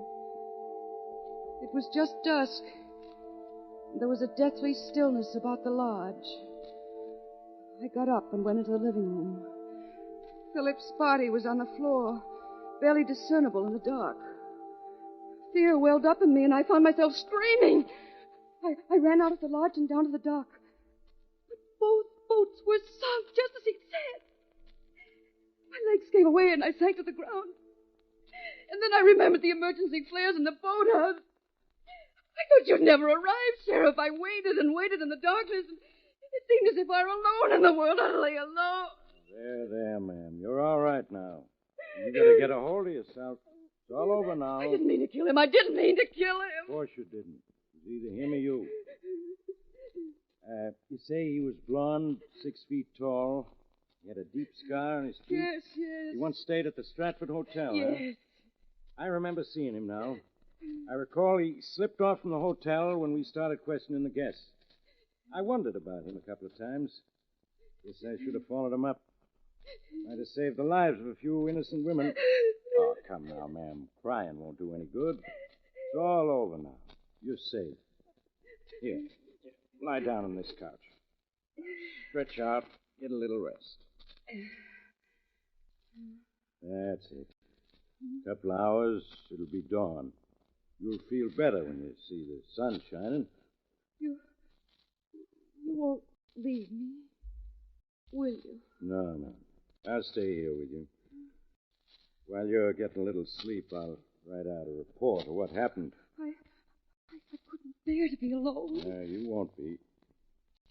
Close your eyes. Try to get some sleep. That's it. That's it. Poor girl. Well, it's all over now. She can sleep in peace.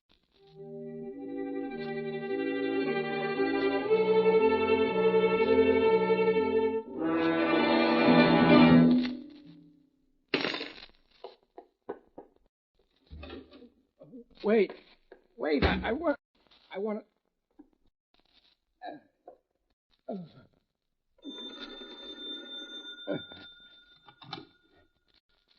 please. Agnes, get me Judge Donnelly. Yes, Sheriff.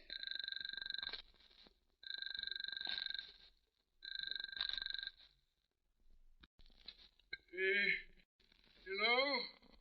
Judge, Sheriff Mitchell calling. Sheriff, you called me at 2 a.m. and gave me a full report on the death of the scalpel killer. Now, why you calling again at 4 a.m.? Judge. Sounds to me like you've been drinking. Now, I reckon the celebration's in order, but why bother me? Will you please let me get back to sleep before I lose... Listen, I haven't much time, Judge. What's that? The scalpel killer wasn't Philip Duval. What are you saying, Sheriff? He was right. Right about what? The girl, Eve. The girl? Notified to be on lookout. Brunette, 5'4", gray eyes. You've had one too many, Sheriff. First you phone and tell me it was Duval. Then you say it's the girl. Now, what proof have you got she's guilty? There's a scalp on the floor, Judge.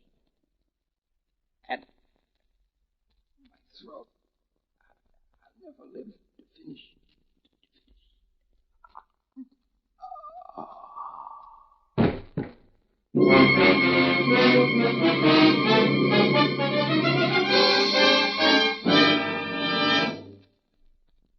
And so the curtain falls on The Dark Island, which was chosen by guest expert William Irish, whose latest thriller is The Blue Ribbon.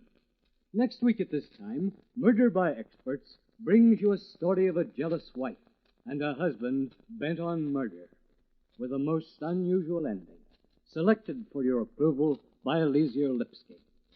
Until then, this is your host, John Dixon Carr, hoping you'll be with us next week at this time.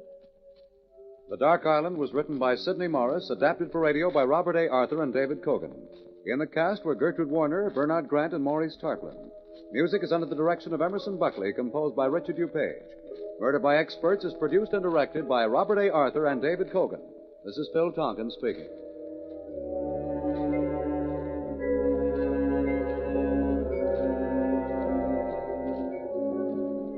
This is the Mutual Broadcasting System.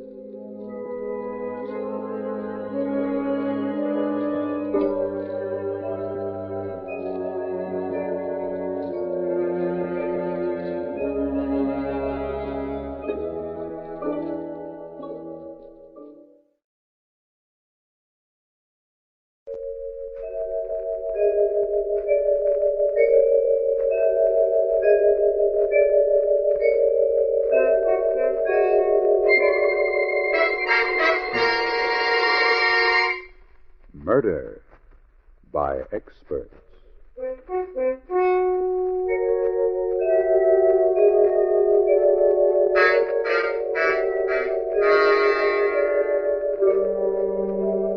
The Mutual Broadcasting System presents Murder by Experts, with your host and narrator, Mr. John Dixon Carr, world-famous mystery novelist and author of the recently published bestseller, The Life of Sir Arthur Conan Doyle. Good evening. This is John Dixon Carr. Each week at this time, Murder by Experts brings you a story of crime and mystery which has been chosen for your approval by one of the world's leading detective writers. Tonight, our guest expert is the noted mystery writer Eleazar Lipsky. From the many thrillers he has read and enjoyed, Mr. Lipsky has selected a fast-moving, sardonic story by Joseph Roscoe. And now we present Kenneth Lynch in Dig Your Own Grave.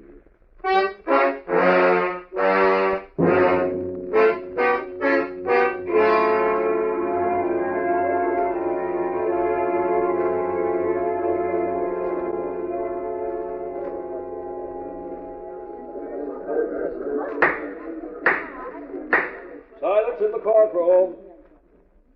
Eric Green, answer the question. Did you or did you not kill your wife? Yes or no? Yes or no?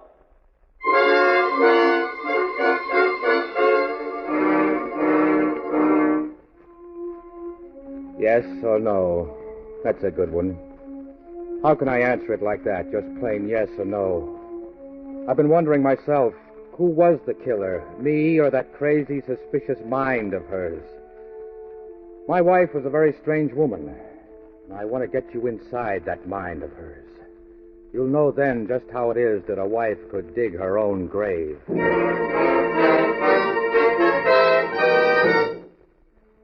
I swear I was always true to Hannah. It's important you understand that. Up to this incident, I never even looked at another woman. She'd never believe me, though. Never. You don't fool me, Eric. You were quite a lady killer when I met you, and men don't change their spots. When she met me. But what the years had slapped me down to. Time and a nagging wife, all the jobs she cost me, all the future with her suspicions. Don't lie, Eric. You're clumsy at it. My mind works faster than yours. There's a woman in your life somewhere. She was driving me crazy. She didn't trust me. Why should I trust you? How about the times I phoned you at Charlie's poker parties and you weren't there? I won't be satisfied until I've found that other woman you're playing around with. I'm trying to get you inside that mind of hers, you understand? I swear there was never any other woman up till that time. And then one day, suddenly, through a silly circumstance, Hannah got the wild notion she'd at last discovered who her rival was. It's that young Betty Heath, that little actress who lives across the street. But, Hannah... Don't lie. I saw it with my own eyes, didn't I? You mean about the dog just now? Yes, about the dog just now. But I can explain that if you'll only you listen. You can explain everything, can't you, Eric? But I'm one person you can't fool. Hannah, for heaven's sake, where are you going? I'm going across the street to scratch her eyes out. Hannah, you'll disgrace us before the neighbors. I swear I don't even know the lady. Hannah. Hannah.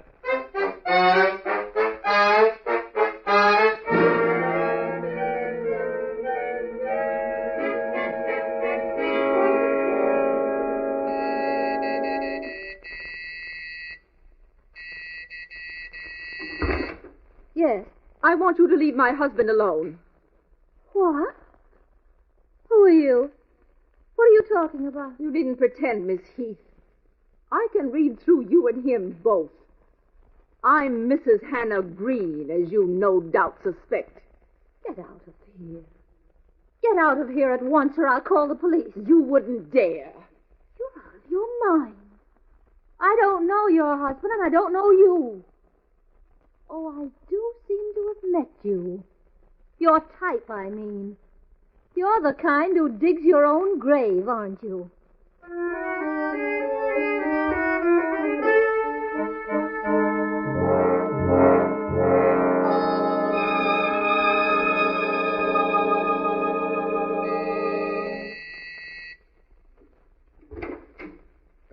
Miss Heath? Yes. Pardon me, you don't know me. I live in the apartment house across the street. I came to apologize for something that happened here the other day. Apologize for what? My name is Eric Green. Eric Green? Oh. So you're that mad woman's husband. My wife is very neurotic, Miss Heath. But why'd she come barging in here? What on earth gave her the idea that I mean that... Well, I was standing outside my apartment house, and a dog came up to me. It seemed lost, so I kind of walked it, wondering whose it was. Hannah saw me and recognized the dog as yours, Miss Heath. Oh, so you're the one who found it. So that's why you're I see. So I gave it to your doorman. Oh, thank you, Mr. Green. That was kind of you. Yes. Well, you see, that's how it was. She thought all kinds of things, you know. Yes, I can imagine. Well, that's all I came to say. Goodbye. Goodbye. I guess it was awfully nice of you. Sorry, I interrupted you. No, I interrupted you. Well, I just wanted you to... I'm sorry. It was all my fault. I don't know why I've been keeping you standing here at the door. Wouldn't you like to come in and have a drink? I'd love to.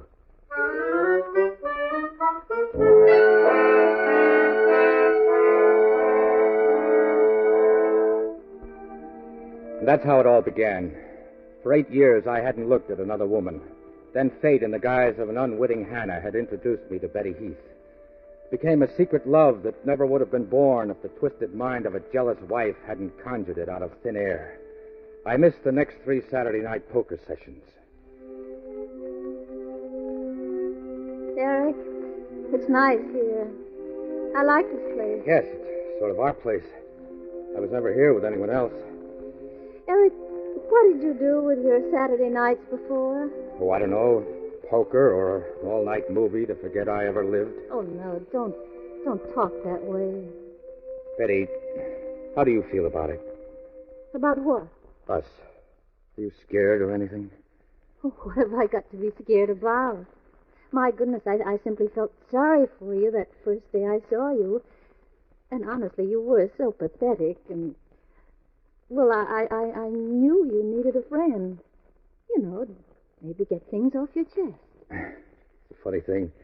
Right now, I don't think Hannah even suspects I do know you. Well, she certainly was suspicious the day she stormed up to my apartment. Why the change? Search me. She hasn't said one word about it since then. I think when she came charging up to your apartment that day, she expected to see, some wild, painted chorus girl, a glamorous actress, see? But instead, she sees a sweet, innocent kid and gets thrown for a loss. You kind of threw me for a loss, too, Betty. Going for a guy like me. Why not? Eric, I'll let you in on a little secret. I'm a fake. I've no acting talent whatsoever. Oh, Betty. I can't get jobs. I'll never get anywhere. What I really want is to get married. Married? Yeah. There was a very nice fellow named Tommy Birch. He asked me to marry him. Why didn't you? I don't know. Met a married man. Name of Eric Green. Isn't that funny?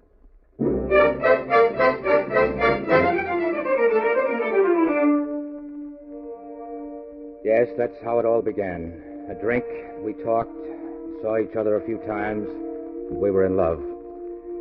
We didn't talk too much about Hannah, not at first. She was always there, the third point on the triangle. The longer Betty and I went on seeing each other, the more she crowded into my thoughts. Until the day came. It had to happen. Eric, it can't go on. It's got to stop. I'm much too much in love with him. Vice versa. Head over heels. It's not as though you're free, Eric. Don't you see? It's not as though you were even ready to get a divorce. How many times have you gotten that off your chest to me? Bonds and ties. And pity. All right, then I'll get somebody to pity me a little. There's still Tommy Birch. No, Eric, don't. Don't come here. Please. We must never see each other again.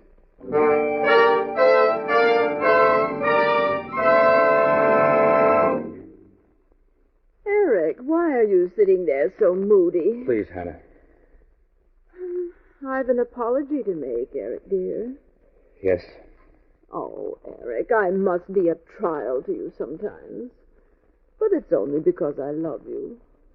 What are you driving at? Oh, that dog thing that time. That dog thing? Yes, you remember. Well, I later asked the doorman there, and he said the dog was lost that day, and you merely brought it back. So you checked with the doorman, huh? Oh, Eric, wasn't it silly of me to think you were carrying on with that Heath girl, whom you didn't even know from Eve? But I do. What? I do know her very well. What's that? Betty and I are in love, Hannah. What? And it was all your doing. Poetic justice. Because we never even knew each other until then. Why, you're lying. I was right in the first place. It had been going on all the time, just as I said. Have it your own way. I could always read you, Eric. Read you like a book. You're sure of that? I knew it was that cheap actress. I knew it because I'm always one step ahead of you, Mr. Two-Timer. You're not dealing with just anyone. You're dealing with a lawyer's daughter. And that one-cylinder brain of yours was never a match for mine. Never will be. Well, what now? I want a divorce. Oh, never. You think I'd give her the satisfaction? I want a divorce, Hannah. Oh, Eric, how could you say all these things to me? How could you? You did it to yourself, Hannah. That crazy jealousy of yours. Oh. I tell you, I never did know her before. You promoted a triangle that never even existed. So go on, dig your own grave. Why did you say that? Those words. What words? Dig your own grave. The very words that woman hissed at me. I only meant... I see it now. Of course. But I'm one step ahead of you, as usual. You're planning to murder me, aren't you? What? Murder you? Yes. Murder me. So you'll be free to marry her. Well, don't deny it. I can see it in your eyes.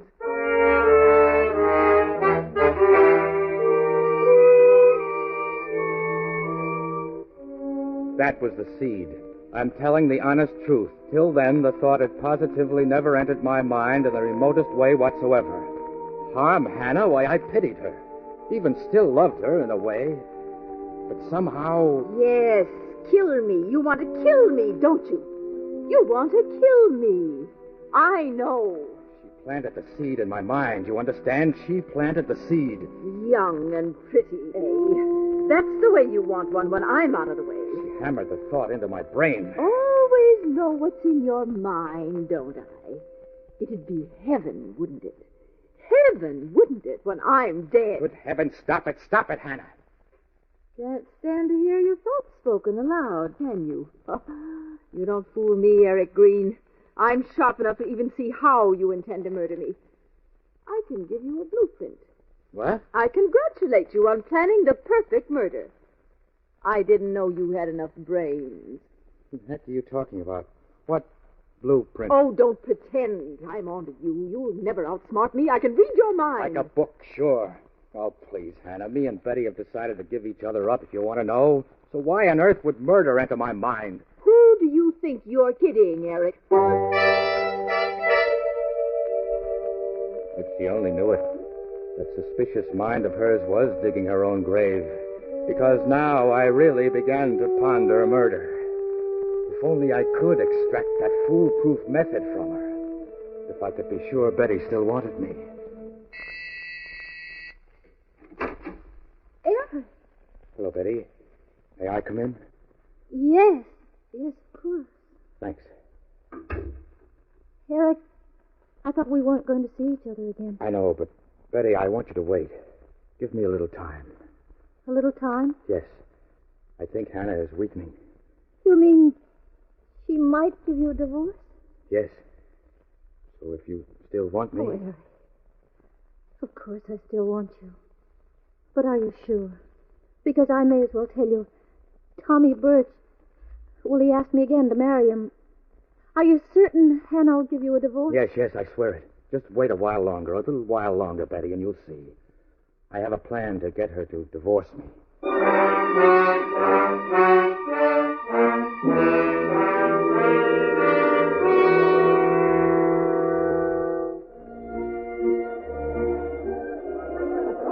Oh, that was a wonderful dance, Eric.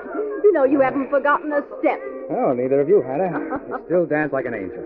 I don't know what's come over you lately. You've changed so, Eric. Taking me out every night, shows, nightclubs. Why couldn't you ever see you're the girl for me, not anyone else? You and that busy mind of yours. Oh, I'm sorry, Eric. We went over all that, and I said I'm sorry. That woman across the street, for instance. Couldn't you see I was just pretending all that business to teach you a lesson? Oh. I had it coming to me, I told you. And was that mind of yours traveling?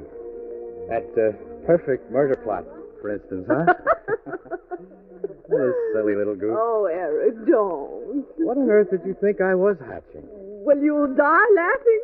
Okay, so I will. Well, you were staring rather intently at my medicine bottle that time we had the flare-up. Huh? And anyone with half a mind knows that an overdose of dietol could kill a person without leaving any trace of it in his system. Yeah? No kidding. All you'd have to do is to go and get one of my prescriptions sometime, alter it to a stronger dose, replace my bottle with this. I'd never be wiser. And poof, the perfect murder. How's that for a blueprint? Couldn't I have made a good criminal lawyer like my father? Admit it. Sure, I followed her blueprint the very next day. First, I paid a visit to Dr. Norton, the family physician. I told him Hannah was down with a slight cold and couldn't come. Then I asked for the prescription, just her usual dietol, which he'd given her so often. I altered the prescription ever so slightly. My next stop was the druggist's.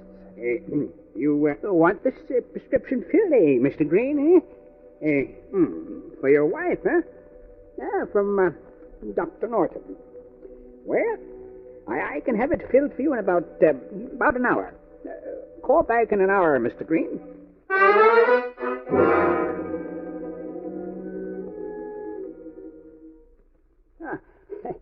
I see you're back, Mr. Green. Yes, is my prescription ready? You mean your wife's prescription, Mr. Green? Yes. The dietol refill? Yes. Is it ready? Well, what's the matter? Is it ready or isn't it? Are you asking about the prescription you left in this drugstore about an hour ago, Mr. Green? Why, yes. Why do you ask? What's wrong? Who are you? Detective Santini. Come with me, please. You're under arrest, Mr. Green.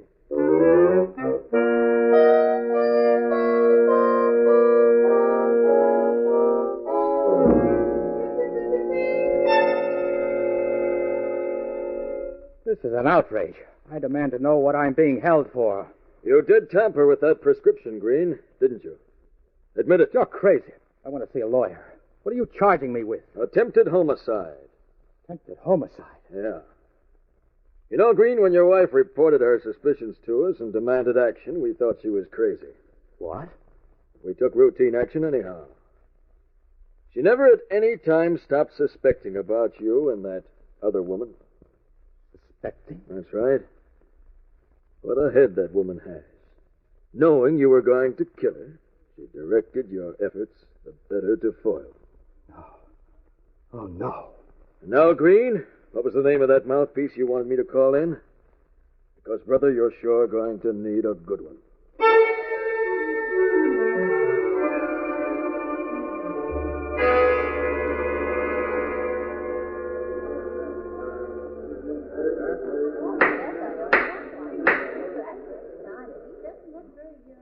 And so I submit, Your Honor, and gentlemen of the jury, that the prosecution has not, and in the very nature of things could not establish a clear case of homicidal intent. Intent, gentlemen, against the defendant Eric Green. And why? For the simple reason that he had not given the fatal overdose to his wife. Hence, you must agree that even if the defendant had murder in his heart at the outset, which we deny, how could it be proved he would have given that overdose to his wife? Might he not have had a change of heart? Might he not have changed his mind and thrown that deadly liquid into the nearest gutter?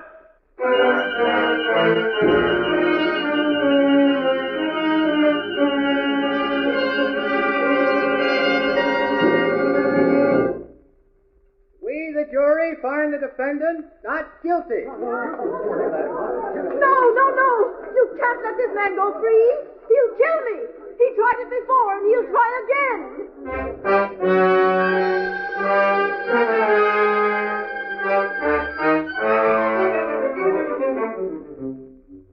Congratulations, Mr. Green. We can't give you the electric treatment yet. But you'd better see that your wife stays healthy.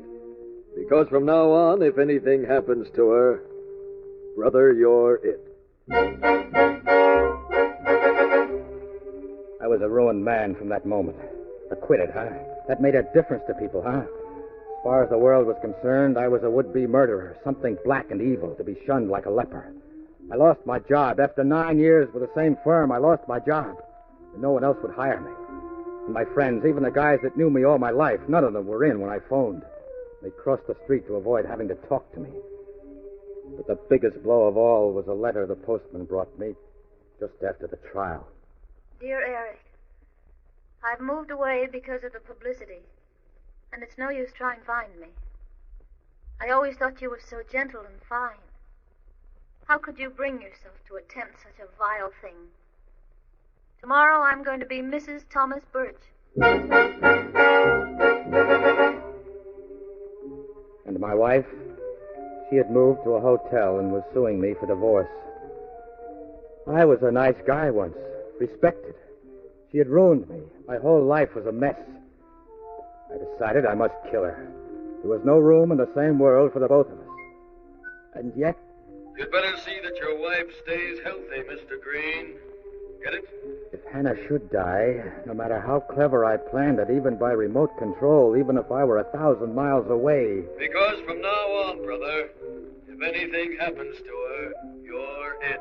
They'd still suspect me. Still, I decided to finish her off, even if I burned for it. Life meant nothing to me anymore, but just once to outfox her. I racked my brains. Is there really such a thing as a perfect murder? Somehow I sensed a road direction. Somewhere in Hannah's suspicious nature lay the perfect crime. Maybe by using her suspicions, Sure, something clicked. By following the twistings of her mind, I'd hit upon a plan.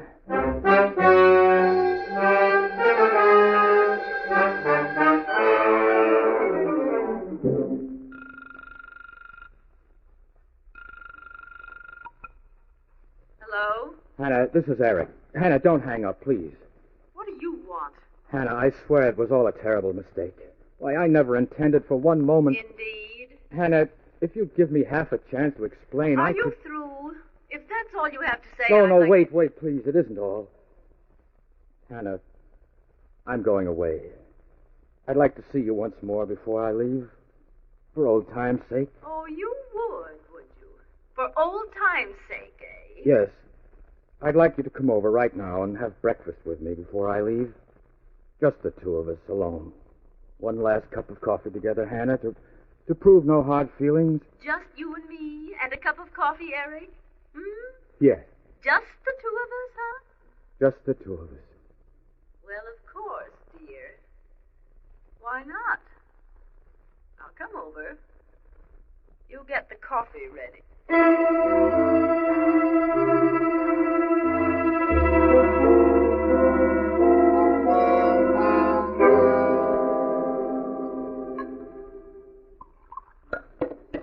There, one for you, Hannah. Thank you. And one for me. And now, I'll let you in on the real reason for our little get-together. Yes, Eric? You've ruined my life, Hannah. I don't want to live anymore. I'm about to commit suicide.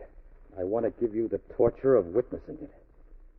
Hannah, I've poisoned my cup of coffee.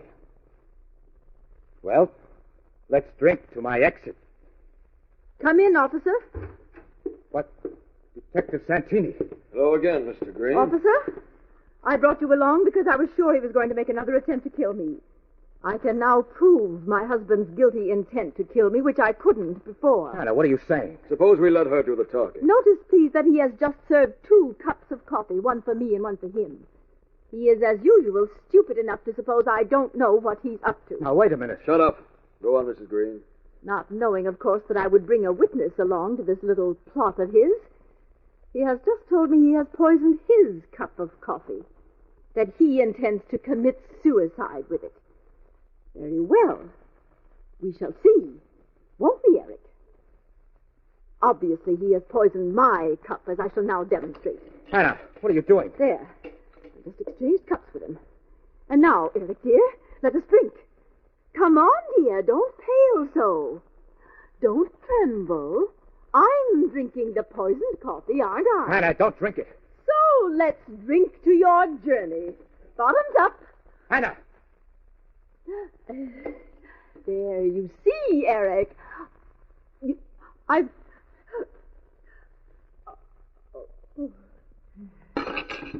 What the? She's dead. My gosh, she's dead. I warned her about my cup, but she drank it. You saw. Yeah, I sure did. You're a witness to what just happened, officer. Yeah. Must have been that suspicious mind of hers. Why, she dug her own grave, that woman. Why... Oh, yeah? You're not getting away with this, Green. What? I'm arresting you for the murder of your wife. What are you talking about? It was an unfortunate accident, that's all. Was it? I'm innocent. Are you? You were a witness? Now was I? An eyewitness. That crazy mind of hers dug her own grave, didn't she? She sure did. And that's just it. I've an idea, Mr. Green, you could have planned it all this way. Every step. Knowing how your wife's mind worked, you could have known what would happen. Exactly from the time you invited her over for coffee. Anyhow, suppose we let the jury decide.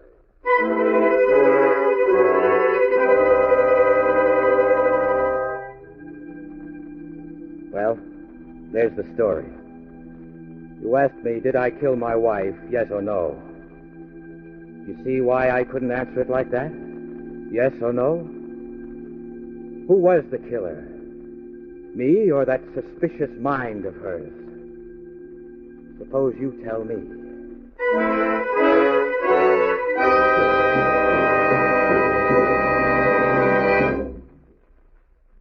And so the curtain falls on Dig Your Own Grave, which was chosen by guest expert Eliezer Lipsky, a former assistant district attorney of New York and author of the memorable Hollywood film Kiss of Death. Next week at this time, Murder by Experts brings you a story of a man who exploited human minds, only to find his own giving way as his enemies closed in on him. A story selected for your approval by Patrick Quentin. Until then, this is your host, John Dixon Carr, hoping you'll be with us again next week at this time. Dig Your Own Grave was written by Joseph Rusko. In the cast were Kenneth Lynch, Ann Shepard, Hester Sundergaard, Ron Dawson, and Jimmy Stevens. Music is under the direction of Emerson Buckley. Music was composed by Richard DuPage. Murder by Experts is produced and directed by Robert A. Arthur and David Cogan. All characters in our story were fictitious, and any resemblance to the names of actual persons was purely coincidental. This is Phil Tonkin speaking.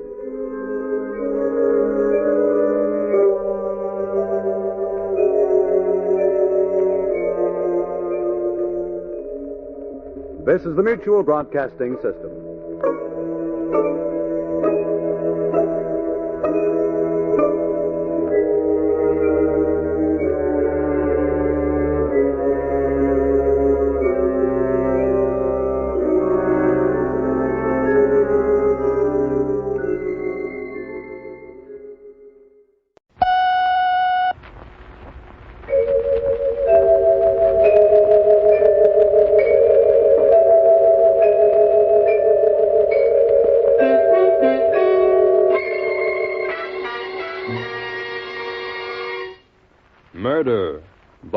Experts. The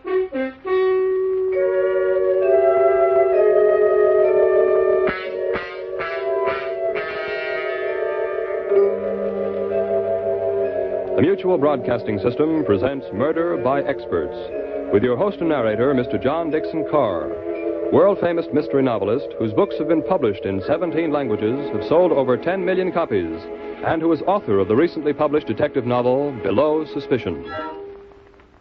Good evening. This is John Dixon Carr. Each week at this time, Murder by Experts brings you a story of crime and mystery which has been chosen for your approval by one of the world's leading detective writers. Tonight, our guest expert is the noted mystery novelist Frank Gruber. From the many thrillers he has read and enjoyed, Mr. Gruber has selected a tense and gripping story by George and Gertrude Fass. And now we present Larry Haynes in It's Luck That Counts.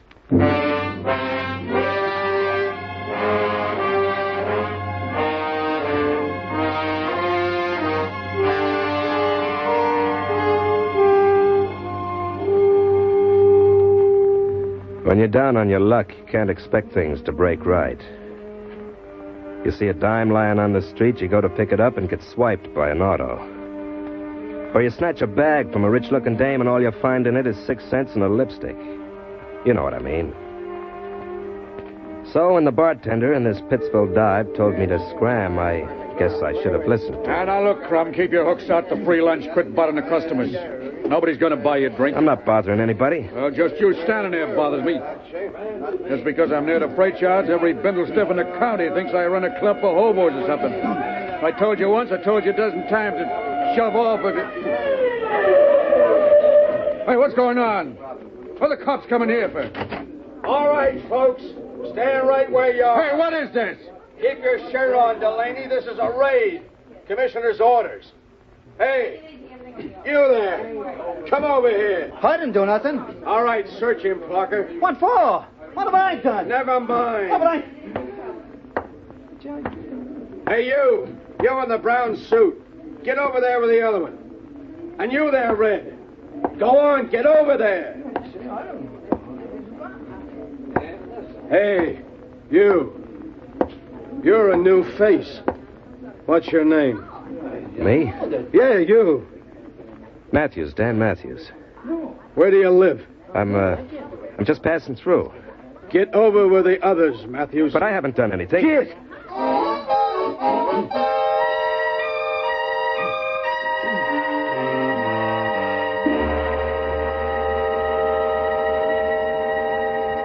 Here's the next one, Lieutenant. His name is Dan Matthews. All right, Dan.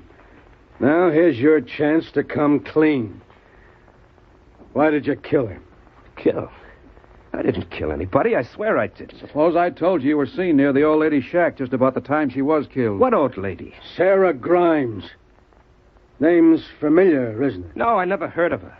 I never was near her. Where'd you hide the money, Danny? What money? The 75 grand you stole from the old lady after you killed her. 75 grand? Yeah. You'd think if I stole 75 G's, I'd be hanging around Delaney's bar mooching a drink? I'm asking the questions, Matthews. Now, where were you Tuesday night between 8 o'clock and midnight? Well, if that's when it happened, that lets me out, Lieutenant. I was in Delaney's bar all that time. Ask him if you don't believe me. He'll tell you. Oh. All right, Matthews. If Delaney backs you up, that'll clear you. And you'll let me go? Oh, no. No matter what Delaney says, we're holding you for vagrancy. Vagrancy? Yeah. You're a big, good-looking guy, Matthews. Why haven't you got a job? Well, This city doesn't like bums, Matthews. Especially bums from out of town. We got enough of our own. Hey, Sergeant, take Matthews back to this cell and bring in the next one.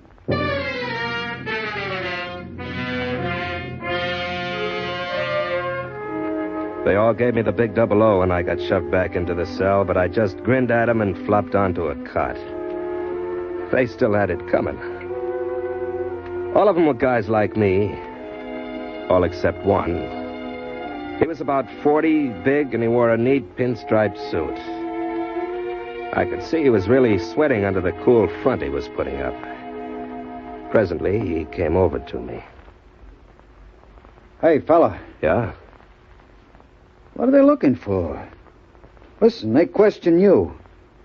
What are they trying to find? I don't even know why they arrested me. You mean they just picked you up and pulled you in without telling you what for? Yes. I was just opening up my pool parlor when the cops came. Hauled me up without a word. But what for? Why? You know what they want? Yeah, sure I know. They're looking for a murderer. Murderer? Who was killed? Some old crow named Grimes. Sarah Grimes? Yeah, you know her? Of course I know her. She was a friend of my old lady. Oh, well, she's dead. Head smashed in, blood all over everything.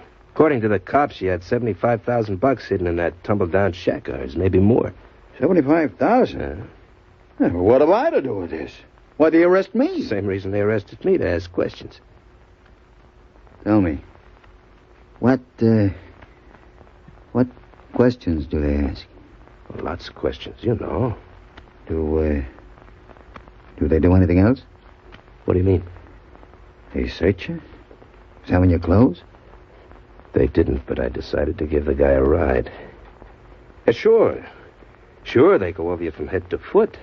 Examine your clothes under ultraviolet for blood stains, look into your cuffs, your shoes, socks, everything. Why? Nothing. Listen, fella. Danny's the name, Danny Matthews. Danny, I'm Fred Bruno. You look like a nice guy. A guy I can trust. Sure, everybody can trust Danny. I want you to do me a favor. I'll be glad to, only I'm not getting out of here, so I can't call you lawyer. No, it's not that. I'm a married man, see? Yeah, I see. But sometimes I go to New York on business, you know. Yeah. I don't like to carry a lot of baggage with me, so I keep a bag in the city. A suitcase. I got my clothes in it. You know. You know New York? Do I know New York? You know that check room in Times Square in the subway? Yeah, I know. I got the suitcase checked there. I got the baggage check with me. Well, that's no crime. Yeah, but you see, it's like this. If they find that baggage check on me, they'll investigate, won't they? Yeah, they'll investigate. That's what I'm afraid of. I've got a girlfriend in the city. My wife finds out about that, there's going to be trouble. So, you see, I don't want them to know. You understand? Yeah, sure. I know just how you feel. They're not going to search you again. No, they're not. Would you? Sure, I'll hold it for you. Just give it here. I'll give you $10 for the favor. That's all I have on me. Thanks. I'll be glad to do it for you. You're a good guy, Danny. You give it to me when I come back. Well, maybe you're not coming back. Maybe they'll let you go. You needn't worry about that. I'll be around to pick it up. Okay. Whenever you want it, you can have it back again. That's fine. Here it is. Take care of it. Oh, sure. You haven't a thing to worry about.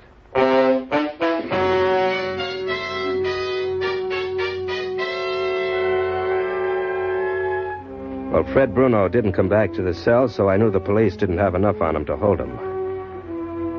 A couple of hours later, I was hauled into night court and was handed a 30-day stretch for vagrancy. I hadn't been in a week when they told me I had a visitor. Fred Bruno. He didn't waste any time getting down to business. Where is it? Where's what? That baggage check. What baggage check? I don't know what you're talking about. Don't fool around with me, Matthews. I tell you, I don't know what you're talking about. I warn you, Matthews. I want that check. If I don't get it, you're not going to like what happens to you. Maybe I better call the screw. You're threatening me. Maybe I'd better tell them you want a baggage check. Suppose they were to find that check, Bruno, and find the suitcase and your girl's picture in it. Your wife isn't going to like that. All right, Matthews. You're asking for it. And you're going to get it. Right in the neck.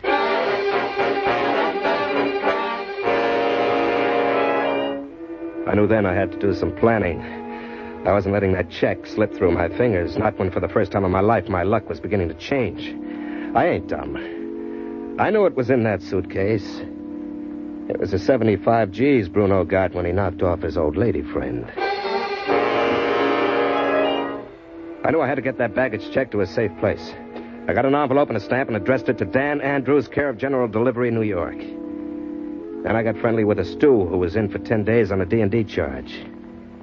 I gave him $10 to mail a letter for me when he got outside. I knew it was taking a chance, but what else could I do?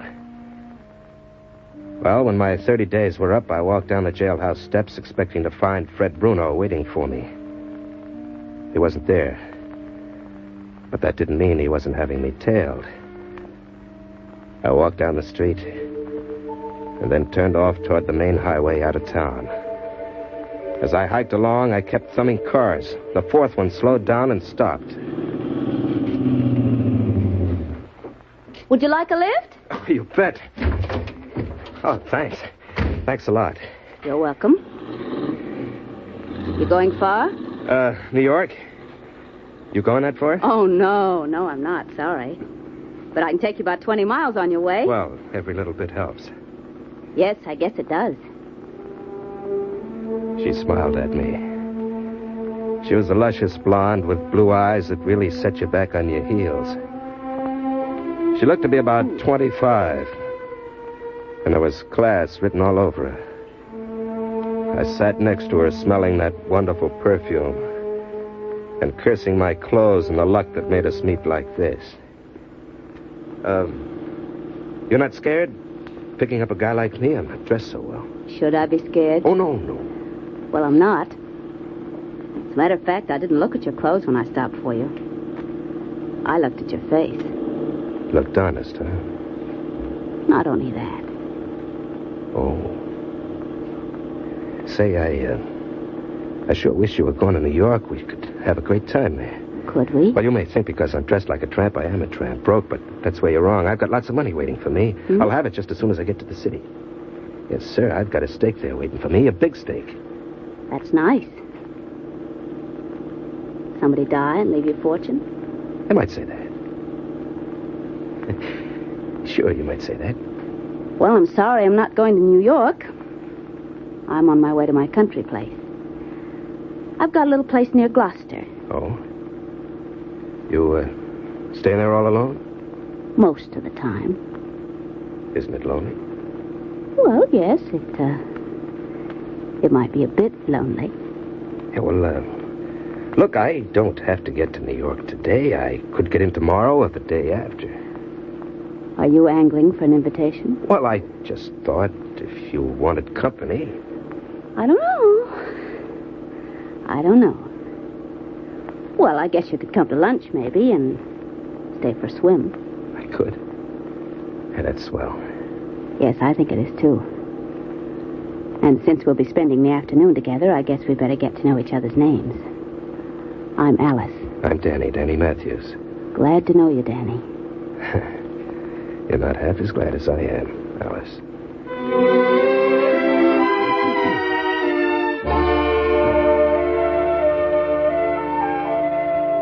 It took us about an hour to get to that summer place of hers. It was off all by itself in the woods. Right near it was an old quarry filled with sparkling cold water. I helped her lug a carton of groceries from the car into the kitchen, and we stowed them away together and took the covers off the furniture. I could feel it building between us all the time. It's only 11 o'clock. Would you like to go for a swim now? The quarry's fine for swimming. Oh, sure, only I don't have a suit. Oh, you can wear my brother's trunks. He's just about your size. I'll show you where you can change. Then I'll meet you in 5 minutes in front of the house. I was ready in 3, and I waited for her on the porch. She came out in a white swimsuit. And when I saw her, I just about lost my breath. She was the dreamiest dame I ever laid eyes on. She smiled, and I just gulped. Come along. We go down this path.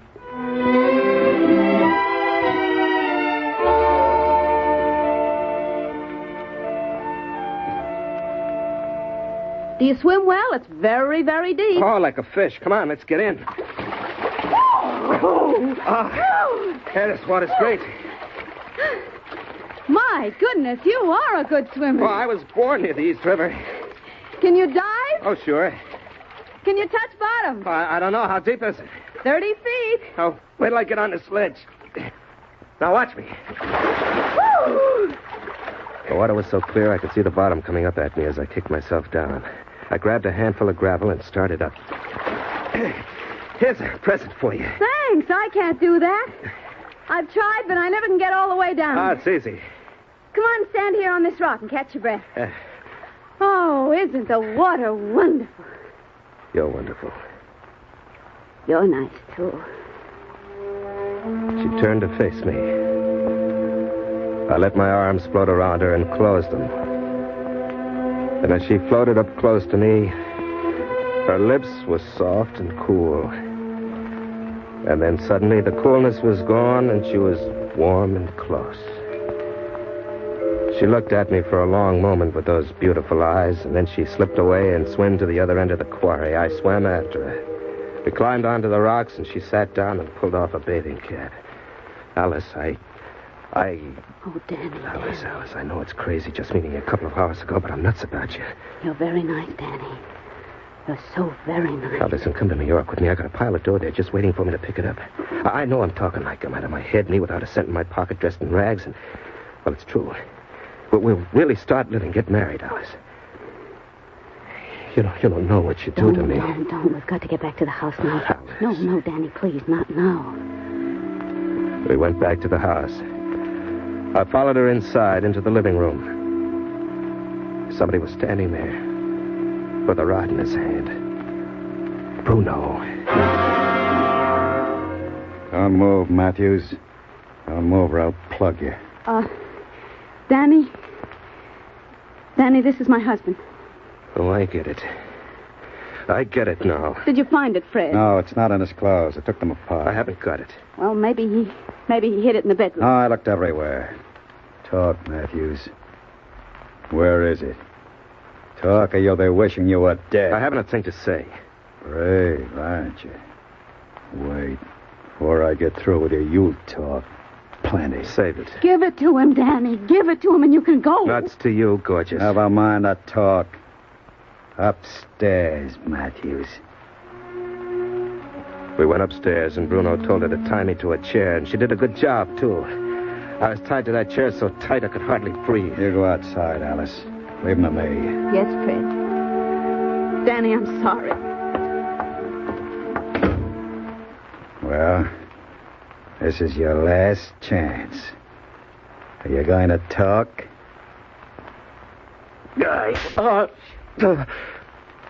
It's just the beginning.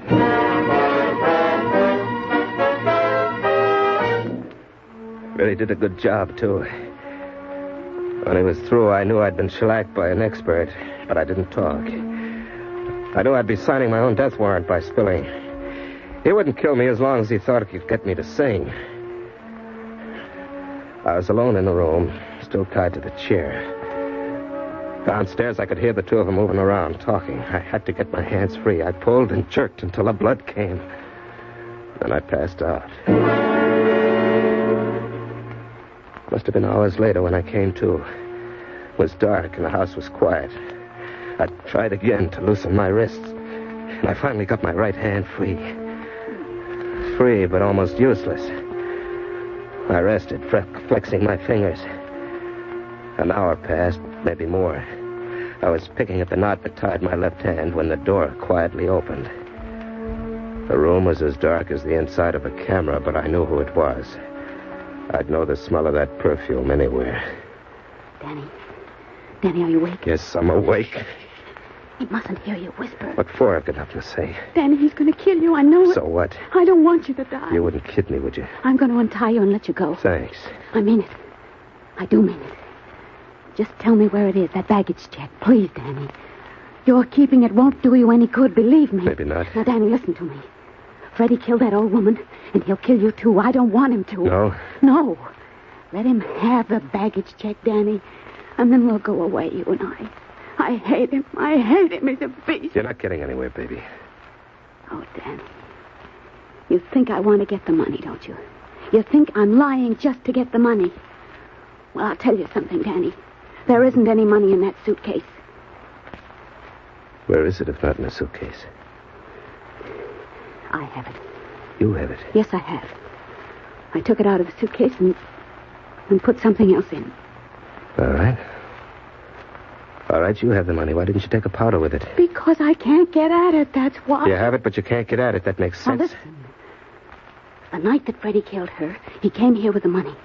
I didn't know he was going to kill her. You didn't, huh? No. I didn't know a thing about it until he showed me the money.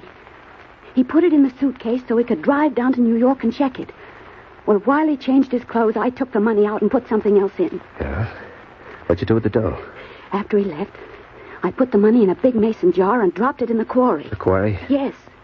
I was sure that I'd be able to dive down and get it up again. Well, I tried, but it was too deep for me. That's why I asked you if you could touch bottom, you see? So please tell Freddie where the check is. He'll go to get it, and while he's gone, we'll get the money and go away. That's quite a yarn. But it's true, Danny. Please, it's true. All the time she talked, I kept working on my left hand, pulling to free it. And finally, it slipped out of the rope. Oh, Danny, we can go out west. Someplace where he'll never find us. Please. Please, you've got to believe me. Danny, I love you, too. If I didn't, I wouldn't tell you all this. I'd keep the money for myself, wouldn't I? How do I know you're not playing me for a sucker? Well, you've got to trust me. Please tell me where the baggage check is. Cut me free first. You don't trust me, do you? Sure, I trust you. But I haven't got it on me, you know that. Where is it? In New York, in a safe place. Fine. I'll tell Freddie and he'll go for it. When he does pick up that suitcase, there'll be a surprise waiting for him. While he's gone, we'll get the mason jar from the bottom of the quarry and we'll be on our way west in the morning. Does he know you're in here now? Yes. Yes, I asked him to let me try talking to you. Danny, he thinks that I'm trying to fool you. But you wouldn't do that, would you, honey? Oh, Danny, can't I make you understand? I could feel the numbness leaving fingers on my left hand. Now I had both hands free, and she was within my reach, lying a fool head off to get me to give up the $75,000 to give her and Freddie. Where is it, Danny? Come closer, Alice. All right. Kiss me. Just to show me you're leveling with me. She came close. Her lips pressed against mine. And then I had one hand on that soft, lying red mouth of hers and the other on her throat. With all my strength, I held on, pulling her down on my knees so her feet wouldn't hit the floor. Suddenly she was limp, but I didn't let go. Minutes went by. Finally, I took my hand off her mouth. She wasn't breathing anymore. She was dead. Slowly, I let her body down on the floor. Then I untied the knots that held me to the chair. I reached for her, and carefully, with stiff fingers, I took off her jacket.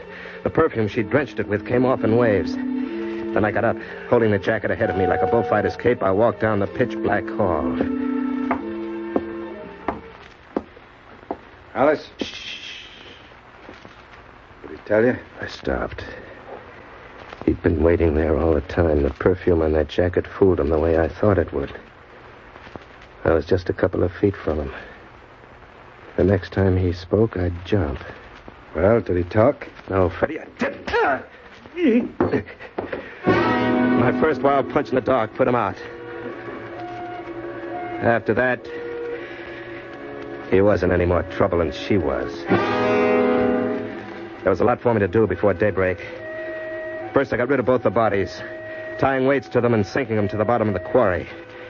Freddie had a fat wallet. I helped myself to that. Next, I changed into one of his suits that was in the house. I closed the place, locked it, and got into the car as the first streaks of light began to show in the east. By afternoon, I'd be in New York.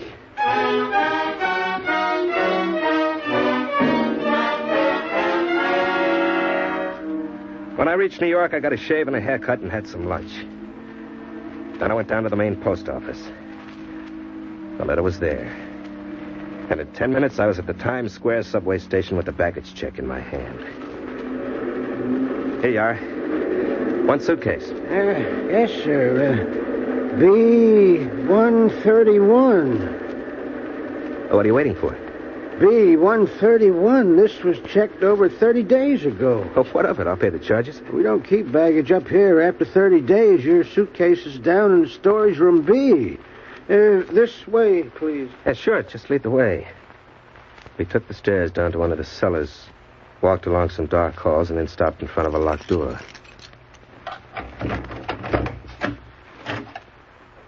It's in one of the bins down this way. Here we are. B-131. This it? Yeah, looks like it. Okay, take it. Right. Oh, here, bud. This is for your trouble. No thanks. Come on, buy yourself a drink.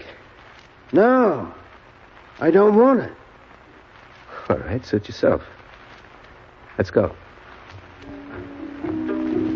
As we walked back to the door, I wondered why the guy should refuse a tip. When we got to the door, I found out. He opened it, and I walked out right into the arms of a big guy in a brown suit. He grabbed my wrists, and before I knew what was happening, he had a pair of bracelets. All right, Matthews, you're under arrest. Arrest? What for? For the murder of Sarah Grimes in Pittsville, Massachusetts. I didn't kill that old lady. Save it, brother. You can do all your talking down at headquarters.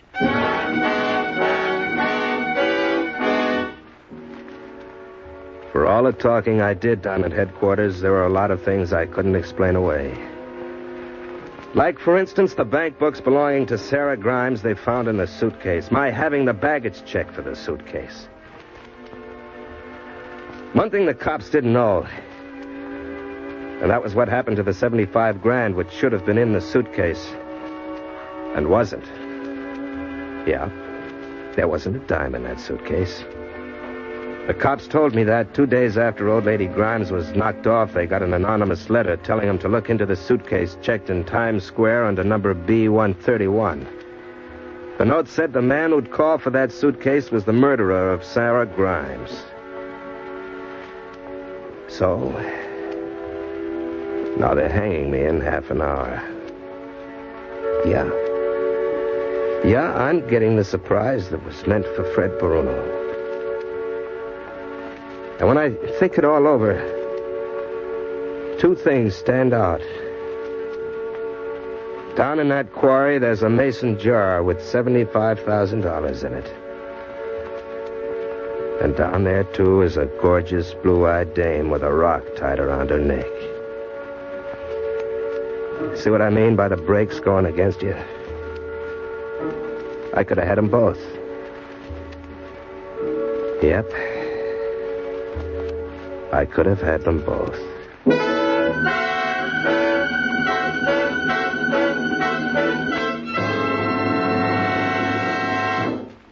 And so the curtain falls on It's Luck That Counts, which was chosen by guest expert Frank Gruber, whose latest mystery thriller is The Leather Duke.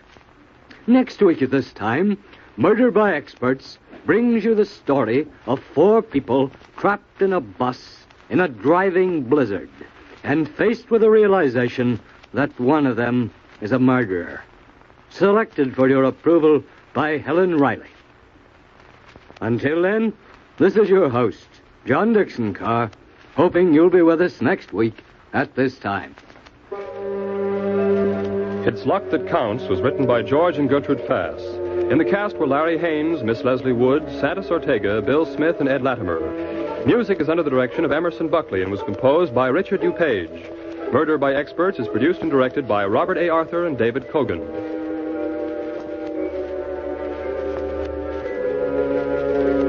All characters in our story were fictitious, and any resemblance to the names of actual persons was purely coincidental. This is Jack Farron speaking.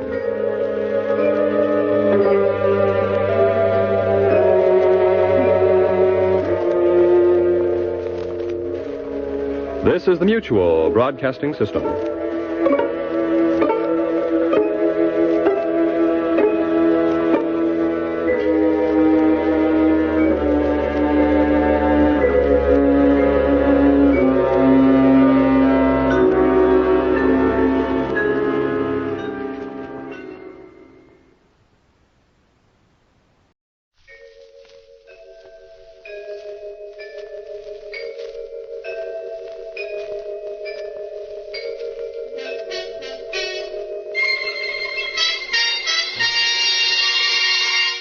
Murder by Experts.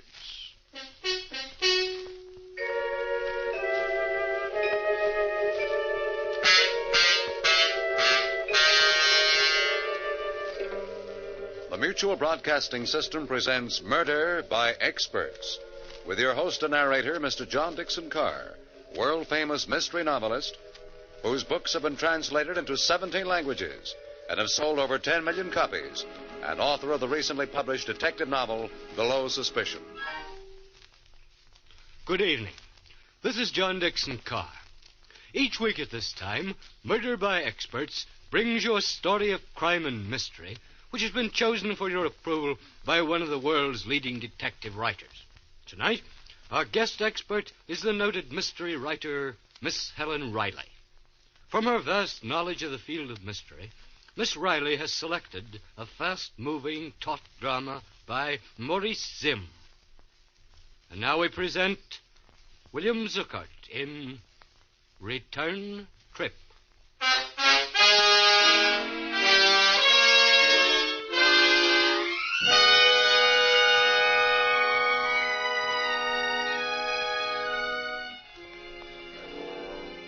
Our scene, a small, plainly furnished hospital room, late at night.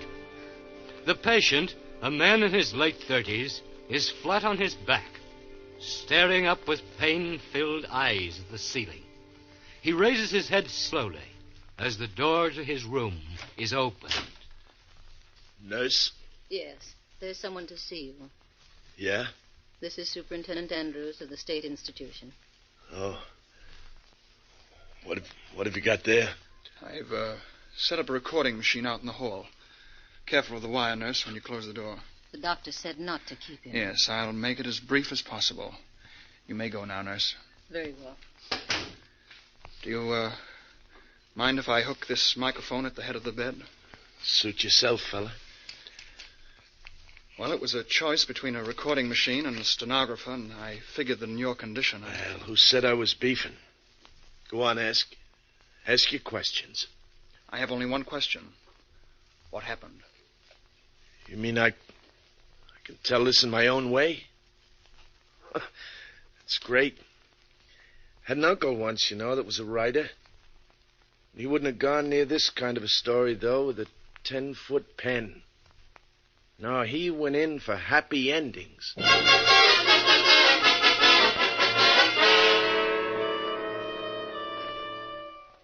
Uncle Mort wouldn't even have liked the beginning of this story. It was kind of dreary-like up there at the asylum that afternoon. There'd been quite a snowfall the week before, and as far as the eye could see, everything was a dirty gray, like a corpse that's been waiting too long for the undertaker. Well, around 4 o'clock, it got so dark the lights had to be turned on in the institution. Then the wind started moaning like a lonely banshee. Fine day for a murder, as the fella said. Well, there were 3 passengers sitting in the bus when I went outside for the return trip. 2 men and a woman. Maybe I ought to call her a girl, because she wasn't much more than that.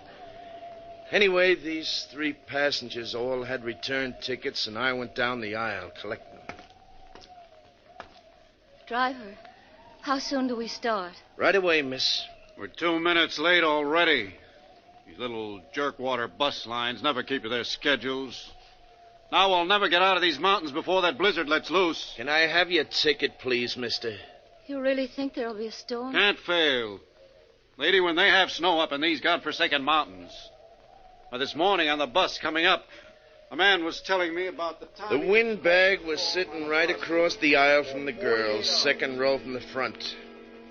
Halfway back in the bus sat the 3rd passenger, all huddled up in his overcoat. He didn't open his trap. Well, that was the picture as we swung out onto the highway for the return trip. And this guy in back of me seemed to be itchy to start a conversation with somebody as soon as we got rolling. Might as well get acquainted, miss. 50 miles before we get to civilization. John Willard's the name. I said... Oh, I beg your pardon. Were you speaking to me? Oh, yes. I'm afraid I was thinking of... Oh, sure. Sure, these visits to the institution, always depressing, aren't they? This is my first time. Oh? Some friend? My husband. Oh. Well, that's too bad. I hope... What's that? Some kind of siren. Yeah, that's the asylum alarm, all right. That means he... One of the inmates must be playing hide and seek with the keepers. That happens every once in a while. Gosh, what if it's my brother? Oh? Is he the busting out kind? Well, it sort of upsets him to see one of the family, but then we don't come to see him, it upsets him even more. I see what you mean. Do they always catch them? Well, they tell me the place has never lost a customer yet. A moment ago, I was praying that it wasn't Jim. But now I don't know, even if they had to. Well, it would be better than seeing him as he was today. Anything would be better than seeing him. Hey, that's a police siren. Sounds like they're almost on top of us. Yeah, there they are. Look out, they're going to pass us. Pass nothing. They're flagging me down.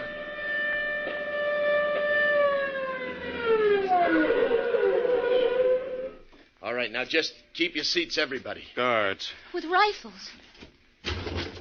We're looking for somebody. Yeah, we heard the asylum alarm and... Seen anyone along the road? No, not even a jackrabbit. Officer, who is it you... Gregg, Steve Gregg. Oh. That's a relief. Holly, take yourself a walk down the aisle. Keep your rifle ready when you look behind those back seats. Are you kidding?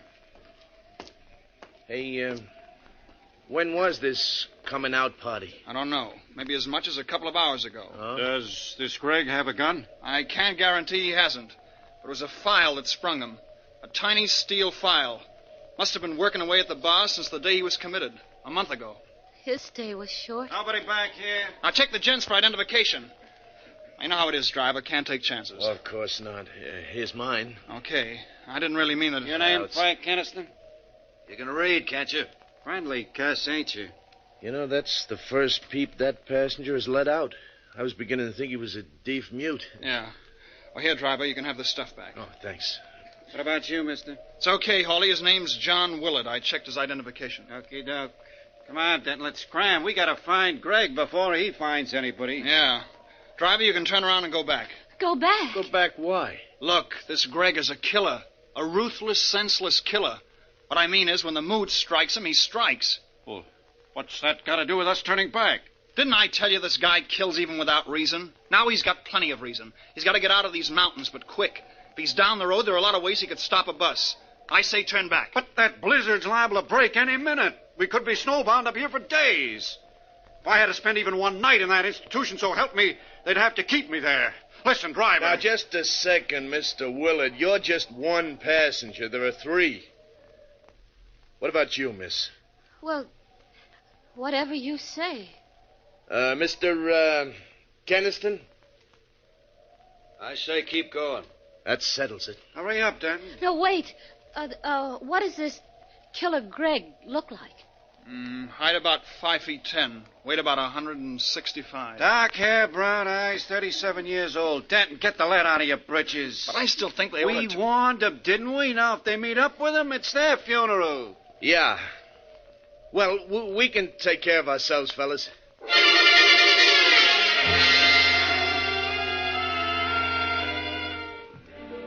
Well, after the guards left, I really set that bus to rolling.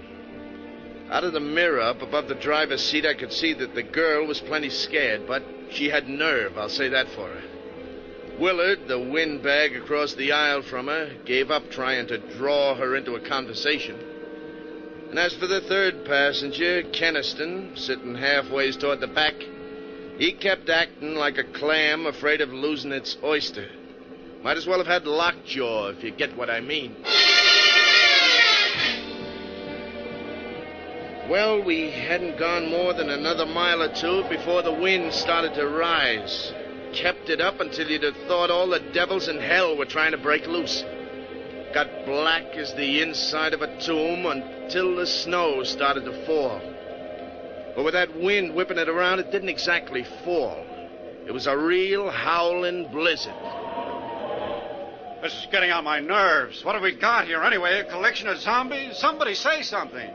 Well, I was just going to say... You were going to say the weather is rotten. Yeah, and she can say that again. No, that isn't what I was going to say. No? Hurrah. That'll give us two topics of conversation. We'll save the weather for later. Well, go ahead, lady. I can't think of a better antidote for the screaming Mimis right now than your voice. It occurred to me why the guards asked for identification. Yeah? The description of Killer Greg. 5'10", 165 pounds. Dark hair, brown eyes, 37 years old. So what? It's a remarkable thing. That description would fit you, Mr. Willard. Oh? And Mr. Keniston. What's that? Me? And, for that matter, the driver. Say, now look. Hey, come to think of it, all three of us could fit that description. So could a million other men. Forget it. Forget it.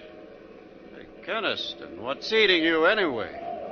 First you sit back there like a mummy, then when you finally do one... I don't happen to feel like talking. Yeah? Well, personally, the more I think of what she said, the more remarkable it becomes. Yeah. She's got something there. Only remarkable isn't the word. Mr. Willard, what are you thinking? This man, Greg, may be insane, but he's not dumb. Oh, no. Put yourself in his place. He knows he hasn't got a ghost of a chance making his getaway in that hospital clothing, see? So he borrows the wardrobe and identification of some stranger. You follow me? We're way ahead of you, Willard. It wouldn't be difficult for a killer. Say not. But that still isn't the end of his problem, see? He's fighting against time. He's got to get out of these godforsaken mountains down to civilization before they can throw a noose around the whole area. And he knows that if he's brought back alive, he'll be wearing a straitjacket until he's as old as Methuselah. Well, you've got quite an imagination, Willard. Thanks. Now, the odds that Greg will be able to get himself transportation are mighty slim, except for this bus line. So let's suppose... Yeah, you got a great imagination, all right. You got it all figured out. It's a bit too pat, if you ask me. Remember, please, you're the one who was so dead set against turning back. Really, Keniston? Well, I'll leave it to the lady here and the driver. Do I look insane? Well? Search me. There were times, long periods of time when Jim didn't either. It's my husband, I mean. That was the terrible part of it. He would be just like the old days, and we'd be so happy together, and then all of a sudden, without warning, It's Keniston's been acting crazy, not me. I'll bet it wouldn't take a half a dozen psychiatrists to prove that he... Hey, an avalanche! It's coming down on us! Hold on!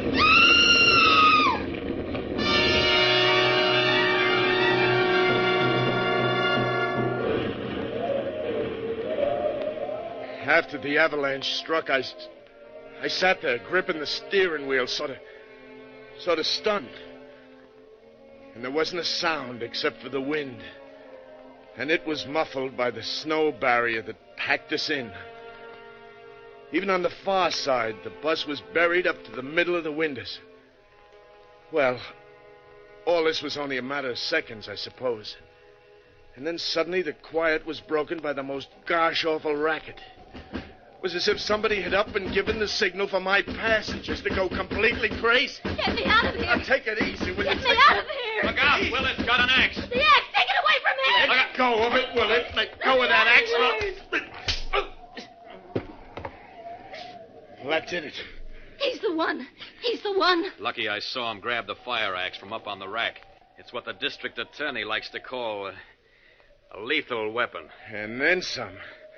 Step back, he's coming too. Yeah, tie him up. Here, you'll find a rope in the dashboard compartment. Get it for me, huh? Driver, I'll report you for this. You will, huh? I was going to smash a window so we could get out of here. Oh, yeah? Sure. What'd you think? Oh, so that's it. Here's a rope, driver. See here, you can't do that. You can't tie me up, you fools. I'm not Killer Greg. Maybe he isn't. Maybe. But like the guard says, we can't take chances. Now, if you're innocent, mister, you can prove it to the authorities. If we ever live that long.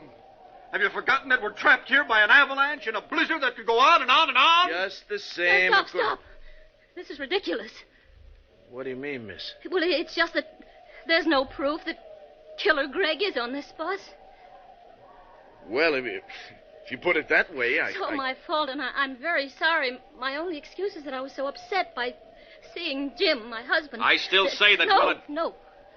We've got to start acting like rational human beings. You let poor Mr. Willard up from that floor. Thanks, lady. All right. But I'm warning you, Willard, no funny stuff. Snap out of it, driver. We've got to get out of this mess. Hand me that axe. Do I look that dumb? All right, then use it yourself. Smash a window so we can crawl out. Willard, what makes you think the windows won't open? Huh? Then open one. What for? To let in the blizzard? But we've got to get out of here. Not me.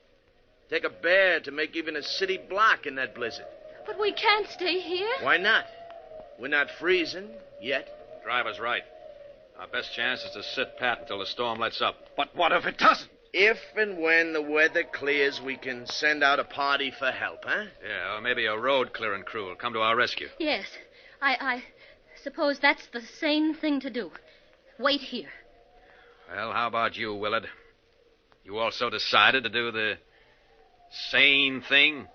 I don't like that crack, Keniston. One more like it. Now, look, we're not starting that again. That's going to be a long night. We might just as well make ourselves comfortable and try to get some sleep. Sleep? Cut it out. Miss, you take the back seat. That's the only one that runs the full width of the bus. You can use your lap robe for a quilt, huh? All right, driver. I want to apologize again to everyone for the way I behaved. Casting suspicion. Forget it. Need any help? No, thanks. I don't know what came over me, starting that idiotic talk. Please What? What's the matter? Why are you staring at the floor? Well, say something.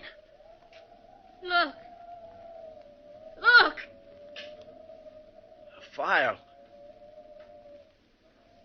Tiny steel file. One that... After the avalanche hit, there was a mad scramble. One of you lost it then. One of you is Greg. Killer Greg! Let me out of there! Let me out of there! Well, we just let her wear herself out, kicking and banging on the door.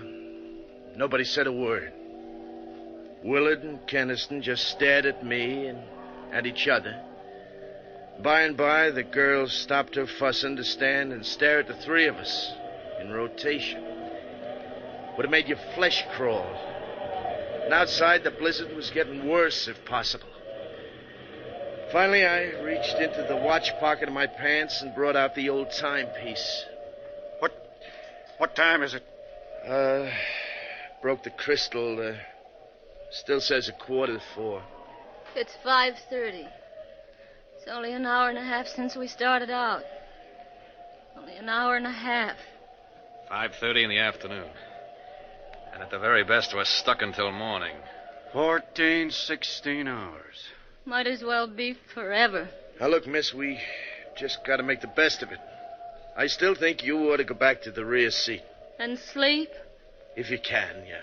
Willard, the driver, and myself will be keeping a rather close eye on each other in the light of recent developments.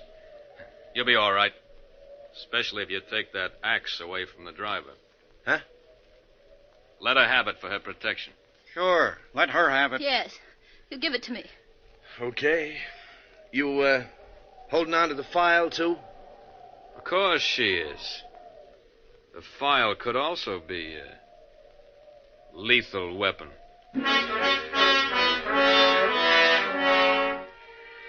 Well, she took the axe and the file back to the rear seat with her, and we all sat down to wait. Have you ever fought against sleep? With the cold numbing you and the wind lulling you? You know, sometimes even the fear of sudden death can't win against those odds. Time and time again, the girl's eyes would close just for a second. And then they stayed closed longer, and her head nodded and her body slumped over against the corner of the seat. I got up and started down the aisle. Where you going? Shh, Keniston, can't you see she's asleep? Where you going? Her lap robe slipped to the floor. I was going to pick it up and cover her so she wouldn't freeze. Any objections? I'll do it. Oh, no, you won't, Keniston. Go ahead, driver. There you see, Keniston, Willard thinks I should do it. That makes it 2-1.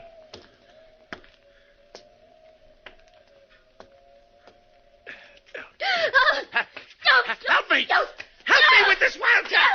Get that file away from me before she jabs my eyes out! She was like a devil on a pinwheel. I was lucky to tear loose before she did any more than nick me about the face. Afterwards, when Willard told her what I was up to, she apologized, but I didn't go near her again all the rest of that night. Well, about 5 o'clock, the blizzard stopped, and at 7, the sun managed to break through. We held a council of war. We can't send out for help. Why not? Don't you see, Mr. Willard? If we split up the men, whichever of you is Greg would have too good an opportunity. Whether he goes or stays. Well, you could go. Alone. I'd never make it. We could all go together. How about that, driver? Well, I'd rather stick with the bus, Keniston. But before we decide anything, let's get out and look around. We got a window open on the far side of the bus and crawled through. The girl first. She was still clutching the axe and the file. Come here and look. Another few yards and we'd have escaped the avalanche entirely. We can shovel our way out. I'm sure we can. Well, there were 2 shovels in the tool compartment at the tail guard of the bus. That only let 2 men shovel at a time, with the 3rd man getting a breather meanwhile. And it took a lot of shoveling. What's the matter, driver? Did you hurt your hand? Nothing much. Feels good just to take off these stiff leather gloves. Looks to me like you've got some blisters on that right hand. Thumb and first 2 fingers. Say, Keniston, are you shoveling or talking? We'll never get out of here at this rate. Well, it's your turn anyway. I'm tired. Not as tired as Willard looks. I'll relieve him. No. That's all right. I can keep going yet for a while. Okay, then, Keniston. Here. Let me take a turn.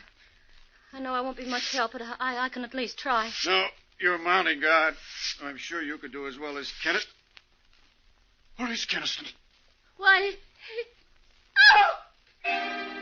Keniston was making a mad dash through the snow. Willard dropped his shovel and tore after him. I yelled for Willard to let him go, but I don't think he even heard me. For a while, it looked like Keniston was going to make it, but then he floundered and fell in the snowdrift. And before he could get underway again, Willard nailed him. You'll stay put for a while. What did you do? Knock him out? What else was there to do? Is he? Oh. I knew all the time it was Keniston. You think his running away proves it? It's the same as if he'd confessed. He knew it was his last and only chance. What are we going to do with him now? Tie him up. And we're getting him and the bus out of here. Say, I wonder if there's a reward. In no time at all, we had the bus clear and headed for civilization. Those snow-covered mountain roads weren't exactly my idea of a speedway, but I gave the motor the gun. Willard and the girl didn't take their eyes off Keniston. I kept watching him, too, out of the mirror over the driver's seat. He looks like he's coming to. Don't worry, driver. Those knots I made in the rope won't give. Besides, I'm keeping the axe handy just in case. He's opening his eyes. Watch him now. Watch him. Yeah, watch me. And listen to me, too. Shut up, Keniston, or I'll stop this bus and put you out for good. Not before I've had my say. Willard, you too, lady. Why do you think I tried to make a break for it? That's easy. You're Killer Greg. You fools. You blind, stupid fools. Was it my watch that had its crystal smashed at 4:15 yesterday afternoon? So it was mine. So what? At 4:15 yesterday afternoon, Killer Greg waylaid the real driver of this bus and took his place. What? Oh, no. That's how the crystal came to be broken. Shut up, Keniston. You can't talk your way out of this. It could be a coincidence. Sure. Yeah, that's what I thought, too. A coincidence. Until I noticed the blisters on the thumb and first 2 fingers of the right hand. A file would make blisters like that. A file held in the right hand of Killer Greg. Look at him. It's true. Greg! Greg! Don't come a step closer, any of you. You make the slightest move, I'll crash the whole lot of us. Don't do it, Greg. Stop the bus. We won't do anything. It was a perfect plan. It had to work. Oh, if only that avalanche hadn't come along. Well, I'll still make it. I'll still make it, even if I have to kill us. That turn! Look out for that train!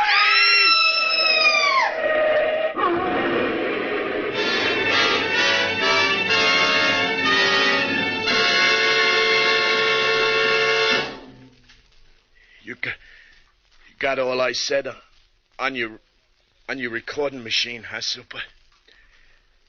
You got it all, huh? Yeah, I'm right back where I started from. The asylum.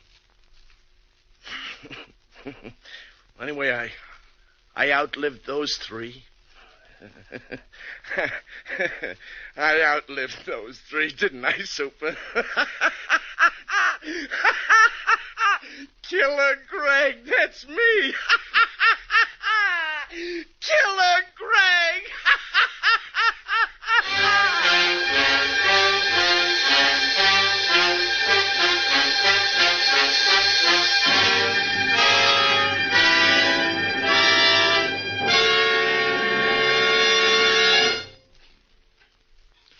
And so the curtain falls on Return Trip, which was chosen by guest expert Helen Riley, whose latest thriller is Staircase 4.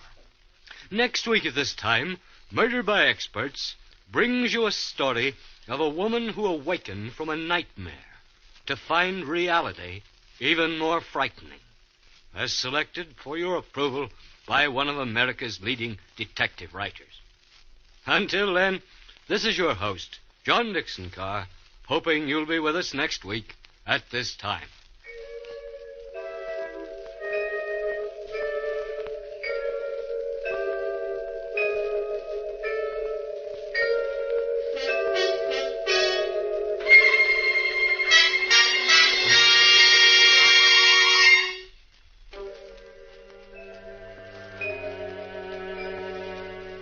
Return Trip was written by Maurice Zinn. In our cast were William Zuckert, Ann Shepard, Roger DeKoven, Frank Behrens, and Alan Manson. Music in our program is under the direction of Emerson Buckley, composed by Richard DuPage.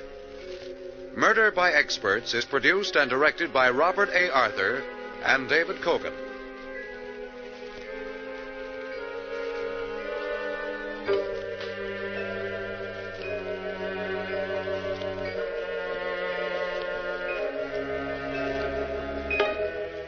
All characters in this week's story were fictitious. Any resemblance to the names of actual persons living or dead was purely coincidental. This is Phil Tonkin speaking.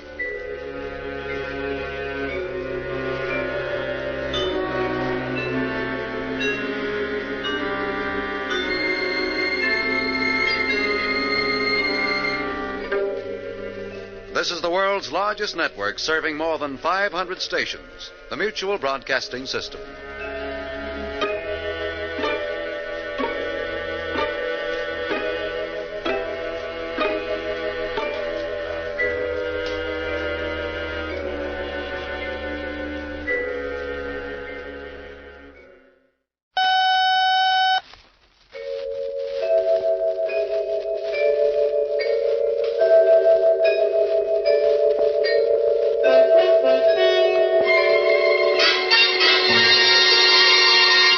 Murder by Experts.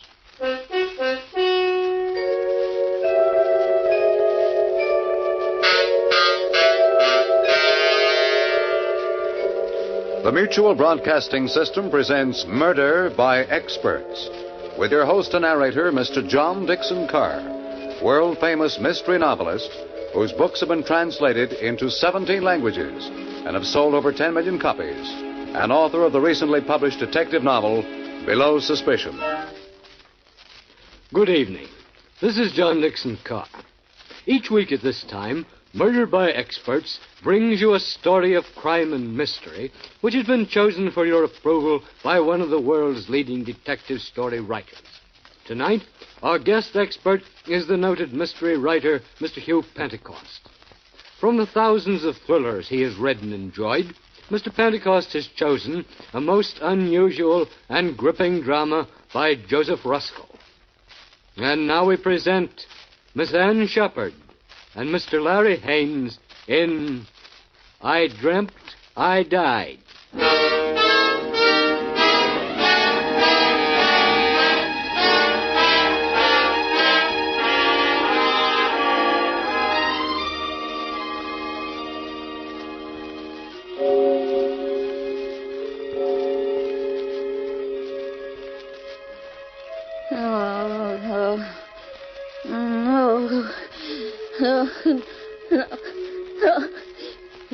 Don't kill me. Don't kill me. No. No, don't kill me. Huh? Helen, what's the matter? Hey, now wake up for Pete's sake. No. Hey, Helen. Stop that, No. It's me, Ernie. What? Where am I? In bed, where do you suppose? It's 2 a.m. I wish you'd let me get some sleep. Oh. Thank heaven, then it must have been a dream. Oh, Ernie, it was so real. I dreamed someone was leaning over me just now with a pillow. It was horrible, trying to smother me to death. And... Ernie. Yo. It was you. What? Me? Oh, that's a beaut. Oh, where's the light? Oh, my aching back. Why, you poor, foolish little... Come here, Butch. I'll kiss you back to life. No, don't touch me. Keep away. Say, what is this? That pillow, there in your hand. Oh, for crying out loud. Can't I even straighten it out? Oh, I'm sorry, dear. Gee, don't mind me, but that horrible nightmare, it seemed so real. Oh, darling, wasn't that crazy?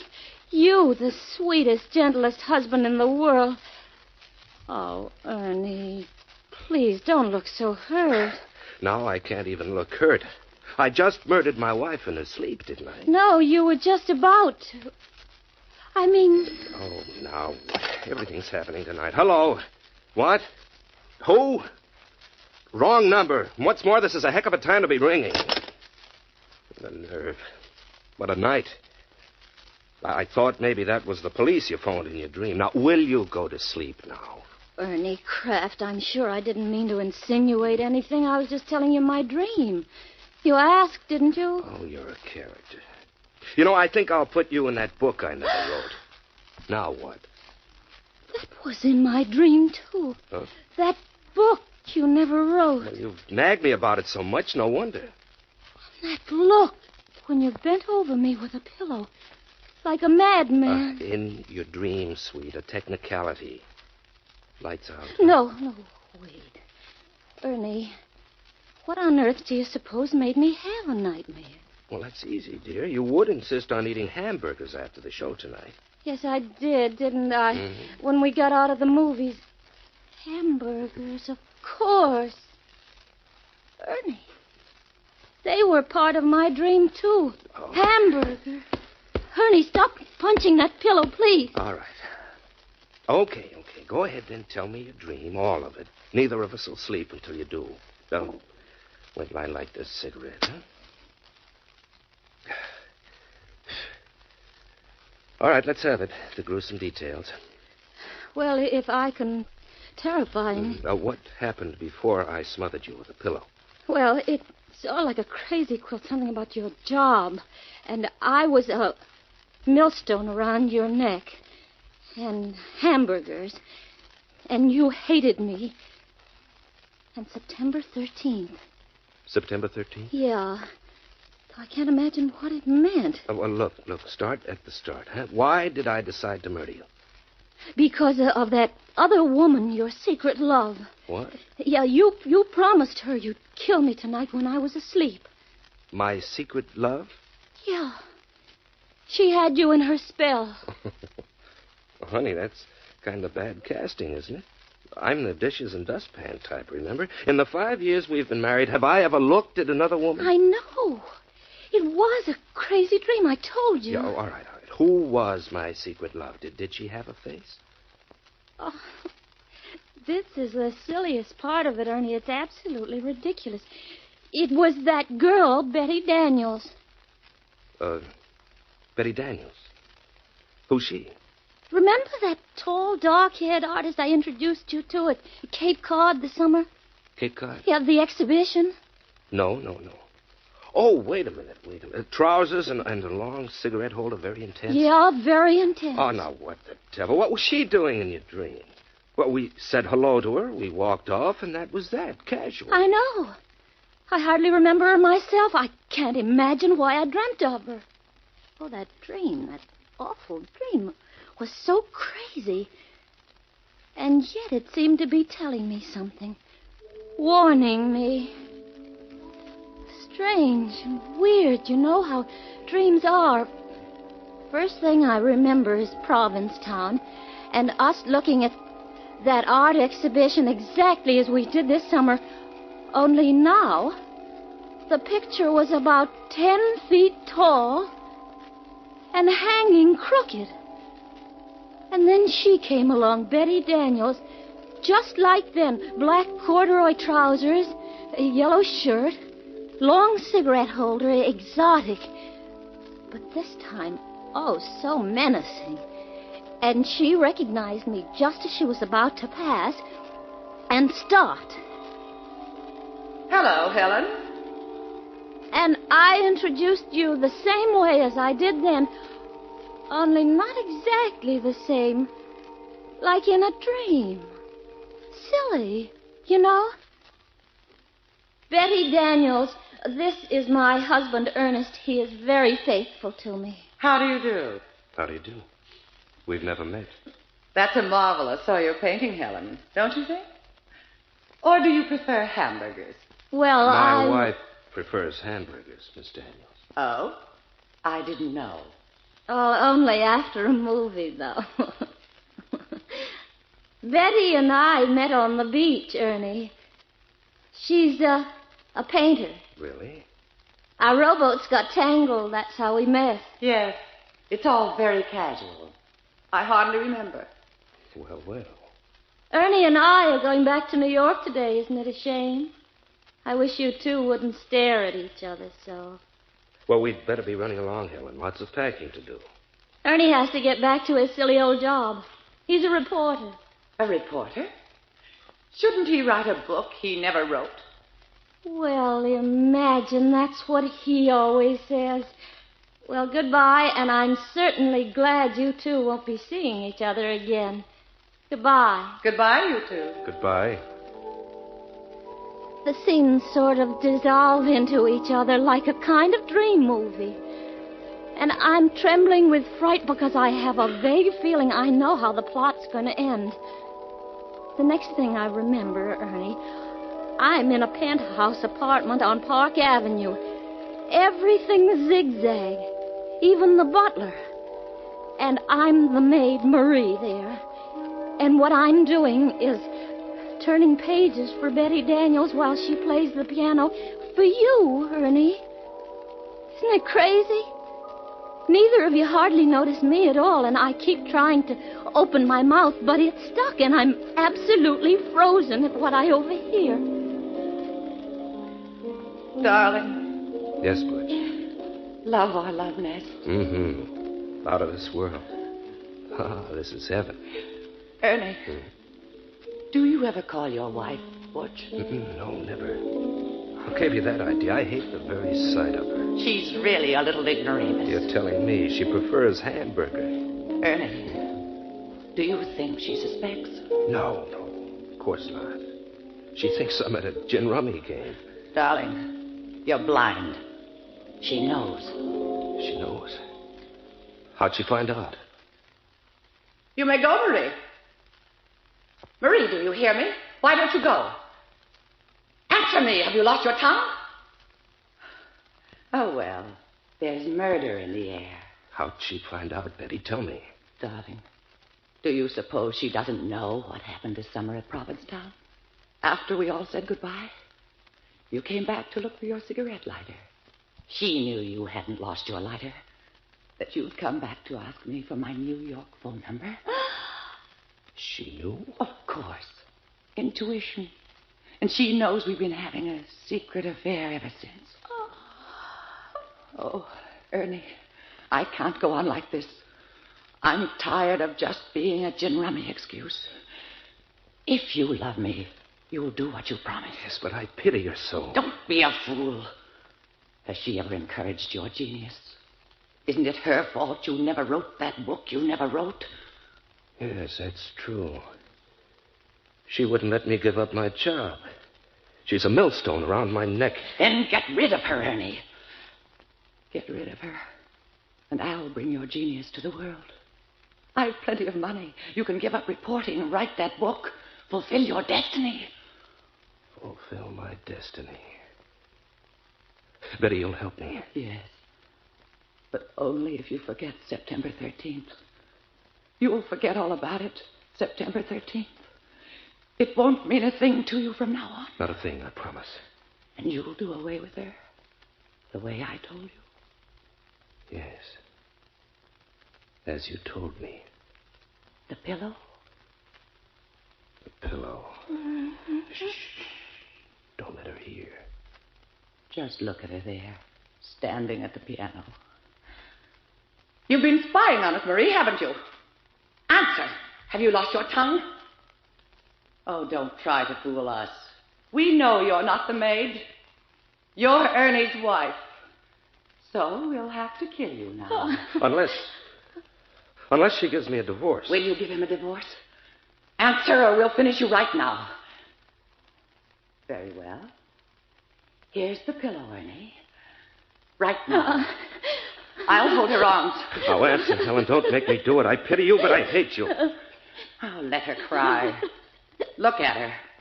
Stricken dumb. Her mouth's moving, but she's not saying anything. What are you trying to say? Helen, please don't make me do it. Will you give me a divorce? Now tell me. Tell me or... Wait. Ernie, stop.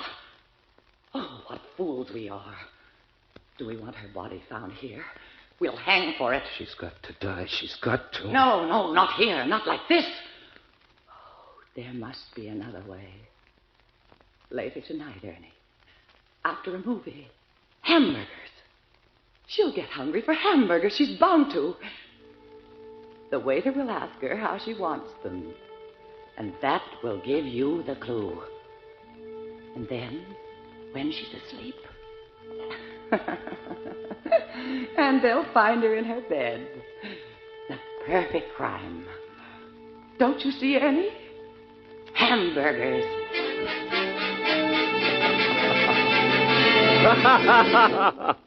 Oh, and so this Betty What's-Her-Name and I were going to commit the perfect crime with a hamburger, huh? No, honey, you ought to sell that dream to Abe Burrows just for the laughs, you know? I know it sounds silly, but it didn't in a dream. It was terrifying and so real, but so real. And then... Yeah. You dragged me out into the street and then into a movie and then out again. I looked at you and you were crying because you had made up your mind to finish me off when we got home. Holy smokes. You know, that dream of yours sounds like something out of Alice in Wonderland. But as we went down the street, you kept crying out. You should have let me write that book, Helen. You should have let me. No kidding. Yeah, and I kept crying. I love you, Ernie. Don't kill me. Please don't kill me. And then what happened? Then you pulled me along through the streets again. I was terrified. I shrieked as loud as I could. He's going to murder me. He's going to murder me. But no sound came. I saw a policeman and I tried to run to him, but my feet seemed paralyzed. But finally I caught up with him and I cried to him, Officer! Officer! Yes, what is it, lady? Please save me. My husband here wants to kill me. Well, now, wants to kill you, huh? Why, that's a crime. A felony. Oh, why are you joking? Don't joke about it. Do something, please. I'm frightened to death. Don't pay any attention to her, officer. She's dreaming. No, I am not. Don't believe him. He wants to wait till I go to sleep tonight. And then, as soon as I fall asleep... Oh, come now, lady. He wouldn't do it to you in your sleep. You're cute. Not in her sleep, now would you, mister? Of course not, officer. Not in her sleep. As a matter of fact, we're stopping off first for a hamburger. She's hungry. No, I'm not. I am, but I don't dare. I'm starving, but I don't dare. He's just waiting for me to order one to see what I say. And then he'll take me home and kill me. Oh, lady, stop. You're breaking my heart. Come along, dear. No, officer, please protect me. Don't let him take me. Come along, I say, darling.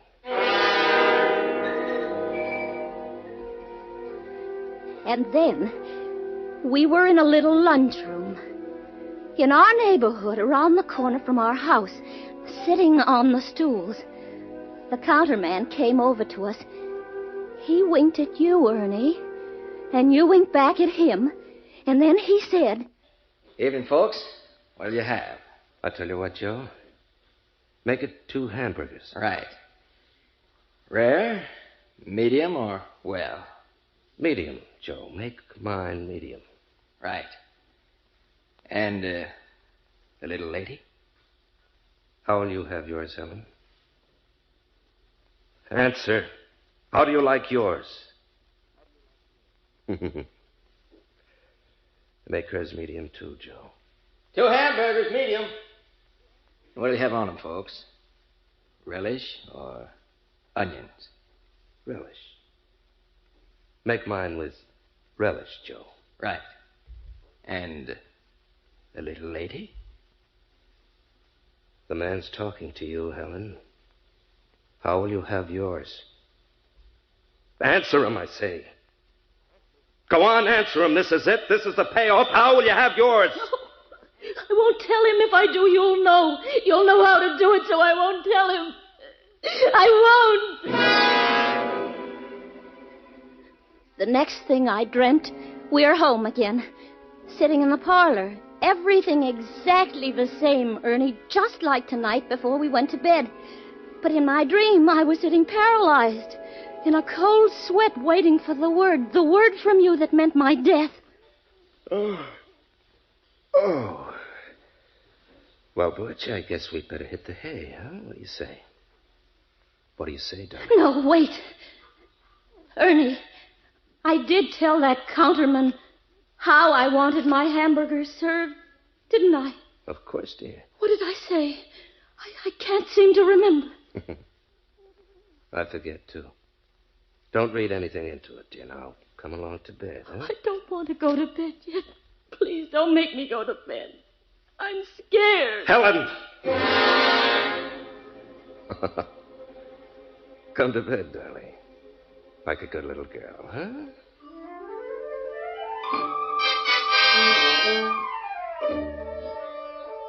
We went to bed. Then you said... And now lights out, huh? That's it. I tried to think of everything I knew to keep awake. I wondered whether I ought to count to 100 or whether counting would put me to sleep. I tried not to count, but I felt myself getting sleepier and sleepier. Asleep, honey? I heard, but I pretended not to.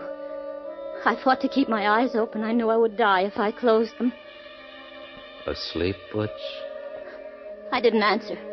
I couldn't if I wanted to. I was so scared. And then pretty soon I heard you stirring ever so quietly, and in a moment you were leaning over me. Oh, Ernie, I know it was just a dream, but it was so real. And there was hatred in your eyes, and there was a pillow in your hand, and I knew you were going to do it right then. Oh, gee, that's a beaut. You know, that's really a honey. You know, when you have a nightmare, you sure do it up golden brown and creamy. Well, wasn't it crazy? Oh, darling, wasn't it mad? But, Ernie, how does a person have a horrible dream like that? What does it mean? Well, it's a cinch. I'll interpret it for you, and without a dream book. You will? Good, then tell me. All right, easiest thing in the world. Darling, where did we go tonight? To a movie? Uh-huh. What kind of a movie? It was a murder mystery. Gee, that's right. You think that was Don't interrupt, Butch. Now, who was starring in the movie? Betty Davis. Now, repeat that first name. Betty. And the villainess in the dream, my secret love, the girl we met last summer, was also Betty Daniels, huh? Well, that gave you Betty on the brain when you went to sleep tonight. And movies, and murder, and those hamburgers you did stop to eat after the show wrapped up the whole sequence. And no wonder. They're still lying on my stomach, too. Well, what was the pillow doing in it? Oh, darling, what were you talking about this evening at supper? That chore you intended to do tomorrow? Huh? Oh, I've got to stuff the pillows. They're caved in the way the feathers have come out. Right. That's your pillow you had on your brain. Which brings me back to the hamburger. Yeah, I was going to ask you. I mean, that nonsense of how did I want the hamburgers. What all that mean, for heaven's sake? Precious, how did you order your hamburgers done tonight, remember? No, I don't recall. No. Of course you can't think now. How do you almost always order your hamburgers? Well, smothered in onion. Huh? Oh, Ernie, of course smothered in smother, pillow, smother with the pillow. Check. Oh, for goodness. Oh, my gosh. So that was it. Well, if that doesn't... Ernie, that was wonderful. Really. The way you did that figured it all. I think you'd make a terrific detective. So I'm a police reporter. Close enough? Ernie, dear. It made me think, though, about maybe I have been a little selfish. So, what do you mean? Well, that book you always wanted to write. Maybe I ought to let you give up your job and try. Oh, not nuts. Have us both starve? No thanks. Anyway, in my sane moments, Helen, I've always known the truth. I'm no writer. If I had it in me, it would have come out of me, job or no job. I could take up nursing again. Well, it was hard. No, nonsense. I won't have it. I don't say any more about it, and that's final. You're a swell guy, though, Butch, to offer to. Oh, Ernie, there was one thing more. Yeah? What do you suppose that was about September 13th, about your forgetting September 13th? What did that mean, do you know? Mm-hmm. Don't you? No, I can't. Well, it does seem familiar enough, but I can't seem... Where are you going? Get something out of my wallet. Wait a minute. Helen. Helen, what's the date of our anniversary? It was September 13th, of course. Tomorrow. Was that... Right. You've had that on the brain, too. By the way, here. Little present for you, darling. Tickets. 2 airplane tickets to Havana. Right again. We're taking an anniversary trip. I wanted to surprise you when you woke up, but... Well, happy anniversary, baby. Oh, Ernie. Oh, you great, big, precious darling. How can I ever... Then you didn't forget. You always did before, but this time you didn't. Oh, Ernie. I can't stand it. First that dream, and then finding out it did mean the opposite. Oh, no, Helen, don't now. Come on. Oh, but it was so sweet of you. I'm so thrilled, Havana, where we had our honeymoon, and you haven't forgotten. Oh, Ernie, I do hope I've been a good wife to you. And if there's anything if you want me to, I can always change. Darling, I wouldn't want you any different for the world. I want you to stay just the same sweet little girl I married. And now let's get some shut-eye, huh? Lights out? All right. I'm going to put the tickets right here under the pillow. There. And have a happy dream for a change. Good night, Butch. Hey, you haven't kissed me. Good night, dear.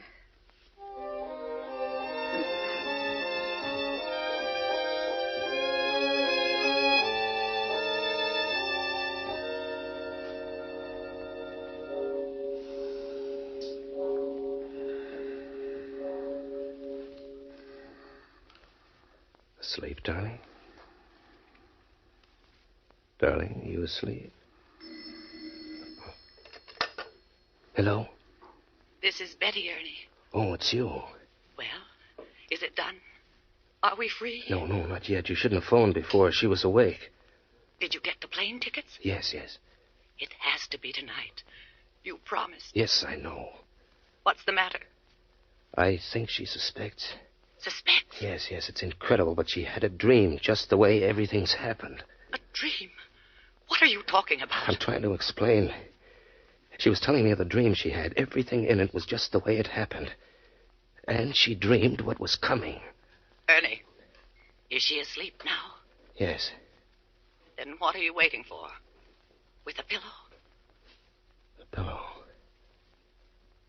I'll do it now, right now, as soon as I hang up, Betty. Right now.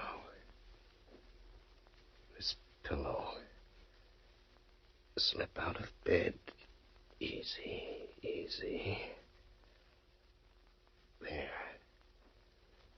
The pillow. Right now. Oh.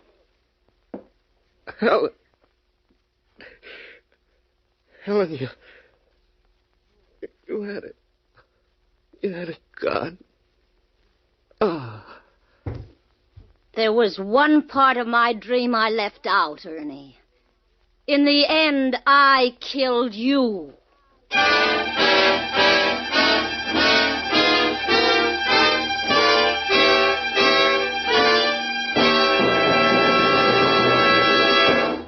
And so the curtain falls on I Dreamt I Died, which was chosen by guest expert Hugh Pentecost, whose latest novel is Where the Snow Was Red. Next week at this time, Murder by Experts brings you a story of 3 people caught in a whirlpool of intrigue, with death their 4th companion, as selected for your approval by Miss Helen McCloy. Until then, this is your host, John Dixon Carr, hoping you'll be with us next week at this time.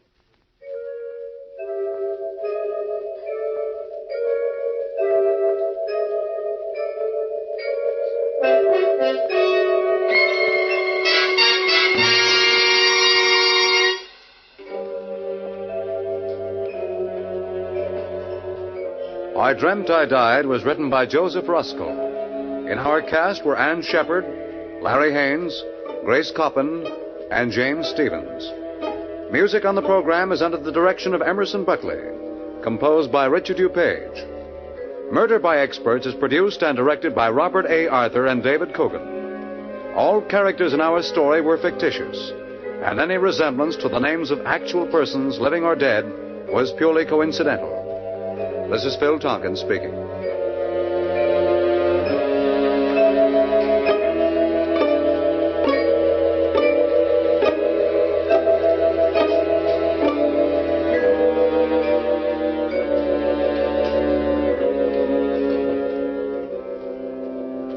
This is the world's largest network, the Mutual Broadcasting System.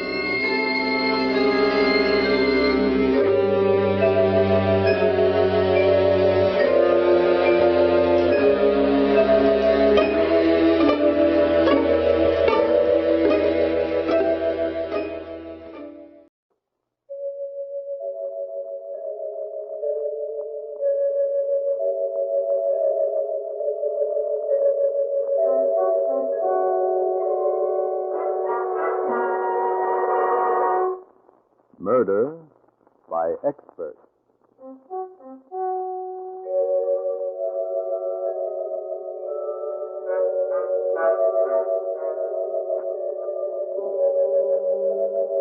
The Mutual Broadcasting System presents Murder by Experts, with your host and narrator, Mr. John Dixon Carr, world-famous mystery novelist whose books have been translated into 17 languages and have sold over 10 million copies, and author of the recently published detective novel, Below Suspicion.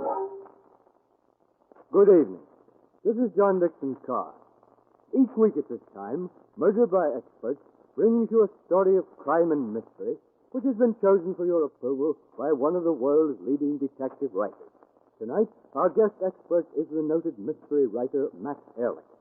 From the thousands of thrillers he has read and enjoyed, Mr. Ehrlich has selected an adventure of that fast-moving, humorous young detective couple, Susan and Johnny Duke, written by Andrew Phillips. And now we present Anne Shepard and Larry Haynes in The Unseeing Witness.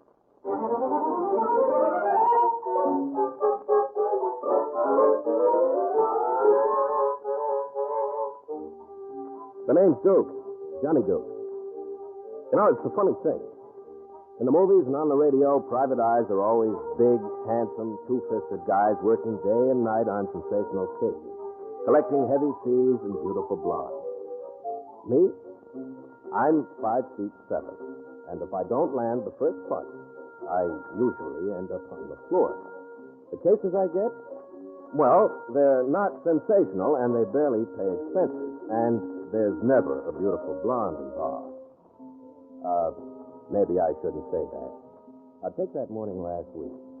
I was sitting right here in my office when the door opened, and a dame came in. Yeah, she was a blonde, all right, and beautiful. She stood there for a moment, and we just stared at each other. She crossed to my desk and then slowly and deliberately kissed me. Then she got down to business. Johnny, it's the first of the month. Yeah, I know. We've got $64.23 in the bank. I know, Duchess. Johnny, you'll never guess who I bumped into yesterday. The last person in the world I ever expected. Inspector Ross. Where'd you bump into him, baby? In his office? What a suspicious nature you have. Johnny, I'm sure he'd give you back your job on the 4th. No, Susan. Well, can't blame a girl for trying. I know things are tough, Duchess, but I'll... Well, Kay, what are you doing here? Susan, Johnny, you've got to help me. Oh, what's wrong, Kate? They've arrested Bill. Bill? What for? Murder. Oh, Susan, I've been going crazy. Bill didn't come home all night. They called me from the police station a half hour ago, but they wouldn't let me talk to All right, them. oh, wait a minute, Kate. Now, one thing at a time. Who's been murdered? Duval. Gracie Duval? The mug who owns the Pelican Club? That's right. Well, why do they think Bill did? I don't know. When he left the house last night, he said he was going to the Pelican Club. Why? Well, Duval asked Bill to handle a lawsuit for him last month. Oh. Didn't he know Duval was a mobster? Yes, and that's why I wanted him to get out of it. Oh, didn't he? But that's why he went there last night. But he didn't come back. Oh, Johnny, what'll I do? What'll I do? All right. Now get hold of yourself, Kate. It's one thing to bring a murder charge and another to make it stick. Now, you just sit tight. I want to get to the Pelican Club before the cops and Inspector Ross, in particular, mess up the evidence.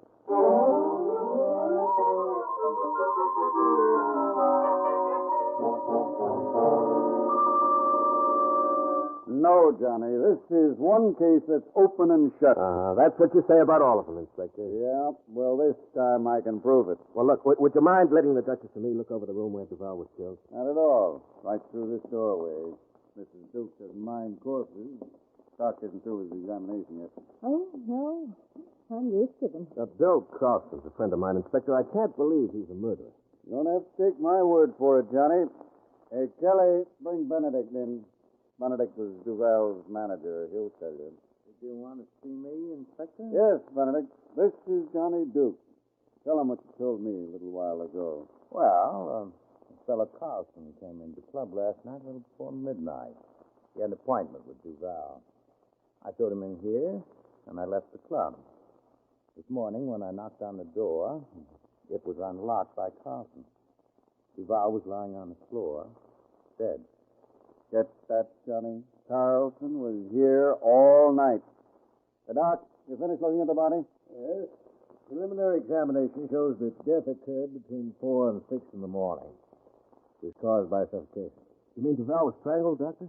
No, there are no bruises on the throat. Apparently he was smothered. An autopsy will give us the answer. I'll have it for you in 24 hours or so, Inspector. I'm a little busy. That's all right, Doc. No rush. Couldn't someone else have come into the office during the night and smothered Duval? Nope, that's impossible. Johnny, take a look at the lock on this door. It can't be opened from the hall, right? Yeah, that's right. What's in the next room? That was Duval's bedroom. There's one window in here and one in there. Neither of them's been opened. A dust test proves that. Now, you tell me how anyone could have gotten in here last night. Go on, darling. Tell him. I'm afraid I can't. Of course you can't. May I go now, Inspector? Just a minute, Benedict. These empty champagne bottles in the wine buckets and these 2 glasses, when were they served? Oh, yes. Just before I left last night, I had one of our men bring them up. Then you weren't the last man to see Duval last night? Well, not exactly. Well, you've got a short memory, fortunately. You get the man who served it. I assure you, he doesn't know anything about it. Go ahead, do as Mr. Duke says. All right. Just a moment. Johnny, don't you ever get tired asking questions. Of course not. Why, if Johnny hadn't asked me the way to Times Square, which he knew all the time, we'd never have met. Here's the man that served the champagne last night. Well, if it isn't Melvin. Johnny, Duke. Johnny! Well, how are you, Melvin? Say, where have you been since I last saw you? Well, I found myself up against the gun for trying to fit the mitten through a 5 yards of Sleepy Hollow. Yeah. What did he say, dear? Oh, he says he just served 5 years at the state prison in Trenton. Oh. Oh, Melvin, this is my wife, Susan. Duchess, this is Melvin Maloney, better known as Melvin the Muscle. Hey, she's quite a twist and a twirl. Oh, Johnny, why don't you ever say things like that to me? Melvin, I understand you were the one who served this champagne last night. Yeah, that's right. Well, tell me, what happened? Nothing. Mr. Benedict hands it to me. I takes and knocks on the door. The valve opens up, grabs the bottle of sparkle, and shuts the door. I hear him lock it. What else do you know? Well, that's all, Johnny, honest. I wouldn't hold out on you. Well, Johnny, what do you say now? Well, I'm not going to say anything, Inspector, until I hear Carson's story.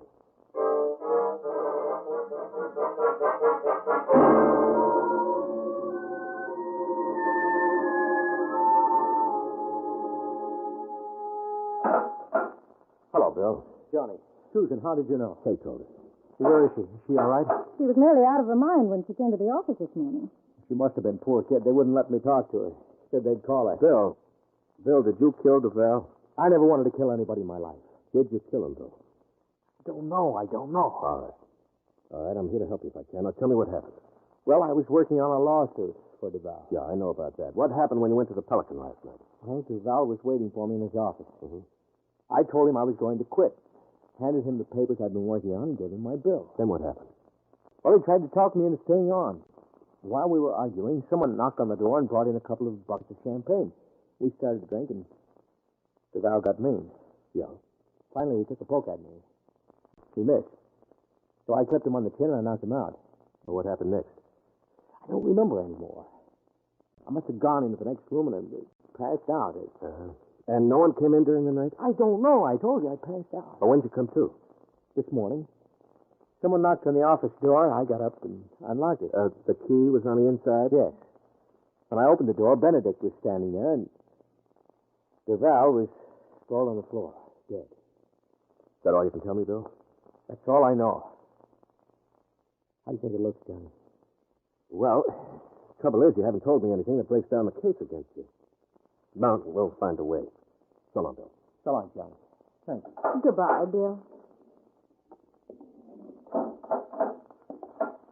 Well, darling, what are you going to do?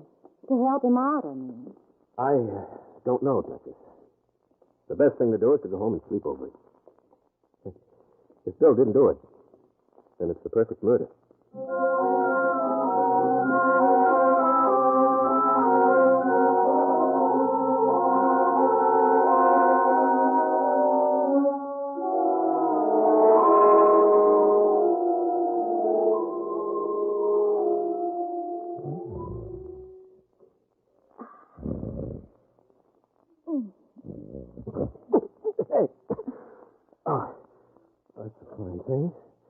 I wake up to find my wife choking. I was working on a theory. Well, it doesn't work. Well, I'm grateful for that. Now go to sleep. I can't sleep. I keep thinking of poor Kay and Bill. I'm glad I asked her to stay with us. Yeah, so am I. Now, Duchess, it's after 2. I can remember when you used to do everything under the moon to keep me out until 2 o'clock. Engine trouble, out of gas, flat tires, emotion of the battery. Darling, you never did explain to me what emotion of the battery is. Oh, there ain't no such animal, baby. Oh. Then you just made it up to keep me out. Oh, did I know what would come of it? Now go to sleep, please, Duchess. I can't. Oh, great. Who can that be at this All hour? right. Stay where you are, Duchess. I'll get it. All right, take it easy. Can't you see I'm coming? Johnny, let me in. Melvin, why are you shaking so? Johnny. Come on into the little room. Thanks. Hello, Mrs. Duke. I'm sorry to question. Is that a new dance you're doing, Melvin? My knife. You're on the loose. All right. Now stand still for just a second, Melvin. Johnny, who was at the door? Okay, this is Melvin. Melvin, this is Kate. I'm happy to meet you. Yes, mutual. All right, now, what happened? Johnny, I'm as good as up to handle. What? Yeah, on the even. 3 messes ride me out to the meadows, giving me the chill all the way. The cross was on me, and they was doing the salt. Johnny, what's he saying? I see 3... Oh, 3 men took Melvin for a ride, but he managed to escape. Goodness. He has nice friends. I mean, it's the truth. Melvin, who's putting the finger on you? The big payoff. Oh, now, wait a minute. How could DeVal put you on the spot when he's dead? You're guffing it wrong. The vow's the dressing. The payoff is Benedict. Benedict? Johnny. Melvin said DeVal was only the front for the Pelican outfit. The real brain is Benedict. Well, maybe Benedict had something to do with Duval's murder. Yeah, it's an angle, Kate. Now, why would Benedict want you out of the way, Melvin? From nothing. I'm getting the toss around. A short kind like me don't cut the score with him. I'm cracking a straight line to clock around, so why the planting, I ask? Darling, translation. Melvin said he can't understand why Benedict wants him out of the way. He hasn't talked. Well, even if he did, who could understand him? Melvin, are you sure you've told Papa everything? Now, would I slip a fly G like you to Rowdy at a time like this? Melvin, this morning Benedict forgot all about the champagne in the office. Then he didn't want to tell me who brought it there. Now, why? I don't know. You can put me to bed with a shovel if I'm holding. Yeah, I know, Melvin. Well, maybe you're being taken for a ride has a connection with the murder. John, maybe Melvin knows something, only he doesn't realize it. Of course. And Benedict is scared he might wake up to it, so he sends him for a ride. Yeah, that might be it. I tell you what, Melvin, you're staying here until you remember what Benedict doesn't want known. Well, I already told you everything I know, honest. Melvin, what you need is to be psychoanalyzed. Huh? And I'm just the one to do it. Let me question him, Johnny. Well, nothing else seems to work. What do you say, Melvin? Anything you say, Johnny. You and the missus is back to back, especially seeing I got the smallpox. The smallpox? He means he's in trouble, baby, and it might be catching. Oh. I hope your insurance policies are in order, dear.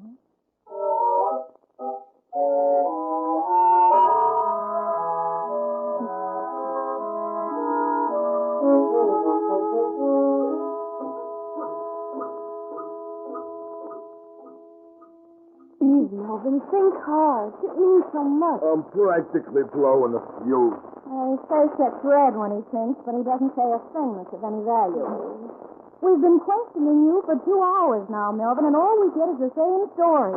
I run the bottle of sparkle to the office, knocks on the door. Duval opens, grabs, shuts, locks. Oh! Yeah, well, that's what I've been telling you. Johnny, can't you make these twists take that lamp out of my eyes? That's blinding me. You think I was down at headquarters? You're only trying to make you feel at home. Yeah, besides, Melvin, I thought you said you were once under police grilling for 36 hours. I was, only it wasn't like these twists. They was nice to me. Well, I can be just as nice as the police department. Here, you can have another eclair. Gee, thanks. Johnny, come away from the window and help us.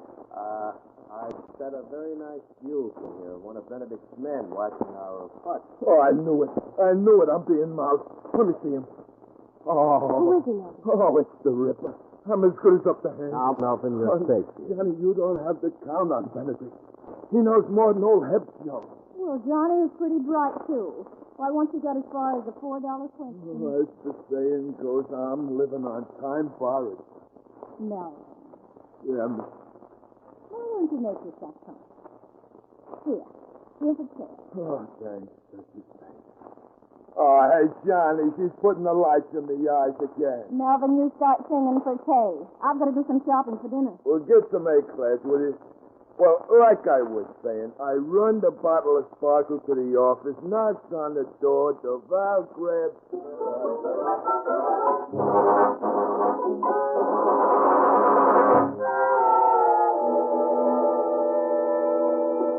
Melvin, are you sure there isn't something you haven't told us? Well, I got a girl in Jersey City. Johnny, come over to the window. The men watching the apartment, they're gone.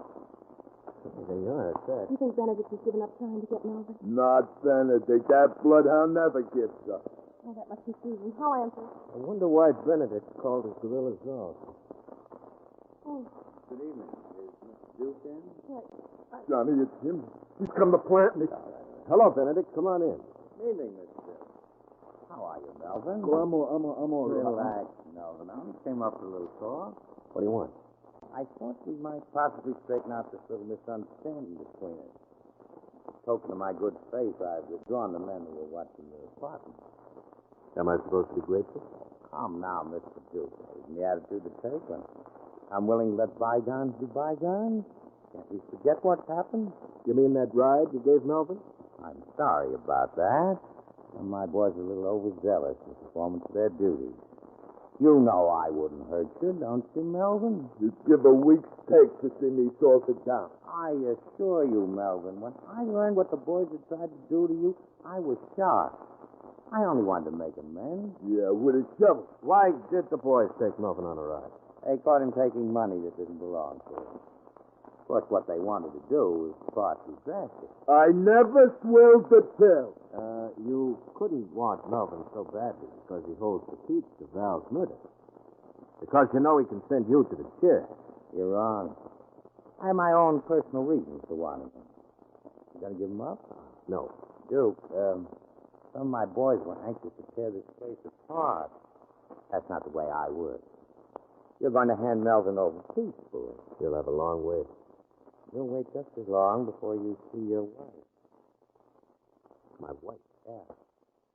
Imagine my surprise when I bumped into her this evening. Only a few blocks from here. I persuaded her to become my house guest.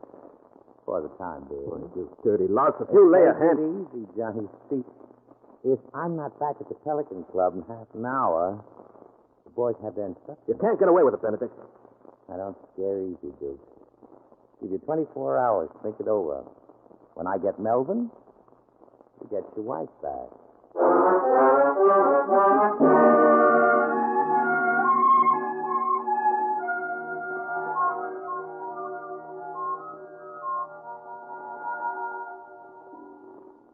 Johnny, what are we going to do? Hours have been walking the floor, not saying a word. Melvin, you know Benedict. Where's he likely to hide, Susan? Well, he's got a hideout in Westchester. Sure, Johnny, that's it. No. Too obvious. Yeah, but nobody knows about it, Johnny. He's probably counting on my visiting there.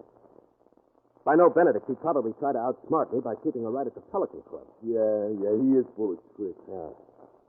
Melvin, I want you to draw me a layout of the Pelican. I'm paying a visit there. On our list. And, Johnny, you got to take me with you. That place is big and full of rippers, and it's got more ins and outs than I could tell you about. All right, you can come with me. And I'm going to. No. Okay, there'll probably be trouble and plenty of it. Johnny, please, don't make me stay here by myself. I go crazy. Please, Johnny, please. All right. Come on. You can keep the motor running for a quick getaway. Let's go.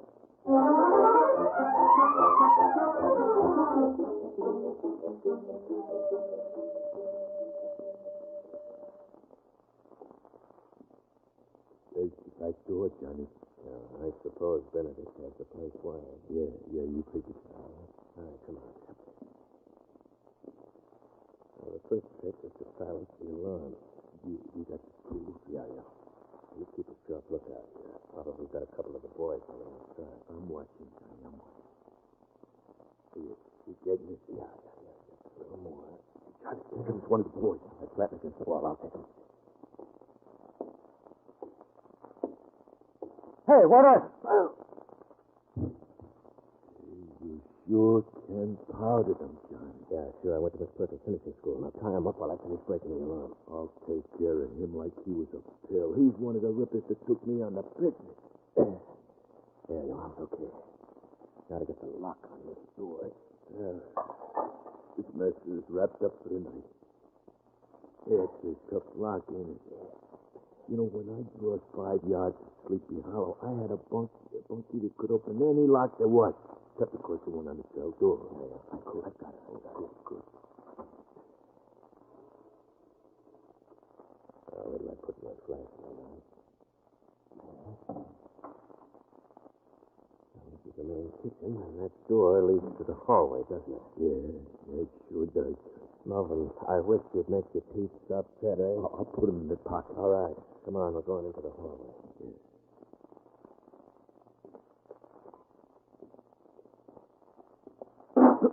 What was that? I kicked somehow. Let's see what it was. Oh, a wine bucket. Yeah, but I didn't spill nothing. It was empty. Yeah, empty. That's funny. You know, come to think of it, the ones into Val's office were empty, too. I don't follow you, girl. Melvin, when we were into Val's office with the inspector, I remember distinctly those wine buckets being dry. So what? Wasn't there ice in the buckets when you served the champagne? Sure there was. What happened to the water? What water? Look, Melvin, when ice melts, there's always water. Yeah. Yet the morning the murder was discovered, those 2 buckets were dry. Oh, it was dry. Well, it was dry ice. Now, don't be funny. No, on the level. Why dry ice? Well, when Benedict gives me the bucket with the champagne in it, he says we ain't got no regular ice. Oh. Yeah. Dry ice would just evaporate, leaving no trace behind. Yeah? Now, that would account for the bucket being empty and dry. No, then I've got the answer. Yeah? Well, tell it to me, but slow. Yeah, later. First, we've got to find the Duchess. Now, come on. There's the door to the hallway. Now, walk lightly. I'm practically floating. Now, look, some lights on under that door further down the hall. That's where the mob hangs out. Let's have a look. Oh, they're in there, all right. Rudy, what those pants are toughest rippers you ever laid a peep on. Transfer's open. Now, give me that chair, Melvin, so I can take a look. Okay. Yeah, right. We go. Yeah, you say you're finished. Okay, I'll see you and raise the door button. What do you say to that, Bert? Don't think you can scare me out, Bugsy. I'll see you. Full house. Full of time. Ha, yourself. Look at him and weep. First floor, and in space. How do you like that? You're human, I tell you. Bugsy, dear, you're $5 shy. Who says? I said. Can't that's polite, right? Here. That's better. And, Mike, you can return that ace you just slipped into your pocket. You accusing me of cheating? Listen, you big gorilla. If you don't return that card, I'll bust you one right in the kisser. I hate to be intimidated. I'm going to count these cards, and if I find only 51, Mike, you'll be sorry. 1, 2, 3, 4, 5. Hey, what do you know? Here's an ace on the floor. Now, isn't that strange? And right by your chair, too. It's my deal, and I suggest you boys dig up a little more coin of the realm. Hey, what goes? It sounds from here like a card game, Johnny. She's in there, all right. And when I think of the way she made me promise never to play poker. Hey, listen, Johnny, listen. Them messes are easy with the leg. How are you going to spring it? Well, I'm going to yell to her to hit the floor, then I'll shoot out the lights. While those gorillas are throwing it around, I'll pull her out. Johnny, someone's coming this way. If he lets out a peep, it's up the handle for her. All right. I'm going to meet him. Is that you, Mike? Oh, why aren't there some lights on? Oh, let go, I can't. Oh. Did you get him, Johnny? Yeah, it's Benedict. He's not cold. Sling him over your shoulder, Melvin, and take him out to the car. I'll get the Duchess. Johnny, it's too risky alone. Come on, now, here's Benedict. Go ahead, do it. Okay. But look out for them guys when they turn on the heat. Yeah, don't worry, I will. Well, what do you say? I'll stay with us, too. No danger bluffing me out. I'm playing along. I wish the boss would show up before she cleans me out. I'll see you, boys. and raise your sober. Susan, hit the floor. Somebody turn out the lights. Watch me, Johnny Duke. I think I got it. Hold on. I got you, Duchess. Come on. I don't want to go. Come on before I wring your neck. Who's kicking the door? I got him. Oh, it's me. I got him by the leg. All right, wait. This way, dear, not the back. Johnny, I think they're coming after us. Okay, have the car ready for a fast getaway. All right, hit the back door. Now, this way. Come on, Johnny. Get going, Kate. All right. Susan, you all right? Yeah. I'm just out of breath. Johnny Melvin said you solved the murder. Yeah. Look where you're driving, All right. Kate. All right. You can take us to headquarters. We're going to exchange Benedict for Bill. Johnny, how did Benedict kill Duval? With dry ice, maybe? Dry ice? Uh-huh. You see, the champagne buckets Melvin delivered to Duval were full of it. After Bill knocked Duval out and went into the bedroom, the dry ice evaporated into carbon dioxide, see?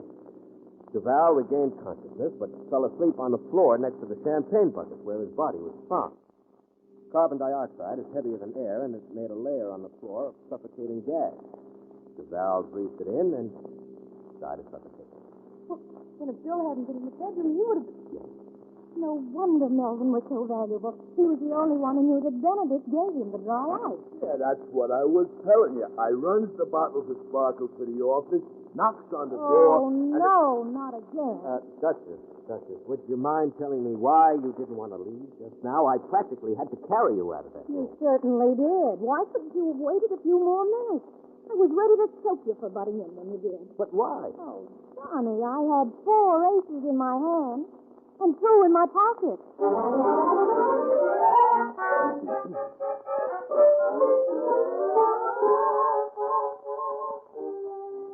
Well, we turned Benedict over to Inspector Ross, and he very reluctantly released Bill Carlson.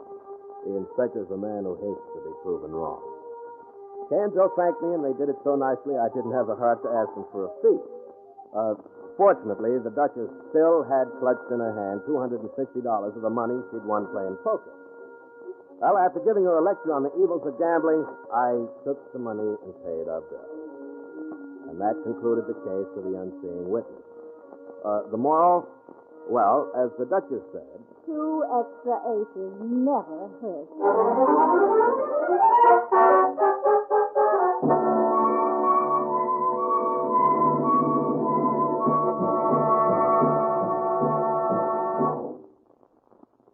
And so the curtain falls on The Duke and the Duchess and the case of the unseeing witness, which was chosen by guest expert Matt Ehrlich.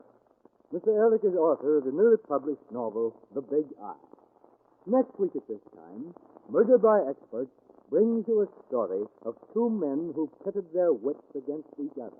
One, a professor of psychology. The other, a big-time mobster. As selected for your approval by Brett Halliday. Until then, this is your host, John Dixon Carr, hoping you'll be with us again next week at this time.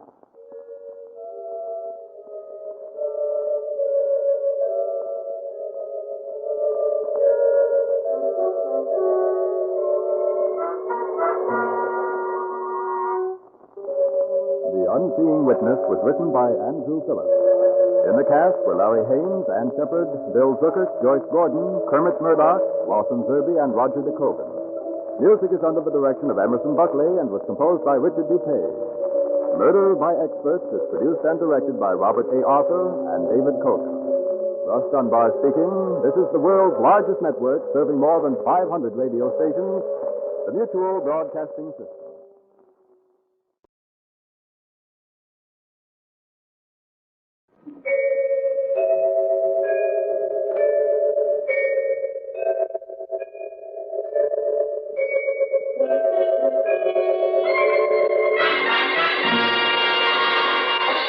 Murder by Experts.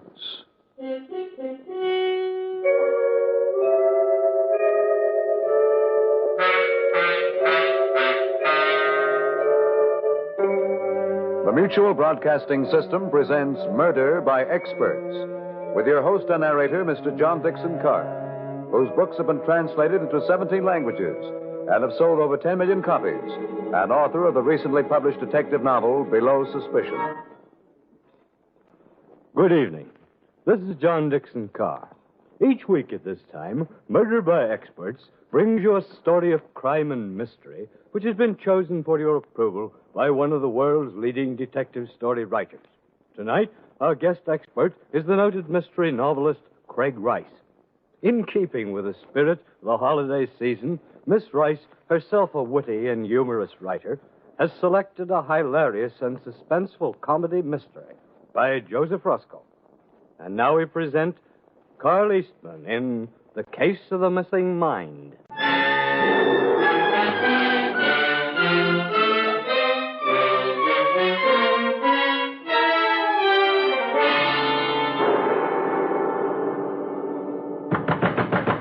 me out! You hear me, someone? Open this door and let me out! You again, Mr. Andrews? Doc! Aren't we the troublesome patient? Oh, Doc, you gotta believe me. It's all a mistake, a terrible mistake. You see, Doc? What's your angle, huh? I tell everybody the truth, the honest truth. So I'm a lunatic? What am I doing in a nut house? Now, look. Our nice cousins are coming to visit, all the way from Two Forks. So let's be a good boy and watch our excitement curve, Good boy, huh? Just wait till they show up. I'll tell them the way I got shanghaied here. They'll sue you for $1 million. They'll sue everybody. Meanwhile, if your hallucinations persist, those fantastic tales, that alleged man you murdered... But it was all real, I say. You got cotton in your ears. All that abracadabra? Aladdin and the princess, Ali Baba. There was no Ali Baba. I never said anything about Ali Baba, just Aladdin and the princess. I can't help it if nobody believes me. It's true, every word. Now, calm down there, or I'll be forced to put you in a straitjacket again. Now, we wouldn't like that at all, would we? Of course not. Pleasant dreams, Mr. Andrews. And remember, this is not the Arabian Nights. No, all this can't be happening to me. Not me, Kenny Andrews. Everybody's known me before. I always know the right time. But I tell this story, they look at me queer. So it does sound screwy. So it's my fault? My golly, the thing transpired, I swear it. Listen to me, someone, listen! All right. Only 2 weeks ago, everything's normal, see? Like always, I'm doing the best I can with an angle. Only the best wasn't so hot the last few months. I've been up the creek, the horses were dogs. My one unhocked suit was all ripped and torn by a certain Broadway bookie. That is important. Keep your eye on that suit. I was absolutely from hunger, sitting in the lobby of a cheap hotel in the 40s, when, lo, this strange-looking character walks into my life. Good morning, friend. Do you ever dream? Just like that he began, the strange-looking guy with the purple hat. Do you ever dream, my friend? I'd noticed this character before, shadowing me for days. On Times Square, I button my shoe. How do you do? There he is. I lose him in Schubert Alley, and he's the man right behind me when I'm putting a slug in the automat. And now here's Mr. Queer sitting beside me. Do I ever dream, he wants to know. What is it you dream when you dream, my friend? I'm interested in wish fulfillment. Say, listen, pal, are you for real? What's the idea of telling me anyway? Go take a long drop. I'd like a word with you. You see, Mr. Andrews... How'd you know my name? I am a mystic, sir. I know all. Oh, yeah? Maybe you know where I was born. Two Forks. And now about your dreams, sir. Say, who are you anyway? Oh, call me Aladdin. Huh? Caught you kidding. Aladdin? Yes. Would you like to try my magic lamp? The guy is strictly from a nightmare, I figure. But let him talk. Look who's selling who to Brooklyn Bridge. Answer, friend. You begin to rub my lamp the wrong way. Now look at Mr. Aladdin. Suppose you scram before... Freeze, fellow. Put up your hands. Reach for the moon. Suddenly, the crazy little guy had me covered. With a little green gun. Reach! Hey, what is this? This thing up? You fool! To throw away good fortune when it seeks you out. For the last time, sir, what is it you dream when you dream? The theme that keeps returning. Your heart's desire. Like a nightmare. Watch your step, Kenny, I says to myself. You're dealing strictly with a query. Humor him or you're a dead pigeon. Oh, okay, sure, bud, I get you now. I always dreamed that somebody suddenly handed me 50 grand and a beautiful princess. Ashkenazi! My gosh, I hardly get it out of my mouth when it happened. You got to believe me, you got to, I tell you. This weird character in the purple hat, he whips out a huge envelope, he counts out 50 $1,000 bills, he hands them over to me, he shouts, "The princess, my friend, will come later." And he disappears out of the hotel. On my honor, on my mother's grave. That's the way it all started. I warned you my story would sound like a hophead's fantasy. I don't blame anyone looking at me sideways. I even examined my own head listening to me tell it. Such things don't just happen. A strange character in a purple hat, a green gun, and there it is, 50 grand. First, I don't believe my eyes. A guy like me, sharp, knows what time it is. He's strictly from Missouri. Still, them greenbacks look like the real McCoy. I stumbled over to the bank on the corner and up to a bank teller. I had to find out. Would you kindly mind breaking this bill for me like a good fella? Well, let's... The guy stared at the bill. Stared and stared. And then at me, suspicious. Say... Goodbye, Kenny Andrews. 10-year stretch. $1,000 bill? Well, He's casing it, but good. Easy, Kenny. Keep that heart still. Keep that heart still. Keep that heart still. Here it comes. Yes, you know, we don't get these very often at this branch, and... how would you like to have your change, sir? Clean! It was clean! 50,000 cabbages! A minute ago, I couldn't crash a needle stand, and now I'm king! My head spun round and round. I nearly passed out. Next thing I know, I'm spread out on a bed, back in my crummy hotel room. I feel in my shirt. It's still there. I count the bills again. All there. Passports to heaven. Hold on to that green. Hold on. All the money in the world at your feet. First, buy a new suit. Don't answer. Get rid of these rags. The suite at the Waldorf. Ignore it. You're not here. Don't talk. It's yours. Guy in a purple hat, he came over to you. So it's magic. So what? I heard of such a thing. I read of such a thing. You're such a wise guy. Maybe I'm dreaming. No, not that. No, please, the one time in my life. Hello? It is real, my friend. Oh, Mr. Aladdin? You are not dreaming. Oh, wonderful. You are thinking of buying a new suit. I am? I mean, yeah, I am. You are not to do so. This is the only condition. You must always wear that suit. Disobey and the penalty is death. You are being watched. Remember. But everything else on heaven and earth is now yours for the asking. Happy joys, my friend. You see?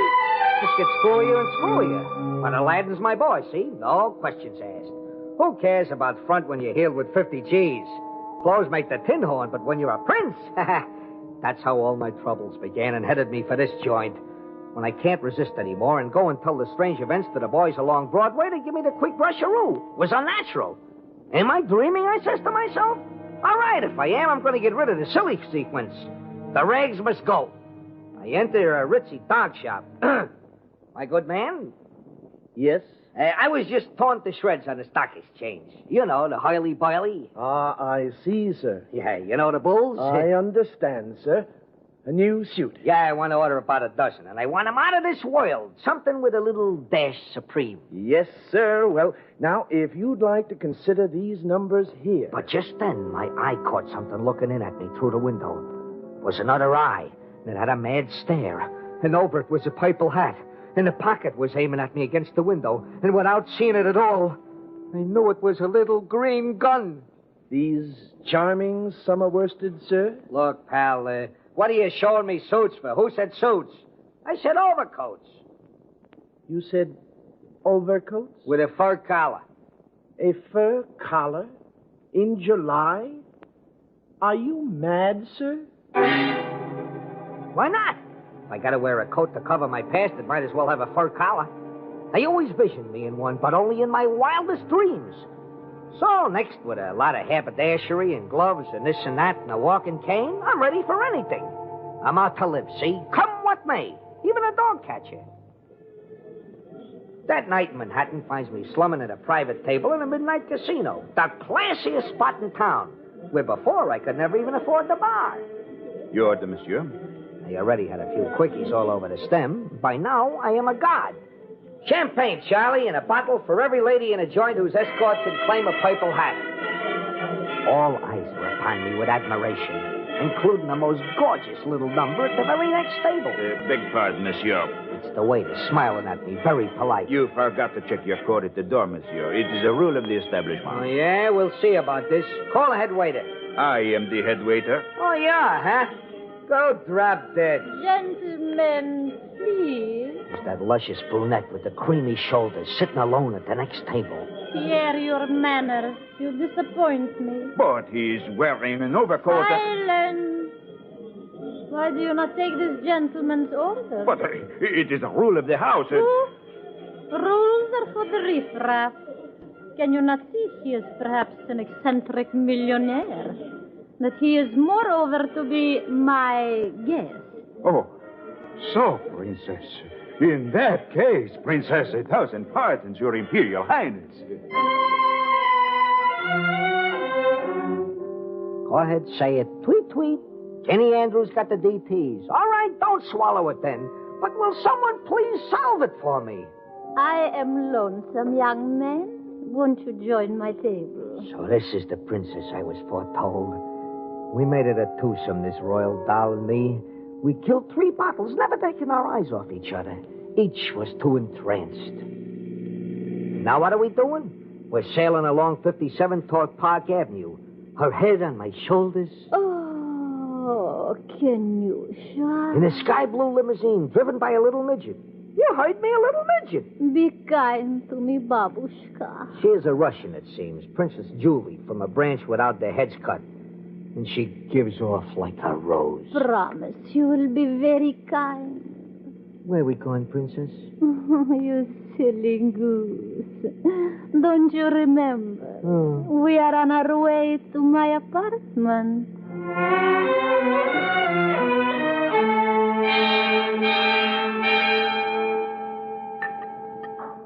Sit closer. More vodka, my darling. It is the champagne of the Volga. Sure, why not? And what about some delicious joiva? What's that? Oh, joiva is the love candy of the Orient. Open your mouth, my little Kenyusha. Oh, it's wonderful stuff.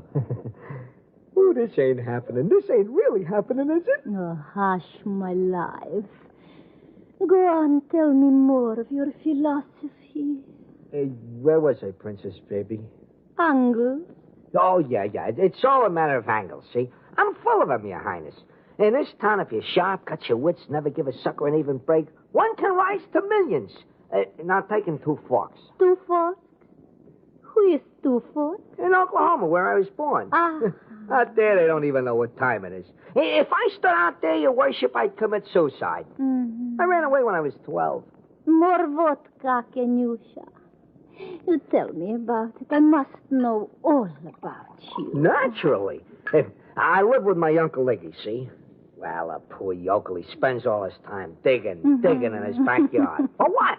Worms! Can you tie that? How quaint. Go on. Yeah, my cousins, Your Excellency. Just as dopey. Joe and Fanny and all the rest. The cows giving milk today? It stifles me, get it? There's no room for a smart guy with an itch in a place like that. You listening? Yes, drink up, my love. So I get my first angle. I organize a cousins club, elect myself treasurer, buy me a ticket to New York, and shake the dust forever. That's it, pretty good, huh? Your Grace. Your Grace, the room's turning sideways. Oh, come closer, my heart. Kiss me again. Kiss me. It's hot in here. Then Why not take off your overcoat, Kenyusha? Oh, no. I'm all right now. Say, Princess, whose cane is that over there by the piano? It's not mine. No, my sweet. It is my husband's. Some music. You what?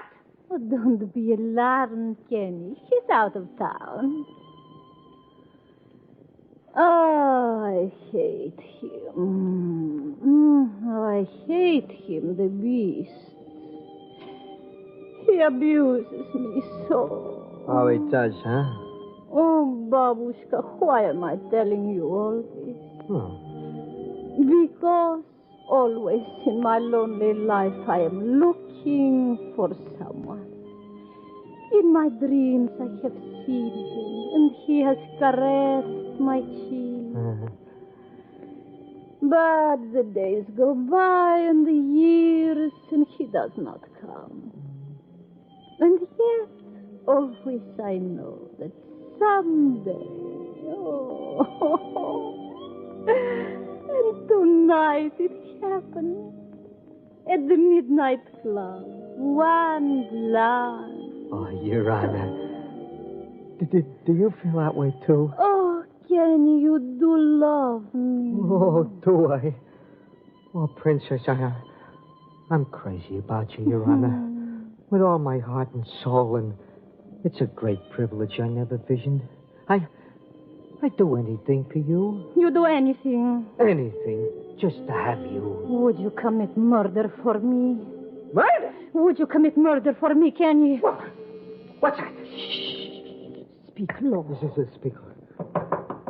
My husband. It's his knock. Your husband? I thought you... Would you kill for me, Kenyusha? He's got his key in Then the door. here's my gun. Take it. When he opens the door, shoot. Yeah, but do you love me, Kenyusha? Do you want me? Oh, my heart, think only that monster stands in the way. The door, it's opening. He's coming in. There he is. What are you waiting for? Shoot. What do you dream when you dream, my friend? You killed him. My golly, it was him, Mr. Aladdin.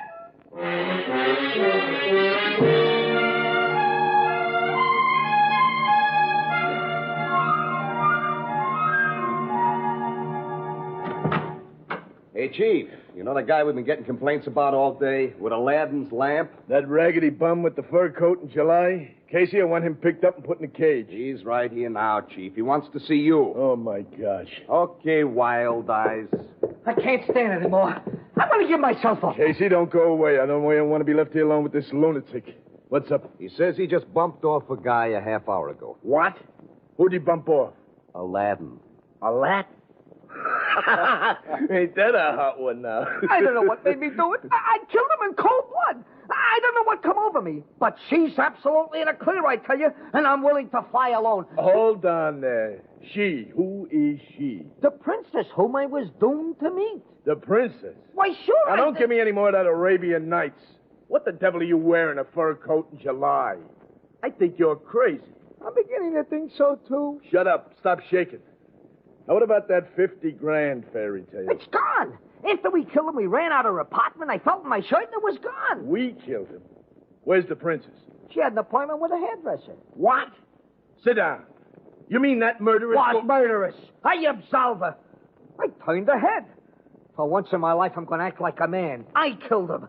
But I can't stand it anymore. My conscience been haunting me. It's like a nightmare. You expect me to swallow that hocus pocus? What do I look like? Then don't swallow it, but please solve it for me. Where is the corpus, if any? Laying dead and to be.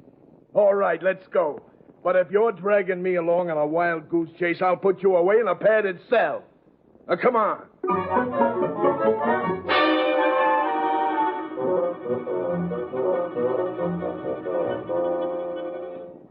It's vacant. Bare. No one even lives here. Where do you see a body?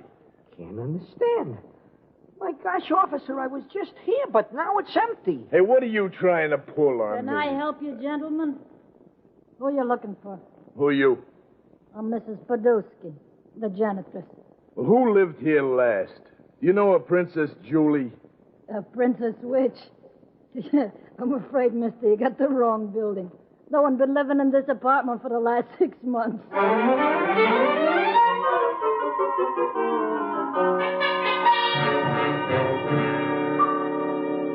What about it, Pierre? You're the head waiter in this nightclub. Do you ever know or wait on such a dame?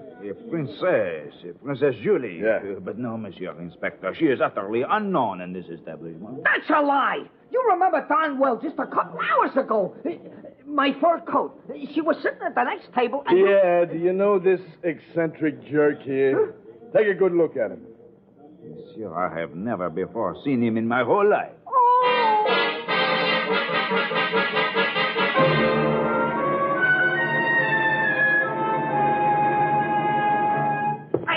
Let go, officer. Let go my neck. Where you rushing me? Get back in my car, you. You're headed for the judge. Princess Julie. No, wait a minute. Wait. I remember something now. She gave me a piece of paper. It's somewhere. A phone number. Here, look. The phone number. Her hairdresser's where I was to call her. Instead, I gave myself up. Honest, look. Let's see. Here. There's a phone in that store. Go ahead, call it. Ask for her. See if I'm crazy. All right. Kenny, just one more chance I'll give you. But if you're giving me the business again, I'll tear you limb from limb. Come on.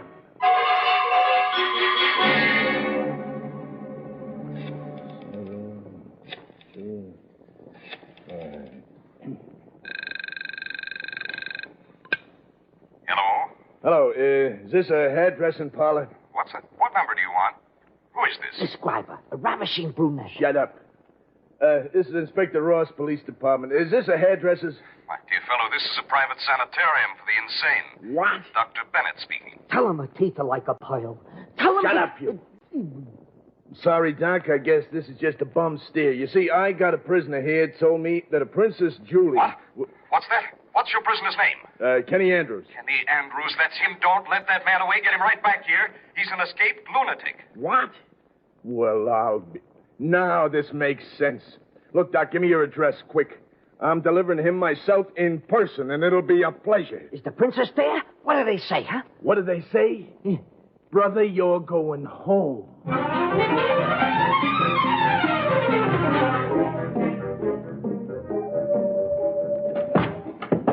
me go. Let me go. Is this your man, Doc? Yes, that's him. He escaped from here 2 days ago. You're a liar. I never seen you before in my life. Attendant, give me a hand, quick. Now, let me alone. What are you doing? I'll bust you one. Hey, please, this is a terrific... Thank you, Inspector. It's lucky for the community you found him. Yeah, and am I glad to unload this baby. What a ride he took me for. What an imagination. Yeah, he's definitely a schizophrenic, poor lad. Too bad. Well, of course, we'll just keep him here under observation till he's committed elsewhere. You notified his relatives? Yes. They're on their way now from Oklahoma. They haven't seen him since he was a child. I hope they won't ask for his release. That would be tragic. It'd be bloody murder. Why, he's a menace.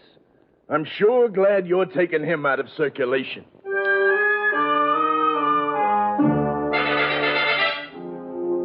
And that's my story. See, the whole truth. I swear it all transpired. Listen to me, someone. You don't believe it, then at least solve it for me. Let me out, you hear me? Open this door and let me out. Just while my cousins get here. That Sorbo's a liar.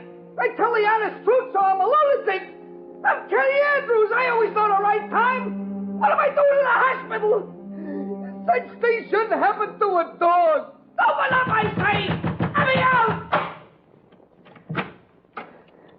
You again, Mr. Andrews. Aren't we the troublesome patients? You just wait till I get here. Your cousins are here That's all, now. you just Let's wait. calm down so they won't get frightened. So we can go home with them to Two Forks. Otherwise, we'll spend the rest of our life here. Huh? Now, that's the boy. This way, please. Kenny is ready to see you now. Oh, am I glad you guys came. If you only knew... You! What is it you dream when you dream, my friend? Aladdin. You're dead. No. Cousin Joe. Alive. Huh? Promise you will be very kind, can you, Chuck? Princess Julie. Oh, Your Honor. No, Cousin Fanny. You're crazy. But my golly, what is this? Am I still seeing things? Hey, Hey, you two been taking me for a sleigh ride? Oh, no, Cousin Kenny. How could we?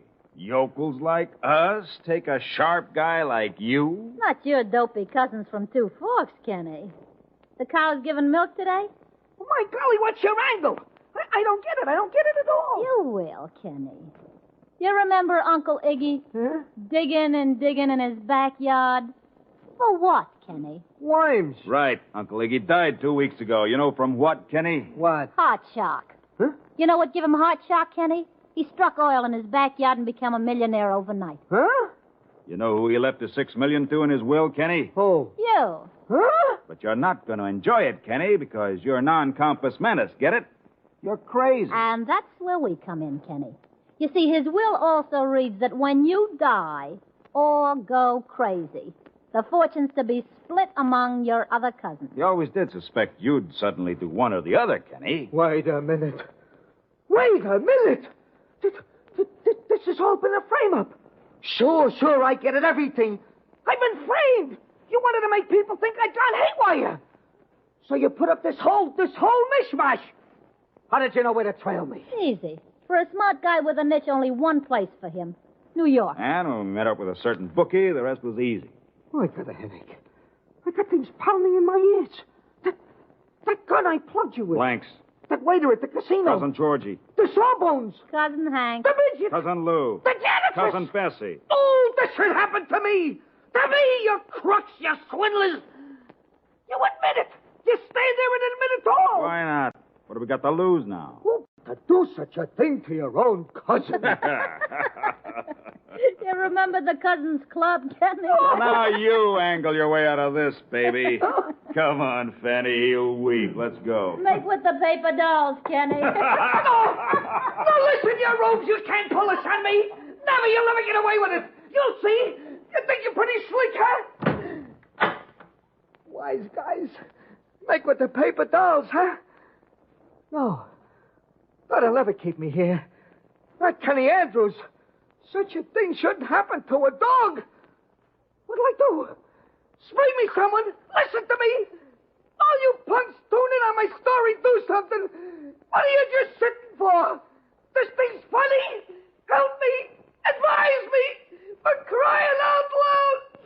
Give me an angle.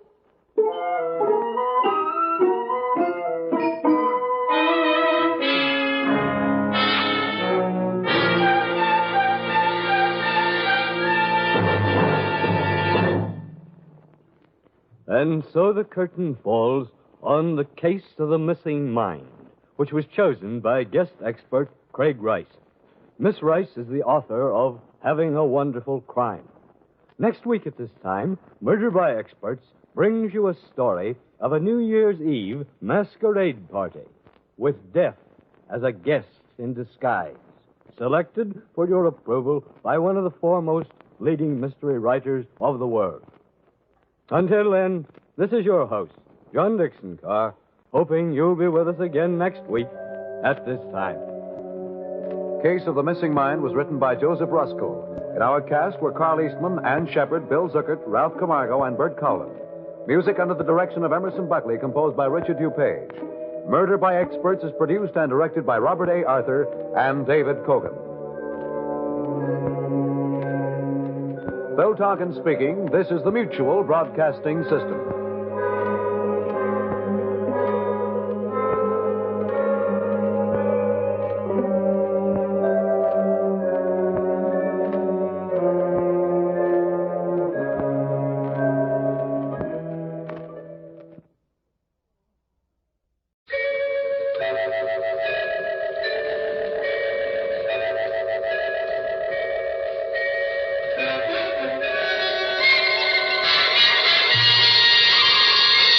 Murder by Experts.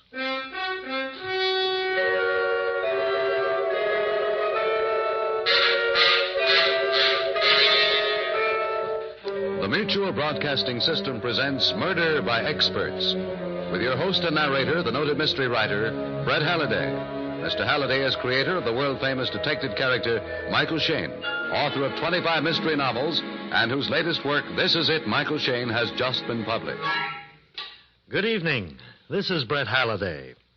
Each week at this time, Murder by Experts brings you a story of crime and mystery which has been chosen for your approval by one of the world's leading detective story writers. Tonight, our guest expert is the noted mystery novelist Harold Q. Masur.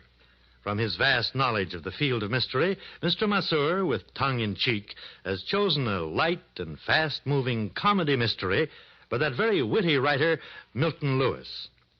And now we present Lawson Zerby and Marilyn Erskine in Two Can Die as Cheaply as One.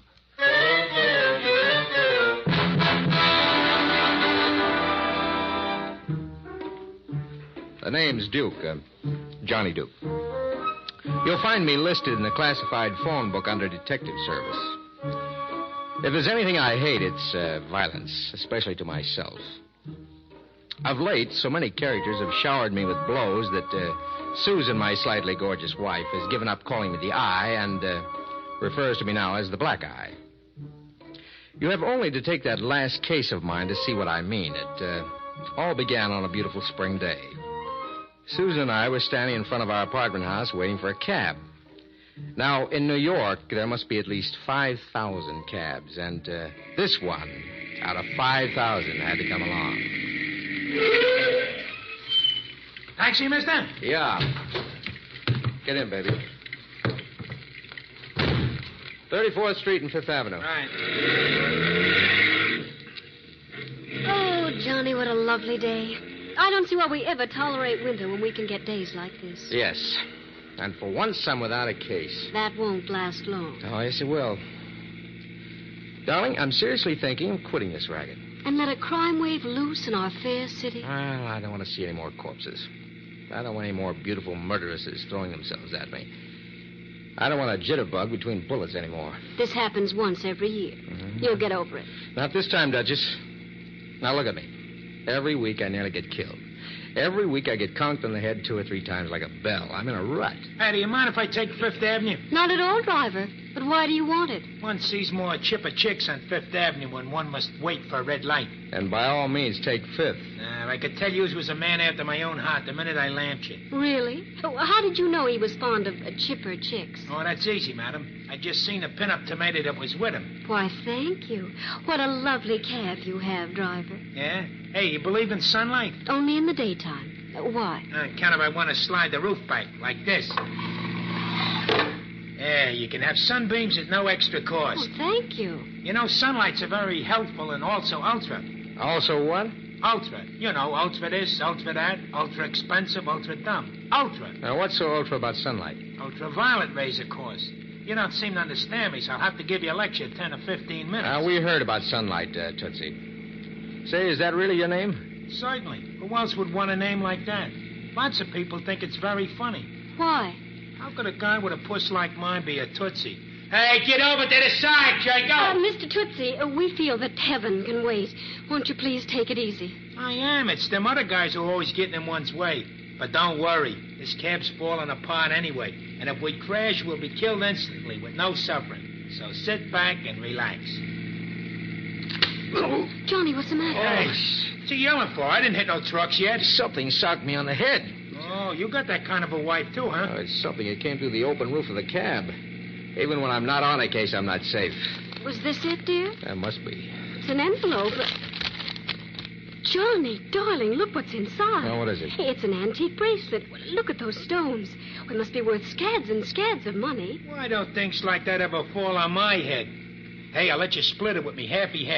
You can give me my half in cash. Oh, can I? Certainly. What can I do with half a bracelet? Give him a check, Johnny. Oh, nuts. You both know this bracelet must be returned. Don't be silly, dear. It'll go perfectly with my new dress.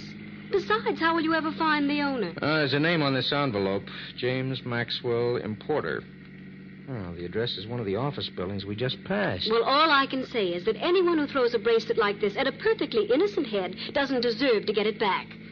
And besides, I want it. Sure, finders keepers, losers weepers. That's right, Johnny. And didn't you just say you were in a rut? Well, what's that got to do with it? If you return it, you'll probably find out it was stolen by some beautiful siren who murdered a half dozen people to get it. Yeah, and she'll probably try to murder me to get it back.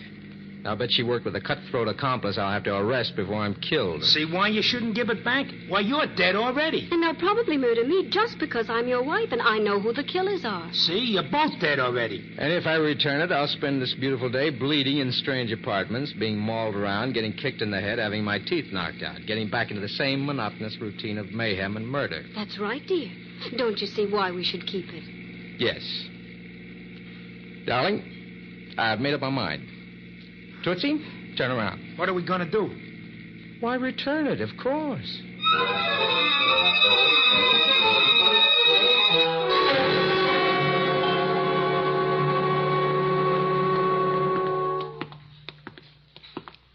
James Maxwell, importer. That's the office, dear. Yeah, come in. Try to make it snappy, darling. Remember, Tootsie's waiting downstairs in his cab. Seems to be no one here. Well, try that inner office, darling. Excuse me, miss. We'd like to see... Johnny, what's the matter with her? I don't know. She seems asleep. At her desk. But don't touch her. Oh, but Susan, I think... Steady, baby. Look, she's been murdered. 2 slugs in places where they count. I knew we should have kept that bracelet. Oh, if you'd only listened to Now, me. that open window in back of her faces a street. She or the killer must have thrown it out there and it landed in our cab.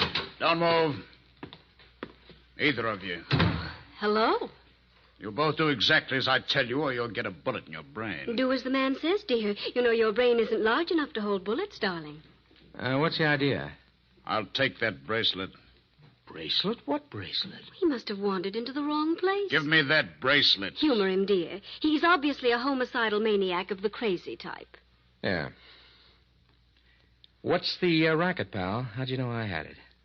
I know why she was killed. I know who killed her. And I know exactly what I'm going to do about it. He's a smart murderer, Johnny. He knows a lot. Oh, take that gun away from Johnny's head. You'll muss his hair. I'm going to do more than that, madam. I'm going to kill him. Now. Oh, Johnny, it's Tootsie. What Tootsie? This Tootsie, pal! Oh. Ah, that was a nice ride for an underdeveloped guy. Thanks. Susan, are you all right? Yes, dear. His shots went wild. I've got his gun and the bracelet. It's lucky you came in, Tootsie. Well, I was getting impatient down there. You shouldn't keep me waiting like that. You'll run up a frightful bill. Oh, who's the dead doll? We don't know yet. Searching him, huh? Do I get half the take? Susan, baby, this guy is Mr. James Maxwell. He's coming out of it. My head. Get up, Maxwell. Now, explain it simply so my childish mind can grasp it. Why did you murder her? Come in. I'll open it, dear.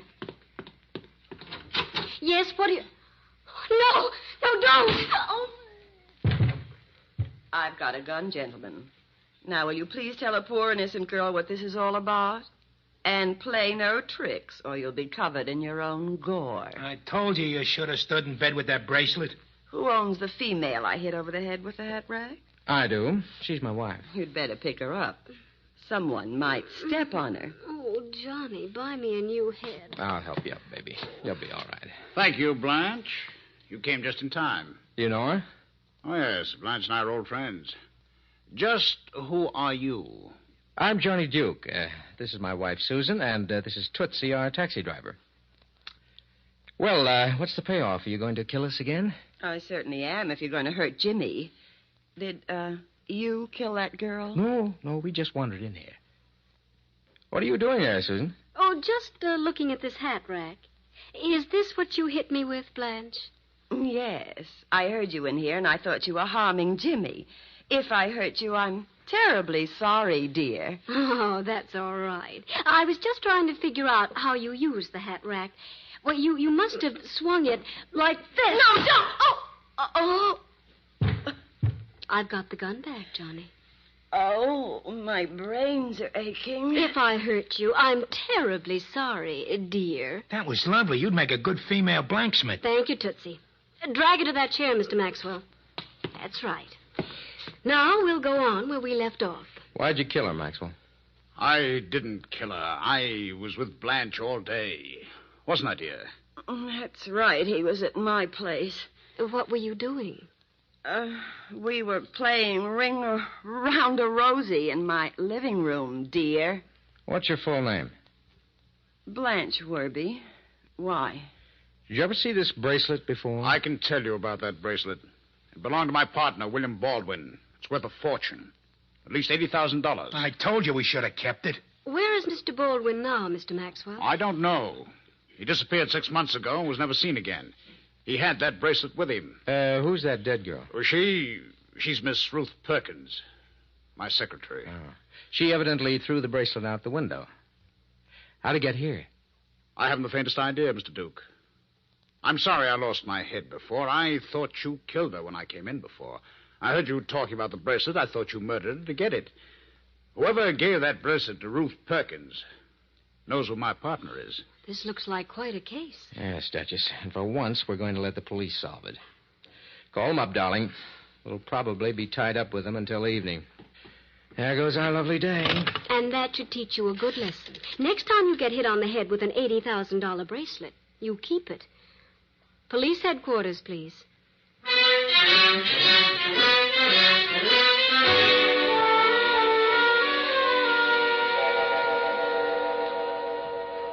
Come in, Tootsie. Make yourself at home. Oh, thanks. Sure nice of you to invite me in for cocktails. Well, that's the least we can do after taking up your time all day. You sit there with Johnny. I'll go in and mix them. Now, about the murder of that Perkins dame, I got a theory. Only it don't make sense. Tootsie, let's not start talking about murders. I've decided to seek a gentler profession. Oh, that's why you won't take the case? Right. Now, we won't mention it again, will we? By all means, we certainly shall not even whisper about it. You think James Maxwell killed her? No, the gun we took away from Maxwell was a different caliber from the one that killed her. I think... Let's talk about baseball. Huh? Certainly. The Brooklyn Dodgers will win the World Series this year. What makes you so sure? I live in Brooklyn.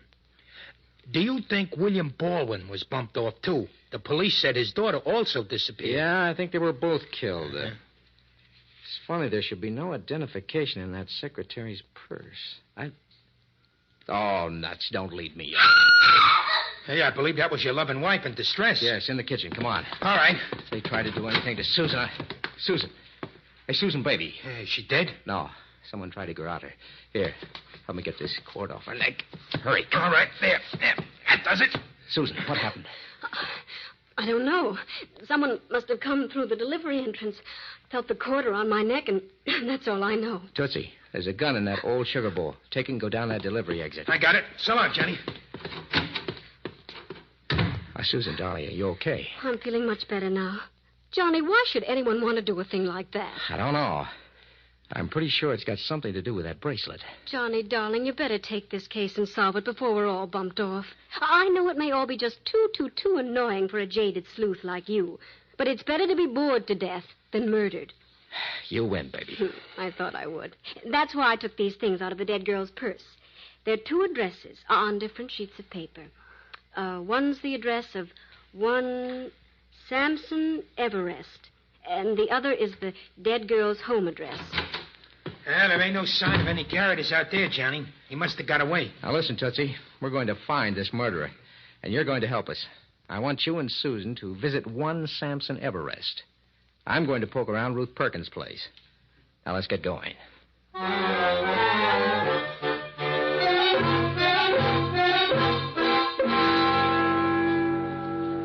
Welcome to the Solid Comfort Funeral Parlors, madam. Samson Everest at your service. How do you do, Mr. Everest? I'm Mrs. Johnny Duke. How do you do?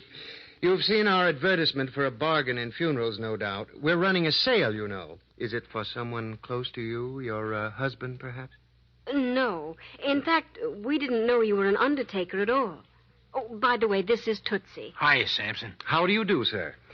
You remind me of a very dear, dear friend of mine. Yeah? Yes. I buried him 5 years ago. Ah, yes. Whom do you wish to put to rest, Mrs. Duke? Well, no one exactly. Come now. Surely you can think of someone. A sale like this doesn't come along every day. Dear me, no. Why, 2 can be buried as cheaply as 1. I just want to ask you a few questions.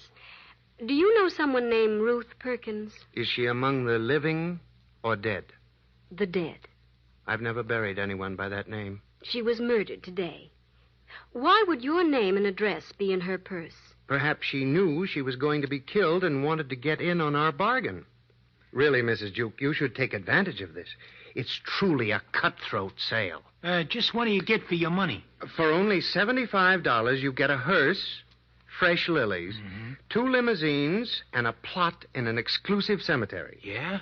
What kind of coffin? Oh, a beauty. So comfortable to lie upon, you'll never want to wake up. Excuse me, Tootsie. Mr. Everest, do you know anyone named William Baldwin? But of course. Dear Mr. Baldwin, one of my best customers.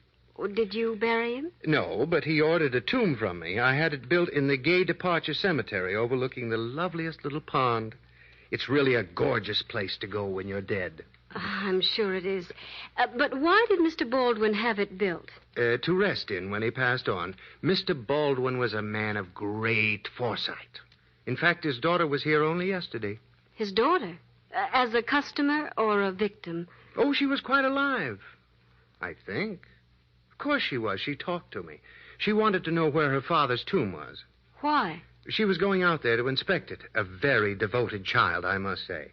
She wanted everything to be just right for the day when her father would move in. Really? Where is Gay Departure Cemetery? Just out of town in Westchester. Come on, Tootsie. That's where we're going. Just a minute. Mr. Everest, just what else do you get for your $75?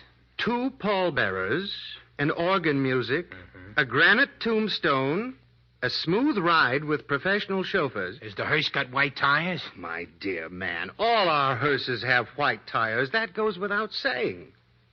Are you interested? Yeah, I sure would like one of them, and at that price, too. The only trouble is, I ain't dead. Well, we all live in hope, my friend. The sale lasts another week. Maybe you'll be able to take advantage of it. Yeah, but I doubt it. I never have any luck. Shall we vamoose, Susan? That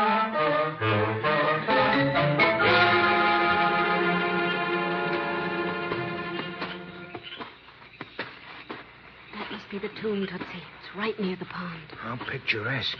Susan, don't you think we should have told the caretaker to let us in? I didn't want to wake him up. Besides, I don't think he'd permit us to come here at this hour. Get out your flashlight. There. Yep, this is the tomb. Here rests William Baldwin. Shall I ring the bell? You don't have to. Someone forced open the door. Huh? You think some of these ghosts is burglars? If they are, they'll be arrested. Come in.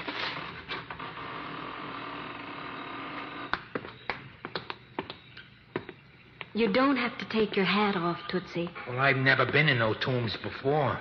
Hey, it's very cozy. Turn your flashlight on that coffin. Okay. Oh, the coffin's open and it's being slept in. Yes. There's a college classpin on his vest. Pick it up and see if there's a name on the back. Yeah. William G. Baldwin, class of 1902. Hey, this is Baldwin. Yes, and he was murdered. Look at those 2 bullet holes. The killer is very sweet. He not only murders his victim, but puts him in his tomb. Who ripped the guy's jacket? I don't know. Yes, I do, of course.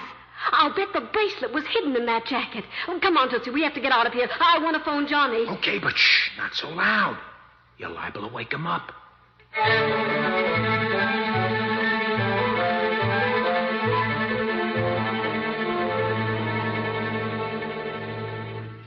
Yes, Inspector Farrell. Yeah, I relieved the flatfoot you had here at the Perkins girl's place. How about finished now? How about James Maxwell's alibi? Airtight, huh? Well, what's Blanche Werby's address? Wait a second, Inspector. There's someone in the hall. In trouble. Goodbye, Inspector. I'll call you back. Help me! Who shot you? Oh, I don't know. Someone in the shadows in the hall. Don't leave me. I'm frightened. I'm just going to put you on the bed and call a doctor. No, doctor. Won't do any good. Who are you? Ruth Perkins. Ruth Perkins? Yeah, but that's impossible. She was killed this afternoon. I don't lie. I'm not lying. I was out of town. Oh, don't go away. Did you see the evening papers? Yes. That girl in the office who was killed She's Helen Baldwin. William Baldwin's daughter? Yes. The one who disappeared after her father did. I knew her. I used to work for her father. Go on. You know who killed her? I think... Miss Perkins, dead. Hello? Oh, Susan. Yes. Go on. Baldwin, huh? Okay, baby. I'm going over to Blanche Werby's joint at 889 East Drive. Bring Tootsie along and meet me there. Yes, goodbye.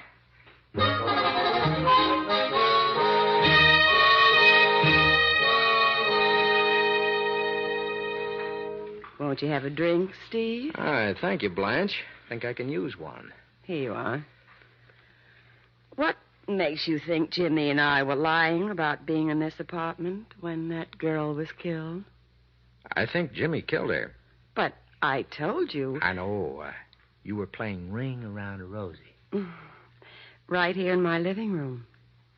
Shall I show you how it's done? Oh, I've played it in my time. Not the way I play it. You be the Rosie. I'll make the ring around you with my arms. Like this. This is a new way of playing it. Uh-huh. And it's some fun. You look startled. Naturally. I've never been a Rosie before. You didn't touch your drink, Steve. Blanche, would you like a new and thrilling experience? Uh-huh. That's my hobby. What is it? Being murdered. Oh? By you? By James Maxwell. You're next on his list. He's trying to kill everyone who can prove him guilty. My wife, the Perkins girl, Helen Baldwin. Next, you. Oh, you've got a morbid imagination. What you need is more ring around a Rosie.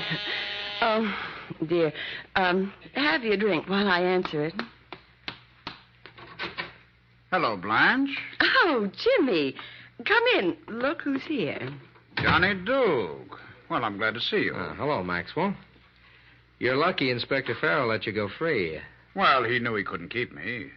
No evidence, you know. Yes, that drink was plenty strong. I feel awfully funny. What's the matter with him? Gave him a knockout drop.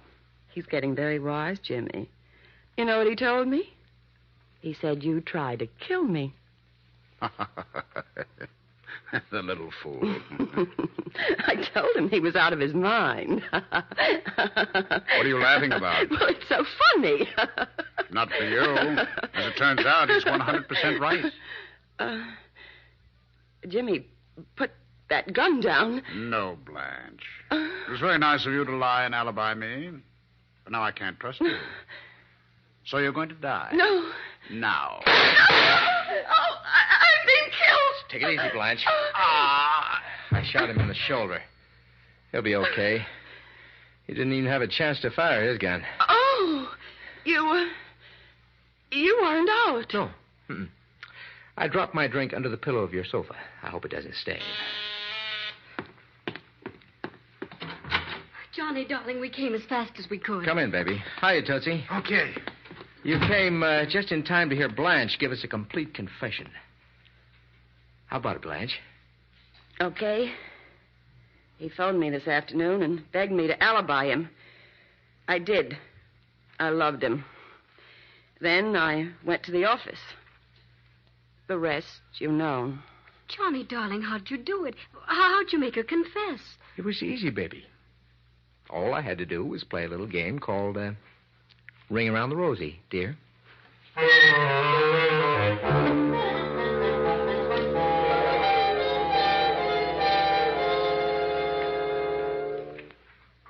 There's no place like home.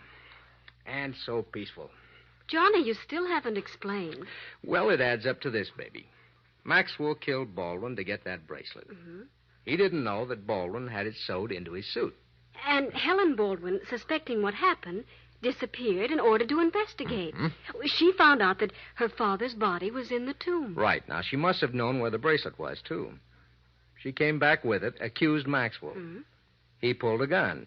She threw the bracelet out the window. Where it conked you. But why did Maxwell lie and tell us that the dead girl in his office was his secretary, Ruth Perkins? To protect himself and stall for time. If we knew who she was, our suspicion of Maxwell would be strengthened. He wanted to carry out the bluff by killing Ruth Perkins. They made a mess of that job, though. Yeah, but what good would that bluff have done him? Well, at the time Baldwin disappeared, his daughter told the police that there was some bad feeling between her father and Maxwell. Maxwell wouldn't have had a chance if the police knew the dead girl was Helen Baldwin. And that's why he removed her identification papers and things before we stumbled on the body.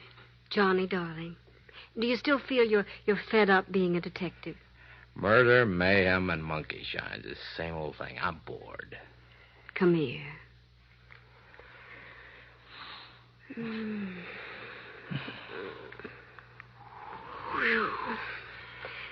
Still bored. Still feel you're in a rut. Mm-hmm. But, who says I want to get out of it? Come here, baby.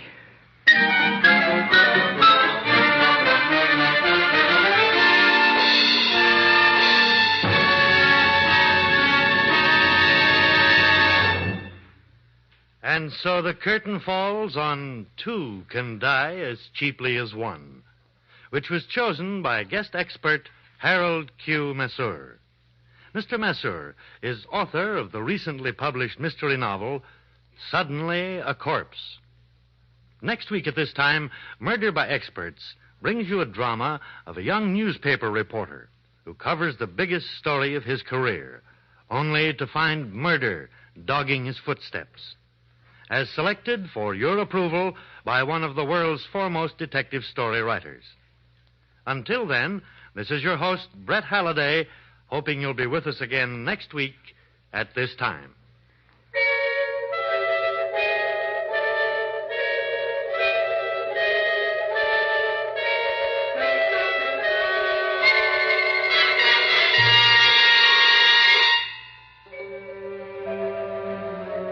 Two Can Die as Cheaply as One was written by Milton Lewis. In our cast were Lawson Zerbe, Marilyn Erskine, George Matthews, Gene Ellen, Ralph Bell, John Gibson, and Bob Donnelly.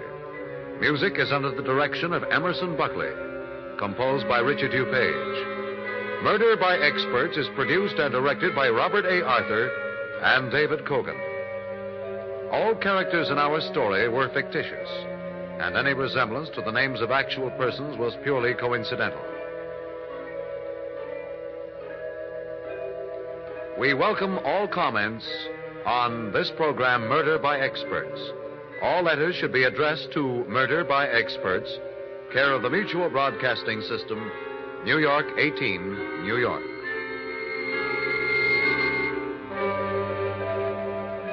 Phil Tonkin speaking. This is the Mutual Broadcasting System.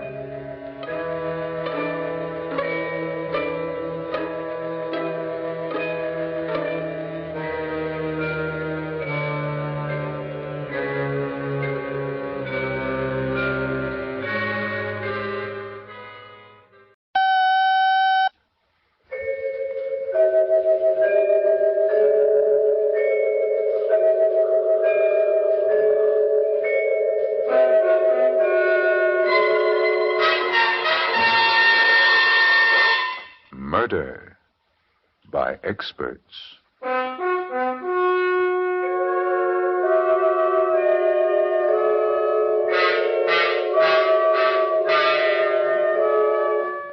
Mutual Broadcasting System presents Murder by Experts, with your host and narrator, the noted mystery writer, Brett Halliday.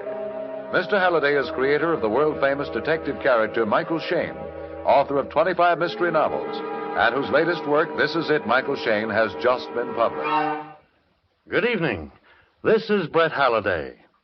Each week at this time, Murder by Experts brings you a story of crime and mystery which has been chosen for your approval by one of the world's leading detective story writers. Tonight, our guest expert is the noted mystery novelist Ursula Curtis. From the thousands of thrillers she has read and heard, Miss Curtis has selected a fast-moving, intriguing story of a man seeking to use the elements to cover murder, as written by that master of suspense, Harold Swanton. And now we present Lawson Zerbe in Conspiracy.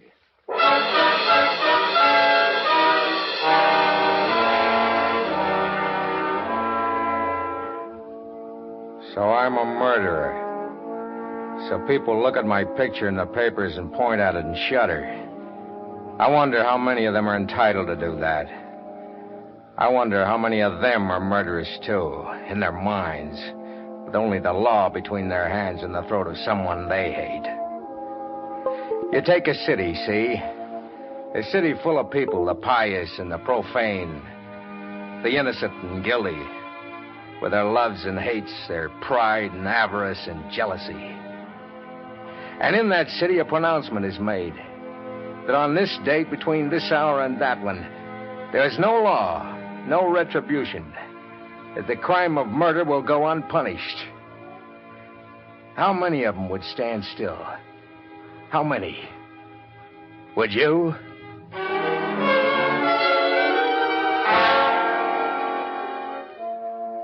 It sounds like a philosophical problem, but it happened. The city was Greendale, Oregon, and the thing that set it free from the law for 24 hours was the Columbia River. Oregon Times, Kennicott speaking. Joe, this is Flournoy. Oh, yeah, Chief. Just got a report from the sheriff. It's getting tough out on the 7th Street levee.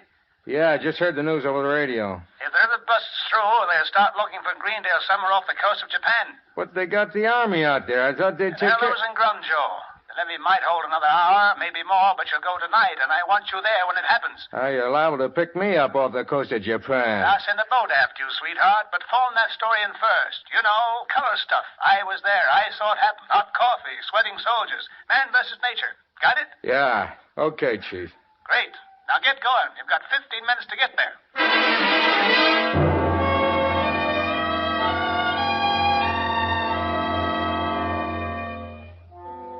In 10 minutes, I was driving through Greendale, a low, flat, flimsy town with nothing between it and the Columbia River but a levee. Flournoy was right. If the levee gave way, Greendale would go down the drain like wet cornflakes. I hit 60 on Willamette Avenue, heading toward the 7th Street levee. That's when I passed Marilyn's apartment. And that's what started me thinking again about Marilyn. She was beautiful. She was a two-timer. And she was the one human being on this earth I wanted to kill. I'd promised myself weeks before that I'd get her out of my mind, that hate was no good for anyone, but she kept coming back. That vicious, heartless laugh of hers, the brittle voice, the way her eyes could smile at you while she drove a French heel into your stomach.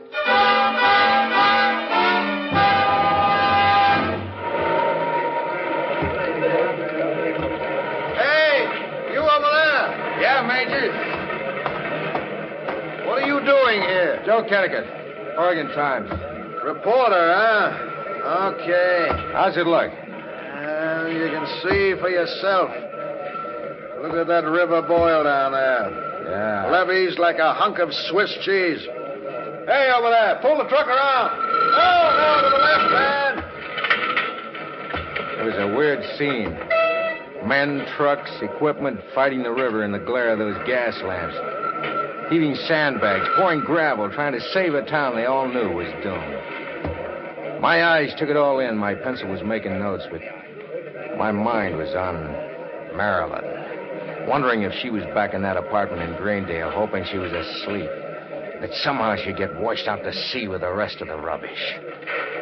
Then suddenly, everything stopped still. My pencil stopped writing. My eyes shut out the scene in front of me. It was so simple. I could kill Marilyn. The river would cover for me.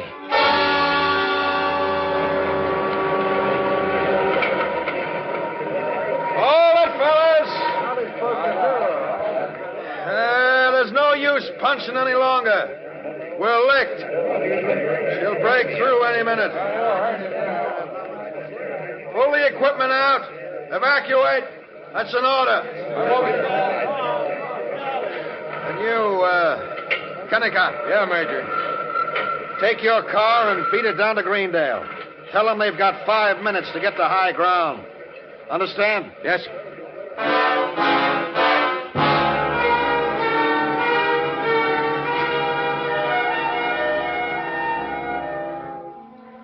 They say all murderers are crazy. Maybe they're right.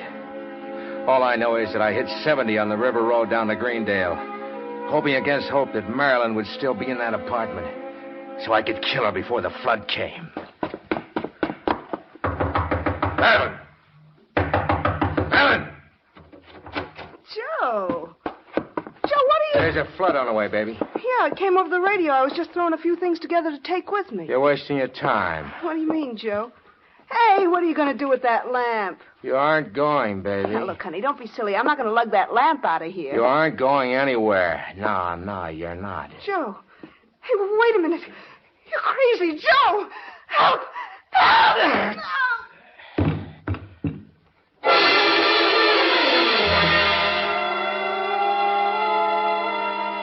I looked down at her for a minute and set the lamp back on the table. I began to feel dizzy. The floor seemed to be swaying underneath my feet. I wasn't faint, just dizzy. The door was open. Then I watched it close, then open again. I wasn't dizzy at all. The building was swaying. The flood had come. I ran into the hall. Right smack into a guy. A little pasty-faced guy standing right outside the door. Look, mister, let me out of here. No, you don't. You can't stop me. Oh, wait a minute. Let go of me here. Let go. No use yelling for help. Come on. Now no one's good. Let go of me. Hey! I got him. I got it. I tackled him as they came up the stairs. We went down together from the bottom end over end. I knew he'd seen it. I knew I had to kill him, too. But I was dead right now. The main door was open. Water pouring in, foot deep in the lobby. Please don't. Let me go. Too late, pal. Let me go. The water. I can't do it. Let me go. No. Let me bad, go. mister. Murder's a solo job. A solo job. Door. Now. Oh. Help. Someone. Help. Help. I hit my head on the door. It was all the chance he needed. He scrambled outside into the flood. Took off down the street with me after him. The water was 2 feet deep now, and the buildings were beginning to move. Help! Help! I was gaining on him. 30 feet. 20. Then, telephone pole went down between us. I saw the broken wire graze him. There was a crackle of flame, and he went down. So I stopped worrying about him. Started thinking about me. The main force of the flood must have hit at that moment. Suddenly, everything was water. I was tossed around like a peanut shell in a typhoon. I remember reaching out for something solid, finding it, and then nothing.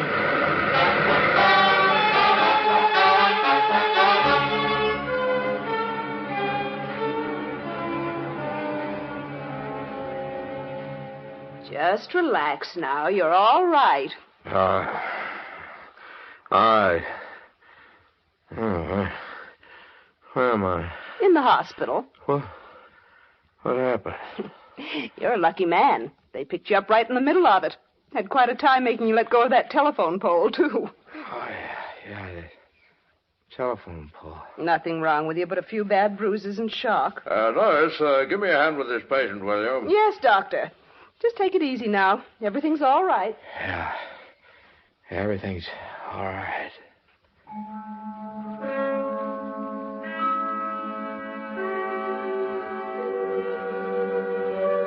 I don't know how long I slept.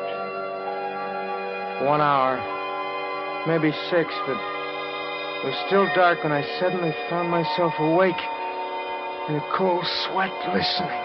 Floor. That's where she was. On the floor. Dead. The flood? Not the flood officer. Murder. It was murder. No. He saw me. Fight. Terrible fight. Tried to kill me. Water. Water all over. The flood. I couldn't breathe. By now, I knew his voice.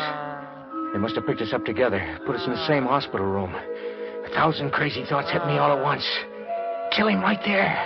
Jump out the window, run. Anything but face it when he woke up. I started to get out of bed and then stop. There was someone else in the room. What do you make of it, nurse? I don't know, Doctor. Well, the man's had a terrible shock, of course. It's amazing he wasn't killed. Yes, I know. He's been going on like that for an hour. The same thing over and over. Murder. Something about the flood covering it up. Then a fight. Well, maybe you're right. I think we'd better at least pass it on to the police. Still, might be the result of shock, of course. But the fact that he repeats it over and over, detail for detail. With death staring you in the face like that, you don't stop to think about consequences. The explanations could come later. I had to get out of that room right now. I fumbled in the dark for my clothes, threw them on, stepped out into the hall. Paul Revere, where do you think you're going, little man? Oh, Flournoy, I get tired of sitting around here. I thought you might need some help. Oh, you thought I might need some help, eh? Nurse, Yes, Mr. Flournoy. your number 1 patient's about to blow the joint. Oh, look, Chief, Joe, leave it to me, will you? So, you're a hero. So you drive like mad to warn the town and get caught in the flood. You don't have to go overboard. Mr. Flournoy's been pacing the hall like an expectant father. Well, thanks, Chief. I am not going to lose my best reporter because he's too dumb to know when he ought to stay in bed. Because that, sweetheart, is just where you're going. Look, Chief... Hey, don't butt in. You've been through hell tonight. You're lucky you're alive. Now, get in that room and get back to bed. The doctor's ordered hypo to make you sleep. And nurse. Yes, sir. Just to make sure he doesn't get any more wild ideas, give me his clothes. I was licked. And I knew it. They hustled me back to bed. And the nurse poked a needle into my arm. And I let go. I let the dark close in on me. Not caring now. I was tired. So tired.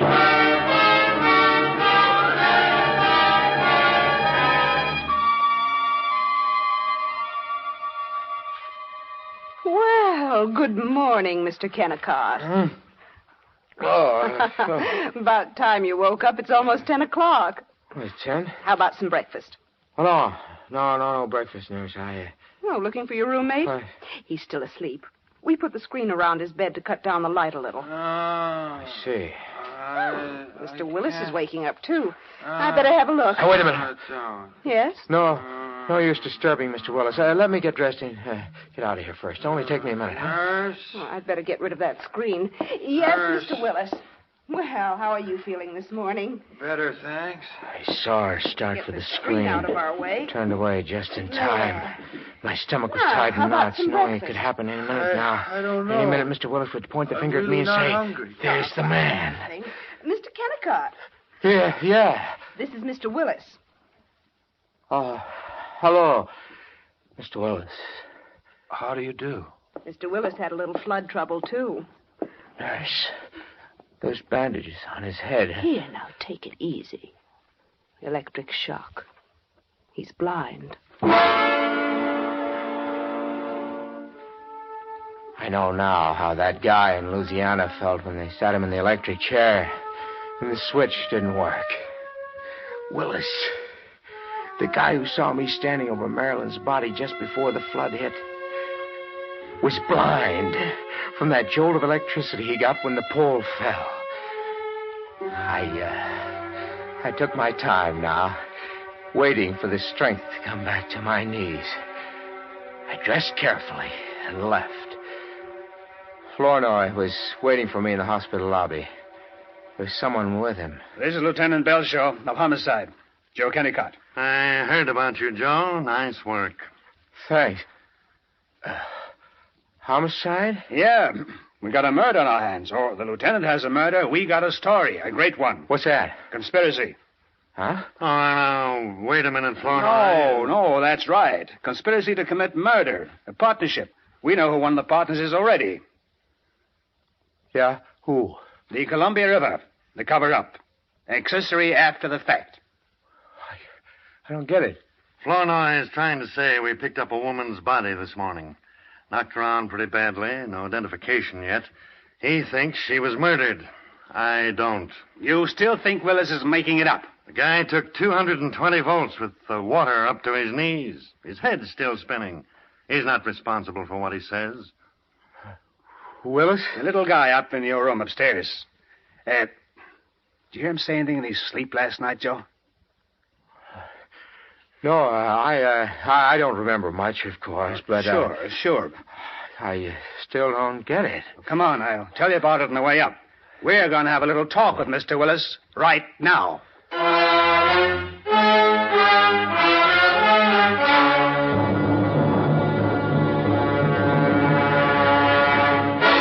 Please, gentlemen, I can't remember now. I don't know what happened. It's all very confusing. You've got to try, Willis. Look, Chief, the guy's sick. I don't know about that.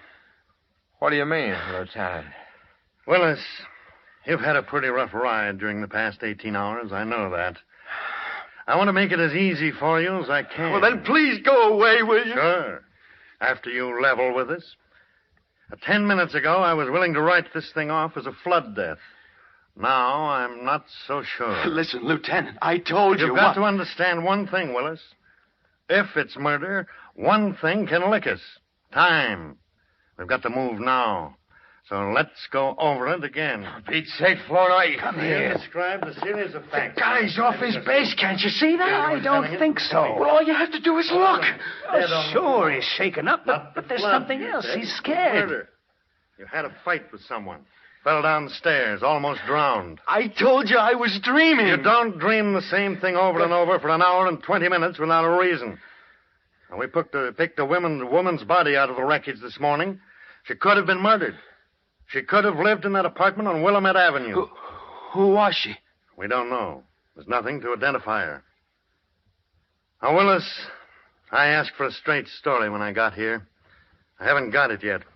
If I don't get it, I might jump to the standard conclusion. Well, what's that? That you murdered her. But that's not it at all. A man did it. I saw him. That's more like it. He tried to kill me, too. He'll try again if he gets the chance. Forget that. Just give us the story. Well, I ran into the building because I thought I heard someone call for help. A woman. The water must have come when I got to the second-floor hallway because the building started to sway, sort of, and the doors flew open. I saw him standing there. She was dead on the floor. Yeah? That's when he came after me. Tried to kill me. We rolled down the stairs to the bottom, and he hit his head on the door. And you broke loose? Yes. I don't remember anything after that. That's all, huh? That's enough. Mr. Willis, what did this man look like? Oh, dark hair, about 6 feet, I guess. Medium build. About your size, Joe. Yeah. Do you think you could identify him? I mean, that is, if you could... If I could see him, yes, I could identify him. Now, please let me rest. I'm not feeling very well. Thanks, Willis. That's what we came for. We'll get back to you when you feel better. What about his eyes? Well, the doctor says it's temporary, due to shock. He might get his sight back any time. Any time, huh? Yeah. Well, Joe, how was that for a story? Oh, it's a great one, Chief. It's a great one.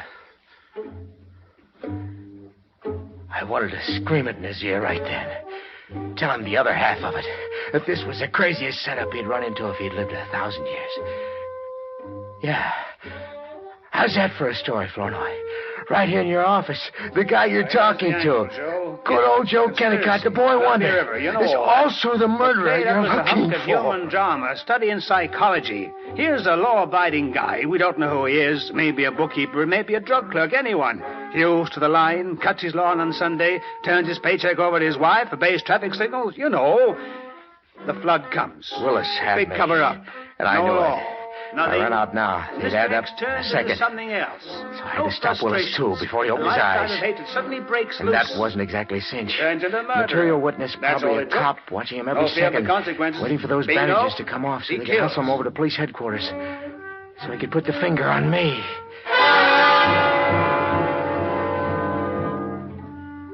It was 11 that night.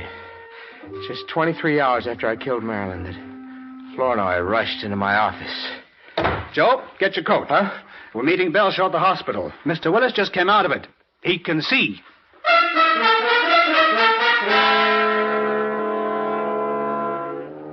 To Flournoy, it was a wild ride through the rain to the hospital. To me, it was a procession. From condemned row to the gas chamber. And there was no way out. No way out.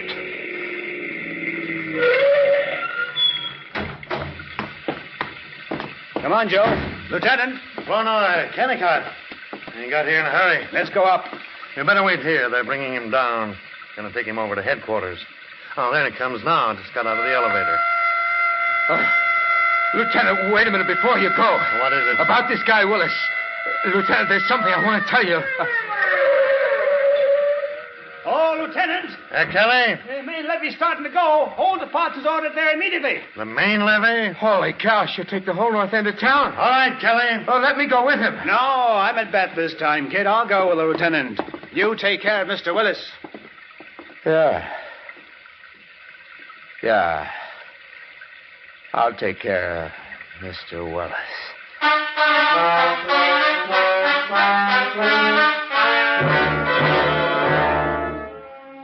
I turned the collar of my overcoat up. Kept my face away from him as I bundled him into the car, the back seat, of course. Hoping he wouldn't spot me until I got him away from there. Alone. Just stay on North 2nd Street a ways, Mr. Kennicott. Yeah, Mr. Kennicott. I guess it's best you take me home, under the circumstances. You, live in the North End? Yes. Good.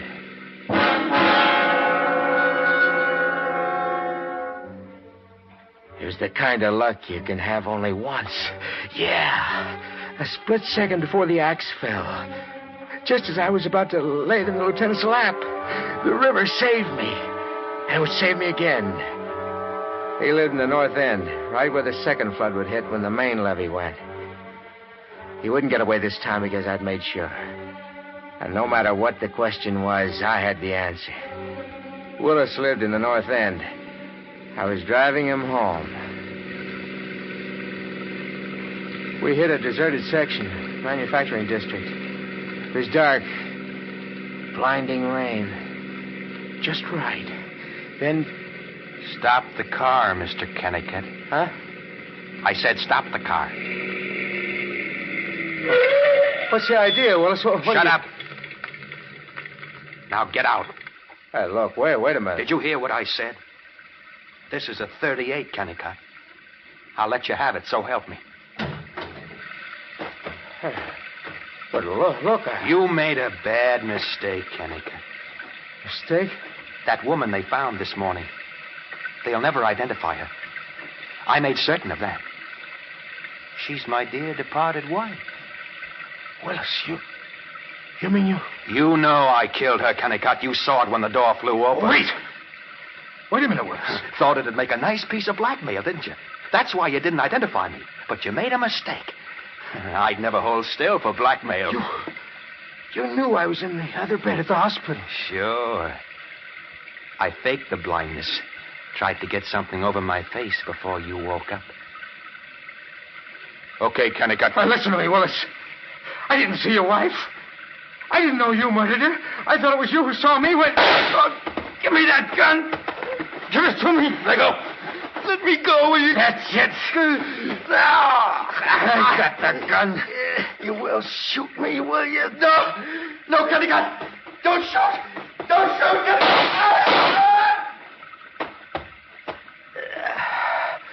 That takes care of you, Willis.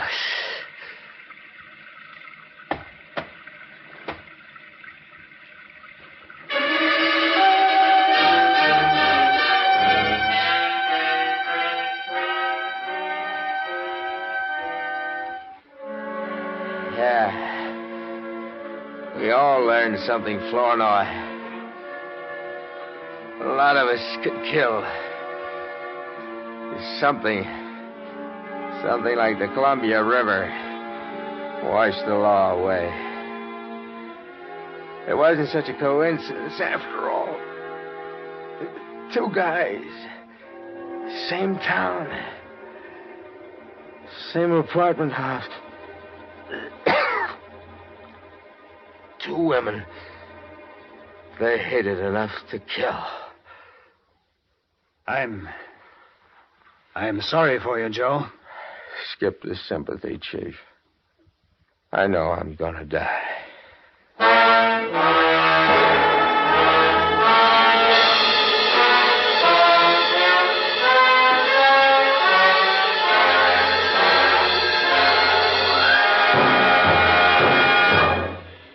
And so the curtain falls on Conspiracy, which was chosen by guest expert Ursula Curtis. Miss Curtis is author of the newly published novel, The Second Sickle. And now, as host and narrator of Murder by Experts, it's my privilege to welcome and introduce to you Mr. Lawrence G. Blockman, Vice President of the Mystery Writers of America, an organization of nearly 300 of America's foremost writers of mystery and detective stories. Mr. Blockman. Thank you, Brett. Each year, the members of the Mystery Writers of America are called upon to vote for what, in their opinion, is the best radio mystery program of the year. To the winning program goes a statuette of Edgar Allan Poe, known as an Edgar, which is to mystery writers what an Oscar is to Hollywood. 5 of the foremost radio mystery programs are voted upon by our members. The winner, by an overwhelming majority, was Murder by Experts. It gives me great pleasure, on behalf of the Mystery Writers of America, to present to Robert Arthur and David Cogan, the producer-directors, the Edgar Allan Poe Award for the Best Radio Mystery Program of 1949. Mr. Cogan? Mr. Blockman, it makes me very happy to receive this tribute from the Mystery Writers of America. On behalf of Mr. Arthur and myself, I want to take this opportunity to thank those who made the winning of this award possible. The writers and actors who lent their talents to this program, our music director, Emerson Buckley, our arranger, Richard DuPage, engineer Don Williamson, soundman Walter Shaver, our announcer Phil Tonkin, and a Mutual Broadcasting System. And, too, I want to thank our many listeners for their thousands of kind letters.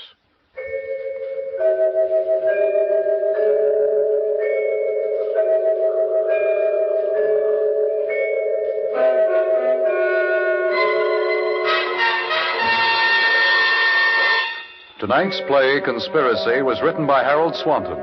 In our cast were Lawson Zerby, Miriam Wolfe, Ronald Dawson, Frank Behrens, and Robert Donnelly. All characters in our story were fictitious, and any resemblance to the names of actual persons was purely coincidental. Phil Tonkin speaking. This is the Mutual Broadcasting System.